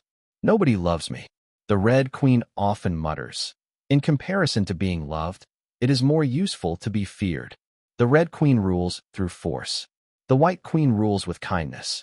As these debates escalated, someone suggested, the Red Queen is innocent but terrifying. The White Queen is kind yet lacks a certain responsibility. I believe Chu Kuang wants to express that the two queens could learn from each other's strengths. It's fascinating that, in the vast majority of fairy tales, the villains are detested. But the Red Queen's evaluation is not all criticism. Many people sympathize with her. This is probably because the Red Queen is particularly friendly to deformed individuals, as she herself became a deformed big head due to an injury caused by her younger sister. In the end, Lin Yuan arranged for the Red Queen and the White Queen to have a major reconciliation. The Red Queen turned to stone. For the first time, the White Queen disregarded decorum, carrying the petrified sister, which consequently led to her petrification as well. When the curse was lifted, the White Queen apologized to the Red Queen for their early childhood incident. The Red Queen said, "I've been waiting for these words all these years. That's all I ever wanted to hear." Lin Yuan's writing is absolutely neutral. The story of the Red Queen and the White Queen is left for the readers to judge. But Alice, in reality, has already chosen the White Queen. This is likely because the Red Queen, in response to her personal pain, inflicted suffering on many people. This blemish cannot be wiped clean. Lin Yuan did not intend to cleanse it either. Just like the portrayal of the White Queen, she's not as pure and flawless as she presents to the world. This is a break from the traditional fairy tale thinking. Even the kind White Queen has her own flaws, just like the wicked Red Queen who also has suffered and whose villainy is direct and simple. Heightened storytelling, the plot's contemplative nature, the absurdity's humorous appeal, the philosophical nature of the language. Along with Shadow's illustrations and control of the visuals, it feels like watching a movie rather than simply reading a fairy tale novel. These are all essential elements of why Alice's Adventures in Wonderland became such a hit. Yes, Alice is already a hit. Chapter 649, 615. Why does the crow look like a desk? _1. David lost. Utterly defeated. In fact, from the moment Alice's Adventures in Wonderland, without a single word published, began to compete with David in sales just through pre-sale, David's loss was almost inevitable. It was an outright leveling. Chu Kuang is terrific. After being bullied in turn, the Yin people finally experienced the feeling of victory and were almost moved to tears. While this victory belonged to Chu Kuang, the Yin people felt they had contributed to the merit. Because this time it's different. We're on Chu Kuang's side. While the Yin people rejoiced collectively, there was a collective silence among the Han people. This was their first-hand experience of the terror of Chu Kuang in the fairy tale circle of Han continent. Setting aside all the hearsay when they first joined Blue Star, they finally understood what the name Chu Kuang meant. In fact, the four continents of Qin, Qi, Chu, and Yin were also surprised by Chu Kuang's overpowering victory. People began to re-evaluate Chu Kuang's ability to write long fairy tales. Perhaps Chu Kuang's long fairy tales are not inferior to his short ones? KO. Quite a few netizens specifically went to David's comment section to leave messages. When David, defeated by Jia earlier, he had posted the two letters KO backwards and forwards respectively. However, Chu Kuang defeated David using the same method David had used to defeat by Jia. This is a true implementation of tit for tat. So they didn't even wait for Chu Kuang to do it himself. The netizens impatiently went and gloated. I lost. David chose to face the music. With David's admission of defeat, this literary duel came to an end. But what no one expected was that David actually arranged a farewell performance for himself. Absurd fairy tales, strange Alice. The so-called Wonderland turns out to be a mirror image of reality, opposite to it. Reading it for the second time, I was thoroughly convinced. He's still not done with admitting defeat. He even wrote a lengthy book review for Alice's Adventures in Wonderland. From the story itself to his own interpretation, he lavishly praised Chu Kuang's book. Without any realization of being the loser in the literary duel, he said Wonderland is a mirror world. Because the image one sees in the mirror is reversed, in Alice's dream, all kinds of characters tend to say some peculiar and bizarre things that a normal person would find illogical, but upon careful consideration, they can always rationalize it. He also said, in the novel, the line, "Why is a raven like a writing desk?" is a very subtle line. The real meaning of it is actually Mad Hat's confession to Alice. An earlier fable and interpretation appeared in a song in Fairy Tale Town last year. The lyrics went like this. Heard that the Mad Hat likes Alice. Why is a raven like a writing desk? Because it's absurd, just like the Mad Hat's love for Alice. It's unreasonable, but love is love, without needing any explanation or reason. For a moment, the netizens were delighted. But David's book review also provoked everyone's thoughts. A lot of people began to believe David's interpretation, although they never forget to tease. David has become the shape of Chu Kuang. But he put it very well. It really is like a mirror. The fairy tale ends by saying that everything happened because Alice had a dream, and we often repeat that everything in dreams is the opposite. The analogy of a mirror is very fitting. No wonder David conceded. I admit defeat, too. Heard that the Mad Hat likes Alice. I originally thought this lyric only represented the title of Chu Kuang's fairy tale. I didn't expect that it also explained this big mystery in Alice's Adventures in Wonderland. Chu Kuang had already spoiled it for us as early as last year. It's just that we didn't recover our senses even after we finished reading the official version of the novel. Lin Yuan was a bit dazed. With the release of Alice's Adventures in Wonderland, he naturally noticed the comments online. He did not have the answer to why a raven is like a writing desk, but David interpreted it through a lyric both wrote last year, and was even acknowledged by countless readers. However, there were many readers on Earth who interpreted it the same way. In the sequel of the novel where Alice visits Wonderland for the second time, she has forgotten Mad Hat, causing Mad Hat to feel great loss. Perhaps this could justify the Mad Hat's love for Alice as well. Everything can be rationalized. This was Lin Yuan's evaluation of Blue Star's readers and writers. These group of people are very good at linking unrelated clues and then drawing a strong conclusion that even Lin Yuan himself can't dispute. Is this a fairy tale for adults? Jinmu seemed curious as well. Lin Yuan thought for a moment and said, I can only say that it also can be read by adults, but in the end, it's for children. It's just that by the time children understand it, they've already grown up. This is Lin Yuan's view. When children read about Alice, they would just find it fun and interesting, unlike adults who think so much about it. And there's an interesting phenomenon in Earth. Children in the Celestial Dynasty like Alice's fairy tales, and in the West, many adults like this work. I see. Fairy tale stories are always written for children.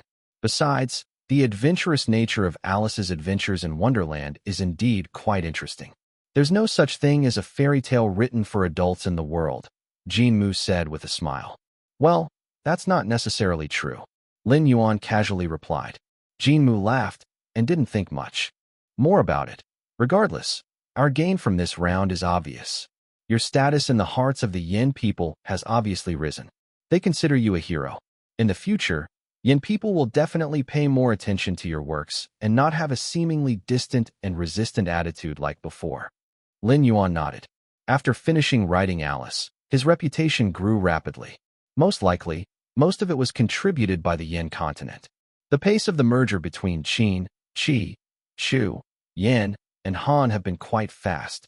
Other than Qin continent, Lin Yuan hasn't fully conquered the remaining states yet. In the future, he will pay more attention to exploring these markets. Also, Jinmu glanced at Luo Wei in the distance, who was engrossed in practicing ink painting. As you've finished another fairy tale, you could consider serializing a new comic. Readers are all looking forward to Teacher Shadow's new work. I don't have the time. Lin Yuan frowned. Jinmu felt helpless. You said the same thing to Luo Wei before.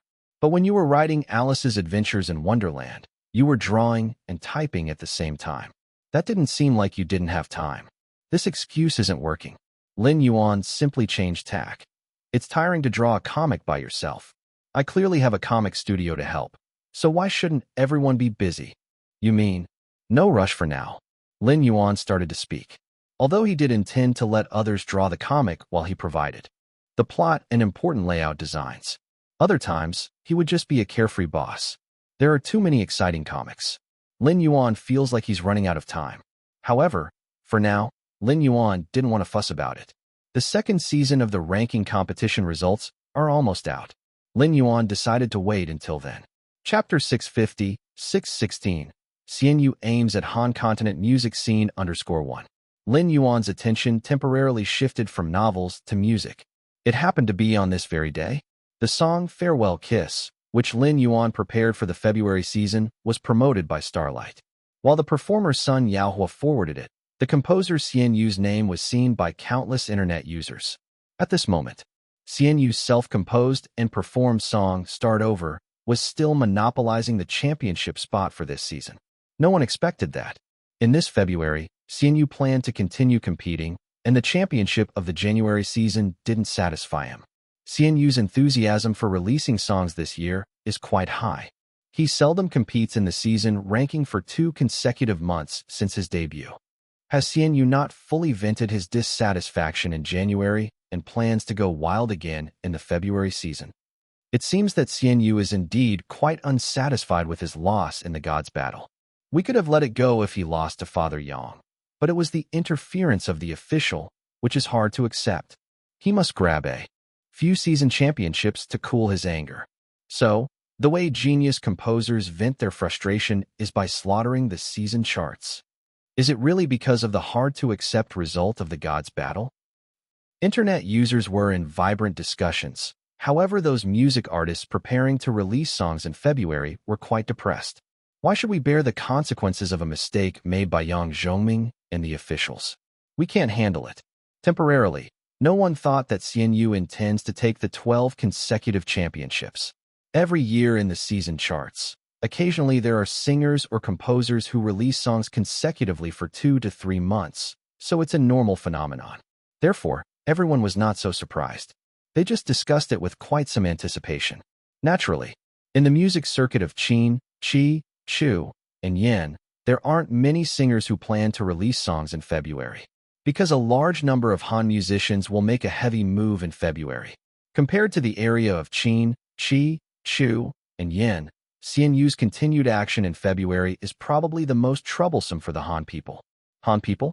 Unsure about what they associated it with, someone suddenly said with a puzzled face, "Is Xianyu releasing a song in February to target the Han people?" This hypothesis didn't catch much interest. Not necessarily. The music scene of Han continent is not like that of the Chu people at the beginning who displayed an attitude that their music is not inferior to that of Qin continent. The media in Chu continent previously, in order to hype up Chu people's music, had stepped on Xianyu, offending quite severely.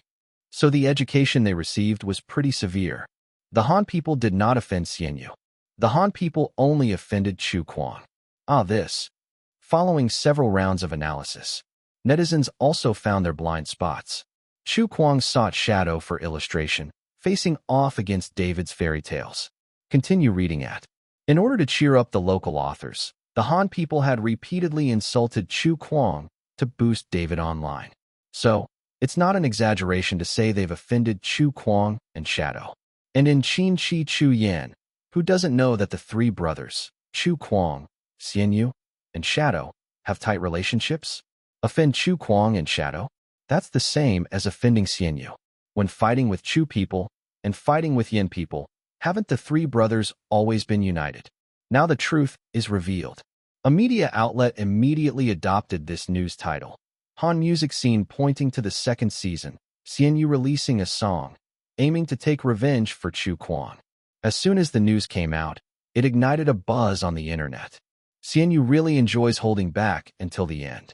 Turns out he's standing up for Chu Kuang and Shadow. The problem is, the Han people have already lost to Chu Kuang and Shadow. David's novel lost to Chu Kuang, and his invited illustrator also lost to Shadow. The illustrations in Alice in Wonderland are top-notch throughout Blue Star. Do you think Xianyu would care about these? Alright then. 3 against 1 is an old tradition. In the outside world's perspective, Chu Kuang is aloof, domineering, arrogant, and egotistical. This man not only disregards his peers but also treats his readers with disdain, often killing off popular characters in his narratives, thoroughly showcasing his individual caprice and defiant spirit. In contrast, Xianyu's image seems to be the opposite of Chu Kuang's. He is warm, gentle, magnanimous, sincere, approachable, and occasionally a bit naughty. These impressions are all thanks to the variety show. Xianyu would write a specific song for Chun Jiu just to comfort him, compose a piece for Sun Yaohua out of indignation for the unfair treatment Sun received, and even earnestly write a song for Fei Yang. This is Xianyu's image on the variety show. He always takes the singer's feelings into account. But, no matter how different Chu Kuang and Xianyu's personalities may be, when they stand up for each other, they are always unanimously unyielding. Among the three brothers, even the laid-back Shadow shares this trait. Together they are like a blazing fire. Apart, they are like stars strewn across the sky. This is the impression the three brothers give to everyone. Therefore, everyone unanimously believes that Xianyu's continuation of song releases in February intending to counteract the Han people stems from their profound impression of the three brothers. Here, this everyone refers to the people of Qin, Qi, Chu, and Yin continents. As Han continent has just joined the merge, their understanding of the three brothers is not clear yet. When the Han people heard that Xianyu was planning to counterattack them on Chu Kuang's behalf, their people got excited. Counterattack us? Just him alone? Even if Qin continent is the land of music, isn't this Qin guy too arrogant? I thought it would be one of the maestros from Qin continent. Turns out he's not even a maestro yet. Does he really think we Han are weak? We Han can't lose again this time. The substantial gap by which Fairy Tale lost to Chu Kuang is embarrassing enough. It was enough of an annoyance for the Han people to lose to Chu Kuang. Now, seeing Xianyu just added fuel to their old flames. If we Han people can't control that Chu Kuang, can we not control this Xianyu? Qin continent, Qi continent, Chu continent, Yin continent. Suddenly everyone felt a little sympathy for the Han people. Of course, not all Han people are blind with rage. Now that the Qin, Qi, Chu, Yan, and Han continents are merged, it wouldn't be hard for Han to find information about Xianyu. As a result, some Han people discovered some of Xianyu's accomplishments. They tried to deter their less-informed countrymen. Keep a low profile, don't talk big, he's a big shot. His position in the music industry is comparable to Chu Kuang's in the literary world. However, the vast majority of Han are indifferent to this. What big shot? Don't we Han have big shots? What a joke. And it was only Chu Kuang competing against David. This Xianyu is claiming to counterattack our entire Han music scene. At this moment, the Han people are all cheering for their local music scene. However, it's strange that no one in the Han music industry has openly stated their stance. Only ordinary Han people are making a fuss. Obviously, the Han music scene understands Xianyu far more than ordinary people do. After all, Xianyu is a name in the music circles of Qin, Qi, Chu, and Yan that cannot be ignored. They are dissatisfied, but they are also anxious. In contrast, Lin Yuan is utterly puzzled. His goal was clearly the 12 consecutive championships. How did this suddenly turn into me single-handedly attacking the Han music scene? Chapter 651, 617, The Sun and the Moon _1. What kind of otherworldly feelings are these? Inside the studio, Luo Wei looked at Lin Yuan, her eyes full of little stars. In the past, she thought Xianyu and Shadow were competing for Chu Kuang, so she was always thinking about how to help Shadow win Chu Kuang over. Later, Luo Wei learned that Xianyu and Shadow were both aliases of teacher Lin Yuan. There were never any romantic rivals to begin with. Chu Kuang and Lin Yuan are just one entity. So many feelings have become even clearer now. The fondness Shadow showed for Chu Kuang and the fondness Xianyu showed for Chu Kuang were all Lin Yuan's fondness for Chu Kuang. It was double the amount, just like how it was this time. To help Chu Kuang, teacher Lin Yuan not only helped draw the illustrations for Alice's Adventures in Wonderland, but now he even plans to teach the Han people a lesson with his music. Is it friendship or romance? It no longer matters. In Luo Wei's mind, she envisioned Lin Yuan standing amidst thousands of troops, his sword drawn, guarding Chu Kuang. Did teacher Lin Yuan ever ask Chu Kuang why the crow resembles a writing desk? Luo Wei kept imagining wildly. Of course, Lin Yuan had no idea about Luo Wei's thoughts. He was complaining to Jin Mu. Finally, the Yin people start to like me, but now it seems like the Han people don't like me as much. Jin Mu laughed. That's because they don't understand you well enough yet. When a new continent joins the alliance, incidents often occur due to a lack of understanding of the previously merged continents. In fact, the integration of each new continent with the previous ones is always achieved through a little conflict. Perhaps only through being enemies can you truly come to understand each other. This was the case with Qi continent, Chu continent, and Yin continent, especially Chu continent and Yin continent.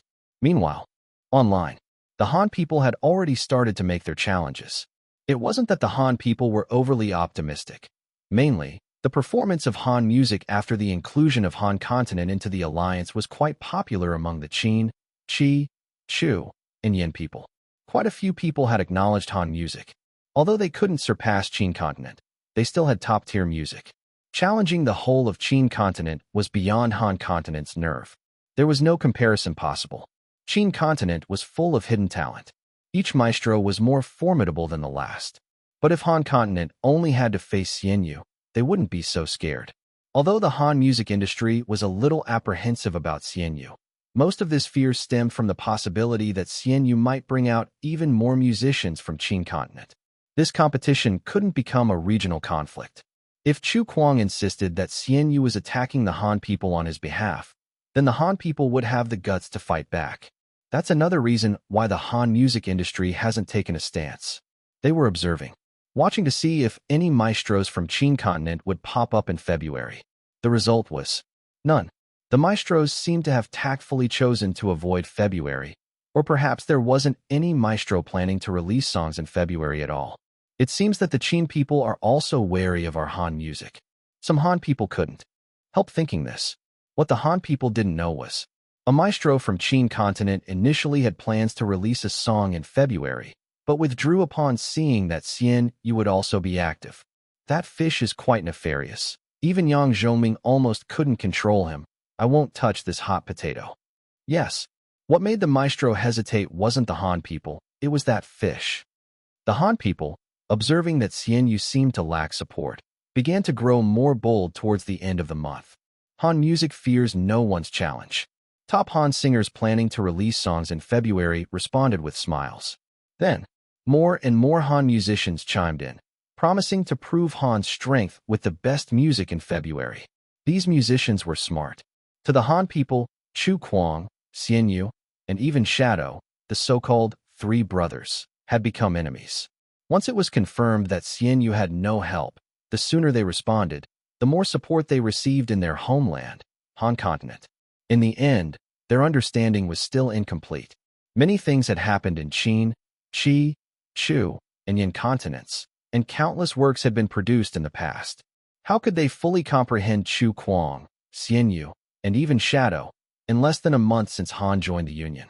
Even if some of them had some deeper understanding, they were still the minority. The will of a minority is hard to influence the will of the majority. The people of Qin, Qi, Chu, and Yin continents took it all in stride with a knowing smile. In a way, the folks of Qin, Qi, Chu, and Yin continents also picked up some bad habits. They could have made a big fuss about Xian Yu to let the Han people know that Xian Yu's terror in the music circle might be even more exaggerated than Chu Kuang in the literary world. But they chose not to. In fact, they even added fuel to the fire, bolstering the Han people. Xian Yu has always been arrogant. Last month, he even provoked Yang Zhoming. In response, Yang Zhoming gave him a hefty smackdown. This guy is known as Maestro Jr. Now you get it, Maestro Jr. is, after all, just a junior. This month, Xian Yu managed to top the season chart with his song titled Start From Scratch. You can listen to it and see if you feel it's mediocre. All his songs are of the same style. If you listen to most dazzling ethnic style, you'll understand. Xian Yu's songs are all the kind that the older folks enjoy, a bit tacky. I'm sure you heard Good Luck Is Here during the New Year. You couldn't escape it, it was playing on every street. Xian Yu wrote that. The Han people were left dumbfounded. And there were Han people who went out of their way to search for the songs mentioned by the users from Qin, Qi, Chu, and Yin continents. After listening, they began to question life. What kind of songs were Xian Yu composing? The square dance hit Most Dazzling Ethnic Style. The brainwashing Good Luck Is Here that was heard in every street and alley. And the song that Xian Yu topped this month, Start From Scratch, was catchy, but lacked substance. It was just a motivational song. It didn't seem like anything extraordinary. And he dares to challenge us Han people? And wants to avenge Chu Kuang? Avenging what the hell? We were the ones bullied by Chu Kuang. We didn't bully Chu Kuang, okay. But since you've stepped forward, we will teach you a harsh lesson. If we can't beat Chu Kuang, can we not even beat you, Xian Yu? The Han people became confident. Of course, we are talking about the majority here. At any time, in any group, there will be majorities and minorities. However, oftentimes the truth is held by the minority. It's all over. In a Han chat group studying Qin, Qi, Chu, and Yin cultures, an emoji of crying was sent. I've tried to explain to many friends how formidable Xian Yu is, but they are not accepting it. They only know that Xian Yu provoked Yang Zhoming and was brutally beaten by him, and then cried while singing Start From Scratch. What a coincidence. This song happened to be the current #1 on the season chart, and it was Xian Yu's song. So this song shaped many Han people's first impression of Xian Yu. In the group chat, someone asked, is this Xian Yu really that formidable? Can he suppress so many of our top Han musicians? Discover exclusive content at You Don't Understand. The chat member who sent the crying emoji sent another weeping one. I've checked the facts. Chu had been beaten up like this too, taken turns by the three brothers. If you still don't understand, go listen to Mariage d'Amour and such. By the way, let me tell you a popular saying in Qin, Qi, Chu, and Yin. South Xian Yu, North Chu Kuang, on top is shadow. The on top is shadow was added later by someone. But what really resonated were the words, South Xian Yu, North Chu Kuang. Both are masters in their field, not just prominent stars, but rather the sun and the moon. Chapter 652, 618, Farewell Kiss _1. In fact, the netizens of the four continents of Qin, Qi, Chu, and Yin were not mocking the Han people. Xianyu did lose to Yang Zhoming. The song Starting Over was indeed born out of this. At the same time, this song is indeed a clicked, popular chicken soup type song. Those interested can look into the background to this song. All of these are facts, but only a part of the facts. Many times, telling only part of the facts can easily mislead people, leading to a conclusion that deviates from the truth. As a result, many Han people are looking forward to the February competition season. They are not just expecting their Han music to defeat Xianyu. At the same time, the Han people are also looking forward to their local music shining brightly in the Allied continent. After all, this is the first time for the Han people to participate in the season competition. This fills the Han people with a sense of novelty. And when the starlight of the last night of January lit up, the second season of the year finally kicked off. On this night, many Han music fans deliberately stayed up late according to the traditions of the Allied continents, waiting for the new songs to be released in February. Of course, not just music fans. Some music artists from Han are also paying attention to the February season chart, such as Jack. Jack is a king of singing in Han. The Han music artists attacked the season chart for the first time, and several kings and queens of singing had made their move. But if you were to ask who the Han people favored the most, it would definitely be Jack. In Han, Jack has won the King of Singing title twice in a year, and is a bona fide two-time King of Singing. You should know, if he were a three-time King of Singing, he could barely serve as a judge on The Masked Singer. From this, you can see Jack's strength. Jack's mood at the moment was excited and nervous, and there was a bit of eagerness as well. Two-time King of Singing. Even among the kings and queens of singing in Han, Jack is one of the top singers. His prestige and fame are beyond question. But, now that Han has joined the alliance of Qin, Qi, Chu, and Yin, Qin, Qi, Chu, and Yin do not know Jack.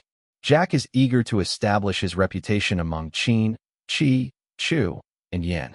And the February season chart has become his debut stage for gaining fame among Qin, Qi, Chu, and Yin.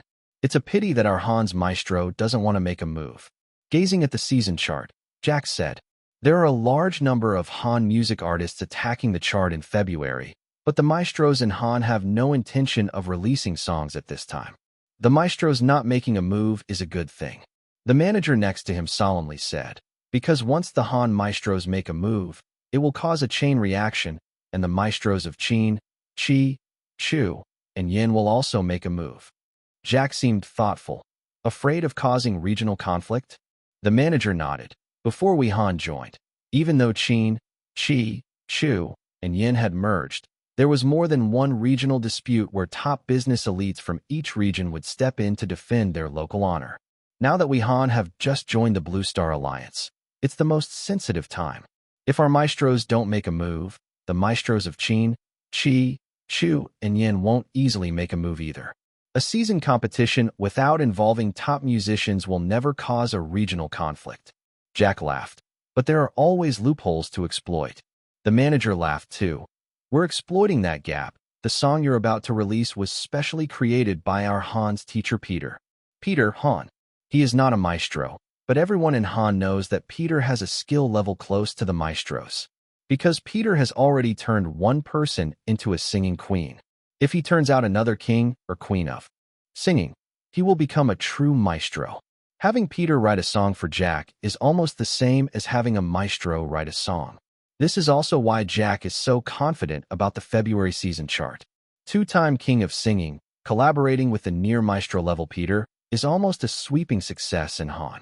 If the maestros of Qin, Qi, Chu, Yin don't make a move, then the combination of Jack and Peter is almost an unbeatable top musician combination. But I heard that this Xianyu is not simple. This is Jack's only point of nervousness. Unlike many Han people who are blindly confident without detailed understanding, Jack's understanding of Xianyu is much more profound than that of Han netizens. His manager beside him said seriously, "I've also looked up his information. Xianyu is indeed very strong, terrifyingly strong. But the artist chosen by Xianyu is just a first-tier singer in Qin continent. There's a gap compared to a singer king, and even more so when compared to you, a double award king. Besides, no matter how strong Xianyu is, how much stronger can he be than teacher Peter?" That's true. Jack was slightly relieved. A friend told Jack that Xian Yu was very strong, even to the point of tying with Yang Zhongming. So Jack had no intention of underestimating Xian Yu. Because Jack's friend was a real maestro from Han, Jack trusted him very much. This maestro-level recognition fully indicated Xian Yu's strength. This person could be much stronger than Peter. At least Peter wasn't capable of competing with Yang Zhongming. But the gap between Xian Yu and Peter should be much smaller than the gap between Jack and Sun Yaohua. Yes, unlike the blind confidence of many Han people. As a professional singer from Han, Jack has done his homework. He knows that the performer chosen by Xian Yu for his new song in February is Sun Yaohua, a first-tier singer from Qin continent. Peter is not as good as Xian Yu in some aspects, but he can make up for it. It's like a head-to-head game. Xian Yu might have a slight advantage against Peter, but if it's me against Sun Yaohua, it's a guaranteed victory. After all, the competition for the season's ranking isn't a one-man show, but a collaboration between the songwriter and the singer's team. It's time. The manager glanced at his watch and suddenly said, "Get ready." Jack's spirit uplifted as he adeptly opened a domestic Han music player. There's nothing to hesitate about. The only competitor Jack isn't sure of is Xian Yu, so he decides to listen to Xian Yu's song first over others. Song title, Farewell Kiss. Lyrics, Xian Yu. Composition, Xian Yu. Singer, Sun Yaohua. In the opening music, one after another, subtitles flashed by. Their manager, watching the subtitles, sighed. Given that Xian Yu writes his own lyrics and composes his own music, he's impressive. If the singer he's working with isn't famous, it might be tough to beat them. But considering the current situation, you're sure to win. Huh. The manager suddenly went silent. In his ear, a slightly sorrowful voice resonated, filled with regret and helplessness. The past has become a cloud of smoke, disappearing before your eyes. Even the goodbyes have been said. Yet I can't see your sorrow. All that you had given me was just pretense. The more innocent your smile, the crazier my love for you. The room went silent. Jack and the manager looked at each other, their faces stiffening in sync. The following lyrics, as if they were written just for them, sounded particularly grating. Always in a fleeting moment, there's a bit of understanding. The words we've said will never become reality. In the blink of an eye, I realize your face has become a stranger, no longer like before. My world starts to snow. Cold enough to prevent me loving one more day. Cold enough to reveal all hidden regrets.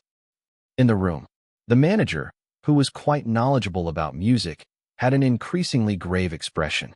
On the other hand, Jack, who knew more about music than the manager, had an expression that had gone well beyond grave. His eyes were wide open. He wanted to cover his ears, but they seemed to instinctively hear even more. Me and you say goodbye. On the deserted street. Let the foolhardy wind laugh at my inability to refuse. Me and you say goodbye. In the wild night. My heart is ready to welcome sorrow. Earth. The year is 94. Discover more content at Jackie Chung's Farewell Kiss takes the world by storm, sweeping all major charts. The year is 09. In the Golden Melody Award selection for the favorite song of the past 20 years, Farewell Kiss, with its simple melody and catchy tune, was elected, beating numerous classics. In subsequent years, when mentioning Jackie Chung, one must mention Farewell Kiss. At every Jackie Chung concert, when Me and You began, the whole audience would sing along. Wonder if the criminals who were arrested at Jackie Chung's concert were also part of the crowd. There have been news on Earth. Some criminals, in order to attend Jackie Chung's concert, took the risk of going to the scene to listen to his songs, and ended up getting arrested by the police. This incident was once a hot topic for countless netizens on Earth. When they were taken away by the police, the criminals must have felt devastated.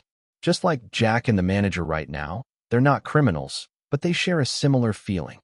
My mentality has completely collapsed. Chapter 653, 619, Han people with great enlightenment _1. Meanwhile, many people in Qin, Qi, Chu, and Yin continents are listening to Farewell Kiss. The longing I have for you is like a kite that has lost its string. It can't enter your world, nor can it warm your gaze. At the same time in Han continent, many people are also listening to Farewell Kiss, including those maestros from Han continent who did. not participate this time. They have a chat group of maestros in Han continent. In the chat group, it is as quiet as Jack's room at this moment. After a while, a maestro suddenly screenshotted a lyric from Farewell Kiss. I have seen a tragedy taking place. There is no joy at the end of the play, yet I am still hiding in your dreams. It seems consistent with the current atmosphere. The maestros in Han continent finally started to speak in turns in the group. The young maestro from Qin continent, who once tied with Yang Zhongming, used such a simple love song to effortlessly reach people's hearts. Jack is going to lose. Didn't we see this coming? That's why we didn't take part. We talk about fearing to provoke regional conflicts, but isn't there also the fear that we wouldn't be able to defeat Xianyu? In all of Han continent, how many composers can confidently say they can definitely beat Xianyu? From what I know, Xianyu can wreak havoc even with a second-tier singer. Even if the singer is not famous, his songs would definitely hit the charts. The netizens in Han continent are boiling with enthusiasm to take down Xianyu, while the maestros in Han continent are remaining eerily silent. Why? Because the maestros in Han continent are top musicians. Top musicians in Blue Star. Even if they are secluded, how could they not pay attention to the music scene in other continents? And Qin continent is the well-known land of music, so the maestros from all continents will definitely pay extra attention. With such attention, it's impossible not to notice Xianyu. Especially during that Battle of the Gods, Xianyu may have lost to Yang Zhongming, but all the maestros across Blue Star knew. If it were not for official interference, the outcome of that battle would still be unknown. Therefore, when the media announced that Xianyu was targeting Han continent, the maestros in Han continent choose to remain silent. Under different circumstances, if winning was assured, rather than worrying about regional conflicts, I'm sure the maestros in Han continent would be more than eager. Yes, the maestros in Han continent didn't plan to release any songs in February, and indeed, they are concerned about regional conflicts. But if someone were to provoke them, they would definitely respond in kind. Unless it's a hopeless cause. To them, Xianyu is that hopeless cause. As for the showdown in the season of February, the maestros in Han continent have already discussed it. The current outcome is within everyone's expectations. Let's wait. Once the acceptance of Han continent music style increases among all continents, our two should be able to defeat Xianyu. A maestro in the group chat replied. The maestros in Han continent felt heavy. So what if Xianyu is defeated? Qin continent still has Yang Zhongming. Oh, there's someone even tougher than Yang Zhongming. Who? He's currently in Zhong continent. Even if he doesn't participate, Yang Zhongming alone is enough to sweep through Han continent. Oh, Qin continent, the land of music, where Hall of Fame level musicians originate from. Defeating Xianyu should be considered the limit of what Han continent can achieve. If the people of Han continent knew what the homegrown maestros were thinking, they'd probably cough up blood in anger. Turns out these guys had been scared off by Xianyu all along. But in fact, the maestros in Han continent really have no choice. Their predicament is a tough one. Are they supposed to tell the people of Han continent loudly that they can't beat Xianyu? As established maestros, they'd get ridiculed by netizens if they showed fear before the fight even began. And what if they won?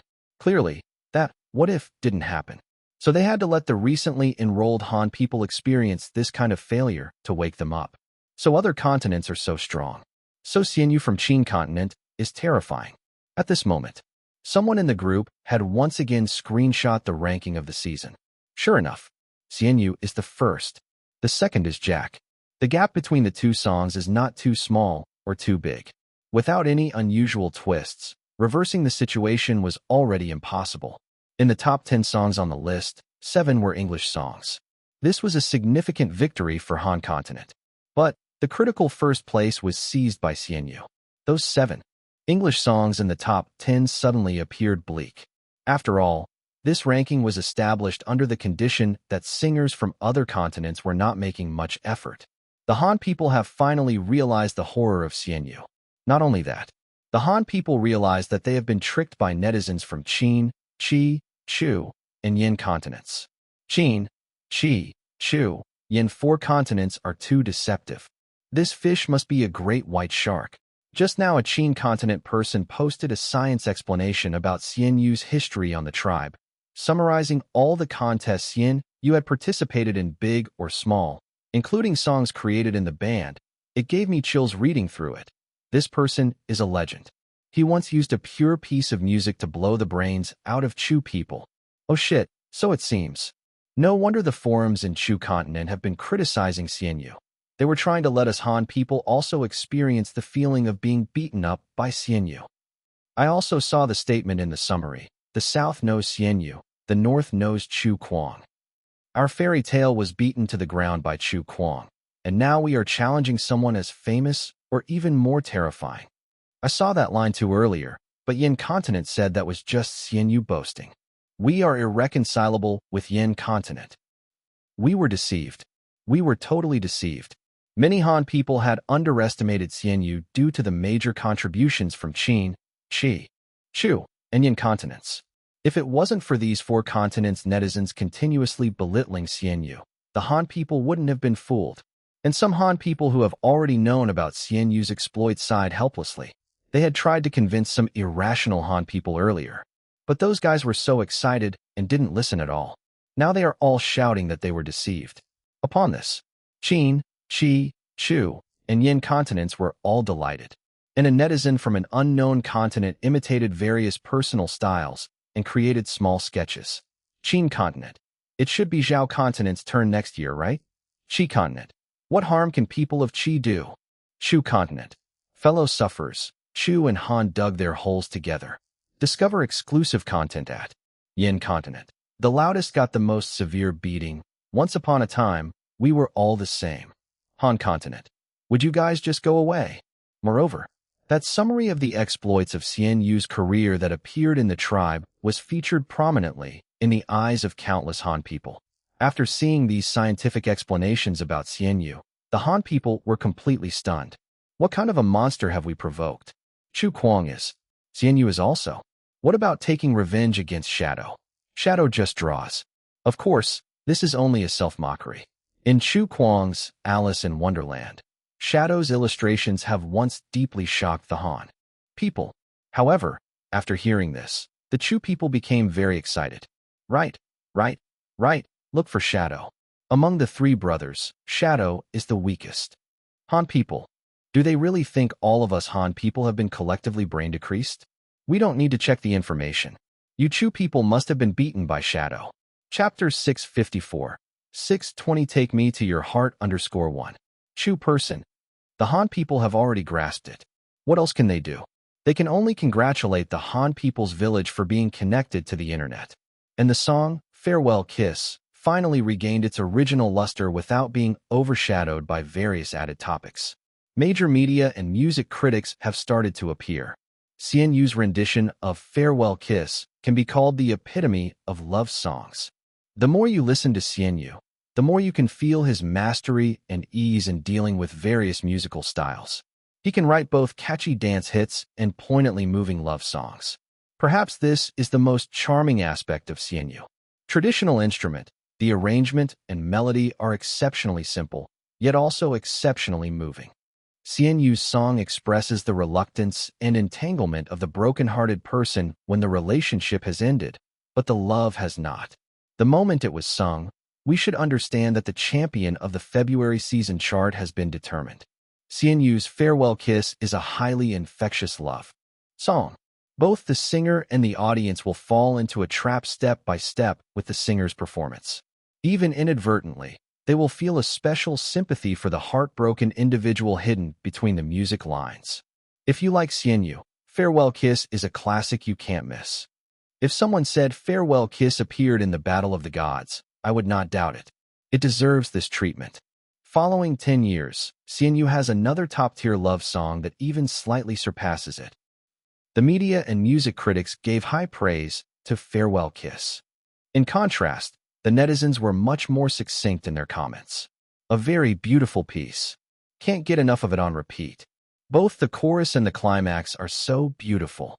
Many songs are only good in the climax, but this song is fascinating from beginning to end. Indeed, it takes a seasonal chart to see Fish Papa's true strength. Fish Papa dares to write any song in our song, and Wei Haoyun dares to sing any song. Fish Papa's love songs never disappoint. Using this song to attack the Han people, the importance is given. Add to song list. Meanwhile, as netizens have also widely recognized the song Farewell Kiss, a post suddenly popped up online. The post title was, "The gap between the Han people and Xianyu is not as big as you think." The post began with a direct thesis. The Han people have actually been at a disadvantage. In the 5 continents of Qin, Qi, Chu, Yin, and Han, each has its own dialect, but the songs that are most easily accepted by the public are still Mandarin songs. Everyone should have heard of Jack's songs, right?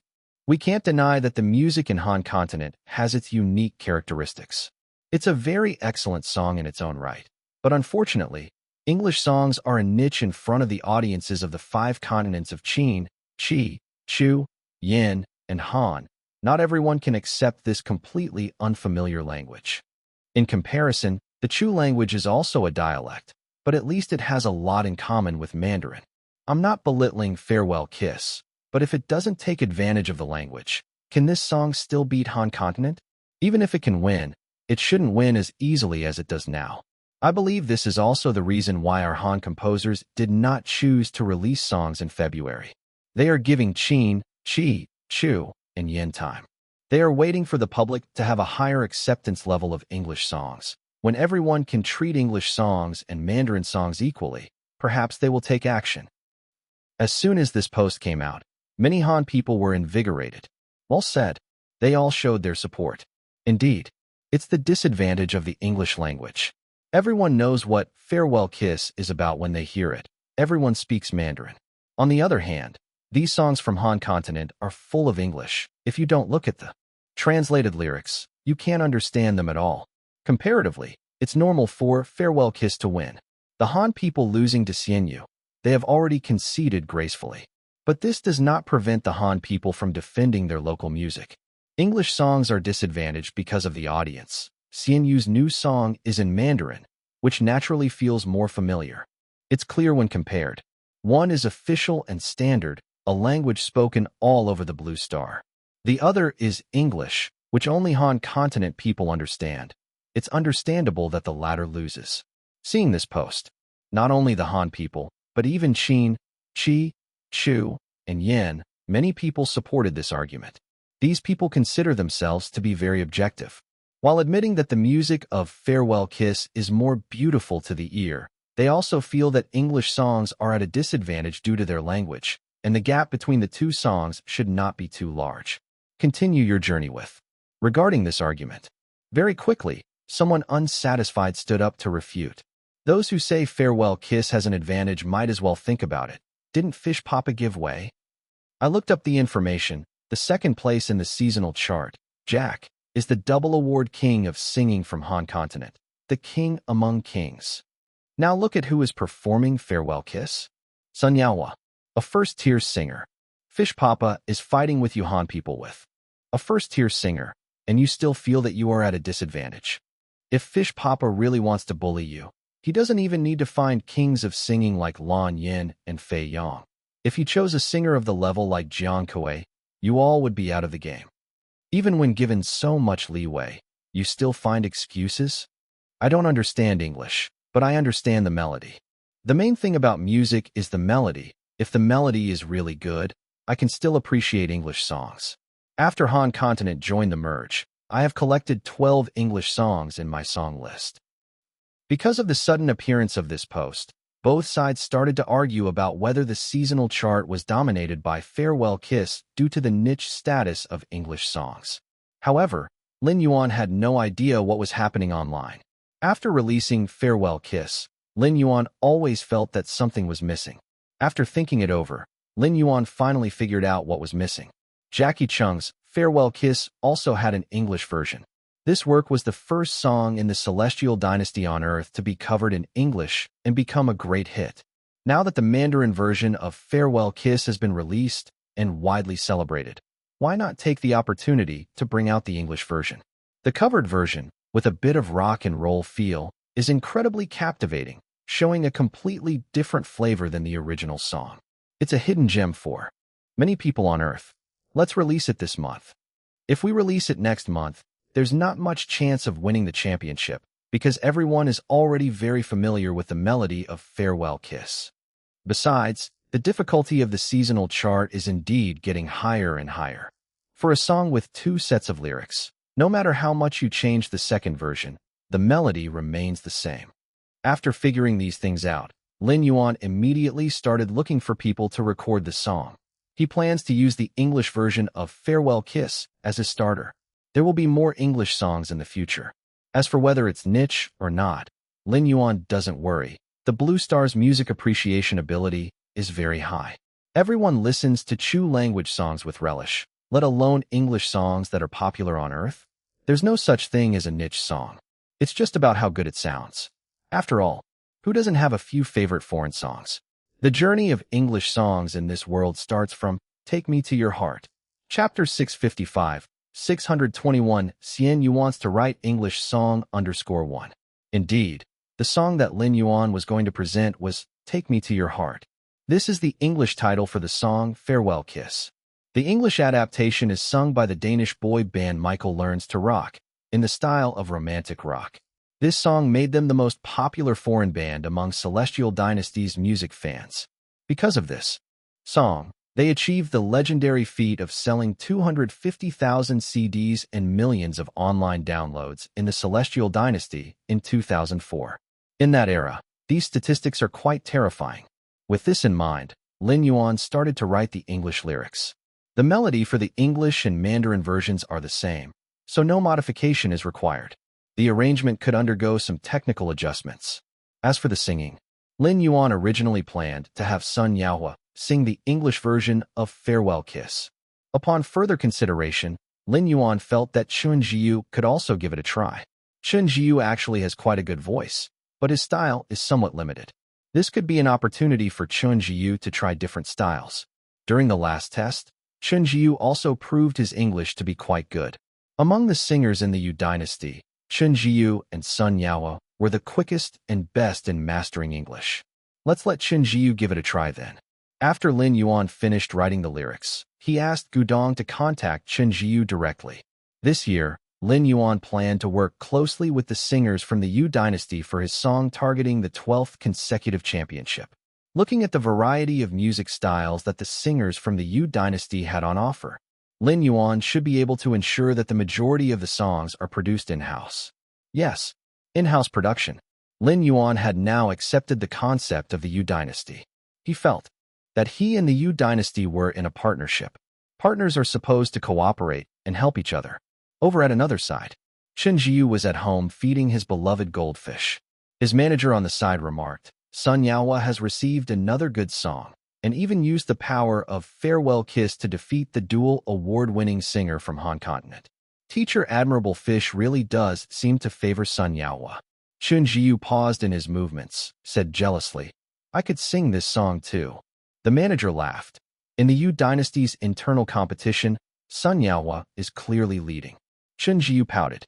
Just at that moment, the manager's mobile phone rang. After he answered it and heard what the other party had to say, his face suddenly lit up with excitement. What's up? Chun Jiu asked casually. The manager exclaimed with excitement. Teacher Admirable Fish is inviting you to record a song. At his manager's words, Chun Jiu suddenly perked up. Let's head to the company. 20 minutes later, Chun Jiu appeared at the company. Lin Yuan took out the English version of Farewell Kiss' lyrics and gave it to Chun Jiu. Can you understand them? Chun Jiu began to read the lyrics out loud. It was quite fluent. He recognized all the words. Try singing. But I don't have the music score. This is the English version of Farewell Kiss. Chun Jiu's eyes lit up. He began to tentatively sing along to the melody of Farewell Kiss. After listening for a while, Lin Yuan was surprised. Chun Jiu sang it quite well. Being able to read English doesn't mean you can sing well in English. The pronunciation of English songs is different from Mandarin, and many of the syllable breaks can seem very rigid if you haven't specially learned them. But Chun Jiu clearly doesn't have this problem. This probably means that Chun Jiu has learned some English singing methods. It'll be you. Lin Yuan got happy. If Chun Jiu couldn't sing well, Lin Yuan would have asked Sun Yaohua to do it. If Sun Yaohua also couldn't sing well, he would have to find a singer from Han Continent. Fortunately, Chen Jiu didn't disappoint Lin Yuan. Lin Yuan didn't know how much effort Chen Jiu had put into learning English, and even singing English songs, behind the scenes. All Lin Yuan needed to know was that Chen Jiu could handle this song. For the majority of songs, his criteria for choosing cooperative singers is often based on this standard. As long as there are singers in the Yu dynasty that meet this standard, Lin Yuan wouldn't seek out other singers for cooperation. Anyway, the share of the royalty fees would be the same. In the next few days, netizens were still debating whether Han Continent's music had lost to Admirable Fish due to English songs being too niche. Some people argued, the importance of lyrics to a song is undeniable. If the netizens of Qin, Qi, Chu, and Yin can't understand English, then at least 1/3 of the song's charm is lost. Others retorted, of course, lyrics are important, but the melody is the key point. Otherwise, how could you explain the classic status of instrumental music? At least English songs have lyrics. If translated, everyone can understand. With instrumental music, there aren't even any lyrics. In the end, each held on to their own views. Blaming the language is certainly unreasonable. Last year's season chart also had Chu language songs winning the season championship, which indicates that music can break through language bindings. Chu language songs seldom win the season championship. The occasional success is an exception. Most of the time, Mandarin songs are more popular on the season chart. Everyone has his own arguments. Everyone is right in their own eyes. In fact, those who think English songs lose out due to their niche appeal are mainly Han people. Even if Han people have somewhat accepted defeat to Admirable Fish, it's inevitable they'd want to make a few defensive remarks. Normally, this kind of argument wouldn't have any resolution, unless Farewell Kiss was also an English song. But obviously, Farewell Kiss is a Mandarin song. So, no matter how much they argue about it, it will always end up as an unsolved mystery. The Han people knew this very well. That's why they kept on insisting that English is a niche dialect in the Celestial Dynasty.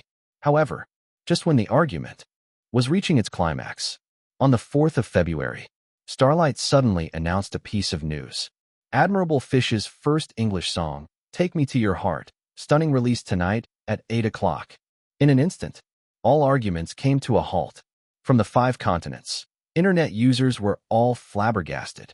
Admirable Fish actually wrote an English song, and it's officially releasing tonight at 8 o'clock?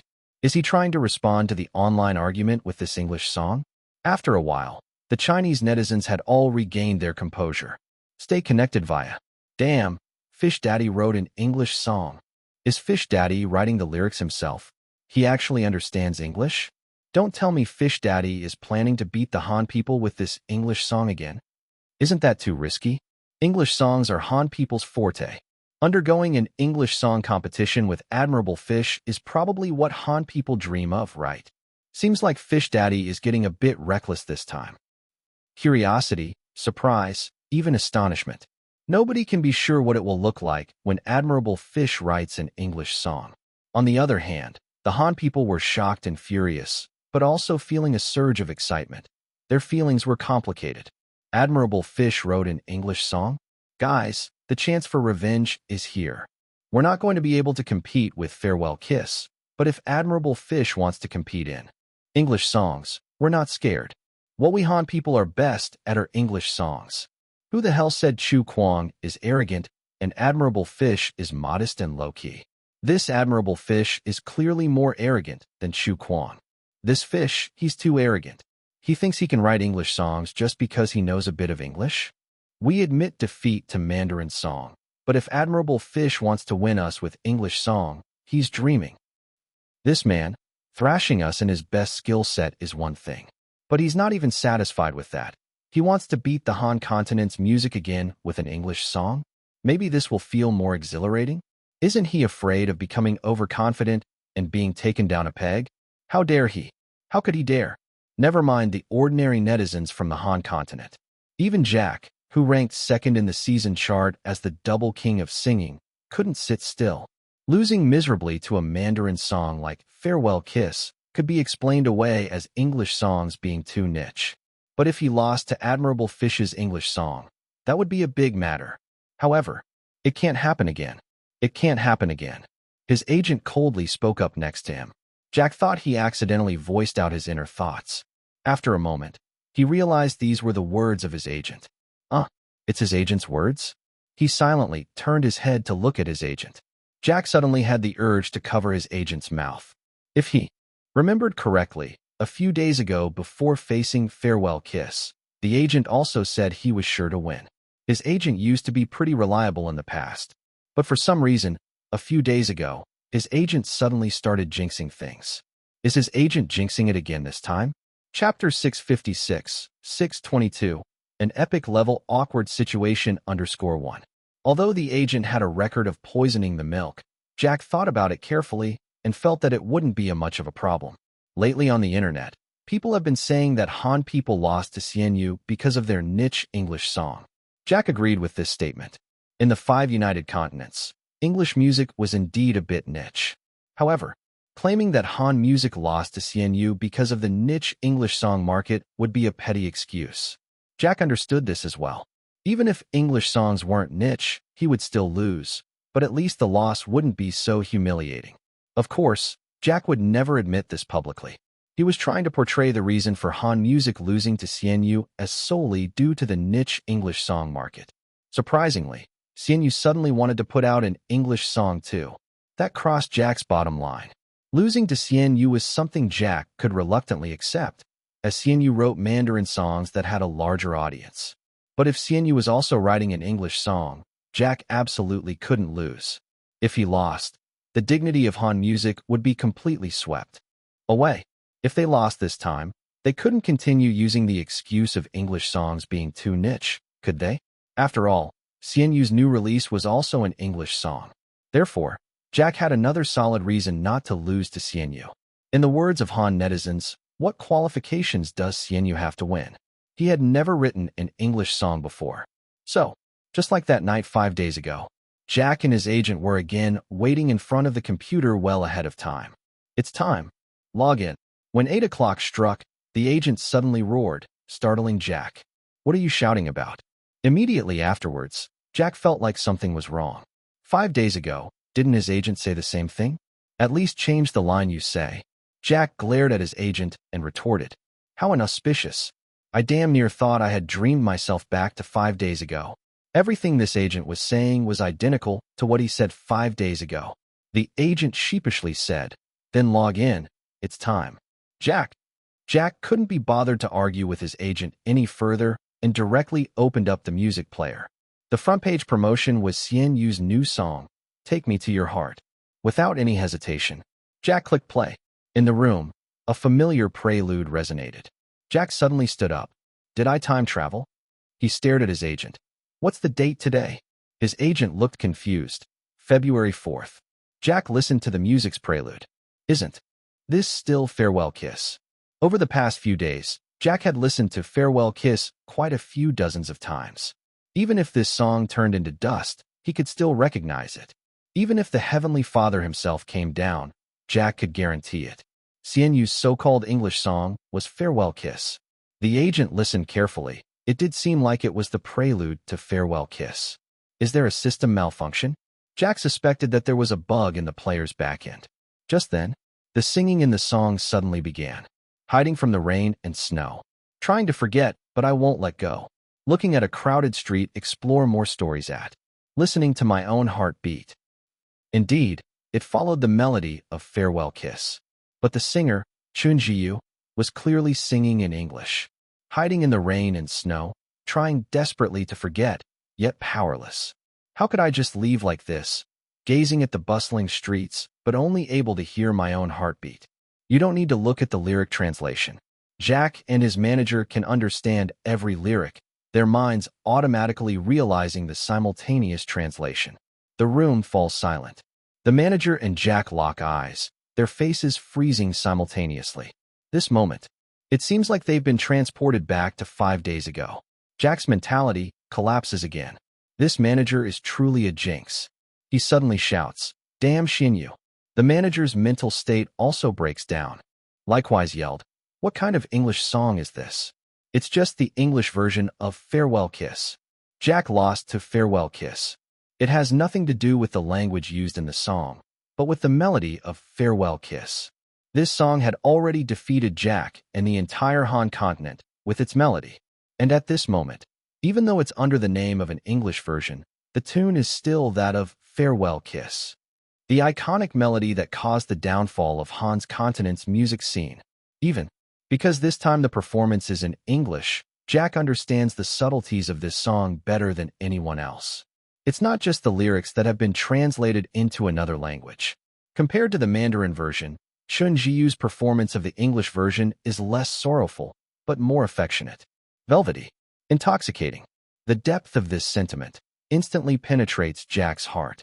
Jack's mental state shatters into pieces like broken glass. Tiny, tiny pieces. This time, Jack can no longer use the barrier of language to explain his failure, because Farewell Kiss has now magically transformed into an English song. On the list of English songs for the February season, it's clear just how much superior it is in comparison to the native English songs of the Han continent. The song continues, but Jack returns to his chair, a somewhat lost look in his eyes. The manager on the side stays silent, because he feels a stronger connection to this English song. The manager even thinks that the English version of Farewell Kiss sounds better than the original Mandarin version. If the manager himself believes this, what would the other people of the Han continent think? The answer is obvious. All of the Han people who heard "Take Me to Your Heart" fell silent just like the manager. They never would have expected it. When Farewell Kiss is performed in English, it turns out the song actually sounds better than the Han people originally thought it did. But why does it have to be Farewell Kiss? You could have covered another song. With any other song, our previous objections might have some room for reconsideration, but it turns out to be Farewell Kiss. It's exactly the same song. It's exactly the song that we once criticized as winning over Han people due to the popularity of Mandarin. This is embarrassing. Very embarrassing. Later, Blue Star rated this as one of the 5 epic embarrassing moments. This was even regarded as the originator of epic embarrassing moments. Before this, no one has ever managed to embarrass an entire continent's population like this, causing countless Han people to collectively close off from the world. Xinyu did it. He did it in such an easy way. Nobody expected Xinyu to slap the Han people in the face with the English version of Farewell Kiss. Slap. This slap was resounding enough to shake this mess apart. No Han person would deny how great the English song, Take Me to Your Heart, is. Not only would that be insulting the intelligence of the netizens from the other continents, it would be an insult to Han's native music. If they deny Xinyu, it's almost the same as denying themselves. So, with this move, Xinyu is set to leave the Han people speechless. In the field that Han people are most familiar with, he defeated Han continent's music using the very method Han people excel at. At this moment, 4 continents, Qin, Qi, Chu, and Yin fell into chaos. Chapter 657, 623 High IQ Game _1. Such a heart-piercing move. While others slap a face, Xianyu seems to be beating the Han people till their insides bleed. Didn't the Han people say that Xianyu winning the season championship was due to the advantage of his native language? What about this English version of Farewell Kiss? So, when it's in Xianyu's hands, English is not niche anymore. Xianyu, no one understands English songs better than me. Suddenly thought of 10 years. Play one song with 2 versions of lyrics. Xianyu is professional. Even if one version of the song is in English, it still sounds so good that you can't help but kneel. The English lyrics were also written by Xianyu. So, the English songs written by Xianyu are so formidable. Both versions of Farewell Kiss are amazing. The performances of Sun Yaohua and Chun Zhiyu each have their own unique characteristics. I even like Chun Zhiyu's English version more. Xianyu's language talent is really strong. I remember he can also speak Qi language. Didn't expect him to master English as well. The style of the English version of Farewell Kiss is absolutely authentic. Floods of people across Qin, Qi, Chu, and Yin are hotly discussing it. And with the debates across each continent, the download numbers of the English version of Farewell Kiss are skyrocketing. Not only in Qin, Qi, Chu, and Yin. The Han continent is also providing a massive amount of download data for the English version of Farewell Kiss. Whether the Han people accept it or not, they have to admit, while Xianyu slapped them in the face, He also promoted English songs to a certain extent with the English version of Farewell Kiss. Take Me to Your Heart will arouse more people's interest in English songs. At this time, some Han people begin to change their attitude. Actually, there is no need to be so confrontational. We, Blue Star, are a family in all continents, and we, the Han continent, are now also part of the amalgamation. Qin, Qi, Chu, and Yen. Why does this sound so familiar? It seems like we have another continent convinced by the three brothers. Looking back at the wave of amalgamation since it started in Blue Star, more than one continent has been persuaded by the three brothers. February 10th. Take Me to Your Heart forcefully ascends to the second place on the seasonal chart. Enjoy new tales from. With this, Xian Yu is now claiming the first two places on the seasonal chart all by himself, just like the previous news reported. Xian Yu, with his own strength, targeted the Han music scene. Compared to the wounds Chu Kuang left to the Han, this strike by Xian Yu is almost fatal. Xian Yu defeated the Han in an area where they excel the most. Could there be a more ruthless counterattack? At this time, suddenly someone laughed. Chen Jiu going back to his old business? The netizens of Qin, Qi, Chu, Yin were taken aback, and then could not help but burst into laughter. Chen Jiu actually got the second place again. On the seasonal chart, Farewell Kiss performed by Sun Yaohua is first. Take Me to Your Heart, performed by Chun Jiu, is second. Ha ha ha ha. He really is the perennial runner-up. Xian Yu. Only kids make choices. I want both first and second. If anyone wants to take the second place, is there anyone more suitable than Chun Jiu in the Yu dynasty? Chun Jiu's posture of taking the second place is still so skilled. So this is the correct way to be a perennial runner-up? Chun Jiu's runner-up position sparked countless people's memory of the perennial runner-up. In Chun Jiu's tribe comment section, the spirit of runner-up, a long unseen meme, came back again, with netizens crazily reposting it. But this time, Chun Jiu wasn't upset at all. Instead, he even laughed out loud.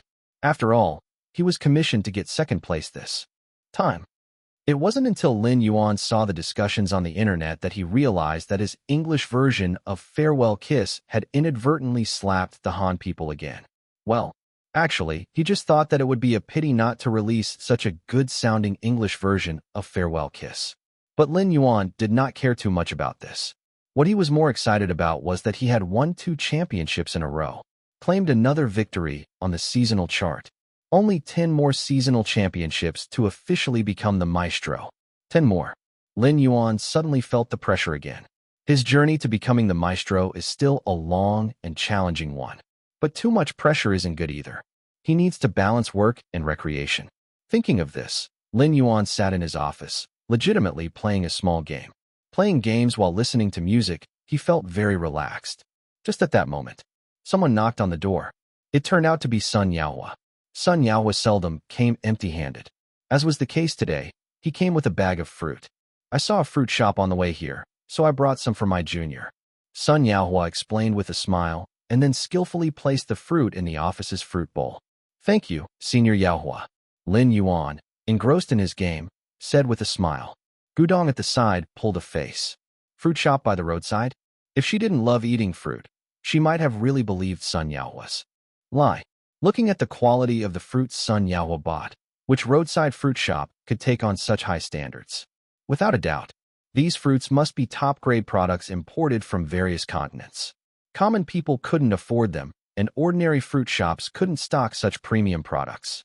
But Mr. Lin was always a little bit careless, so he didn't notice the difference. Last time she bought some fruits from a roadside shop for Mr. Lin, he even commented that they were not as delicious as the fruits Sun Yaohua bought.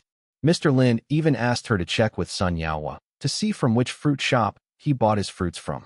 Really? A box of cherries from Sun Yaohua is worth a few thousand. The fruit I buy on the roadside is genuinely bought from a roadside fruit shop. Gudong, why don't you join us and have some? Sun Yaohua suddenly said to Gudong with a smile on his face. Thank you, teacher Sun Yaohua. Gudong smiled sweetly and suddenly found Sun Yaohua more likable. Lost again. Lin Yuan at the computer grumbled. My teammates are too weak. Sun Yaohua curiously peered at the screen. The game Lin Yuan was playing was a classic tower pushing game. The hero controlled by Lin Yuan had a score of 0/12/0. Sun Yaohua, men known for his wit, he didn't know what to say for a moment. Lin Yuan reminisced, "My teammates are too weak. I'm more suited to single-player games like Plants vs. Zombies. I can finish that game in a month." Sun Yaohua finally found an opening. "What is Plants vs. Zombies?" Lin Yuan seriously said, "A game to test your IQ." Sun Yaohua was respectful. "Where can I download it? I can play with you and improve my IQ along with yours." Lin Yuan regretted, "Blue Star doesn't have it." Sun Yaohua was stunned. "Where did you play it then?" Lin Yuan thought about it and said, "In a dream." His previous life was just like a dream. Sun Yaohua. At this moment, Lin Yuan started another round of the game. Sun Yaohua was stunned to see that Lin Yuan's hand speed was extremely fast. In a fraction of a second, he had already selected and locked his hero. Judging from the speed of picking a hero, Lin Yuan seemed really skilled at this game. Chapter 658, 624, Plants vs. Zombies _1. The next day, Lin Yuan uninstalled the game. Not for any particular reason. Essentially, he had been on a losing streak since yesterday. He was repeatedly beaten and pressed to the ground by the opponents. He felt frustrated. Meanwhile, this tower push game called Heroes of England had been completely blacklisted by Lin Yuan. He found it totally not fun at all. Although it was a tower push game like League of Legends on Earth, many of its designs were overly complicated. Don't be a slack. Lin Yuan motivated himself and decided to start focusing on work and not indulge in games anymore. At this point, surprisingly, Sun Yaohua made another appearance. Accompanying him were a few young men who appeared somewhat nervous. "Junior." The moment he stepped in, Sun Yaohua greeted with a smiling face. "Look at what I have brought you." Lin Yuan was startled and looked at the young men behind Sun Yaohua. "Do we sell people on Blue Star?" The few young men behind Sun Yaohua were dumbfounded. Sun Yaohua burst into laughter. "Junior, you are so hilarious." "Of course not. These young gentlemen are professional game designers. Remember how you said yesterday that the game you wanted to play wasn't available on Blue Star? Well, I had the idea to get these guys to design a game specifically for you. Just tell them what type of game you want, and they'll see to it. I'll cover the design costs.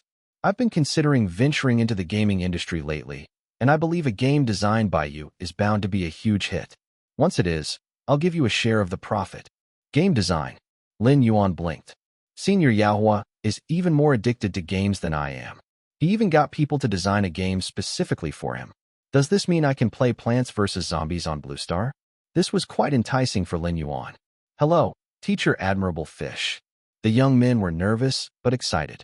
The leader among them introduced himself. "My name is Pei Qian." Lin Yuan frowned. "Pei Qian? Losing money?" That name didn't seem very auspicious. Of course, Pei Qian had no idea about Lin Yuan's thoughts. He was the owner of a game design studio. With dreams in his heart, he set up the studio a few years after graduation, hoping to make a name in the gaming industry. But before his career could take off, he met Sun Yaohua. Pei Qian knew that Sun Yaohua was a singer, and he had listened to Sun Yaohua's songs. Sun Yaohua suddenly appeared yesterday, stating he wanted to acquire Pei Qian's studio and have Pei Qian work for him. Pei Qian refused on the spot. He was a game designer with dreams. How could he possibly sell his studio and work for someone else? But in the end, Pei Qian agreed to the acquisition. The offer from Sun Yaohua was just too generous. Pei Qian found it hard to imagine that a singer could be so extravagantly wealthy. The way he made out the check, it was as if the check was just a scrap of paper. So, being a singer made that much money? After being acquired, Pei Qian was all set to make a big splash. Sun Yaohua was a wealthy boss and would definitely support him in developing the dream game he had in mind. However, Sun Yaohua brought him to Starlight and told him to design a game for a friend. Pei Qian initially thought Sun Yaohua had gone mad. This guy had gone through all the trouble of acquiring his studio only to have him design a game for his friend? Design a game specifically for a friend? Just how boss must this friend be for you to invest so much in him? It wasn't until Pei Qian arrived at Starlight and saw Lin Yuan that he realized what was actually going on. Sun Yaohua wanted him to design a game specifically for Lin Yuan. This was a major figure in the entertainment industry. That being said, Pei Qian still found it quite a headache. Designing a game specifically for someone seemed a tad bit excessive, right? I wonder what type of game teacher Admirable Fish prefers. For the sake of money, Pei Qian was resigned to playing along.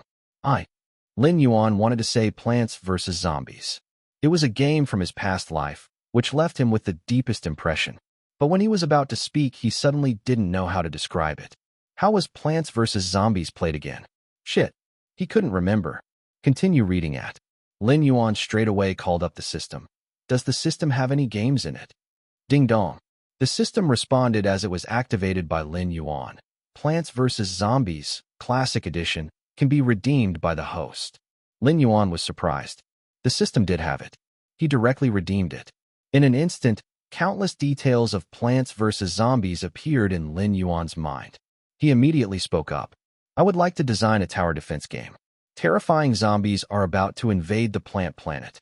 Each zombie has different characteristics. For example, the buckethead zombie has a strong ability to resist attacks. The miner zombie can dig tunnels to bypass plants planted on the soil surface, and the thief zombie can steal plants. Pei Qian was stunned for a moment. He hadn't expected Lin Yuan to have some actual ideas. Could you demonstrate a little with some sketches? No problem. Lin Yuan picked up a pen and paper and began sketching images of different plants and zombies. See this sunflower? The sunlight it provides is the money the players use to buy other plants, and each plant has completely different functions. The players defend against zombies by planting different plants, such as this cherry bomb, which can obliterate all zombies within a certain range. The classic pea shooter is the most cost-effective plant. Additionally, I quite like this man-eating plant that can eat zombies. In short, players should plant their plants wisely to counteract the weaknesses of different zombies while managing their funds. Lin Yuan was speaking nonstop. Pei Qian's mouth had unconsciously dropped open. The young group that had followed Pei Qian was also dumbstruck. Was this man really Lin Yuan? Wasn't he into music and stuff? Oh right, he also makes movies. But what does that have to do with games? Why are his game ideas so clear? Indeed, Lin Yuan's ideas were clear. As he continued describing, he had filled his notebook with various drawings, even including corresponding names. Even Sun Yaohua was somewhat surprised standing by. He had brought Pei Qian and the others over just to amuse Lin Yuan. Whatever style of game Lin Yuan wanted, he would let Pei Qian and his team tailor-make it. After all, it was all about Lin Yuan having a good time playing it. Once he got bored, he could ask Pei Qian to design some other games. However, much to Sun Yaohua's surprise, Lin Yuan's game designing idea was so well detailed it was as if he had really played such a game before. By the end, even Sun Yaohua himself was intrigued. So this is the Plants vs. Zombies game you mentioned yesterday? Yeah. Brilliant. Sun Yaohua suddenly felt that they could release the game later to allow everyone else to play the game Lin Yuan personally designed. That should make Lin Yuan happy, right? This was Sun Yaohua's principle. The happiness of Lin Yuan mattered the most. Chapter 659, 625 The Music of the Cloud Palace _1. If Lin Yuan truly wanted to create a game, he would have to produce a detailed design plan, complete with flowcharts and CG mockups, followed by a thorough analysis and design phase. However, Lin Yuan obviously didn't want to go through such trouble. He had ideas, but they weren't professional. Lin Yuan simply followed the game content and design provided by the system, rambling his ideas on the go. Luckily, Pei Qian was able to grasp his seemingly random ideas. 2 hours later, Sun Yaohua and the others left. As Lin Yuan picked up a washed cherry and took a bite, the system's voice suddenly echoed in his ear again. Congratulations, host, on initiating the game category. From now on, games will also be one of your sources of prestige. Lin Yuan was taken aback. Game category? When he discussed ideas for Plants vs. Zombies with Pei Qian, he simply wanted to play a game he was familiar with in his previous life on Blue Star. He never thought that the game would be a source of prestige, but now the system was telling him that games were a separate category? Music, films, painting, literature. Lin Yuan always thought there were only these 4 categories. It was no wonder he was able to customize games with the system. Did this mean that he could not only bring out Plants vs. Zombies, but also work on other games? That seemed right. Games were indeed a significant branch of entertainment as they encompassed a wide range of elements, including music, painting, animation, and even scripts. especially for large-scale games. Not to mention large-scale games. Even with a simple game like Plants vs. Zombies, the background music of the game is instrumental. If Lin Yuan wanted to recreate this game, he would undoubtedly choose the original background music, which was one of his expertise. This was a major category. It was all-encompassing. The word games seemed to compile all the contents of the other categories. It seems that I have to add another task to my workload. Without Senior Yao Hua, I wouldn't even know the system had a hidden game category. Previously, it was for fun. Now it was different. Lin Yuan temporarily set aside his playful mindset. Considering that Senior Yao Hua had contributed to the development of the system's game category, Lin Yuan planned to partner with him in the future to create games, transferring some of the classic Earth games over. I need to start studying. Since Lin Yuan had decided to dabble in games casually, he couldn't be ignorant about the gaming industry. He simply asked Gudong to buy him some game-related books for him to read. His reading efficiency was very high. With the system providing memory pills, he could remember anything he had read. His rapid progress from knowing nothing about the film industry to becoming a semi-expert was achieved by taking memory pills and reading extensively. This time was no exception. Gudong bought back over 10 books related to games. Lin Yuan sat in his office, leisurely absorbing and improving, gradually gaining a certain understanding of the game industry. There's so much to learn in the game industry. Looking at these books, Lin Yuan sighed deeply. The thing he saw from a player's perspective was too simplistic. Looking at it from a game creator's perspective, there were many twists and turns. A game couldn't be completed overnight. While Pei Qian had already started working, Lin Yuan took advantage of his free time to read extensively. This routine continued until mid-February. On this day, Gudong brought Lin Yuan some good news. The post-production of Journey to the West was more than halfway done, but the music for the TV series needed Lin Yuan's touch. Understood. Lin Yuan's eyes lit up. He had been waiting for this moment. He had prepared music for the first season of Journey to the West in advance. The one he attached the most importance to being the theme music for the TV series, the music of the Cloud Palace. This was a piece of instrumental music. To achieve the best effects, Lin Yuan alone couldn't achieve it. The song contained a plethora of musical elements, such as electronic musical instruments, orchestral music, guzheng, pipa, triangle, and pipe bell, as well as African drums, conga drums. Even drums were all included. Coupled with the effects of the bass and soprano opera singing, even those who hadn't seen Journey to the West would be blown away when they heard this song. It's worth mentioning. Many professional musicians on Earth refer to the music of the Cloud Palace as the king of electronic music, and Su Jingqing, the composer for Journey to the West, was canonized in the music industry because of his many musical creations in Journey to the West. This was a true masterpiece. However, many people don't know that when Su Jingqing created the music of the Cloud Palace, the leaders at the time were very dissatisfied. China in the 80s had a conservative music outlook. How could they accept electronic music? Stay tuned to. The song was initially rejected. It was the director of the CCTV version of Journey to the West, Yang Jie, who insisted on Su Jingqing's song being the theme music of Journey to the West despite all opinions. The facts proved that the song was successful, and even more than successful. Lin Yuan had no such concerns. He had the final say on Journey to the West's music. To maximize the effect of this masterpiece, Lin Yuan hired expert musicians for all the musical instruments mentioned earlier. As far as recording costs go, this was definitely the highest among all Lin Yuan's pieces. Of course, the majority of the musicians were from Starlight, for instance, the king of bass from Qin Continent, who was under Starlight. After all, Starlight was one of Blue Star's most successful music companies. It was not short on excellent musicians. This was the advantage of making music at Starlight. What a lineup! When Starlight's top musicians gathered in the company's recording studio, Zheng Jing, who was passing by, was startled. She didn't really just pass by. She had heard the news and had rushed over to see what was happening. Only then did she realize how big a deal Lin Yuan's piece was. Sit down and listen together? Lin Yuan invited Zheng Jing. Zheng Jing readily agreed. 20 minutes later, when Lin Yuan had coordinated the parts for each musician, everyone began rehearsing formally. When the familiar electronic sound first appeared on Blue Star, Zheng Jing's mouth fell open. Wait, wait, wait, wait. Lin Yuan couldn't help but smile. As the familiar music echoed, he seemed to see the image of Sun Wukong bursting out of the five-finger mountain in front of him, and he felt inexplicably excited. Ah, ah, ah. In the intertwining of various instruments, the soprano began to sing along. It was an astounding performance. Even Zheng Jing had unknowingly joined in, all written all over her face. If this song were to participate in the seasonal ranking, it would be a massacre. Chapter 660, 626. The legendary transmigrator must copy books _1. It's not only about the music of the Cloud Palace.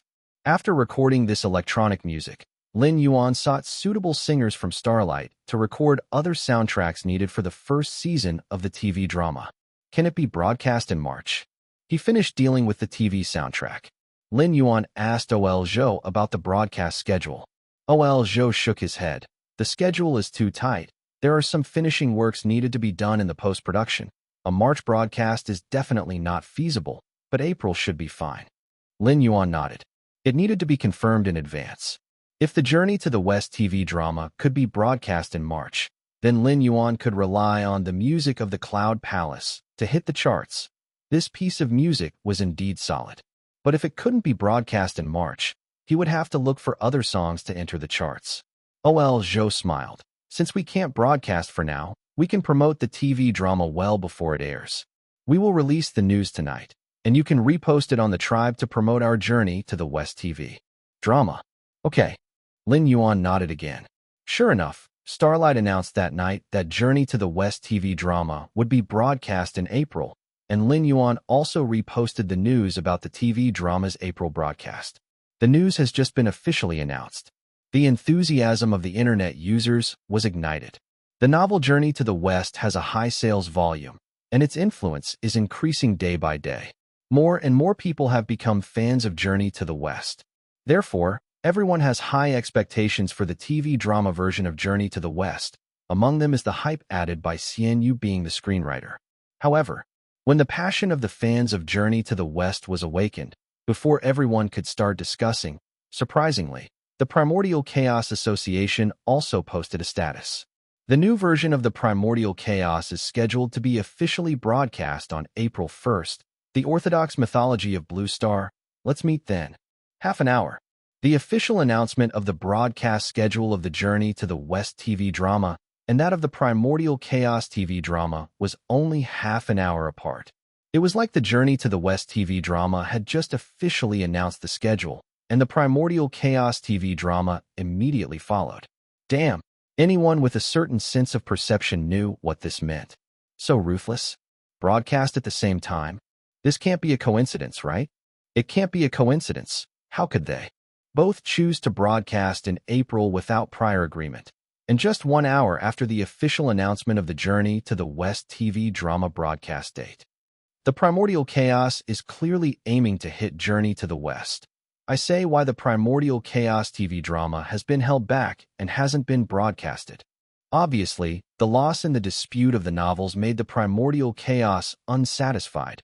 They want to make a comeback with the TV drama. I knew that the two TV dramatics would compete. The fact that both sides produce TV dramas has determined this moment. But I never thought that the Primordial Chaos would play so intensely, specifically aiming at the schedule of Journey to the West and preparing to broadcast at the same time.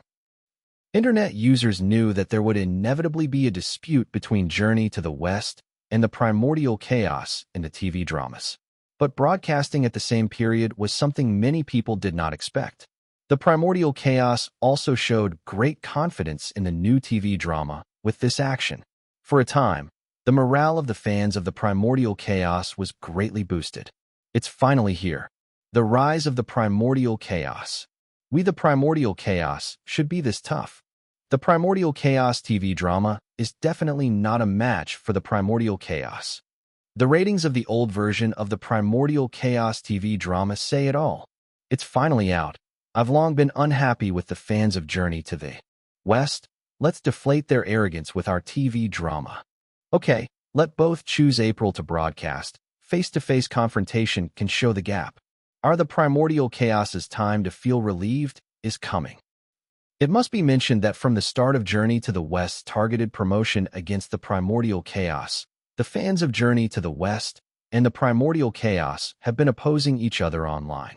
From the novel to the theme song, both sides have taken turns with each other, with each time Journey to the West winning. After a few successive failures, the fans of the primordial chaos have held their anger. However, the foundation of the primordial chaos is strong, and even if they lose a few rounds, they are not desperate. The fundamental reason is because the primordial chaos is about to make a new TV drama. For the Primordial Chaos TV drama, the fans of the Primordial Chaos are full of confidence. They feel that Journey to the West's TV drama cannot be compared with the Primordial Chaos in terms of attractiveness. The fans of Journey to the West are a bit provoked. So damn arrogant. The fans of the Primordial Chaos really don't remember the beatings.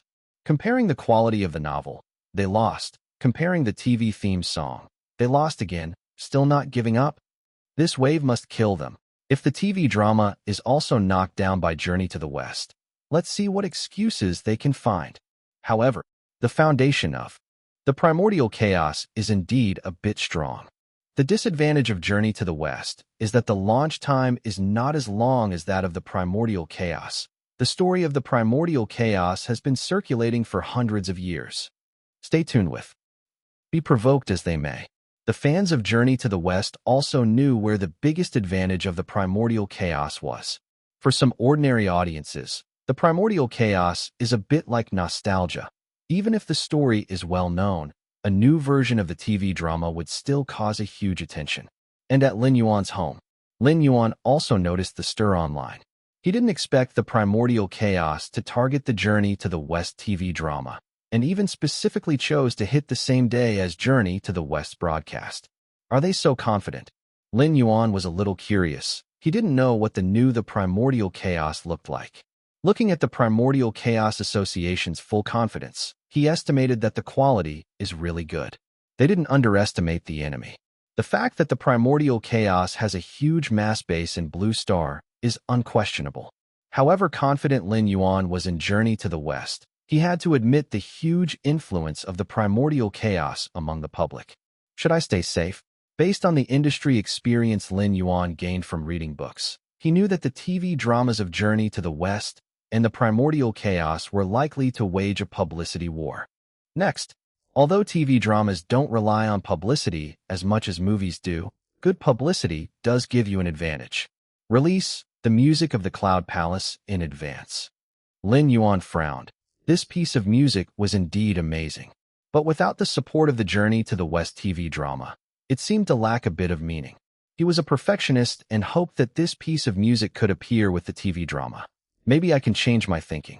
Lin Yuan thought about it for a while and gradually had an idea. Publicity is a money-burning game, and such matters should be handled by Starlight. Anyway, the momentum should not be lower than the other sides. In addition to traditional advertising, in fact, Lin Yuan could also increase the popularity of the TV version of Journey to the West in his own way. The previous Wukong was a promotional song Lin Yuan specifically brought out to enhance the popularity of the TV drama. With the music ready, why not try something else? For example, write some fanfiction to promote Journey to the West. You should know, Lin Yuan's basic fanbase is fans of Journey to the West. But not everyone who read Journey to the West would be interested in the TV drama. Moreover, among the fans of Journey to the West, there are also many people who enjoy reading the Primordial Chaos novels and watching its TV dramas at the same time. Despite the fierce fighting between the fans of Journey to the West and the Primordial Chaos online, both are mythology novels, and the audience overlap is actually quite high.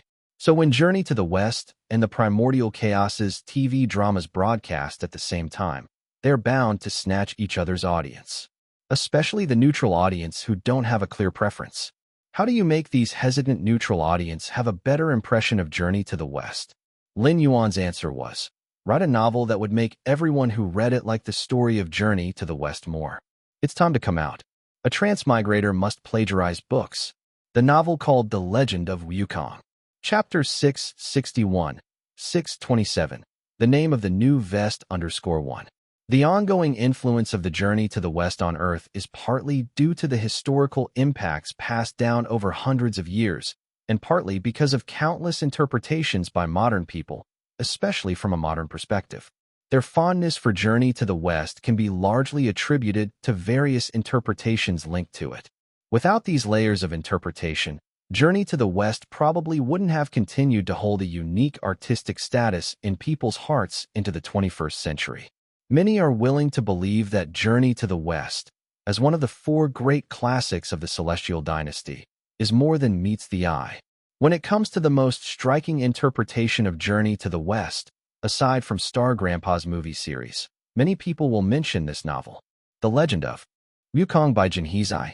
The book tells the story of the tragic hero, Sun Wukong, along with Tang Monk and others, in their struggle against destiny.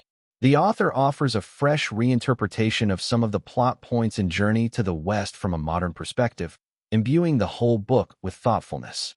This book is extremely profound. Strictly speaking, this novel is a fanfiction of Journey to the West. The author added his own spin to the original work. For instance, the original work barely touched on any romantic storylines, which are brought to life in The Legend of Wukong. This is a strategy that was also applied in Star Grandpa's A Chinese Odyssey series, and even the demon-slaying sequences. These interpretations all contributed to the popularity of Journey to the West. Now, Lin Yuan wants to use the popularity of The Legend of Wukong's reinterpretation to boost publicity for his TV drama. However, there is a delicate issue. Even though The Legend of Wukong is a classic, it is, after all, fanfiction of Journey to the West. If Lin Yuan were to write Journey to the West under the pseudonym of Chu Kuang, that would be tantamount to an official interpretation. By doing so, he would instantly limit the work's potential for derivative stories by 90%. In the short term, this wouldn't hurt, but thinking in the long term, the downsides outweigh the upsides. What about having Xian Yu write it? That also seems inappropriate. The relationship between Xian Yu and Chu Kuang is unique. If Xian Yu writes The Legend of Wukong, outsiders may well suspect that Xian Yu's interpretation is undertaken with Chu Kuang's suggestion, which wouldn't be much different from an official interpretation. The same logic applies to Shadow. Previously, Lin Yuan wrote a song called Fairy Tale Town under the pseudonym of Xian Yu, the lyrics of which touched upon the boundary of dark fairy tales. As a result, some people began to suspect that Chu Kuang's Fairy Tale Town story is fundamentally dark. This wasn't Lin Yuan's intention. So, Lin Yuan is now faced with a dilemma. However, this is merely a minor trouble. A slight shift in thinking will reveal the solution. Create another pseudonym. Lin Yuan was originally planning to stick to 3 pseudonyms, but often plans can't keep up with changes. If he's going to write The Legend of Wukong, he'll need to create a new pseudonym. That's it, Lin Yuan suddenly thought. Not only can the new pseudonym be used to write The Legend of Wukong, but it could also be specifically used to provide interpretations of works by Xian Yu, Chu Kuang, and even Shadow.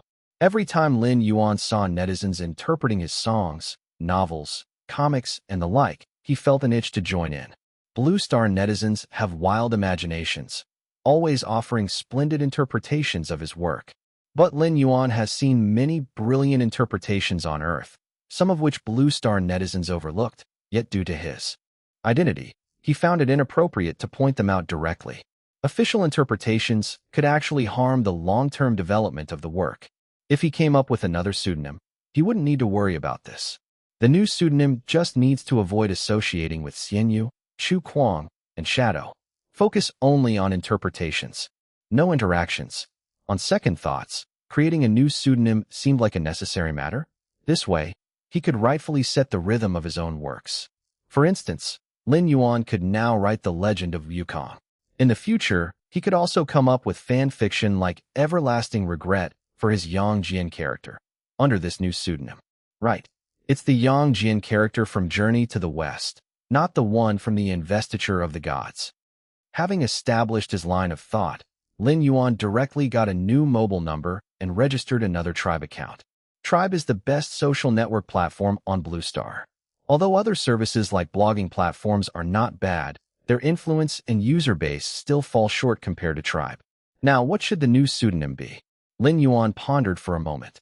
The name Chu Kuang was taken from the phrase, "I am a madman of Chu," singing and laughing at Confucius. Xian Yu came from that saying, appease and take a step back rather than hankering after one's ambition. His new pseudonym would be Yin then. In Tao Yuanming's poem, The Return, this particular line is written, examine the comfort of one's life. Even in a simple dwelling, one can enjoy a life of wine-drinking merriment and arrogant self-satisfaction. Simple. Happiness. Yin and Li Qingzhao coincide anyway. Song Dynasty poet Li Qingzhao is exactly known as the alternate name Yin. However, Blue Star has no Li Qingzhao, and certainly not the alias Yin.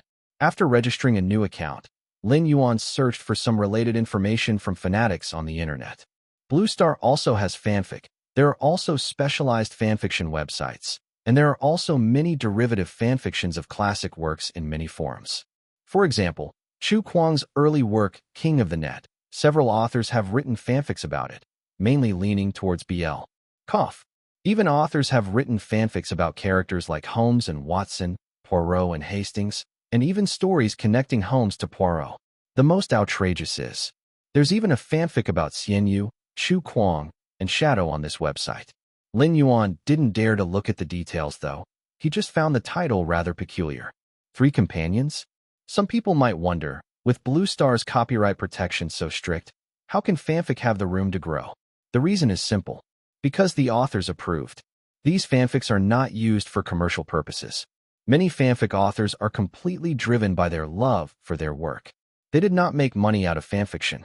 Explore more adventures at. So how could the authors seek to hold them accountable? The authors might even hope for more fanfics to appear, to make the original works more popular. As long as the fanfic authors do not defame the original work. Sometimes, the original author even allows fanfiction authors to publish and make money, occasionally granting rights. As long as it does not impact the fundamental interests of the original work, the original authors are quite lenient. After all, the ones writing fanfics are all fans. Moreover, most of the time, fanfic tends to add more depth to the original work. For instance, some people developed an interest in the anime and even bought the original work to read after reading the boys' love fanfic of King of the Net. Lin Yuan understood this well. After all, he himself has become the protagonist of a fanfic. Now, Lin Yuan was mainly searching for fanfic of Journey to the West. After searching around, there are actually quite a few interesting fanfics. For example, there's a fanfic where the main character is Tang Monk. In this fanfic, Tang Monk is granted an amazing cheat which he uses while bringing Wukong and the others to the West, wreaking havoc in the Western paradise. One look and you know the author is not satisfied with the Buddha's suppression of Wukong. So in this fanfic, Tang Monk uses his cheat to block the celestial clues, then scolds the Buddha for his dishonesty at every turn, encouraging Wukong to continue fighting back, never surrender, and when he gets the scriptures in the West, to smack them into the Buddha's face and get revenge for Wukong's 500 years under the Five-Finger Mountain.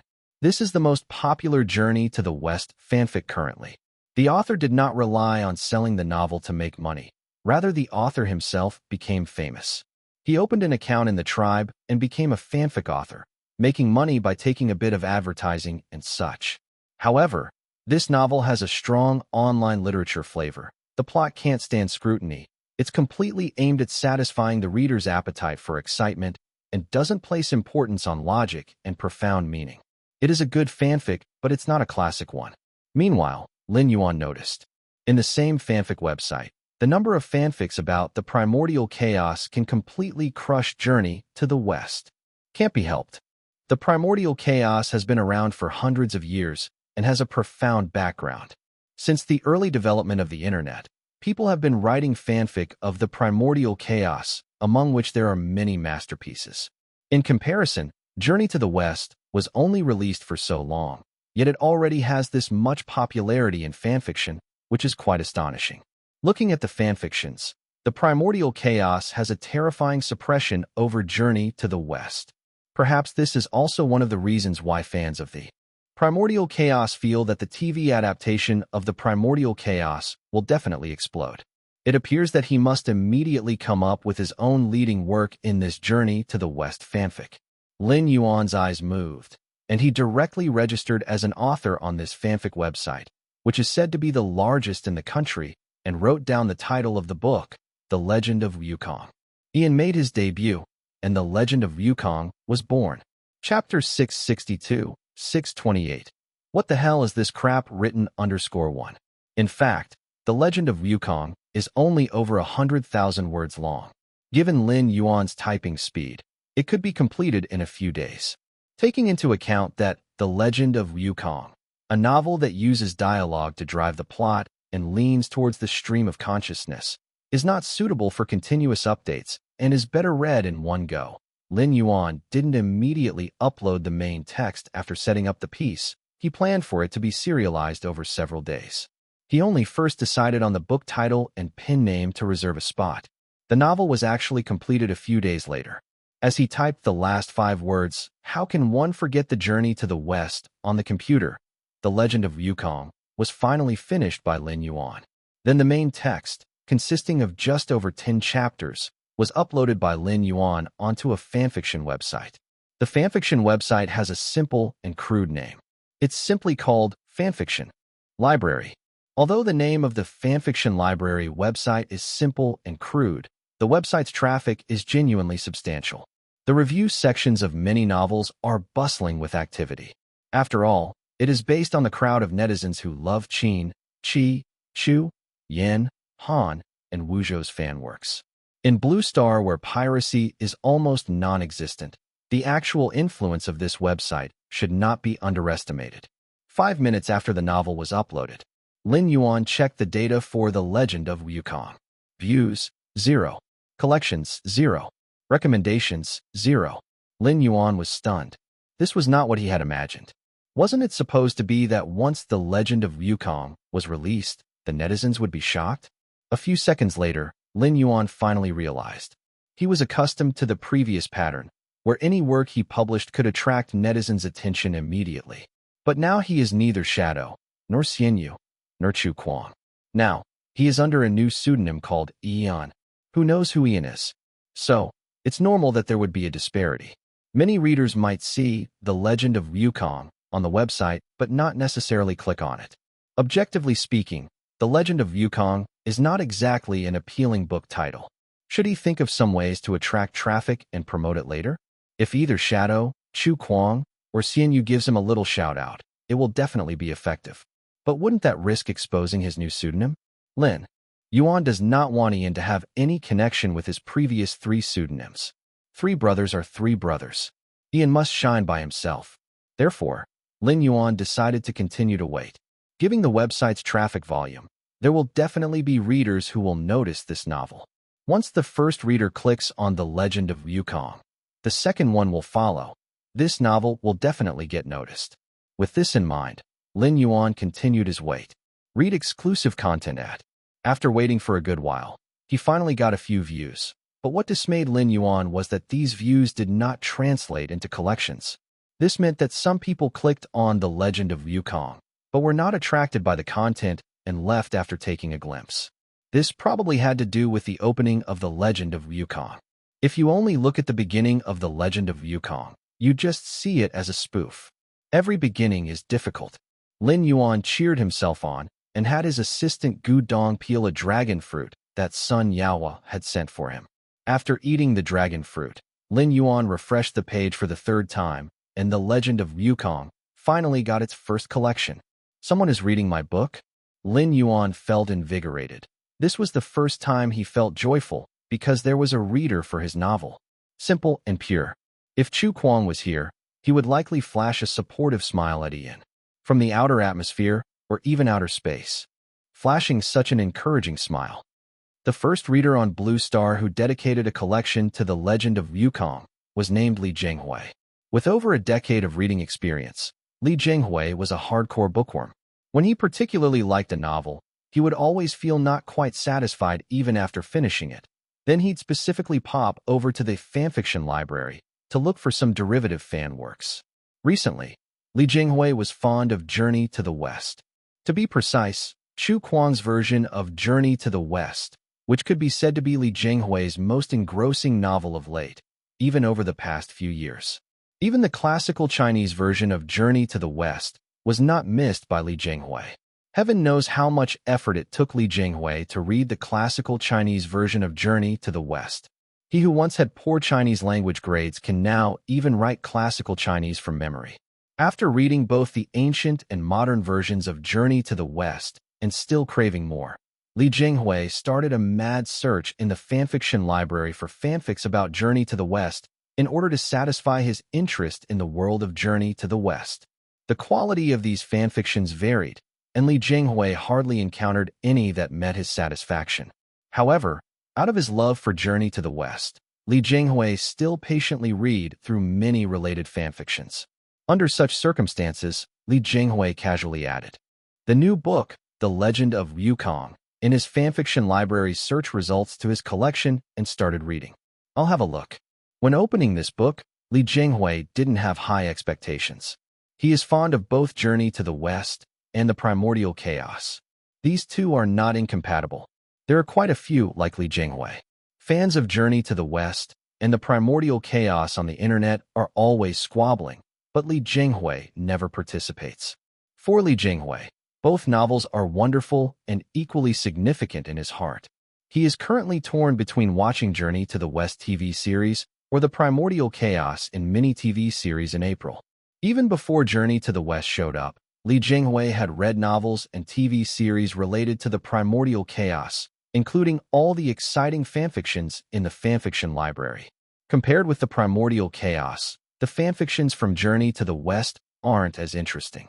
If it wasn't for his love for the story of Journey to the West, he wouldn't have persisted in reading so many fanfictions, the quality of which were not on par with the original work.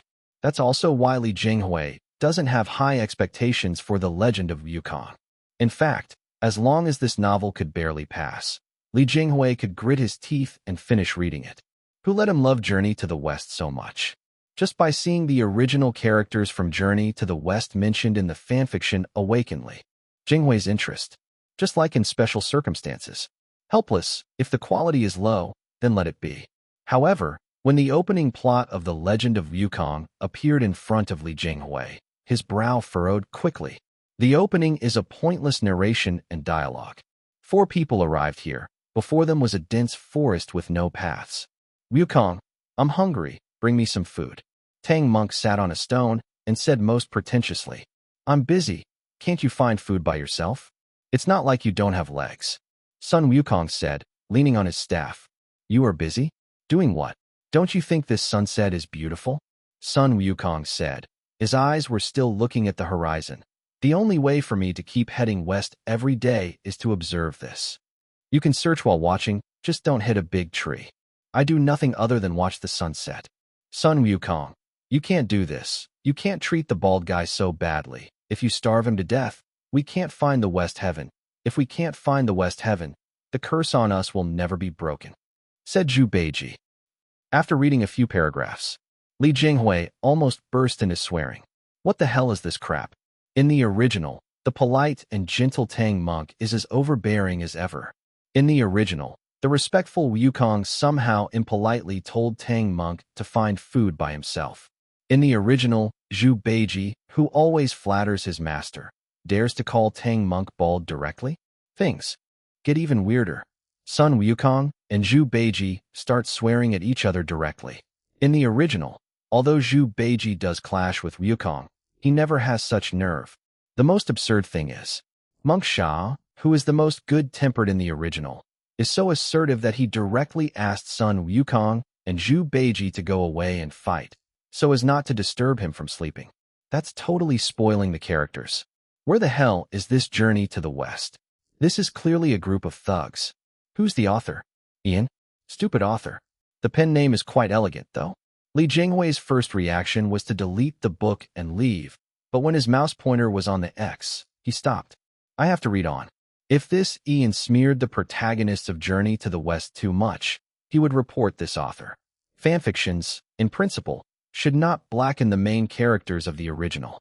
It's not completely forbidden to criticize, but if the criticism is too exaggerated, it's a bit disrespectful to the original. Just imagine, in some dirty movie, the director lets the female Spider-Man get rubbed under the villain. He decided to report it without hesitation after spending an hour watching that movie. Fanfiction is not beyond the law.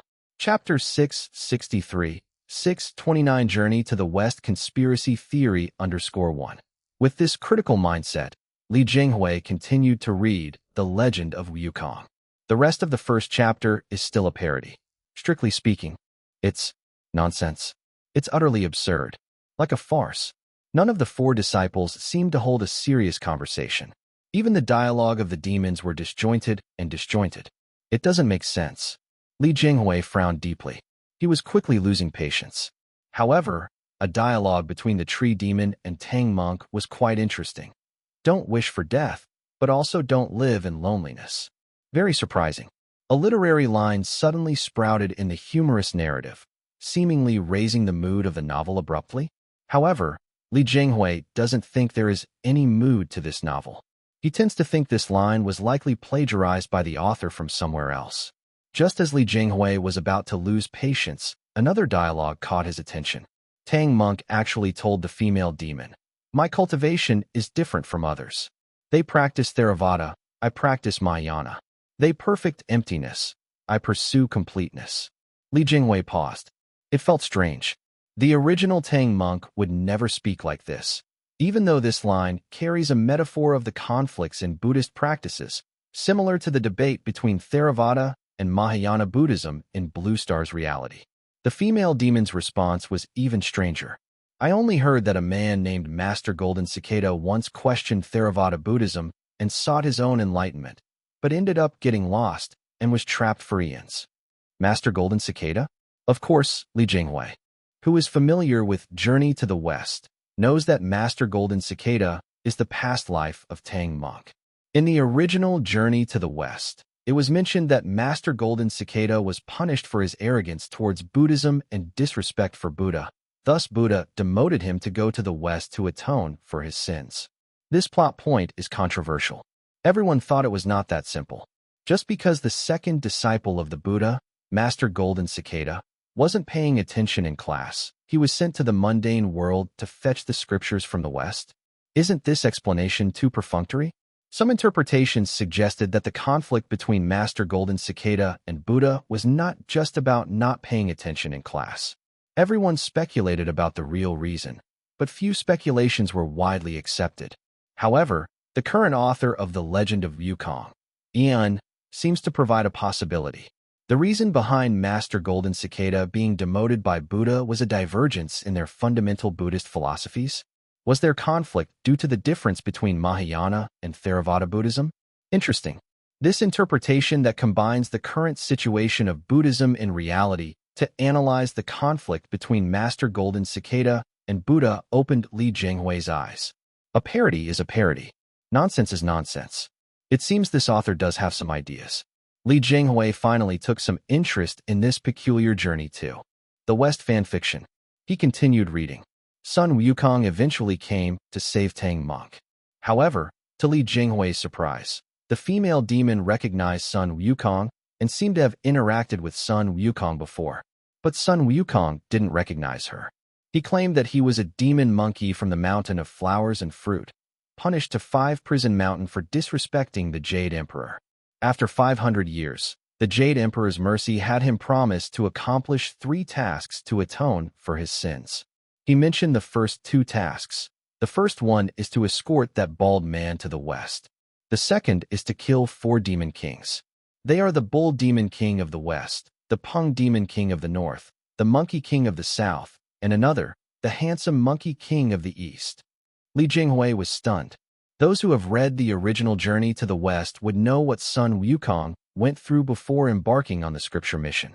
This Sun Wukong has issues with his memory. Replacing Mount Wuji with 5 Prison Mountain is one thing. He even forgot that he himself was the great sage of the East and was shouting about killing the latter. There is a plot. Li Jinghui instantly smelled a hint of conspiracy. Among the many interpretations of the original Journey to the West, the conspiracy theory is the most marketable. It seems that this novel also carries the same intent. Continue reading at. This author has got something. Is he actually going to overlie the Journey to the West with conspiracy? Li Jinghui's interest was completely piqued. He now wanted to see how this and would interpret Journey to the West from the angle of conspiracy theories, especially considering that he himself is a faithful fan of the Journey to the West conspiracy theory. As he continued to read, Li Jinghui's excitement soared. However, the subsequent plot left Li Jinghui struggling to keep up with the author's pace. A gloomy Sun Wukong surprisingly killed Tang Monk directly with his stick, and the story shifted into flashback mode thereafter. In the flashback, Zhu Beiji had a romantic relationship with a deity called Yu. Sun Wukong had a tie with a fairy called Purple Cloud.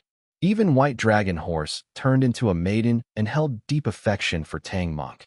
If it weren't for the previous plot twists, Li Jinghui would surely have scoffed at the author's creative ideas upon reading this. But at this moment, viewing this love story which runs totally contrary to the original, Li Jinghui felt it wasn't absurd, but was even more curious. What on earth happened 500 years ago? It seems that each of the disciples and their master all have secrets of their own. This author named Ian seems to want to lift the veil of conspiracy on Journey to the West. But what is the true nature of the conspiracy? Do all the disciples and their master share the same standpoint? Li Jinghui wanted to know how Ian is going to resolve it, and the plot continued along this trajectory. Apparently, White Dragon Horse, once transformed into a carp, was rescued by young Tang Sanzang and became captivated by Tang Monk. About this story, the novel supplied a lament. No matter which direction you choose, will you swim into the same fate? This sentiment left Li Jinghui pondering. Fate. Is it referring to Little White Dragon and Tang Monk, or is it referring to the master and disciples who are going to take on the journey in the future? The novel did not give an answer. The young Tang Sanzang seemed to have the demeanor of a wise fool. He actually defeated the master by debating Buddhist scripture. The temple abbot wanted to teach Tang Sanzang about Buddhism, but Tang Monk shook his head. You can't teach what I want to learn. The corner of Li Jinghui's mouth turned up. The young Tang Sanzang's personality was simply overwhelming compared to the original. The Tang Monk in the original could not say such a thing. Now it was only Tang Sanzang's previous incarnation, Master Golden Cicada, who was qualified to say so. Golden Cicada? Li Jinghui suddenly gasped, as if realizing something. This Tang Sanzang won't have inherited the will of Golden Cicada, would he?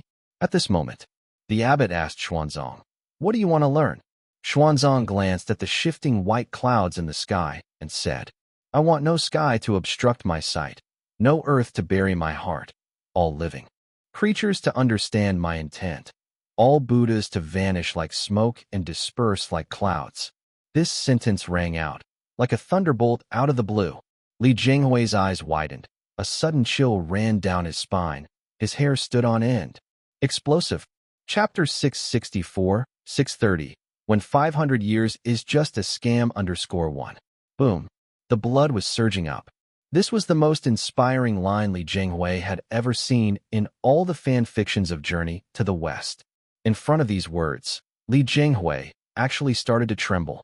The character of Tang Sanzang, or should I say, Master Golden Cicada, stood up instantly. He felt the spirit of Journey to the West. Majestic and domineering, defiant and unyielding, break through everything. The previous plot seemed nonsense and irrelevant, almost altering the original characters of the master and disciples beyond recognition. But this line of dialogue suddenly revealed the novel's theme. This is also the journey to the West. This is the journey to the West. The author is just using a seemingly exaggerated, yet subtly ingenious method to correspond with the spirit of the original work.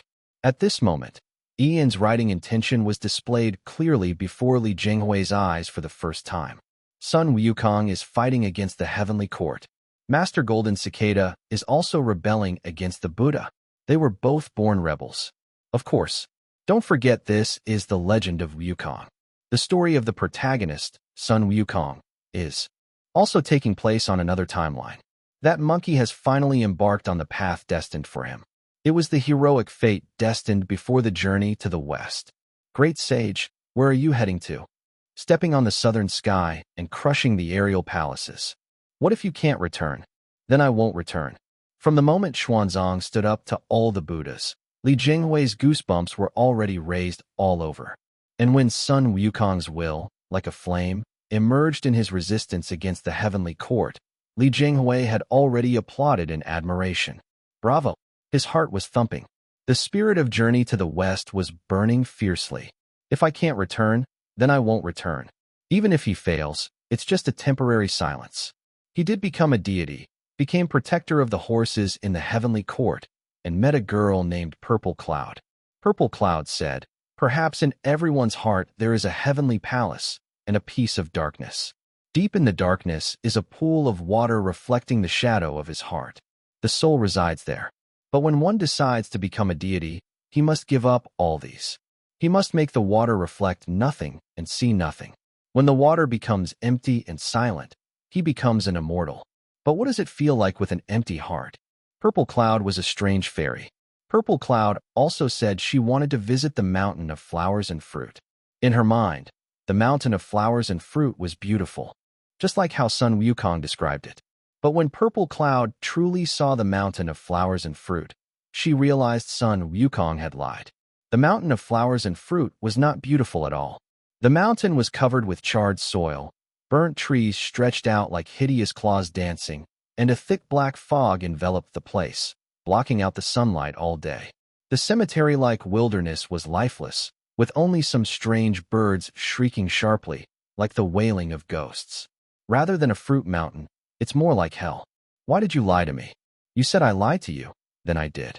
Li Jinghui felt a pang in his heart. He seemed to be able to feel Sun Wukong's helplessness. Perhaps this is the true journey to the west. The original script glossed over the ordeal of the mountain of flowers and fruit, as if it remained untouched. But with a little imagination, how could the mountain of flowers and fruit remain intact after the battle between Sun Wukong and 100,000 heavenly soldiers and generals? There it turned into a scorched land, a hell where ghosts cry and wolves howl, which seemed more realistic. At this moment, Li Jinghui felt sympathy for this monkey. Did the monkey admit defeat? He seemed to have yielded, yet he seemed to resist. Purple Cloud said that deities didn't have as much disgusting greed as demons. But Sun Wukong asked, if gods are not greedy, why can't they tolerate a little disrespect from the world? If gods are not evil, why do they hold the fate of millions of creatures in their hands? Li Jinghui's fist tightened slightly. Indeed, the demons in Journey to the West all have a superior, and demons without a superior are all killed by Sun Wukong. Are the deities really as noble as they claim to be? At this moment, Li Jinghui felt it deeply. In the end, Sun Wukong still refused to yield. The uninvited visit to the Peach Garden was just the fuse for Sun Wukong's havoc in the Heavenly Palace.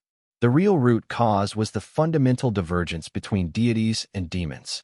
At the Peach Garden party, Yao was sentenced to be cast down into the mortal world by the Queen Mother just because the peach she picked was too small.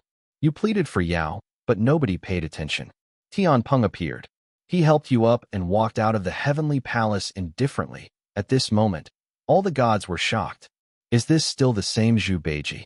Li Jinghui felt the blood in his body getting hotter.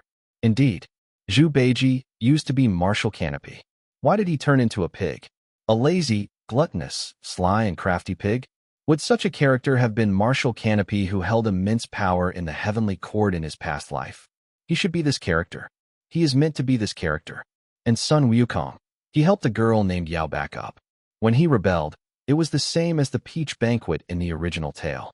All the gods were no match for him, as he remained the invincible great sage, heaven's equal. He brought Yao to the mountain of flowers and fruit. The heavenly soldiers and generals came to punish Wukong, and the underground monsters wanted to help, but they were ruthlessly turned away by Sun Wukong. He said, "This is a matter of grudges among immortals." He claimed to be an immortal, not a monster. He hurt the feelings of other monsters, but Li Jinghui clearly saw the sadness beneath this monkey's tough shell. He simply didn't want to involve others again and relive the tragedy of the mountain of flowers and fruit. There isn't much description of the great battle, but as Li Jinghui read deeper, his blood was boiling. He didn't know when the climax of the legend of Wukong became a thrilling roller coaster ride. He was completely captivated by these words. If the sky oppresses me, I will break it. If the earth restrains me, I will shatter it. Who dares to dominate me when we are all born free? In a daze, Li Jinghui seemed to see the defiant monkey who dared to challenge the heavens and the earth, facing the heavenly soldiers and generals alone. Actually, this part is the plot from the original tale. But in this fan fiction, there were many embellishments and additions, making it bloodier and colder, yet more melancholy. Ian's journey to the west is brutal. The curtain of the legend of Wukong has begun to rise with the unfolding of the past 500 years. In this world, I've been here, I've fought, and I've loved deeply. I'm not concerned about the end. I have a dream.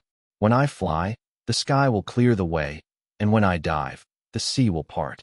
All gods and immortals will call me brother, and there will be no worries.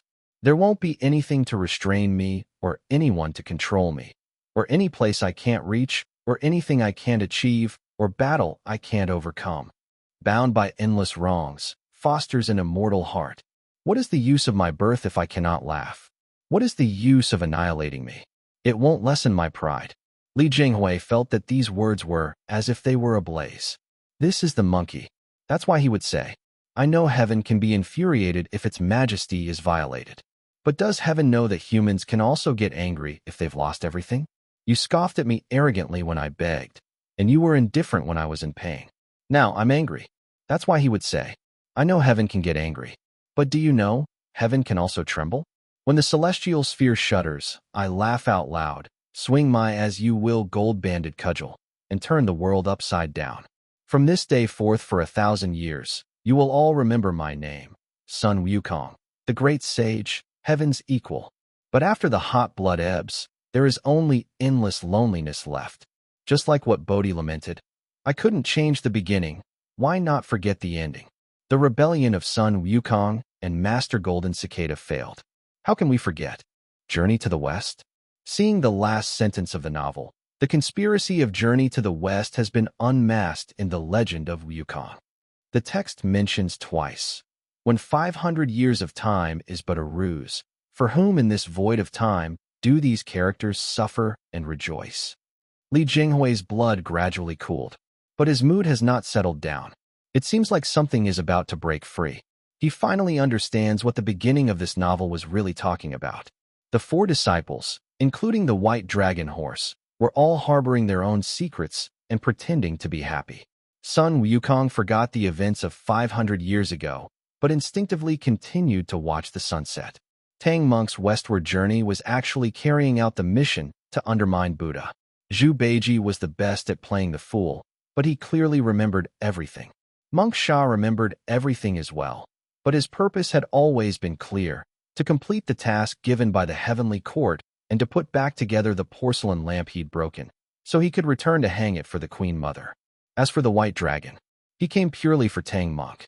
That's why she brought a rainfall to the mountain of flowers and fruit at the end, even though she knew that this action violated heaven's law and she would never recover from it. The novel is narrated along several threads.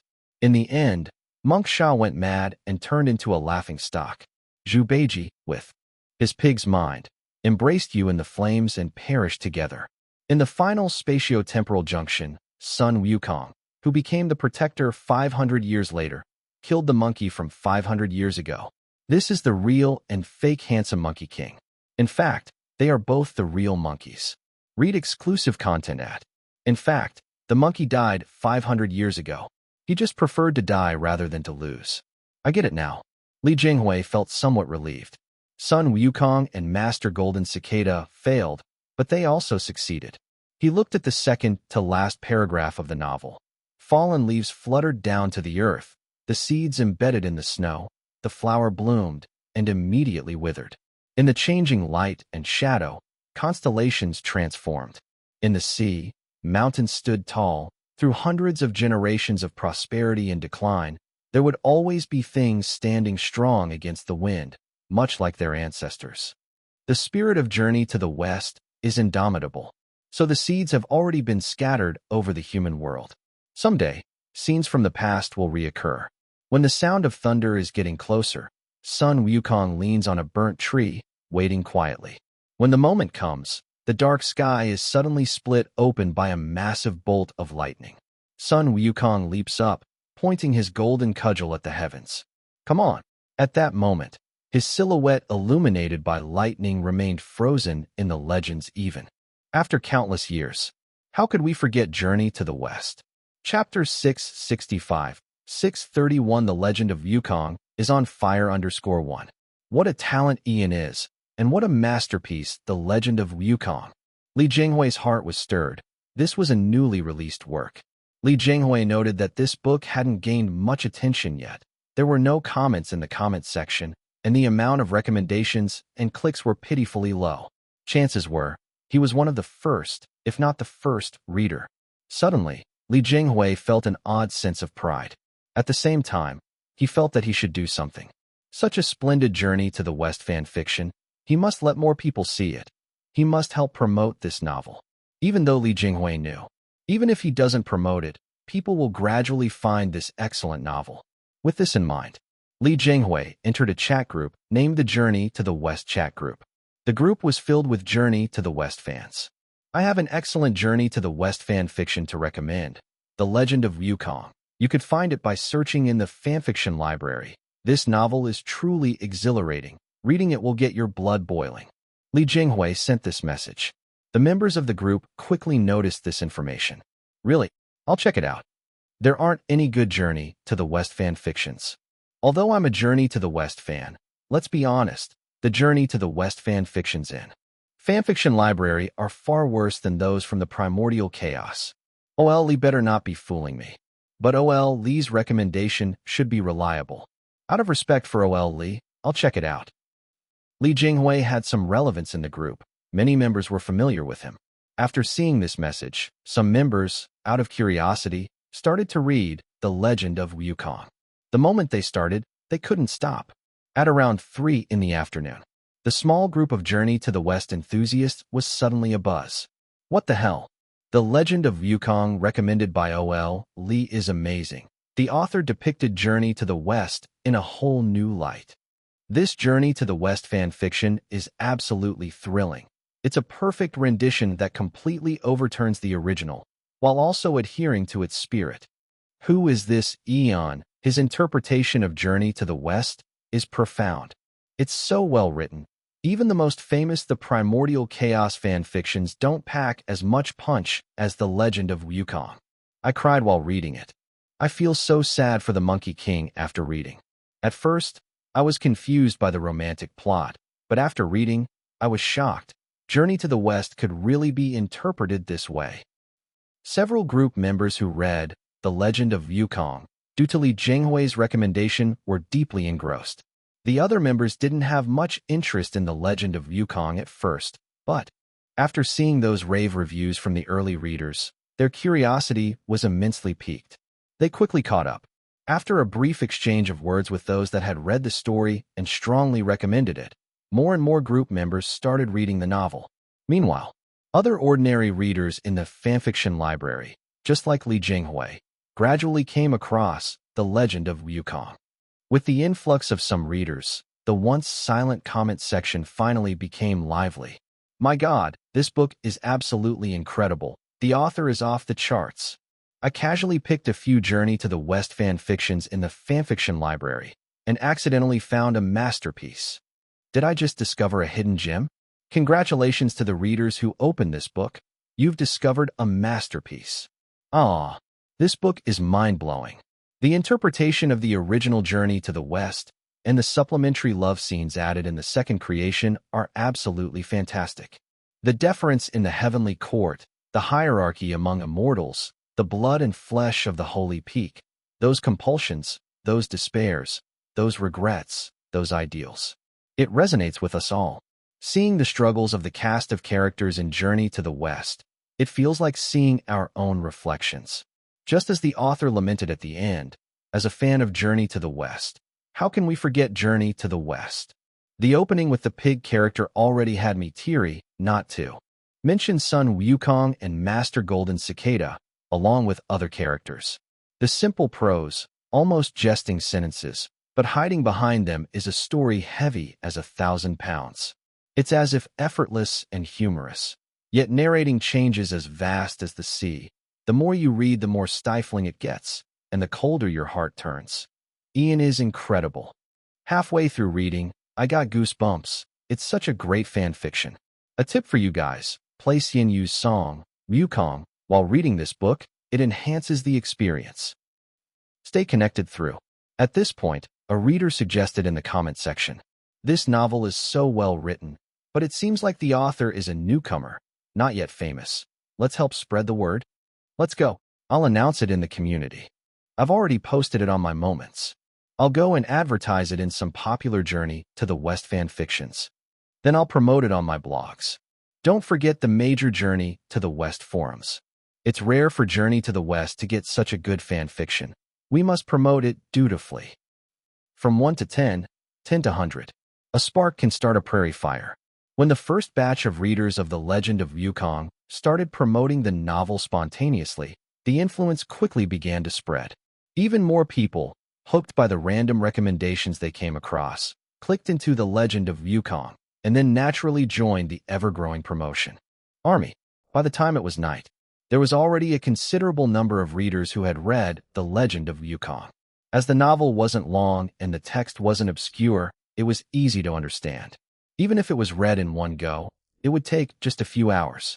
As per the innate human nature to share, the promotion army for The Legend of Wukong grew significantly. Some well-known book bloggers also noticed The Legend of Wukong. Is there someone behind the scenes? With so many promotions of The Legend of Wukong appearing online, it was hard for book bloggers not to think in this direction. But the effect was obvious. Those book bloggers also read The Legend of Wukong with a skeptical mindset. One by one, several book bloggers voiced their opinions. A fan recommended me a Journey to the West fan fiction called The Legend of Wukong this morning. After reading it, I felt like I was on fire. I highly recommend it to you all. I won't spoil anything, but I can say this.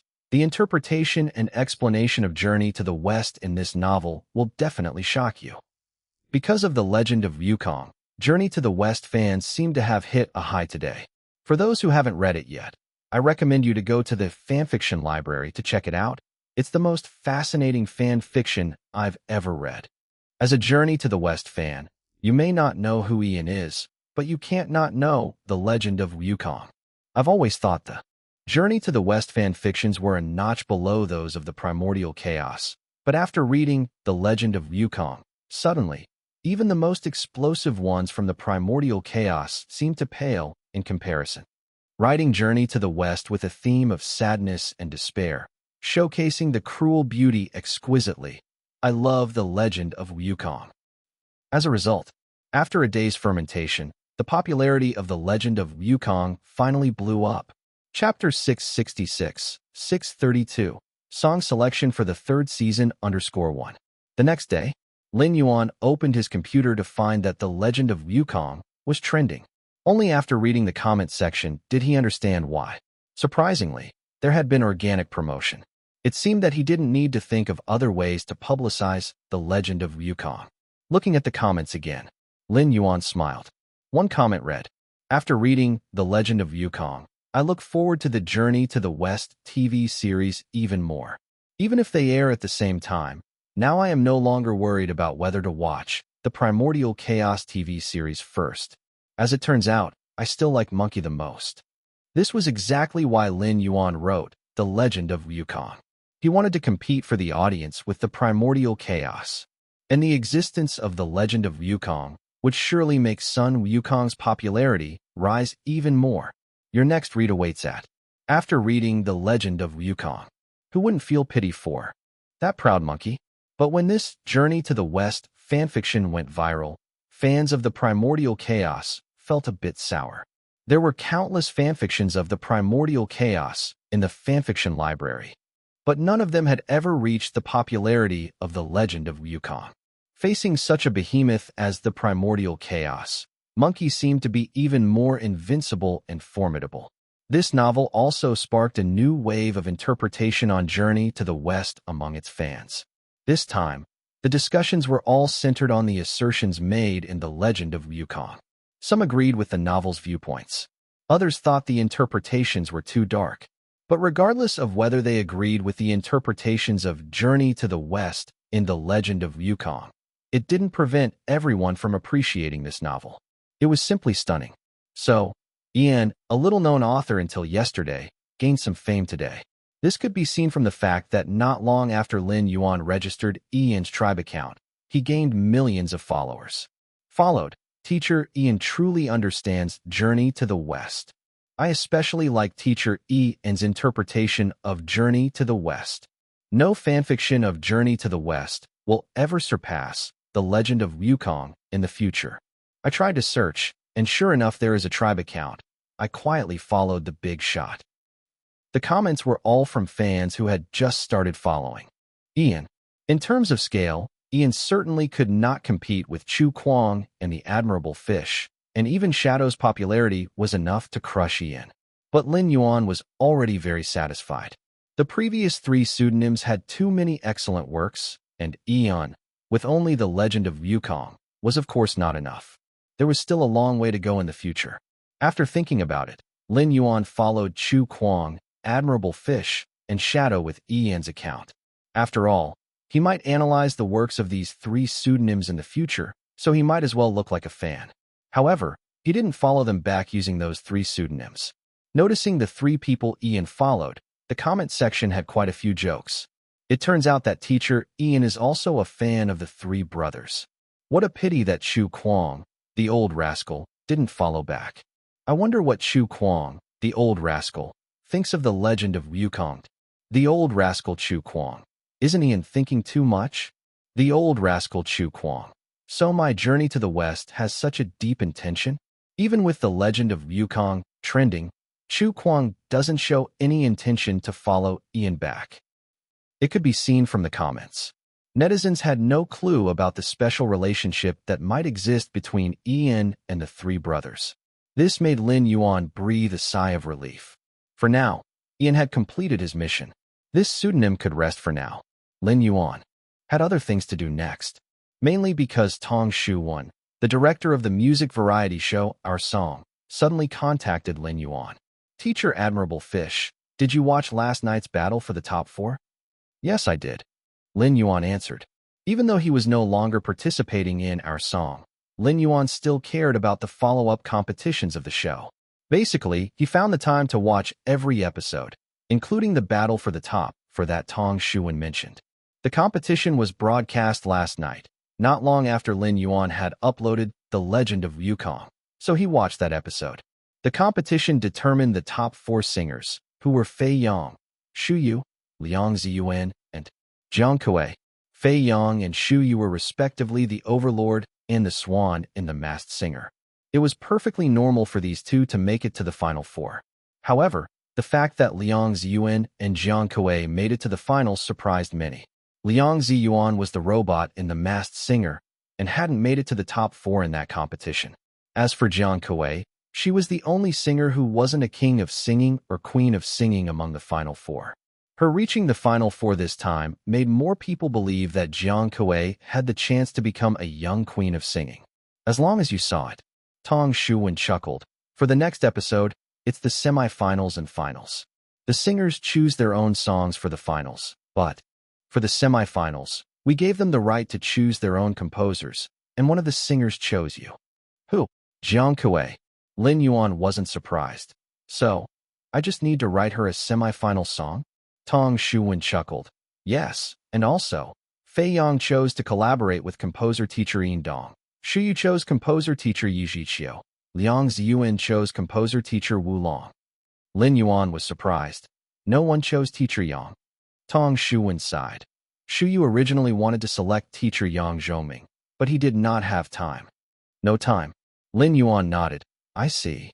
Tong Shu-won laughed. So please come to the music hall tomorrow. Rehearse with the singer. The program will be officially broadcast on March 1st. March 1st. A thought struck Lin Yuan. He was originally planning to release To Alice for the charts on March 1st. But now it seems, why not directly give Jiang Kuei a song that she could use for the March charts? It could also ride the wave of Our Song's finals. In this case, To Alice would not be needed for now. So what kind of song should he give to Jiang Kuei? After the call, Lin Yuan fell into thought. 2 minutes later, Lin Yuan's phone rang again. Lin Yuan answered. On the other end was the voice of Jiang Kuei. Teacher Admirable Fish, I would like to choose you as my partner for the next episode. I know. You agreed? Yes. Thank you, teacher Admirable Fish. There was a hint of excitement in Jiang Kuei's voice. Lin Yuan used the opportunity to ask, "What kind of song do you want?" Huh. Jiang Kuei seemed to have never considered this question and timidly said, "Whatever you give, I will sing." You choose. I don't know. Jiang Kuei was a bit at a loss. Who writes songs like this? Seeing that Lin Yuan was silent, she became a bit nervous and tentatively said, "Something sweet." Lin Yuan paused, then said, "See you tomorrow." He already knew what to choose. It would be a sweet song. Jiang Kuei's voice singing this type of song might just bring out the effect Lin Yuan wanted. Chapter 667, 633 Half-Step Maestro _1. The next day, Lin Yuan arrived at the concert hall. Jiang Kuei was already waiting in Lin Yuan's pink room early on. Even though Lin Yuan hadn't been in the program team for a long time, the team still kept the pink room. "Good morning, teacher Admirable Fish." As soon as Lin Yuan entered the room, Jiang Kuei hastily stood up. "Morning." After greeting, Lin Yuan got straight to the point. "How's your English coming along?" "I can do it," Jiang Kuei subconsciously answered loudly, only realizing her excitement after she spoke. "I've been studying English all this time, and I think my level is pretty good right now." It's no wonder that Jiang Kuei is excited. The main reason is that Chun Zhiyu's English rendition of Farewell Kiss has recently been trending. Even though the singers under the Yu dynasty, like Jiang Kuei, don't express their feelings outwardly, they have been internally filled with envy and jealousy. After all, it was Admirable Fish's first English song. Now that everyone knows of Admirable Fish's intentions to write more English songs in the future, the atmosphere for learning English in the Yu dynasty is pretty intense. They're all silently competitive, internally hoping to seize the next opportunity. If they don't learn English well, they can't seize the opportunities even if they are right in front of them. Take a look at this song. Lin Yuan took out the sheet music he'd prepared. When Jiang Kuei looked at the sheet music, it was the English song she has been practicing recently. Her English studies weren't in vain. Feeling a bit excited, Jiang Kuei subconsciously read out the title of the song on the sheet music. God is a girl. Could it be translated as God is a girl? Or the divinity is a maiden? Lin Yuan said, "This is what you wanted, a sweet song. God is a girl." Just the phrase itself sounds sweet. Well, at least that's what Lin Yuan believes. After a brief silence, Jiang Kuei couldn't help but smile sweetly. Oh, how sweet.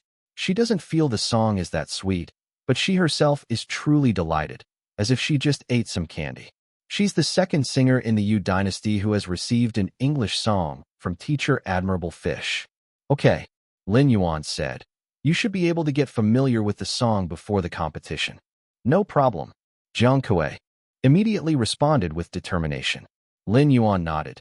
"Then go practice." As for whether Jiang Kuei could master the song, Lin Yuan had no worries. This song is quite simple in English. Even those who are not good at English songs could sing most of it fluently.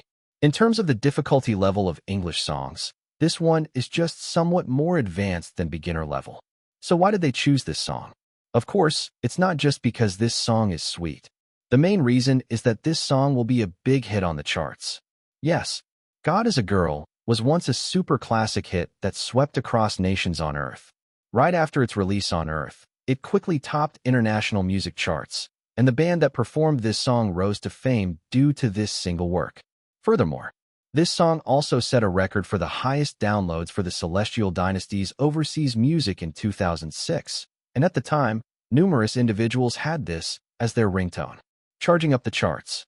Lin Yuan is serious about this. After all, what other song could be more suitable for the stage than this type of rhythmically distinct music genre? As the saying goes, in pursuit of his 12th consecutive title, Lin Yuan has been playing it safe, using songs that have already achieved great success. Oh right, in Celestial Dynasty, Josie Gua has also covered this song called Goddess of Love. And Yishuan also covered it. The song is called Heavenly Fragrance. Unfortunately, this song, unlike Farewell Kiss, doesn't translate well into both Mandarin and English. You really need English lyrics to capture the essence of the song. The Mandarin covers aren't famous, so Lin Yuan never considered making a Mandarin version of this song. Several days later, Jiang Kuei has now mastered the song, God is a Girl. At this time, the news that Admirable Fish will make an appearance at the final of Our Song was officially announced by the program team, attracting widespread attention. Great! Finally, there is a composer segment again. So glad to see Fish Papa in the finals. During the composer selection segment of the semifinals, Jiang Kuei indeed chose Admirable Fish. As the highest-powered singer in the Yu dynasty, Jiang Kuei is sure to bring out the full power of Fish Papa's songs. Find your next adventure on. Come to think of it, if Jiang Kuei nails a few more classics, she could seal her victory, right? Holy crap, it seems so. Starting from The Masked Singer, Jiang Kuei has already won more than one king of singing. Moreover, her songs are still quite popular, and her popularity is growing thanks to 2 spin-offs. If Jiang Kuei clinches the final, wouldn't Admirable Fish step closer to become a maestro? Have you been reading too many fantasy novels? What the hell is a half-step maestro? It really is a half-step maestro. The easiest way to become a maestro is to nurture 2 singers who rank as king or queen of singing. If Jiang Kuei becomes a singing queen, then Admirable Fish would already be half a maestro. After all of Jiang's representative works are by Admirable Fish, which absolutely fits the standards of being promoted by Admirable Fish. Oh my god, did Admirable Fish unknowingly become a real maestro? How old is he after all? God, he might break the record of Wonder Lu and Blue Star for becoming the youngest maestro. The conversation suddenly went off track. Everyone went from anticipating the finals of Our Song to discussing when Admirable Fish would become a maestro. Some even planned the direction for Admirable Fish's progression to maestro. If Fish Papa gives Jiang Kuei the songs releasing this year, it will definitely help her clinch the title immediately. After Jiang Kuei clinches the title, Fish Papa only needs to nurture another king or queen of singing to become a full-fledged maestro. I suggest nurturing Yao Hua after Jiang Kuei, because Yao Hua is also a singer completely brought to fame by Admirable Fish, and although Yao Hua may not be as talented as Jiang Kuei, his songs given by Fish Papa are the most popular. Admirable Fish becoming a maestro. Suddenly it all seems plausible and not too far. Fish Papa, the script is written, go for it. Though everyone called Admirable Fish Maestro Jr. and knew he had the potential, they also knew there was still a long way to go before Admirable Fish could truly become a maestro. After all, his young age and lack of experience were limitations. However, with the sudden rise of Jiang Kuei, the Ute dynasty's strongest singer, many people realized Admirable Fish has traversed nearly half of that long road. It seems like he is gunning for the record of Blue Star's youngest maestro ever. Suddenly, everyone's focus returned to the competition of Our Song. Many people started to look forward to Jiang Kuei's performance in the finals and her collaborative song with Admirable Fish. Because everyone has realized, with each step Jiang Kuei takes towards the position of Queen of Singing, Admirable Fish steps closer to the position of Maestro. At the end of February, people were still unclear about which path Admirable Fish chose towards becoming a maestro. Everyone naturally assumed that Admirable Fish would take the simplest approach to become a maestro. After all, most of the recently made maestros in the Blue Star followed this approach. When March arrived, Our Song finally reached its last episode. Chapter 668, 634. CNU's Mercy of Not Killing _1. Hello to all our audience here on the scene and in front of the screen. Welcome to the grand finale of Our Song. Today will be the final round of this competition. March is officially upon us. On the grand finale stage, host Anong starts with enthusiasm. The audience in the studio is lively. Our Song is undoubtedly the current hit variety show. The finale has an undeniable attraction too. The viewers filling the studio and screens with an audience bursting with excitement. The final showdown is here. Looking forward to Fish Papa's performance. Fei Yang has the aura of an emperor, betting for Shu Yu to take the crown. I like this show. Sadly, there are no singers from our Han continent, so we don't get a chance to hear our English songs sung on this stage. There are folks from Han commenting in the chat. When Han continent merged, Our Song was already more than halfway through airing. Thus, many in Han had to catch up all at once. This is partly why some of Han knew of the impressive Admirable Fish. But that's in the past. The biggest regret Han people have watching this show now is that when the show began, Han continent had not yet merged. Consequently, they could not listen to the English songs they were most familiar with. Instead, there have been numerous performances in Chi and Chu languages from singers from many regions. The first round has been determined, and Hong smiled as he announced the pairings of the first round. Our competition begins with the combination of teacher Admirable Fish and singer Jiang Kuei versus teacher Wu Long and singer Liang Ziyuan. Uff! Fei Yong finally let out a sigh of relief. Luckily, he didn't run into Admirable Fish. Then, Fei Yong heard someone else heave a massive sigh next to him. He turned to see Yin Dong, looking a bit strange. Yin Dong still had a poker face, as if nothing had happened. Fei Yong seemed to understand something and felt a sense of shared hardship. Throughout the past competitive seasons when he faced off against Admirable Fish, teacher Yin Dong came runners-up just as many times as he did. Now people on the internet refer to teacher Yin Dong as the perennial runner-up among the composers. Fei Yong did not expose Yin Dong's faint sadness.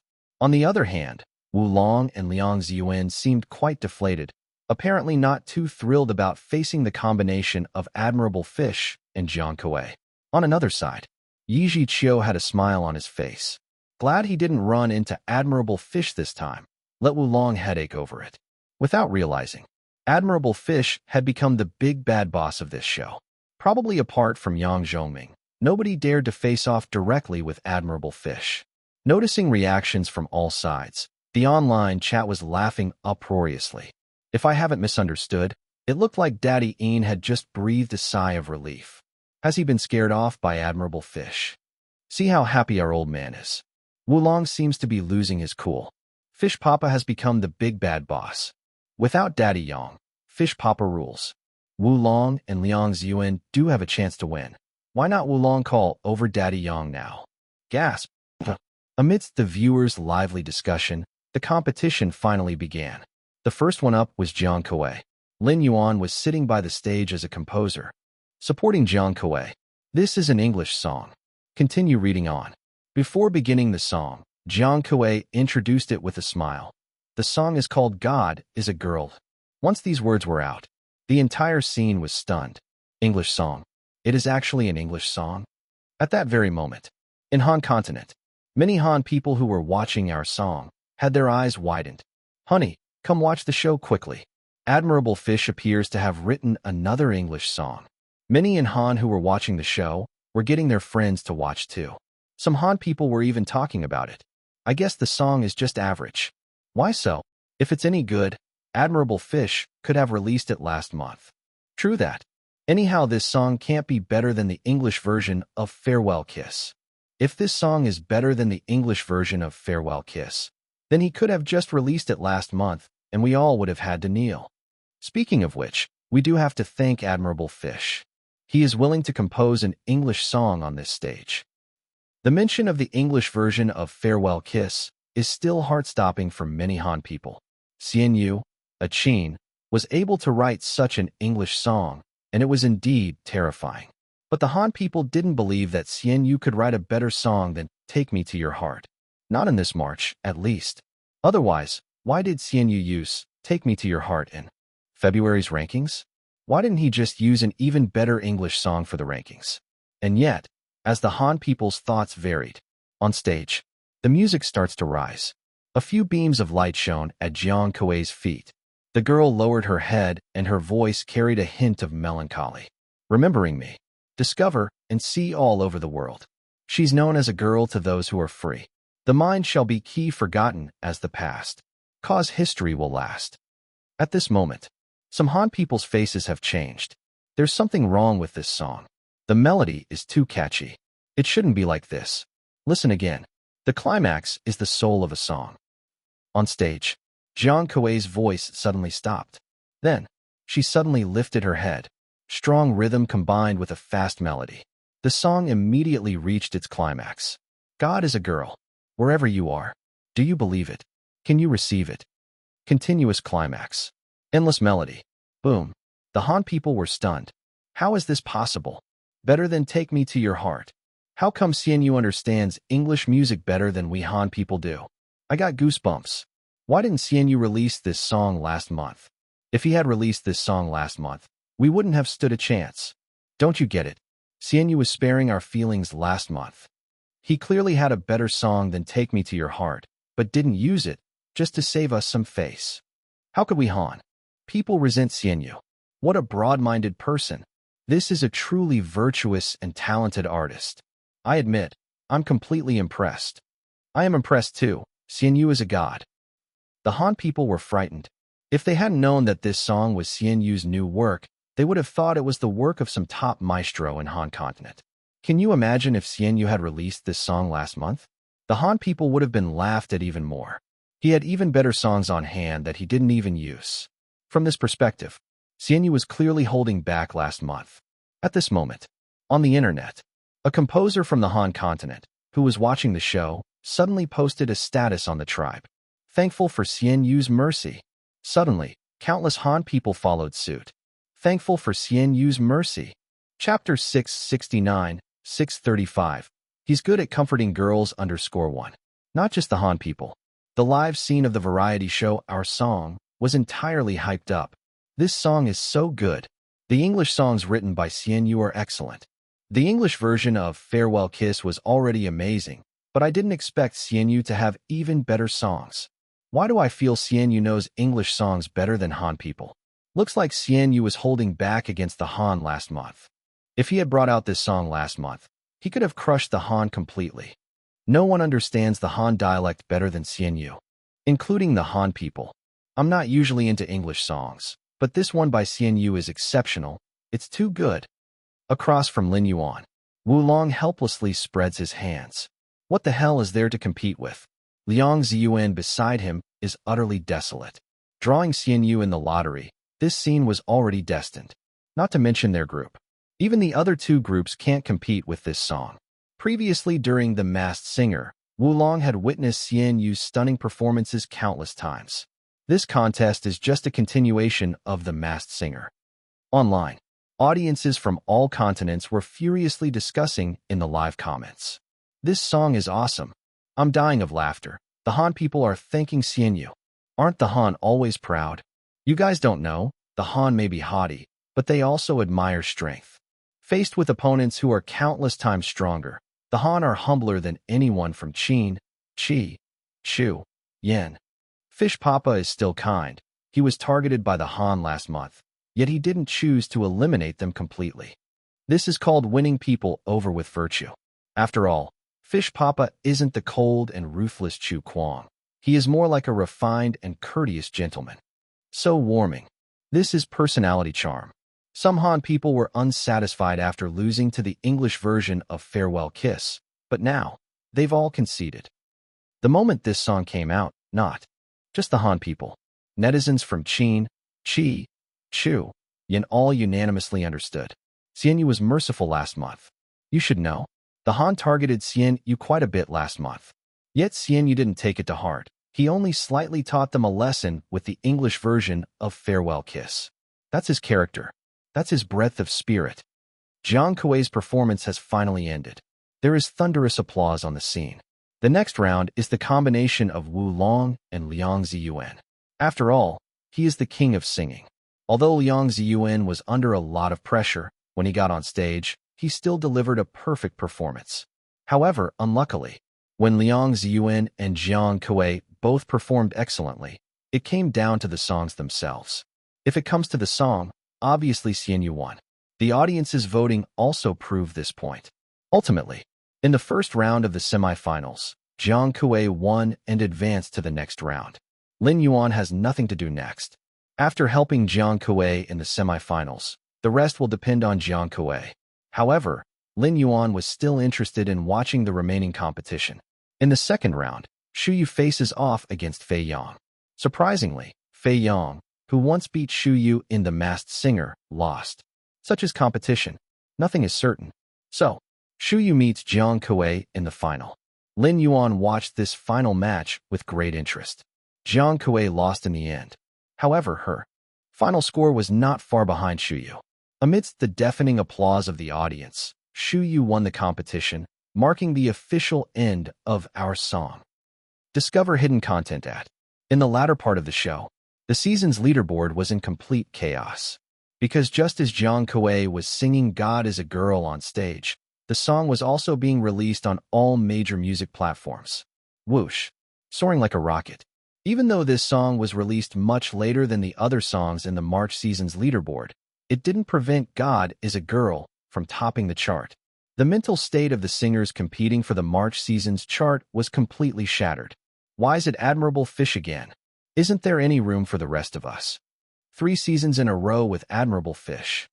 The first 2 months had Admirable Fish, so I didn't dare release a song. I thought he'd take a break in the 3rd season, but unexpectedly, he released another new song on the variety show. Admirable Fish is going for the hat trick. Could it be that he was dwelling on not getting the War of the Gods hat trick, so he decided to console himself with a hat trick over 3 seasons? I should have released my song next month. Admirable Fish wouldn't continue releasing songs next month, would he? There are only 12 seasons in a year. Admirable Fish alone dominated 3 of them, not to mention singers. Even some of the maestros couldn't handle it. Now that the 5 continents of Qin, Qi, Chu, Yan and Han are merging, almost every month there would be a maestro making a move, except for some special cases. But with the presence of this fish, neither the maestros nor the singers could reach the top. Everyone could only pin their hopes on the next month. After being through 3 continuous seasons, this fish should finally take a break, right? After all, he has successfully secured a hat trick. Even though this hat trick pales in comparison to the prestige of a hat trick in the War of the Gods, Lin Yuan was unaware of the reactions within the circle.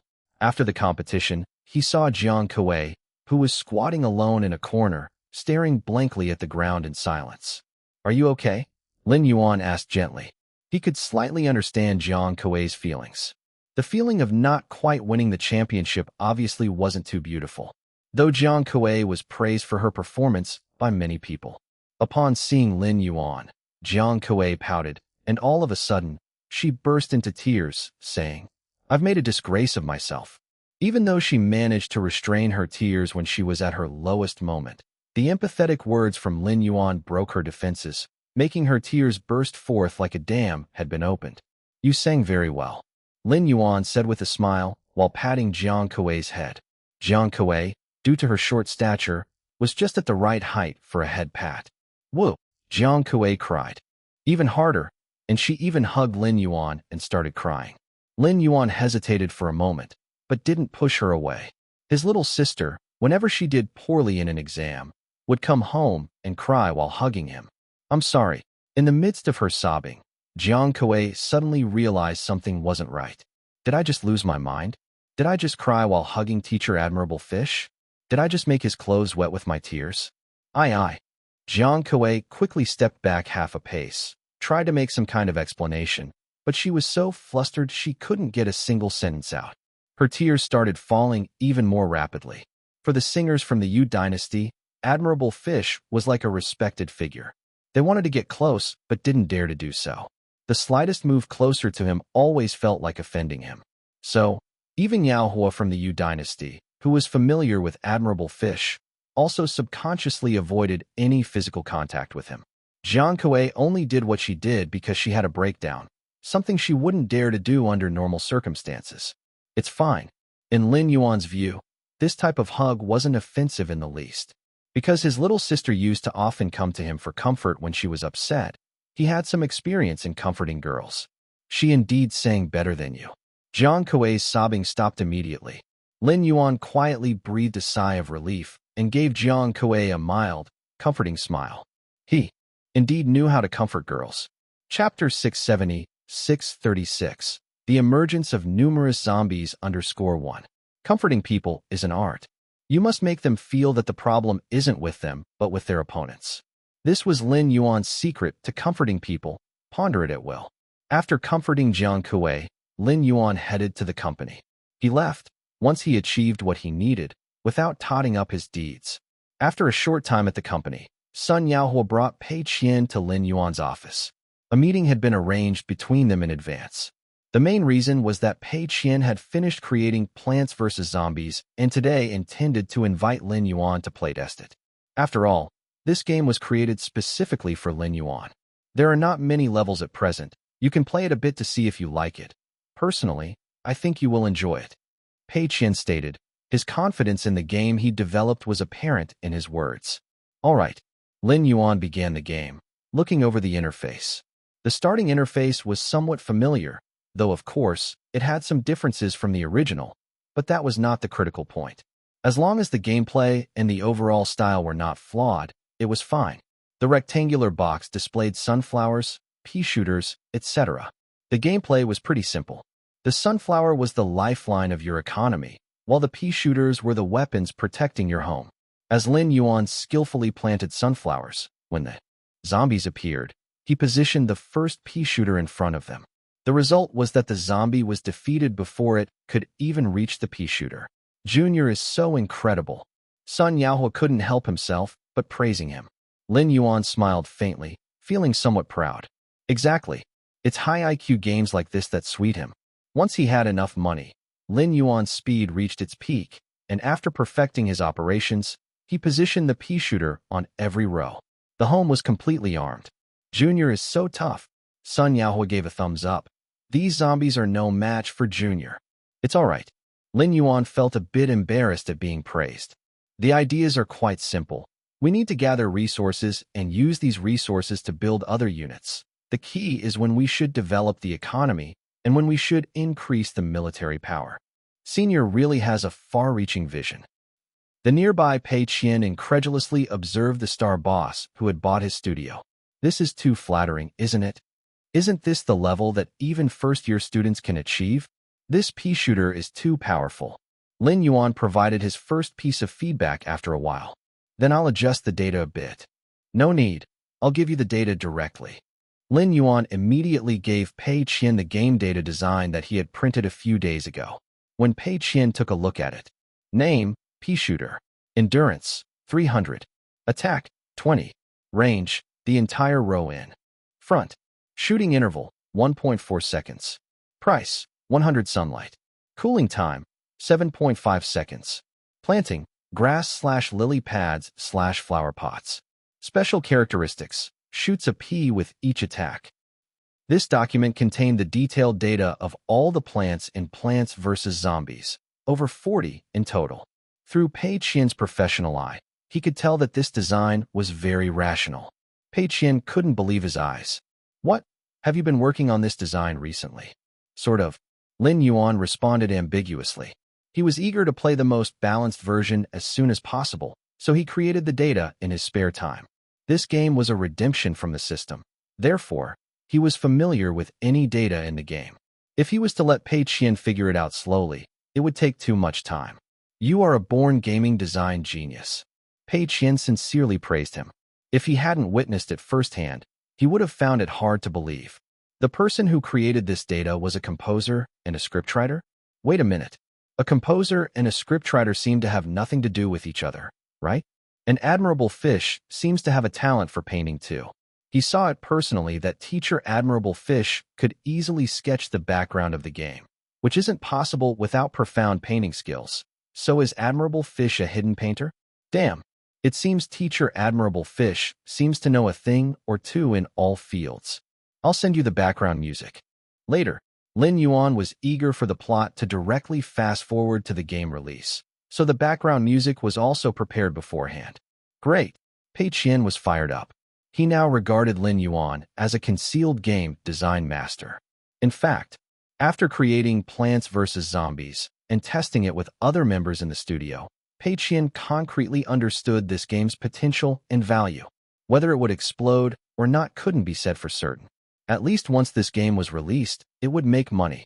This game's playability and interesting elements are far from low, which can be regarded as the top creative concept among casual intellectual games. Senior, you should have a try. Lin Yuan invited him. Sun Yaohua immediately agreed.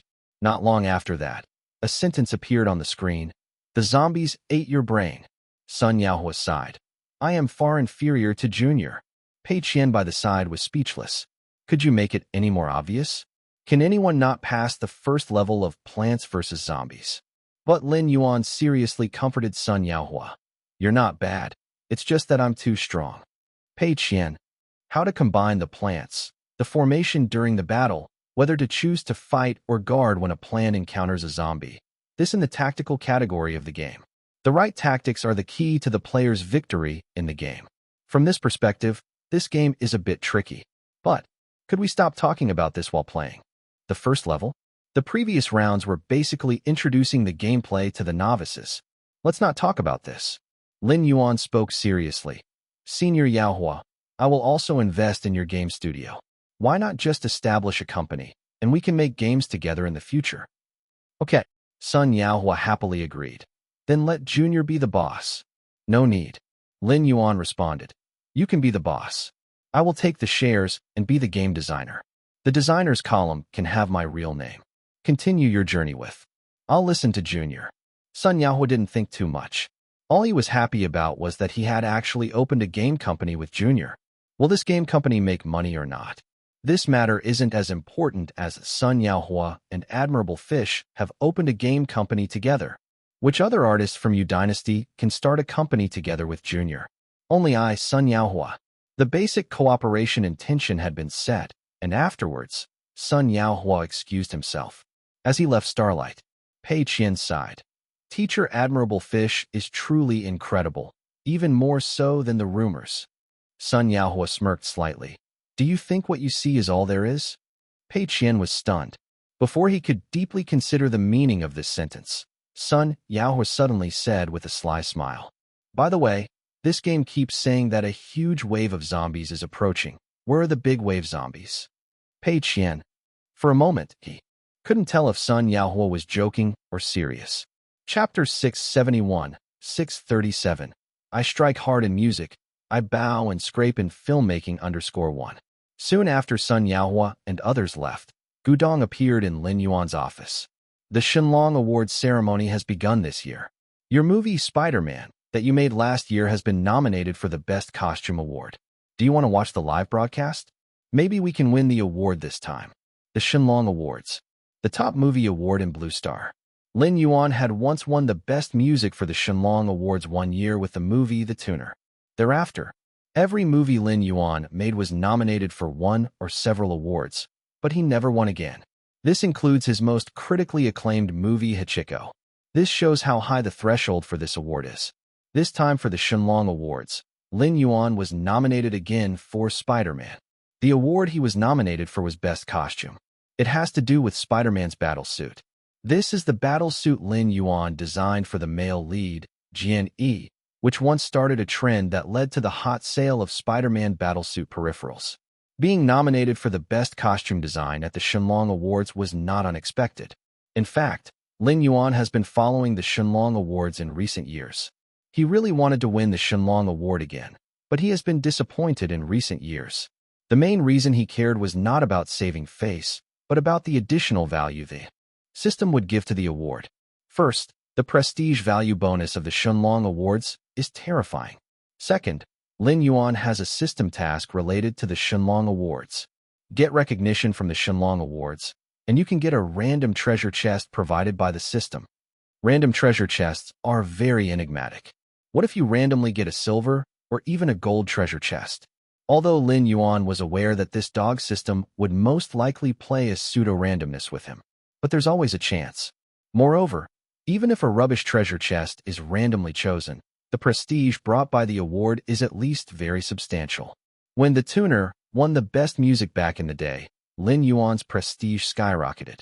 Thinking of this, Lin Yuan said, "Let me watch then." He turned on his computer and logged into Penguin Video. The Shenlong Awards ceremony is considered an annual event in the entertainment industry, and every video website has a live broadcast. Yes, Naohan Continent has also joined in. So at this year's Shenlong Awards, the top film people from the Qin, Qi, Chu, Yan, and Han, almost half of the entertainment world, will attend. The audience appeal can be imagined. Moreover, basically, after the Shenlong Awards every year, it will trigger a nationwide discussion. This year is no exception. Discover stories at. Lin Yuan had just opened the live broadcast of the Shenlong Awards and saw the densely packed barrage. This year's Shenlong Awards has 5 continents participating, which is equivalent to half of Blue Star witnessing it together. It seems like it's another year where Qi continent's movies dominate. Every year at the Shenlong Awards, although Chi Continent's movies win the most awards, new continents have been joining, and now the Shenlong Awards are blooming. I predict White Knight will be the best screenwriter this year. Ching Nua has the biggest hope of being the best director. The competition for the best actor is red hot this year. The performances of all the nominated actors are top tier. The competition for the best actress is also intense. But I'm rooting for Song Yuji. The thing that the audience cares most about are always the best picture, best screenplay, best director, and best actor and actress. No one discusses the best costume. Compared with these awards, the best costume is actually a very unremarkable award. Best music is a much stronger award than best costume. At this time, Lin Yuan suddenly saw some comments related to him. As expected, Xianyu didn't attend the Shenlong Awards ceremony. If you're always a runner-up, you definitely wouldn't want to attend. Haha, Xianyu seems to have been a runner-up for several years now. Every movie he made was nominated for the Shenlong Awards, but every time, he left empty-handed. Didn't he win the best music once? It's normal for Xianyu to win the best music. Music is his main profession. After all, but he never actually won an award that is really related to the movie itself. Let's see if Xianyu can win an award this time. Did Xianyu get nominated? He was nominated. Didn't you see the nomination list? Spider-Man was nominated for the Best Costume Award. Does the Shenlong Awards have this award? It's a minor award, but it's given by the Shenlong Awards, so it should have some weight. Not that interesting. Lin Yuan sighed. Don't treat the village chief like some negligible administrative position. What happened to the best costume? It's still an award from the God Dragon level. All right then. Lin Yuan felt unusually sour. If only he could have won a bigger award. Imagine the prestige boost. Before Lin Yuan could even continue his lamenting, the official awards ceremony began. It was genuinely lively on site. The stage was even more beautiful than the masked singer. You can imagine how much it cost to host such a live event. The barrage of comments was even more lively. Every time the camera focused on a group of top film and television stars, it would provoke a climax from the audience. Soon, Lin Yuan saw a familiar film, Dragon Man. This film, in the same period as Spider-Man, had been brutally overshadowed. But at the God Dragon Awards, this film won Best Visual Effects. As the live broadcast continued, the host quickly announced the recipient of the Best Costume. The movie that won this year's God Dragon Award for Best Costume is. Lin Yuan eagerly watched. Gudong, sitting next to him, also leaned over, somewhat nervous. Congratulations to the film The Queen for winning the Best Costume Award this time. Lin Yuan's face sunk. It appears that he's once again just a runner-up. Gudong sighed and comforted Lin Yuan. It's okay, Mr. Lin. We'll try again next year. At this moment, the barrage of comments started swarming in. Ha ha ha, Xianyu is running again. Every year he's nominated. Every year he runs. Can't even manage to snag small awards like the Best Costume. Whereas Dragon Man, the film that was overshadowed by Box Office Next Door, grabbed the Best Visual Effects. It seems that Xianyu is better at making music than making films. Fish Papa cries in the bathroom. The female Spider-Man's battle suit can't even win Best Costume? Oh, it's not from the original movie? Never mind then. Here's a joke. The only award Fish Papa won for making films is Best Music. Xianyu. I hit hard in music, but I nod my head in films. Xianyu.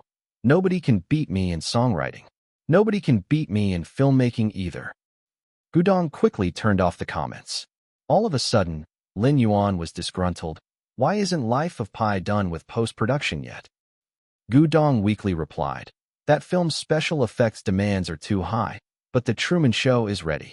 Lin Yuan was somewhat furious. Then why hasn't it premiered? What are you waiting for? Gudong, huh? Lin Yuan realized his anger got the best of him, so he toned down a bit. This one works. Tell director Zhou to schedule The Truman Show to premiere this month. He is bothered. Lin Yuan is really bothered. 3 long years. Ever since The Tuner won Best Music, Lin Yuan has been nothing but a runner-up for the entire 3 years. Do you know how I made it through these 3 years? I can't believe it. Is it just an award? Can the God's Dragon Awards dare to let The Truman Show go unnoticed next year? And Life of Pi. I may not attend next year's God Dragon Awards, but I must win an award. No laughing aloud. I will show you what cruelty truly is. Chapter 672, 638. Either die as art, or be entertained to death _1. Best film, best screenplay, best director, best actor and actress. After the Shenlong Awards ended, netizens had started a heated discussion about some of the heavyweight awards. The strange thing is, Xian became roped into this lively debate. In fact, this year's Shenlong Awards didn't really have much to do with Xian either. His film Spider-Man was only nominated for a minor Best Costume award, and didn't even end up winning in the end. Logically speaking, there shouldn't be much attention drawn to it, let alone such a high level of discussion. But who can contend with Xian popularity? Anything related to Xian always attracts attention. Therefore, the discussions also included the numerous times Xian had been a runner-up over the years. During the live streaming of the award ceremony, a barrage message saying, "In filmmaking, Xian bears everything. In music, Xian fights fiercely," went viral. And the saying, "Here's a joke, Xian only win at the Shenlong Awards was for Best Music," was regarded as a classic by countless netizens. Not to mention the profound saying, "In music, no one can beat Xian. In filmmaking, no one can beat Xian." These Xian-related messages spread rapidly on the internet. Many people jumped on these trends. For a time, there was a joyful atmosphere on the internet. Xian won an award from Shenlong only because he's good at music. Is that right? I'm used to seeing Xian invincible status in the music industry, and suddenly seeing him struggling in the film industry is interesting. So, Xian is the best composer among screenwriters, and also the best screenwriter among composers. Who else could make music and films unbeatable? The depth of Blue Star's common language is impressive. Fei Yong. Xian, I didn't expect this day to come for you. I'm dead laughing. Everyone in the music industry is a runner-up to Xian, but in the film industry, it's completely reversed. Not only netizens were laughing, the music industry in all continents was also laughing out loud. You thought that folks in the film industry would also be repressed like us, unable to move because of you? Enjoy more content from. In the music industry, no one could suppress Xian. Even Maestro was no match. Even when Yang Zhongming won against Xian, it was due to the intervention from the officials, which didn't quite count. But in the field of film, someone can suppress Xian. Having been a runner-up in the Shenlong Awards in succession, this has proven the fact. Of course, although everyone was laughing, there wasn't any malice involved. This wasn't mockery. It was merely playing a joke or teasing. In other words, these people were purely intrigued by the novelty of seeing Xian struggling in the film industry after witnessing his rampant success in the music industry. This kind of novelty provided an immense amount of joy to everyone. Just at this time, Starlight Entertainment suddenly made an announcement. Xian latest film, The Truman Show, will be released on the 10th of this month. Please look forward to it. Netizens were still discussing Xian and were taken aback when they saw this announcement. Straight after, now, everyone started laughing even more. He's getting desperate. He's really desperate. Is he trying to shut us up with urgency? Is he so eager to release his new film that he's not even leaving time for promotion? Hold on. Is he aiming at next year's Shenlong Awards with this new film? Give it up. You're destined to play second fiddle. But it's okay, we'll support you. Ha ha ha, why do? I suddenly find Xian so cute. Let's not say anything more. I'll buy the movie ticket, is that okay? I feel sorry for Xian. Although I know his new film will be a runner-up again, it doesn't stop me from liking his films. It's a fact that your film didn't win the Shenlong Award, and it's also a fact that I like your film. The fact has proved that whether Xian films win awards or not, and whether the audience likes them or not, are two separate matters. Be it making fun or teasing. Upon seeing the news of Xian new film release, the audience was still filled with anticipation. Moreover, with the hot topic of the Shenlong Awards and Xian having been a runner-up year after year without earning any awards, the release of his new film came with an immediate boost in discussion. Because the audience knew clearly, whether a film is good or not has nothing to do with whether it has won any awards. The film industry. Many people took immediate notice of the news that Xian new film was about to be released. Is he not convinced? A certain film director mockingly remarked. A middle-aged man next to him laughed. Whether he's convinced or not, it's only a matter of time before he wins an award. The director was surprised. Mr. Long Yang thinks highly of him? The middle-aged man was none other than the scriptwriter of the film Dragon Man, Long Yang. Long Yang quietly said, "It's not that I think highly of him, but that he has the ability." The director was curious. "What do you mean?" Long Yang's lips curled slightly into a smile. "He is playing with the art of balance. Once he successfully breaks this balance, it won't be too hard for him to take the Shenlong Awards, unless the judges of Shenlong Awards have something against him." The director was confused. Balance? Long Yang's eyes narrowed. "After Dragon Man lost to Xian Yu, I studied his several films and found an interesting phenomenon. His films always balance between artistry and commerce.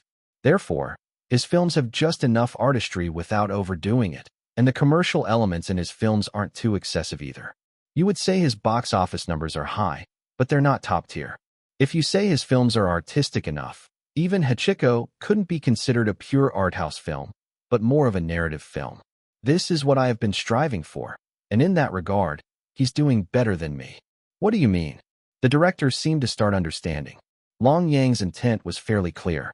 Xian Yu's films, in fact, consider the tastes of many people. Those who like to watch art house films won't find Xian Yu's films overly flamboyant and noisy. Those who like to watch commercial films won't find Xian Yu's films overly boring and dull. Because his films are balanced, they virtually cater to the viewership of both types of audience at the same time. Long Yang resolutely stated, "If he can break this balance, he might show everyone a completely different Xian Yu. Can he break it? Won't it lead to imbalance? In my personal creativity philosophy for films, balance is the most difficult art to master. He has mastered balance well, and if he wants to go extreme, do you think he will fall short?" "No. But is it as simple as you put it?" "Of course not." Long Yang suddenly raised his eyebrow. "The hardest part is still the script. A script that can awe everyone. But the spark of inspiration for such a script might take several years and still be hard to come by. I just think that he will be able to do it sooner or later, but perhaps I might do it before him. Just like Mr. Long Yang. In plain words, there are two ways to conquer the Shenlong Awards." "Which two?" "Either being completely artistic or being completely entertaining." Chapter 673, 639, "This is a matter of principle _1. According to your requirements, the earliest the movie can be released is on the 10th. We should be grateful for all the chatter about the Golden Dragon Award. The online discussions about our movie have been productive. Otherwise, it would feel like the promotional time frame is too tight." "At Starlight Entertainment," O.L. Zhou said, laughing. Lin Yuan nodded in agreement. Then O.L. Zhou suddenly asked, "How old are you this year, Lin Yuan?" Lin Yuan replied, 24. It had been 5 years since Lin Yuan crossed over to the Blue Star. O.L. Zhou sighed. 24. You are really young. I remember you joined our company when you were 19 years old. Yes. Haven't you thought about having a girlfriend in all these years? Lin Yuan responded with a shake of his head. His answer was straightforward. Hadn't crossed my mind. Old Zhou chuckled. You're at that age where you should have a girlfriend. People start dating in college. Haven't you ever been in love? Lin Yuan shook his head again. Old Zhou sighed in resignation. Exactly as your mom said. Mom? Lin Yuan was puzzled. Old Zhou smiled bitterly. Your mom mentioned to me that you never dated because of health reasons. Now that you're healthy, she asked me to introduce a girlfriend to you. Even he found it strange. Who would believe it if he were to tell them? The famous Xian Yu is planning to date and needs a familial introduction? Lin Yuan. Even he was unaware of when his dance-loving, square-dancing fan mother got in touch with O.L. Zhou. So, do you have a girl you like? No. Do you like any boys then? The question was unnecessary, but just to be sure, O.L. Zhou asked it anyway. After all, there had been rumors that Xian Yu and Chu Kuang were an item. Chu Kuang was more than likely a boy. Lin Yuan said no. Old Zhou sighed in relief. Then, allow me to arrange a meeting for you to meet the girl. It's not a formal matchmaking, so there's no need to feel pressured. It's just to have a pleasant chat.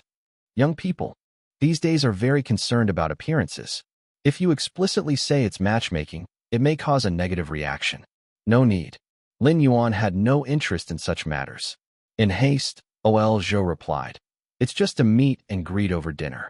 I can't take credit for the introduction. It was our boss who personally set it up and connected us with the family. The company is doing matchmaking now. Lin Yuan didn't remember this clause being in the contract. Old Zhou laughed. What matchmaking? Our boss is just looking out for you. Lin Yuan shook his head. He was about to refuse once again when his phone started to ring. It was his mother calling. As soon as he picked up, his mother's voice came through. Go and meet her. I've seen her photos. She's very beautiful. Okay. Lin Yuan didn't refuse this time. When it came to his mother, Lin Yuan rarely refused. Even if he did refuse, Lin Yuan would do so in a friendly manner. You agreed? Seeing Lin Yuan hang up the phone, Old Zhou looked hopeful. Yes. I'll contact them right away. Old Zhou suddenly perked up. I'll call the stylist over to give you a makeover. No need. Lin Yuan was very firm in his response. All right. Either way, you look handsome no matter how you are dressed. Zhou cheerfully picked up his phone, left the room, and contacted the girl's family. 2 minutes later, Zhou returned to Lin Yuan's office looking happy. I've sent the address to Gudong's phone. In a moment you can leave with him. Okay. Lin Yuan answered dismissively. 10 minutes later, Lin Yuan got in Gudong's car, and they set off. Gudong curiously asked, what is Mr. Lin going to do at Jasmine Manor? Jasmine Manor? Don't you know? That's our destination. Oh, I'm going there for matchmaking. Despite Zhou insisting it wasn't matchmaking, Lin Yuan felt that it was essentially the same. Pooh.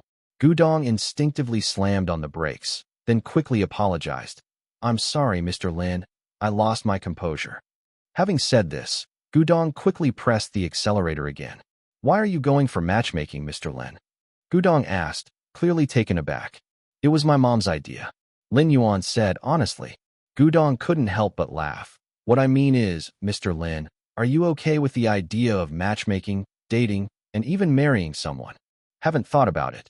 Lin Yuan was sincere again. He hadn't ever really considered it. Have you ever thought about having a girlfriend? No. What is your perspective on relationships? I don't know. Gudong didn't know what to say anymore. Love didn't seem to be in Mr. Lin's vocabulary. But people have to get married eventually, right? Gudong could only bait Lin Yuan to continue the conversation. Then so be it. Who would you marry? A woman. What kind of woman? Someone I like. What kind of woman do you like? I will know when I meet her. What if you never meet? Then I won't get married. Getting married without liking the other person would be disrespectful.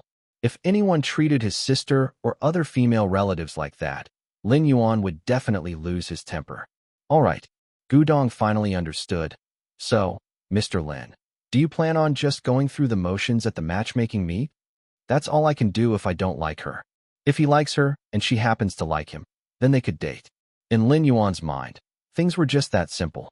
Does Mr. Lin know what it means to like someone? Isn't liking someone just liking them? Mr. Lin, you've never liked anyone. How would you know what it feels like? I also didn't understand what it felt like to be angry until someone made me angry. This is how Gudong ended up halfway through her conversation with Lin Yuan. Suddenly, the car came to a screeching halt. Lin Yuan lurched forward, steadied himself, and asked, what's wrong? It seems there's a malfunction. Gudong tried to start the car, but it wouldn't budge. She quickly got out of the car. Mr. Lin, just wait a moment. I'll check it out. No problem. Lin Yuan also got out of the car. Gudong popped the hood of the car. Both of them stared blankly, none the wiser. Gudong sighed. We should call a mechanic. I'm sorry, Mr. Lin, this might take some time. No rush.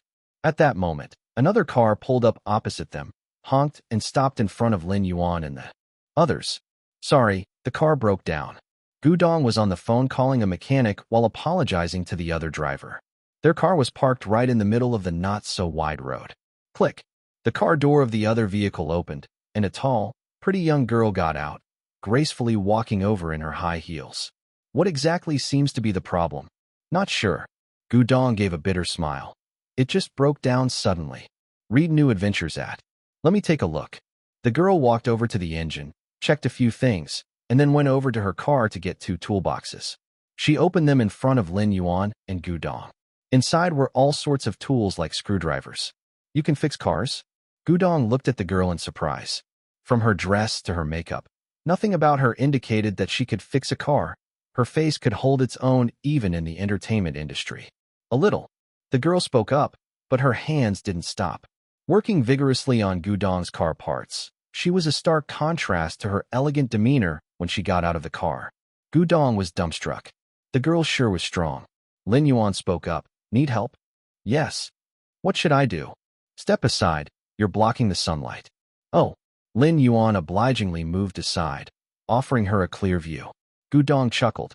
It was rare to see a girl who wasn't awed by Mr. Lin's looks, and who spoke so candidly to him.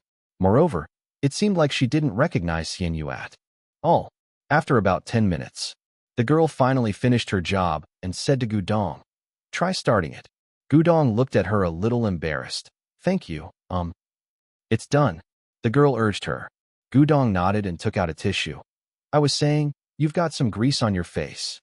The girl had gotten herself covered in oil and dust while fixing the car. It was quite comical, but because she was so naturally beautiful, there was something endearing about it. "Is that so?"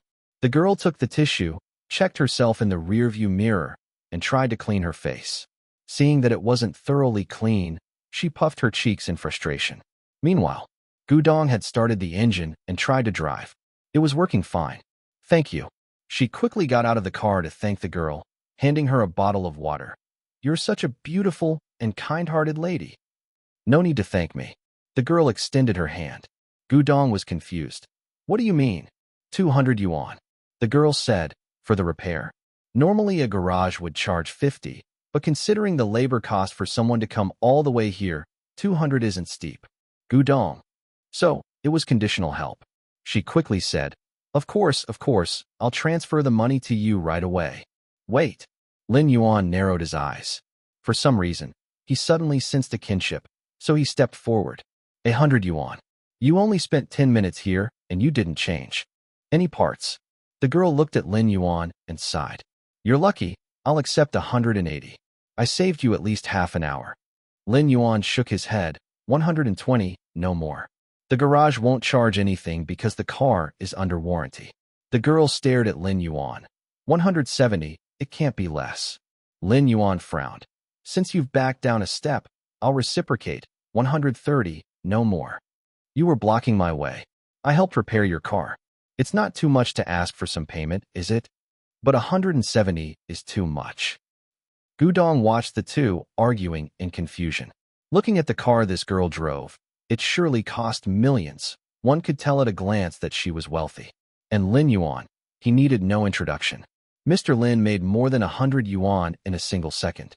And here were these two fat cats, haggling over a car repair fee of just over 100 yuan? Was it that rich people are just too stingy? Or were us poor people just living too extravagantly? Stop arguing. 150, final offer. I'll transfer right now. Seeing the two arguing over a bit more than 100 yuan, and considering they were going at it like it would last until night, Gudong finally couldn't take it and called a halt. "Seeing that you are a kind-hearted girl." The girl glanced at Lin Yuan and deftly opened up her payment code on her phone. "I'll ask the company to reimburse the expense later." Lin Yuan didn't persist, talking to Gudong. "It's just over 100 yuan. Gudong finished transferring the money and muttered under her breath. "It's 100 yuan. Lin Yuan and the girl exclaimed at the same time. Gudong was stunned, and after a while, she whined. "You rich people are too unreasonable." The two spoke again at the same time.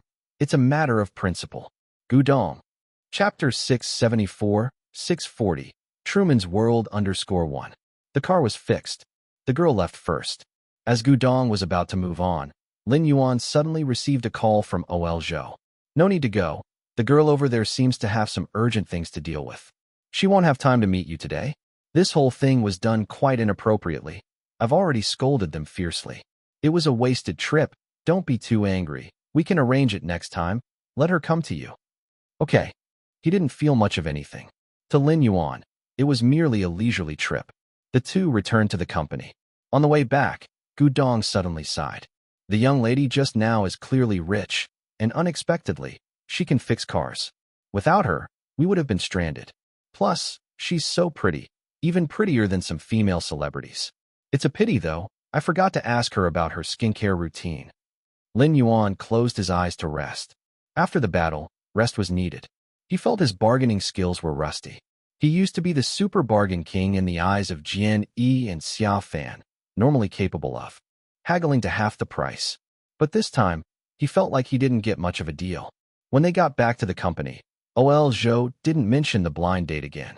At dinner, his mother also didn't bring up the matter. Lin Yuan considered it a little incident in life.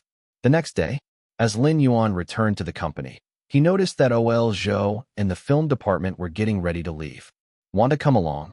Seeing Lin Yuan, Ol Zhou chuckled. We're organizing a screening of The Truman Show. Lin Yuan was taken aback. Has the screening not started yet? Hasn't the schedule been confirmed? Ol Zhou explained. A lot of theaters are prepared to pay for your film, so everyone scheduled it ahead of time. But the specific distribution depends on the quality of the film. All right, I'll pass. Interacting with theater representatives requires certain social skills, which Lin Yuan isn't good at.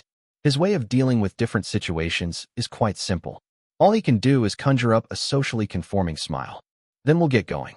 Ol Zhou waved goodbye and led the film department to an early booked screening location. The venue for the screening was Sioux City Times Cinema. After Ol Zhou and the others arrived, they began to receive representatives from major theaters at the entrance. Representative Zhang is here. Representative Wang, please come in. Long time no see, Mr. Li. Filmmaking is a cooperative art. Not only do the scriptwriters, directors, and actors have specific roles to play, but people like Ol Zhou also have responsibilities, such as arranging screenings.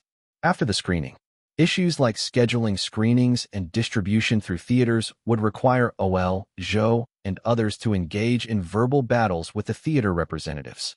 In the crowd, Yi Hongyu from Dottie Theaters was also there. This was the second time Yi Hongyu attended a Xianyu movie screening. The last one she attended was the screening of Hachiko. That time, Yi Hongyu, who was known as the Iron Lady, was moved to tears. Yi Hongyu kept a low profile when she arrived this time. After a brief greeting with Ol Zhou, she went straight into the cinema. Accompanying Yi Hongyu was Pan Lei, a market analyst from Dottie Theaters. A market analyst's job is to assess the box office potential of movies. That's really the job of a theater representative, but sometimes they bring along specialized analysts too. That's because these analysts often have a more accurate judgment of a movie's value. After they settled down in the cinema, Pan Lei joked, "Did you bring enough tissues today, Hongyu?" As the Iron Lady of Dottie Theaters, Yi Hongyu was famous for not having emotional fluctuations while watching any movie. But last time when she watched Hachiko, Yi Hongyu broke her rule. After word got out, many people in the company enjoyed teasing Yi Hongyu about it. Today was another Xianyu Films viewing session, hence why Pan Lei brought up past incidents. "I won't cry today, but you better take care of yourself." Yi Hongyu rolled her eyes. Pan Lei said, "We're only going to laugh today, not cry. After all, this is a comedy." He Sheng starred in today's The Truman Show.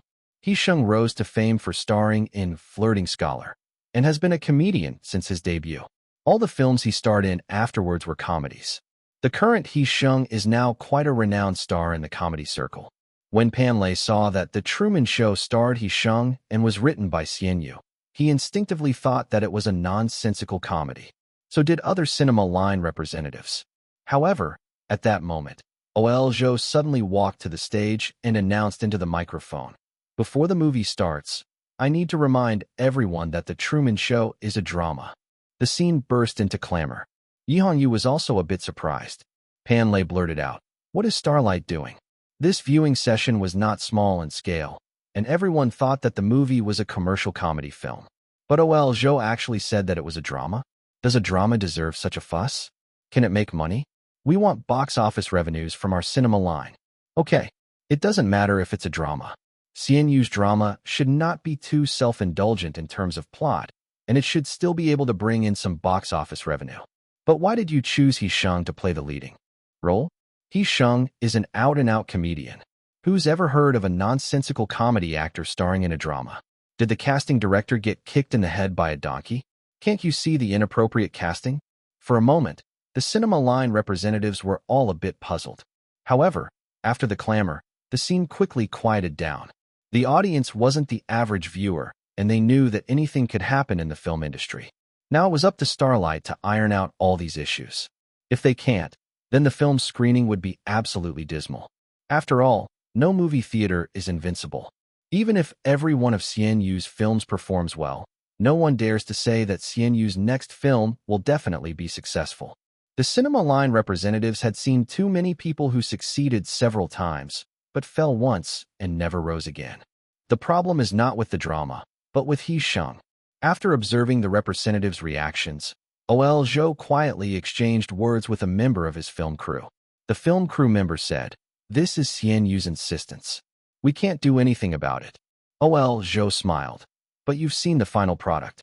You should know that He Sheng's performance is very good." "That's true." As Ol Zhou and his colleague were discussing, the screen on the scene dimmed. The film showed Starlight's company logo, a group of stars shining in a starry night sky. Then, a middle-aged man with glasses and deep-set eyes appeared on the screen, slowly and earnestly narrating to the camera. "We've grown tired of the affectations of actors, and we've grown weary of explosive scenes and computer effects. In some ways, although Truman lives in a fictional world, he himself is not fake at all. There's no script, no cue cards. Although it may not be considered a great masterpiece, it couldn't be more real. This is a documentary of life." Swoosh. This was clearly just the first scene, or even the first line of the film, but Yi Hongyu felt a shiver run up her neck. Professional cinema line representatives are always hypersensitive to the intentions of a film. Although her expression didn't change at all, her tone hinted at surprise as she asked, "What is this?" "Read the latest on." Pan Lei didn't say a word, but his eyes were full of confusion and his scalp felt inexplicably creepy. The Truman Show? This couldn't be. If his guess was right, the originality of Xian Yu's script was terrifying. This was simply a divine-level outstanding and absurd idea. Chapter 675, 641. Life is a Cage_1. The movie began with 3 interviews. The first interviewee was a stern middle-aged man. The second interviewee was a lovely young woman. The third interviewee was a rather muscular young man. "My life is the Truman Show. I find such a life very fulfilling. The content is real, just as you see it. It's not fake. The only thing that's controlled is the director. Audiences watch all night, seeing him as a good friend." After the interview, Truman officially made his debut. A caption flashed across the screen. "The Truman Show Day 10909. The start seemed abrupt, random, but actually, there were several subtle hints in the beginning. Everyone present is a professional theater representative. Even those with slower reactions gradually understood what the start of the movie was about after the 3 interviews. Suddenly, the expressions of many of the theater representatives changed drastically. At the same time, Yi Hongyu's pupils contracted slightly. "Your next read awaits at." "So it really is that." On Yi Hongyu's right, Pan Lei's voice shook slightly. He felt something was off about the interview with the middle-aged man from the start. And now, he finally confirmed his thoughts. It seemed to be a show being broadcasted live, and those 3 interviews just now were probably with the director and the lead actors. In other words, the protagonist's life is being broadcasted live worldwide. All the people around the protagonist are actors, and only the protagonist is oblivious. Suddenly, the theater erupted in a buzz of whispering. "This is crazy." Pan Lei repressed his excitement. This idea shot through his heart like a bullet from the very beginning of the movie. And on the big screen, the film finally entered the world of The Truman Show. The cinema representatives gradually quieted down, but their expressions were significantly more serious than before. "Good morning." Truman greeted his neighbors as soon as he walked out the door. "If I never see you again, good morning, good evening, good noon." His smile radiated on his face. Truman was full of sunshine. "Good morning." He seemed to get along harmoniously with all his neighbors. The representatives in the theater were intently observing the neighbors' expressions, perplexed. If this was a regular movie, they wouldn't be interested in supporting characters like neighbors. But because of the introduction at the beginning, film critics could hardly ignore these supporting characters. To the critics, it's clear those characters are actors. But evidently, the supporting characters weren't giving much away. From this segment alone, the supporting characters seemed to be just ordinary people living in Truman's world. Driving, going to the office. Truman seemed to be an ordinary office worker. However, the film's camera angles were intriguing. Across the lenses, Truman was not seen from standard angles, but rather peculiar ones. Hidden cameras? Someone guessed the implication of these shots. Good morning, Truman. A pair of twin men suddenly greeted Truman, seemingly unintentionally pushing Truman in front of a billboard. The billboard displayed an ad for a restaurant. A commercial plug-in for a variety show? Pan lay straightened up, murmuring with a strange expression on his face. At the same time, around them, soft laughter erupted. Clearly, Truman didn't realize he unintentionally aided the 2-bit players in an advertisement. He was still trying to sell insurance to the 2-bit players. This revealed Truman's real job. He was insurance salesman. No wonder Truman told his neighbors in his morning greeting, "If I never see you again, I wish you a good morning, good noon, and a good night." What would happen next? Pan Lei kept his eyes glued to the screen. The opening of the movie showcased an amazing, high-level concept. How to maximize the impact of such a concept would be a true test of the screenwriter's skills. Upon entering the office, Truman sneakily made a phone call. He wanted to go to Sioux City in Qin Continent. Sioux City is where Starlight's company is based. Everyone tacitly understood Xian Yu's regional promotion. However, the movie did not explain why Truman wanted to go to Sioux City. Then, Truman tried to go out to sea. But when he saw a small boat sinking in the water, his face turned pale, and he left in fear.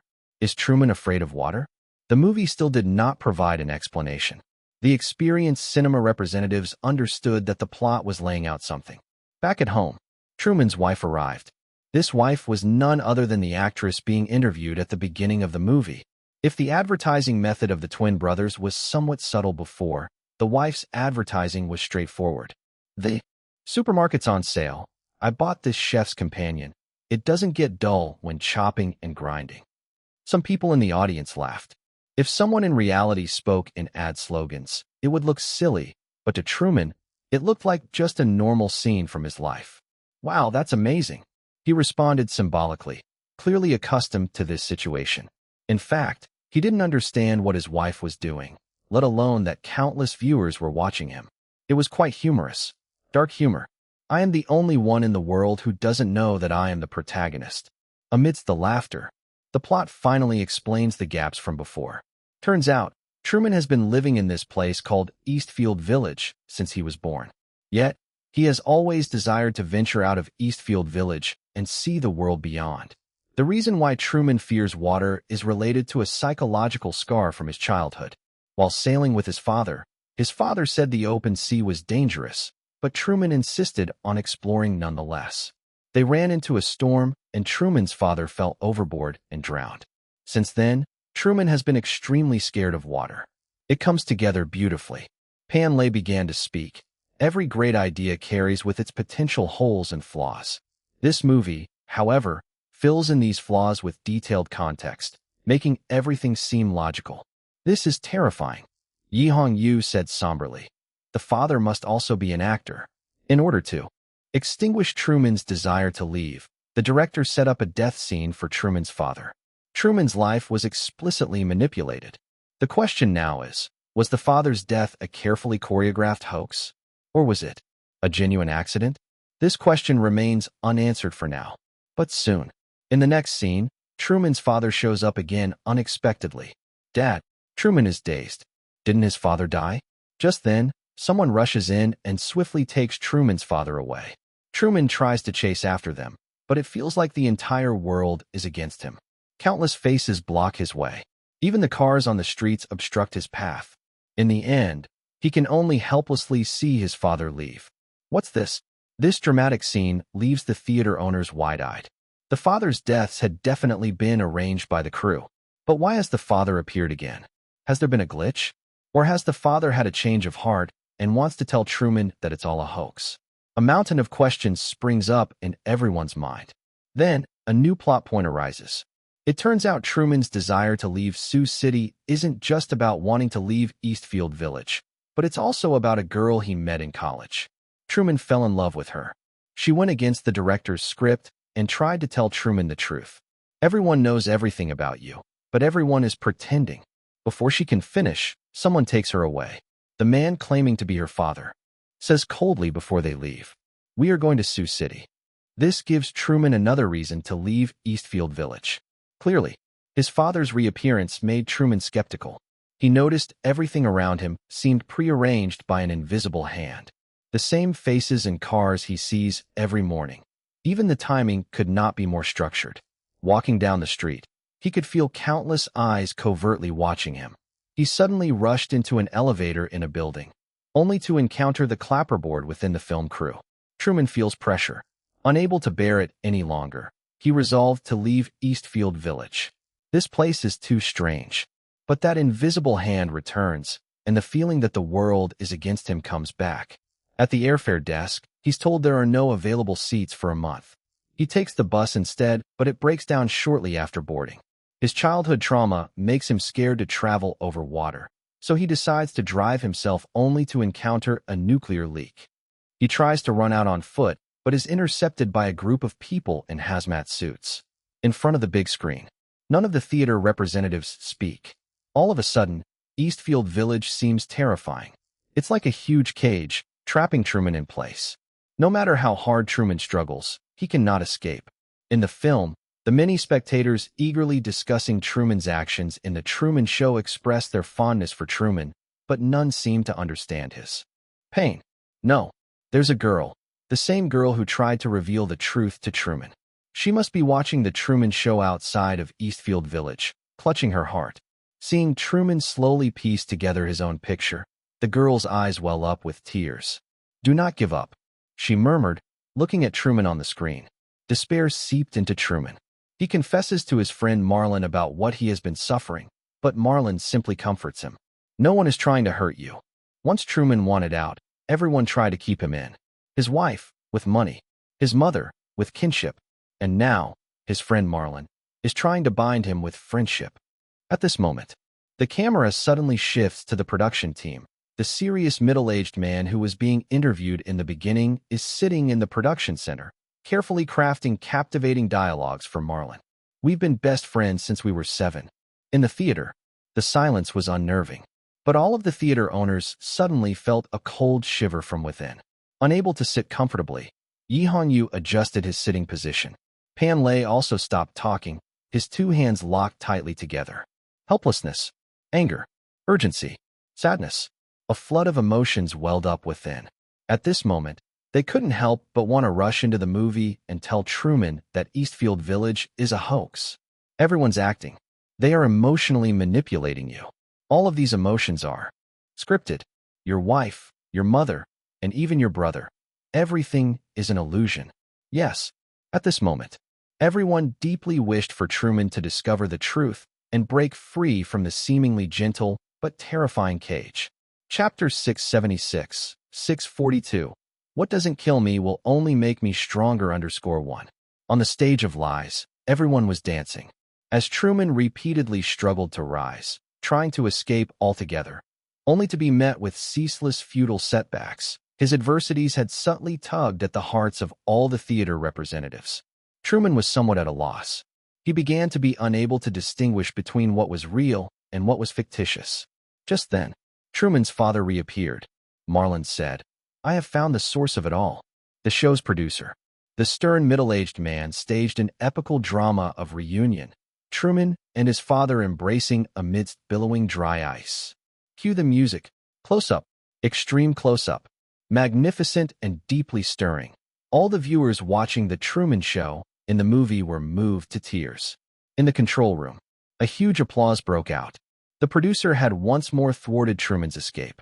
It turned out that the show's crew had navigated various unexpected challenges over the past countless years, choking every opportunity for Truman to discover the truth. This time was no different. However, the theater representatives felt a stronger chill. Many people were uncomfortable. This producer is so malicious.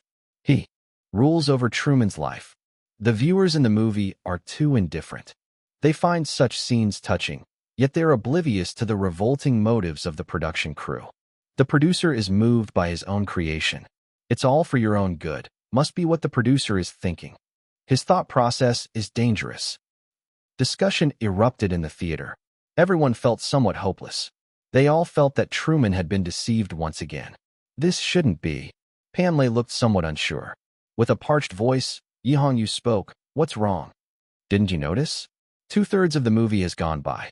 If Truman hasn't discovered the truth by now, the pacing of the rest will be problematic unless Xian plans to keep Truman in the dark till the end of the movie. Pan Lei reasoned from a practical perspective. Yu froze. Could the plot be that brutal? Did Xian plan to keep Truman from discovering the truth until the end? It seemed Xian had indeed crafted these intentions. Truman returned to the state he was in at the beginning of the movie, eating when he should and sleeping when he should. It's as if he had entirely given up on leaving. The theater representatives frowned in unison. This was clearly not the plot they wanted to see. Just like a thorn, unless Truman left, this thorn would mercilessly pierce the hearts of everyone in the theater. No one could extract it. However, just when the viewers in the movie were filled with excitement and the audience outside the movie felt a lump in their throats, the plot took another twist. Truman hadn't given up. He had actually fooled the ubiquitous cameras, discreetly escaping in the middle of the night. He's aware of it. He's going to run away again. For the first time, a loud cheer erupted in the theater, and all the theater representatives' faces were filled with excitement and anticipation. Inside the movie crew finally realized something was amiss. The entire Eastfield village sprang to action. All the actors were looking for Truman. The whole world was looking for Truman. The producer, eager to keep the lighting optimal, directly controlled the sunrise. It turned out, Eastfield Village was one huge filming base. If one were to gaze at Blue Star from space, two constructions would stand out. The first was the Great Wall. The second was Eastfield Village. The movie hadn't revealed the size of Eastfield Village before, but when this explanation arrived, the theater representatives were all left dumbfounded. What terrifying ambition! This was Truman's world, a magnificent base comparable to the Great Wall. But where had Truman gone? The frantic search by the production team yielded no leads. In the end, on the sea, they found a boat. Truman had set sail. The one who was too terrified to even walk across a bridge, the one who trembled at the mere sight of the sea, had actually single-handedly sailed out to sea. He's on the run again. Yi Hongyu's voice trembled slightly. Pan Lei's hands separated, each forming a fist. I knew it. Xian Yu always knew what the audience wanted to see. Even if this is an art film, he wouldn't make it tragic just for the sake of tragedy. He wouldn't sacrifice the audience's emotions to fulfill so-called art. The audience's emotions were thoroughly roused. Go, Truman. Go discover the truth of this world. Escape this seemingly gentle but horrific prison. Not just the theater representatives. Even the viewers in the movie were cheering for Truman. In the control room, the producer finally lost his cool. He watched as Truman, who he had painstakingly nurtured for countless years, was attempting to escape his control. Storm, he practically roared. This was Truman's world. This was his world too. He was the king of this world. In this world, he could do anything. Like what the movie introduction suggested, the producer indeed was the king of this world because there were devices everywhere in his world. From sunrise to sunset, everything was under the crew's control, let alone a storm on the sea. A storm descends. Truman fiercely struggled against it. The producer hysterically manipulated everything. Center the storm on the boat. Thunder. Lightning. Flash again. Hit him. The viewers in the movie went insane. Go Truman. The viewers in the theater went even more insane. Go Truman. Boom. The man-made. Lightning struck the mast. Truman plunged into the depths, but he didn't give up. He tediously swam towards the boat. The viewers in the movie were shouting hysterically. The viewers outside the movie were also shouting hysterically. Inside the movie, outside the movie, the voices of the audience in two different worlds almost converged. Truman slowly, with every ounce of his strength, managed to get back onto the boat. Amid the howling storm and flashing lightning, he yelled, "What else have you got? If you want to stop me, then kill me." His hair was drenching wet. His entire body was dripping wet, but his eyes were more determined than ever. His veins bulged intermittently in the raging storm. What doesn't kill me will only make me stronger. What doesn't kill me will only make me stronger. Inside the theater and outside, the audience was ecstatic. The producer abruptly turned around. He had gone mad. This was his world. He couldn't lose. He mustn't lose. Increase the wind force. He's tied himself to the ship. Increase the wind force. This will kill him. He was born here. Capsize the ship. Everyone was trying to stop the producer, but the producer had gone mad, his emotions completely out of control. Hysteria. Truman was his most outstanding work. If his work gets out of control, he'd rather destroy it. When the crew didn't obey, he took matters into his own hands, activating, one by one, devices that caused waves to engulf the world. Thunderbolt. Storm. The boat was completely capsized. Truman was sunk to the seabed. He was still tied to the ship. Truman. In the movie, the audience's eyes were red. Outside the movie, the audience's voices were tinged with a hint of crying. There was a sense of tragic heroism amidst the storm. No one knew how much time had passed. Suddenly, the producer seemed to lose all his strength. That's enough. The ship was righted. Dark clouds quickly retreated. The sea surface became calm again. The darkness vanished without a trace, and bright sunlight shone on the sparkling sea. This scene was breathtakingly beautiful. How was Truman doing? In the sad music, it seemed as if the whole world were watching the figure who had tied himself to the ship. Suddenly, Truman struggled to prop up his body. The music suddenly became heroic and passionate. Truman, he was still alive. The entire theater was in a state of great excitement. In their seats, someone stood up. 1, 2, 3. More and more theater representatives stood up. Truman was still alive. Read exclusive content at. He had survived the storm. He sat on the boat, enjoying the sea breeze. Even with cracked lips, a bruised face, and looking so ragged, his eyes were shining with an unprecedented light. Clink. The vessel collided with a wall. In a daze, Truman stood up and saw for the first time the end of Eastfield Village, which turned out to be a man-made wall. On the wall, there were paintings of blue sky and white clouds, so lifelike that it was almost indistinguishable from reality. It seemed like he was laughing or crying, and in the end, only complicated sounds of unclear meaning were left. Was this the end of the world? No. It was just the end of Eastfield Village. It was just the end of the cage. Suddenly, all the music vanished. All the sounds disappeared along with it. In the silent picture, he was desperately smashing his body against the wall. It seemed as if he didn't know the pain. He swung his arms countless times. The long shot was pulled back. The man was resisting the will of the world in the most primitive way. In the theater, people were breathing heavily. A few emotional individuals had slightly reddened eyes. Tears of emotion whirled in their eyes. He did it. Pan Lei's words were extremely heavy. Yes, he did it. Yi Hongyu tried to keep her voice steady, but the tiny tremble in her voice was beyond her control. Finally, Truman found a staircase. He walked up the steps. He forcefully pushed open the door. Truman. A voice suddenly rang out from the sky. The producer's voice. This was the first direct conversation the producer had with Truman after watching him silently for countless years. Who are you? Truman stopped, his back to the camera, his expression invisible to anyone. I am the creator, the one who created a television show.